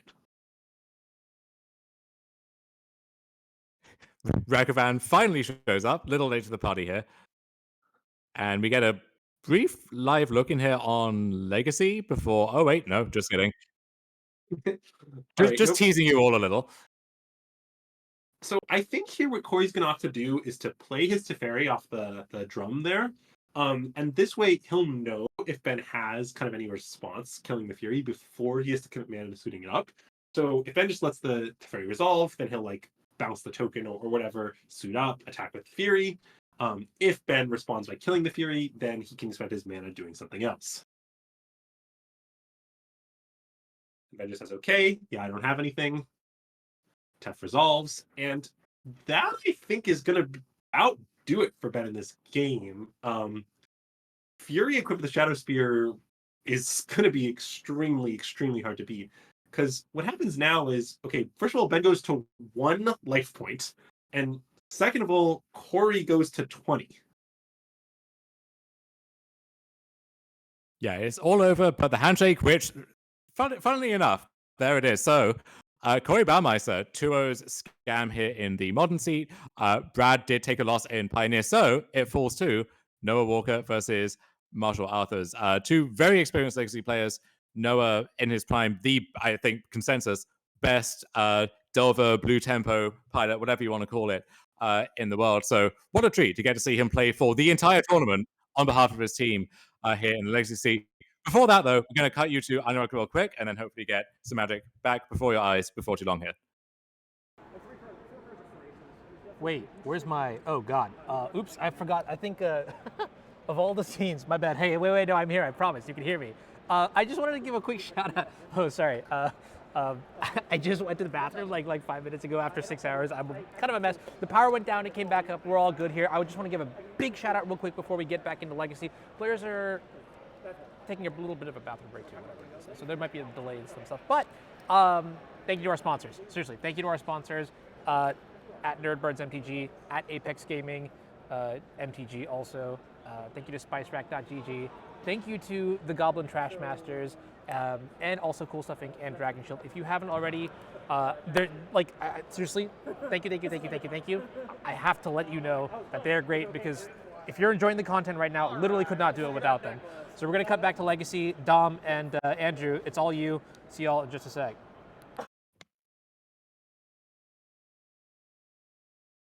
All right, so I guess we're going to be getting back to some Legacy action pretty quickly here. Yeah, so this is going to be, just to remind you, this will be a Dimir Death Shadow against Jeskai Control in the hands of Marshall Arthur. Dimir Death Shadow being piloted by the Noah Walker, one of the best Legacy Tempo players in the world. I don't think that's really in contest. And it looks like we're going to be kind of right into the middle of a somewhat complex game here. So Noah, as far looks to be on 1 land, but he does have a Bowmaster and a 3/3 Orc. Marshall maybe resolving a Brainstorm, which is really tough in the face of the Bowmaster, if that's what's happening. Yeah, that does appear to be what's happening. Yeah, you see a Legacy staple-ish there in Stuff the Storyteller, which went through this real craze a few months back, where this was one of the default ways to build your blue-white base control decks. Another card which really got punished hard by the advent of Orcish Bowmaster. Just you both the token and the card draw lining up very poorly there. That being said, Stuff of the Storytellers really nice alongside Orcish Bowmaster, and so you see that combination alongside each other in some of these more Espery control decks too. Yeah, so okay, I'm gonna ask a silly question here. What happened to Noah's lands? Did he just like keep a landlight hand and like brick on a ponder or something? Or I'm just wondering how we got to this game state. I'm going to take a quick scan of Marshall Arthur's control deck here to try and diagnose that. So, Is Marshall no playing Wasteland? Wasteland? No, it isn't. So, I think it's just a landlight hand. I think maybe there was a Daze involved at some point, jumping back and forth. I think Noah had Wastelands, that's for sure. I see. So like Noah kept a hand with like 1 land and like some wastelands. He used those wastelands to cast Spellmasters, then he exchanged off his wastelands, but then kind of bricked off on lands for a while, whereas Marshall kept getting land drops, and we end up here. All right. Yeah. So it's kind of fun coming to a match in the middle like this, because you're arriving at the scene of the crime and you've got to figure out what happened. And I think we just about solved it here. Yeah. So okay, Marshall is at 1. That's the headliner here. So Okay. all Bowmasters are lethal. All creature attacks are lethal. Noah is drawing very live to a lot of outs. On the other hand, Reanimate. I'd say Reanimate is a Bowmaster's, which is lethal. So add that add to the tally too. Yeah, and we know, of course, Noah doesn't know, but we know that Marshall doesn't have an actual counterspell, right? We know that his hand is a Shark Typhoon and Wrath, now just a Shark Typhoon. So Shark Typhoon means that he does have access to very strong card advantage here, because that will proc the Staff of the Storyteller, right? Yes. So that the shark is a flying blocker, which lets the staff in turn create. Well, it's going to draw a card, and then so we get to fog for a turn. It's a little dicey here, honestly. Yeah, I mean, this Murktide might be good enough. But if this game goes on too long, I just imagine the staff combined with the shark, combined with the tools and Marshall deck will eventually reach a state where Noah can no longer win. But we're definitely not there yet. We're a ways off, I think. Oh, okay. So yeah, Ponder post combat. Marshall. So being in Jeskai means he does have access to up to 4 Pyroblast in his sideboard. The problem is he's at 1, so he can't fetch for the 1 Volcanic Island. Is the only. I guess the Rao can try him too, but we need that one to be untapped. So that isn't going to do it. So just down with the conventional white answers like swords and I guess Teferi Time Raveler would do it as well. But Hinder Torak is going to take care of 2/3 of Marshall's remaining cards. So Blood Moon and a dead Flutterstrand hit the bin. I mean, Marshall has to be happy about that. Like, I don't know exactly what his cards are, but those are not good cards. No. So Caracas, Blood Moon, and is that another Shark Typhoon hiding in the back? I mean, another Shark Typhoon is awesome here. The Blood Moon is a blank. The Crocs doesn't matter too much. But yeah, you cannot be sad about another chump blocker that essentially draws 2 cards. Right? Like the card he's playing here is 4 mana Divination, make a 1/1 flyer, which is very good. Like if that card just existed, it would be a pretty strong card. Maybe not a strong card in Legacy, but you know. Yeah, short of an answer to actual Murktide region, this is the best we can ask for. Plague Engineer, though. Okay, this makes a lot of sense against a card like Staff. You do still get the counter from the 0/0 token being created, but against Staff, against Comet, and some of these other cards, that's actually a surprisingly effective tactic. And here, it's a lethal attacker, which Marshall can't remove. So we're going to a game 3 here for all the marbles. This one game between Noah and Marshall will decide the entire tournament and decide which team, Team Corey Baumeister or Team Ben Weinberg, will hold the trophy when all is said and done. Yeah, and I don't know. I sadly missed the start of that game, but honestly, what we watched was pretty great, so can't complain too much. And well, obviously, the game 3 goes. Yeah, Ben Weinberg's deck, or sorry, the control list here is, I don't know, decently set up for this matchup, I would guess. I mean, I can't imagine having 4 Pyroblast is a bad thing, and these Blood Moons are close to knockouts if they resolve, I assume, right? Because yes. Noah doesn't have Jerry's swamp cycling little subplot in there. So yeah, Noah is trying to cast his spell straight up, and if Blood Moon resolves, he's not casting any more spells. I can tell you that much. There is one Hydroblast in the sideboard, which between Pyroblast and that kind of back and forth, and then also Comet and Blood Moon, I think that will come in. There's some force negations and stuff. So I think Noah does improve a bit in sideboarding. You saw the hymns that game. We've got the Sauron's Ransom as well, a nice little card draw spell that pitches to force. That's going to come in. From Marshall's side, you have Pyroblast and Blood Moon, and I think that's it. But you don't need much more than that, honestly. Yeah. And again, I know that historically, people have often touted the ability of these blue control decks to kind of go over the top of and exploit the tempo decks. But all I'll say is I think historically the amount by which these control decks have been favored is very debatable and often kind of lesser than it might appear. And there have been a lot of metagames where it was like the solution to Delver is this control deck, and then Delver wins every tournament. And I'm not sure that dynamic is still preserved with the addition of Bowmaster and the loss of iteration. Things have obviously changed some, but I also wouldn't be surprised if in 3 months we're saying like, wow, people thought just kind of control would be Dimir Death Shadow. What fools! Yeah, I think also you see these Grixis Delver decks kind of recalibrating and doing pretty well as well. So Delver is, it's not the colossus of the format that it once was, but it's still a very solid deck. And if you've been playing the deck for a long time, if you're Noah and you're maybe one of the best players in the world are playing that deck, then 100% you can play something in this space and feel very happy about it. Yeah, and I also do think part of it is definitely that these control matchups can be really tricky to navigate on the Delver side.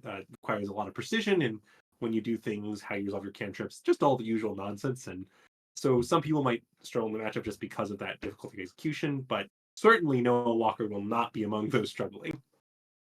No, and matchups like this are what appeal to so many people about Legacy, right? Like these highly interactive blue mirrors, lots of decisions back and forth on both sides, a lot of agency, for lack of a better word. You just get to see good, honest Magic, and then a dash of some of these like new, exciting cards as well. Yeah, any agency simps in the chat?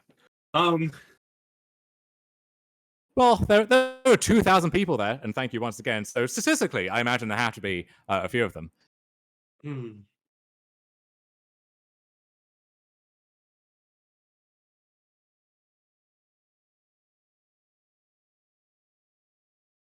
Looks like Noah's hand does not have the ability to produce colored mana, so I imagine he'll be shipping this one back. Yeah, that one's a pretty easy call. There are spots where, like on 6 or whatever, maybe you keep some of the wasteland only hands, but no, for the most part, you got to give yourself the ability to play Magic, especially because these blue-white base control decks, one of their virtues is they have so many basics, and you see Prismatic Vista in Marshall's hand as a way to find basics that Wasteland itself often isn't that effective against them. So you can't even buy time that way. So down to 6 for Noah. Marshall had what looked like a pretty solid 7. Yes, I think the 7 we saw was Vista, Rogran Triumph, Caracas, Force of Will, Ponder. I think that's all the cards that I got a good look at there. Yeah, What? so I would describe that as functional or fine. It's a little land heavy, perhaps, although again, versus Wasteland, maybe that cuts both ways. And then Force of Will, there's this weird dynamic with it in these blue mirrors in Legacy where each deck has a handful of these really high impact plays you have to fight over, and you will 2-for-1 yourself to force if you have to. But on these more minor exchanges, going down a card to force something is an easy way to just fall behind and lose a resource. Yeah, so actually, I was wondering if you have a take on this. I know that the kind of historical Legacy wisdom is that generally in these fair matchups, you go down or board out entirely on your forces, right? But I was wondering how much you think that dynamic kind of still remains true, or if it's more like the Thoughtseize scenario where these days the cards are so strong that you end up wanting to leave in some, or maybe even all of your forces. I think the cards are just good enough that you have to lean towards keeping them in. You could maybe shave one or something, but if the opponent just puts Orcish Bowmasters on the stack, right, you need an answer for that. If that's forced, so be it. But if it's not forced, it has to be something else because you're not recovering from that. And that's true of so many cards in so many decks that I think that dynamic has really changed over the years. All right. Yeah, that makes a lot of sense to me. I've long thought that the force dynamic was kind of the same as the Thoughtseize dynamic. I don't know. All right, this will at least give us a better look at the hand, which I appreciate at least. Okay, looks like that's a March of Otherworldly Light and a prismatic ending there. Yeah, the March is interesting here because it's not a great removal spell and it's not really efficient at anything. But it's just another removal spell. And if you're trying to max out on as many of those as possible, then I guess it qualifies. Yeah, so I wonder if Noah has any interest in taking the Ponder here and just stranding Marshall with like a bunch of removal spells, a force, and no real way to knit his hand together. Especially given that like these two removal spells don't hit a significant portion of Nova's threats. That is to say, they don't hit Murktides, they only hit Shadows. Yeah, there we go. Marshall or Noah agrees with you. And so, yeah, but currently that force is stranded without a blue card. If Marshall draws a blue card, like let's say he just draws another Ponder, well, are you casting it? Like, what do you want? And B, are you happy leaving yourself defenseless without that blue card for the Ponder? So you see how the force can be potentially awkward, even though it's one of the more universal defensive tools.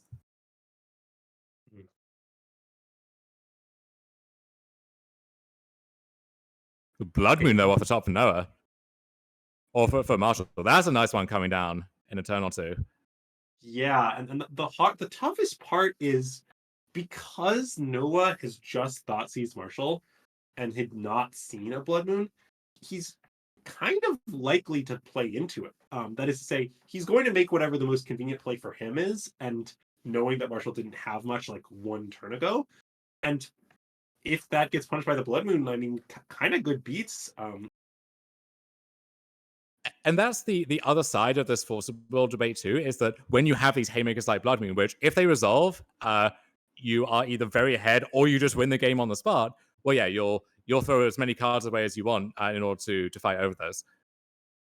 Yeah, and so here it looks like Noah has another Thoughtseize and a Force of Negation and a Bowmasters, if I'm not mistaken, right? So the question is, all right, you could just pass, hold up your Bowmasters, probably play it on their turn. It obviously lines up super nicely into their 2 removal spells. If they want to spend one of them on it and leave the one around, that's fine with you. Oh, hello. Well, hold up. Here's Motide Region. You can't prismatic ending that. It's pretty damn hard to March of Otherworldly Light it. And yeah, we didn't have a blue card for Force, so that's going to stick. And Marshall now needs an answer to that. Yeah, because, but, so wait, but does Noah have a Force though? I thought he did. Yeah, I thought we saw Force of Negation. That could have just been the Motide region being shuffled around a bit. We'll see if we can get a clearer glimpse of that. But yeah, I mean, that could end up being a pivotal question.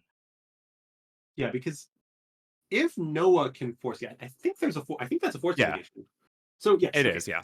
So if Marshall slams Blood Moon here, not only is he not answering the Murktide, because he will also just get forced and owned, but I think it's pretty tempting to do in Marshall's seat because, well, maybe your plan for this Murktide is you play Blood Moon, you hope it resolves, and then if it resolves, you kind of get to spend all your mana to return, your opponent is going to spend their mana, and you'll use the kind of 4 turns you get to like figure something out. Because Marshall is at 20, the Murktide's only 4/4, right? He's not in imminent danger.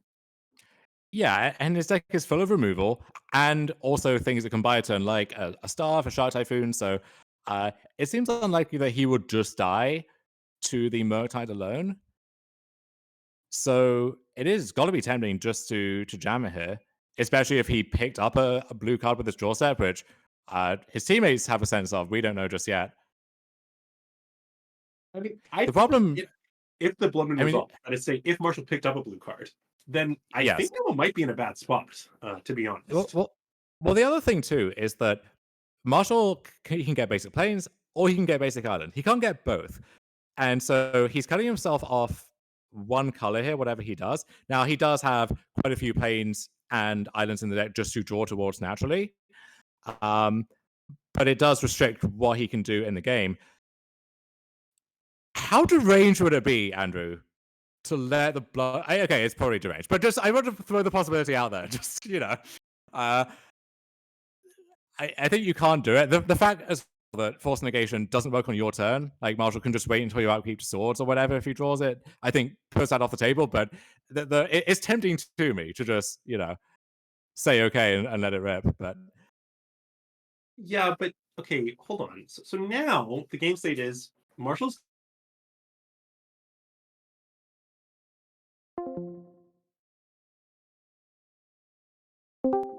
have colored mana ever again? Is that correct. Right? He can cast his Force of Wills and Force Negations, and not even days anymore because there's no they aren't islands. So that's it.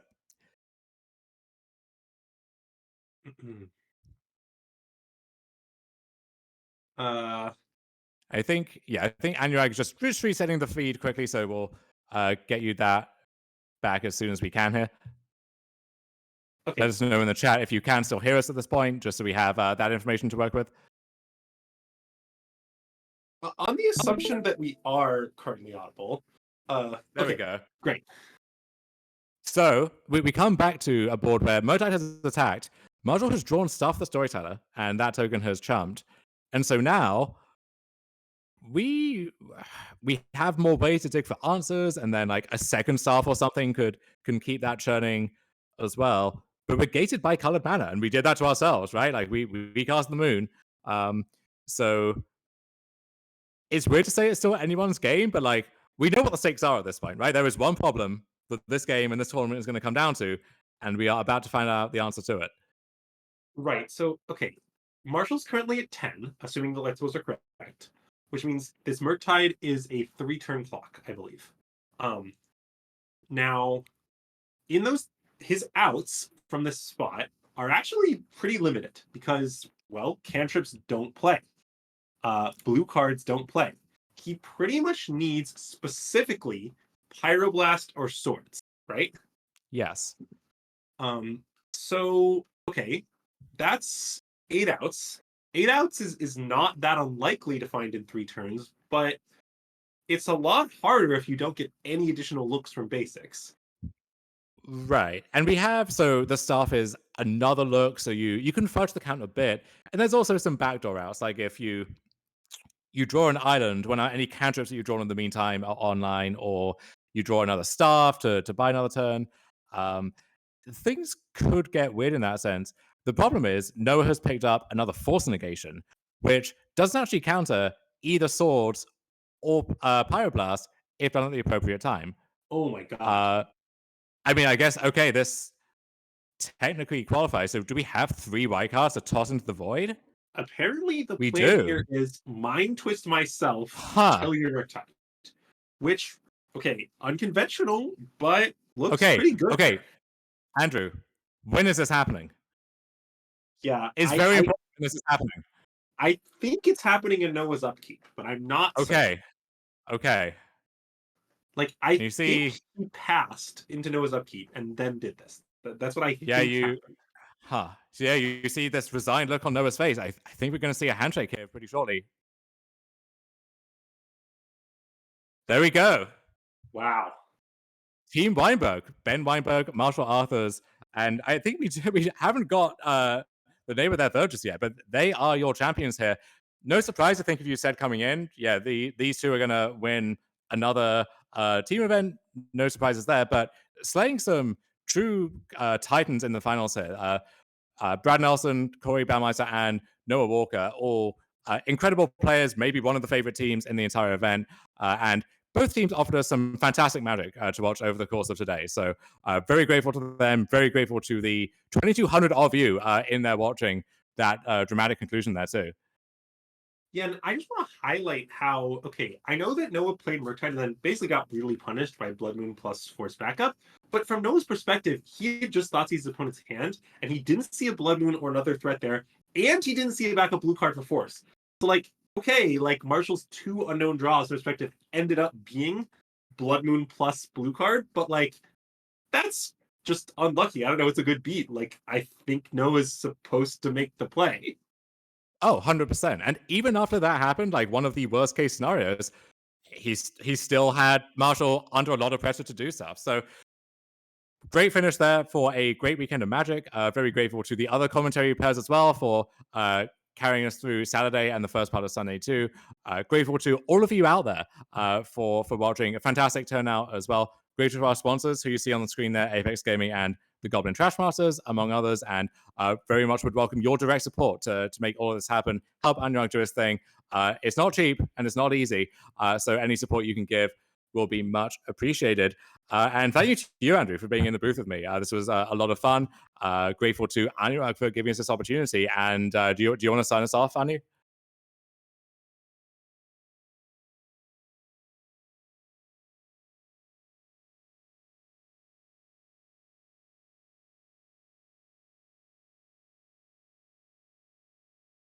Oh my god, and I was muted. I was muted. Oh, God. Yo, that was sick. Yo, what up, dude? Oh man. All right, guys.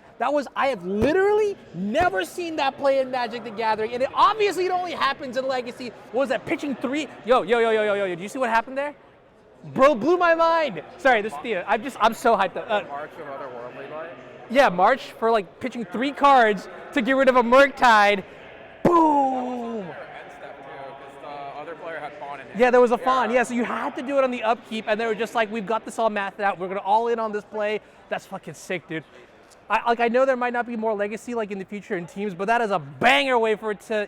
I love Legacy. All right, guys, you can't really see it all here, but I've got like an hour and a half of cleanup to do. So I'm gonna call it here. I'm actually gonna go ahead and start our raid here. But first, I'm just gonna say, if you haven't already, please, I would really appreciate it if you hit the follow button. Probably out of frame here right now. If you would hit the follow button, that would mean the world to me.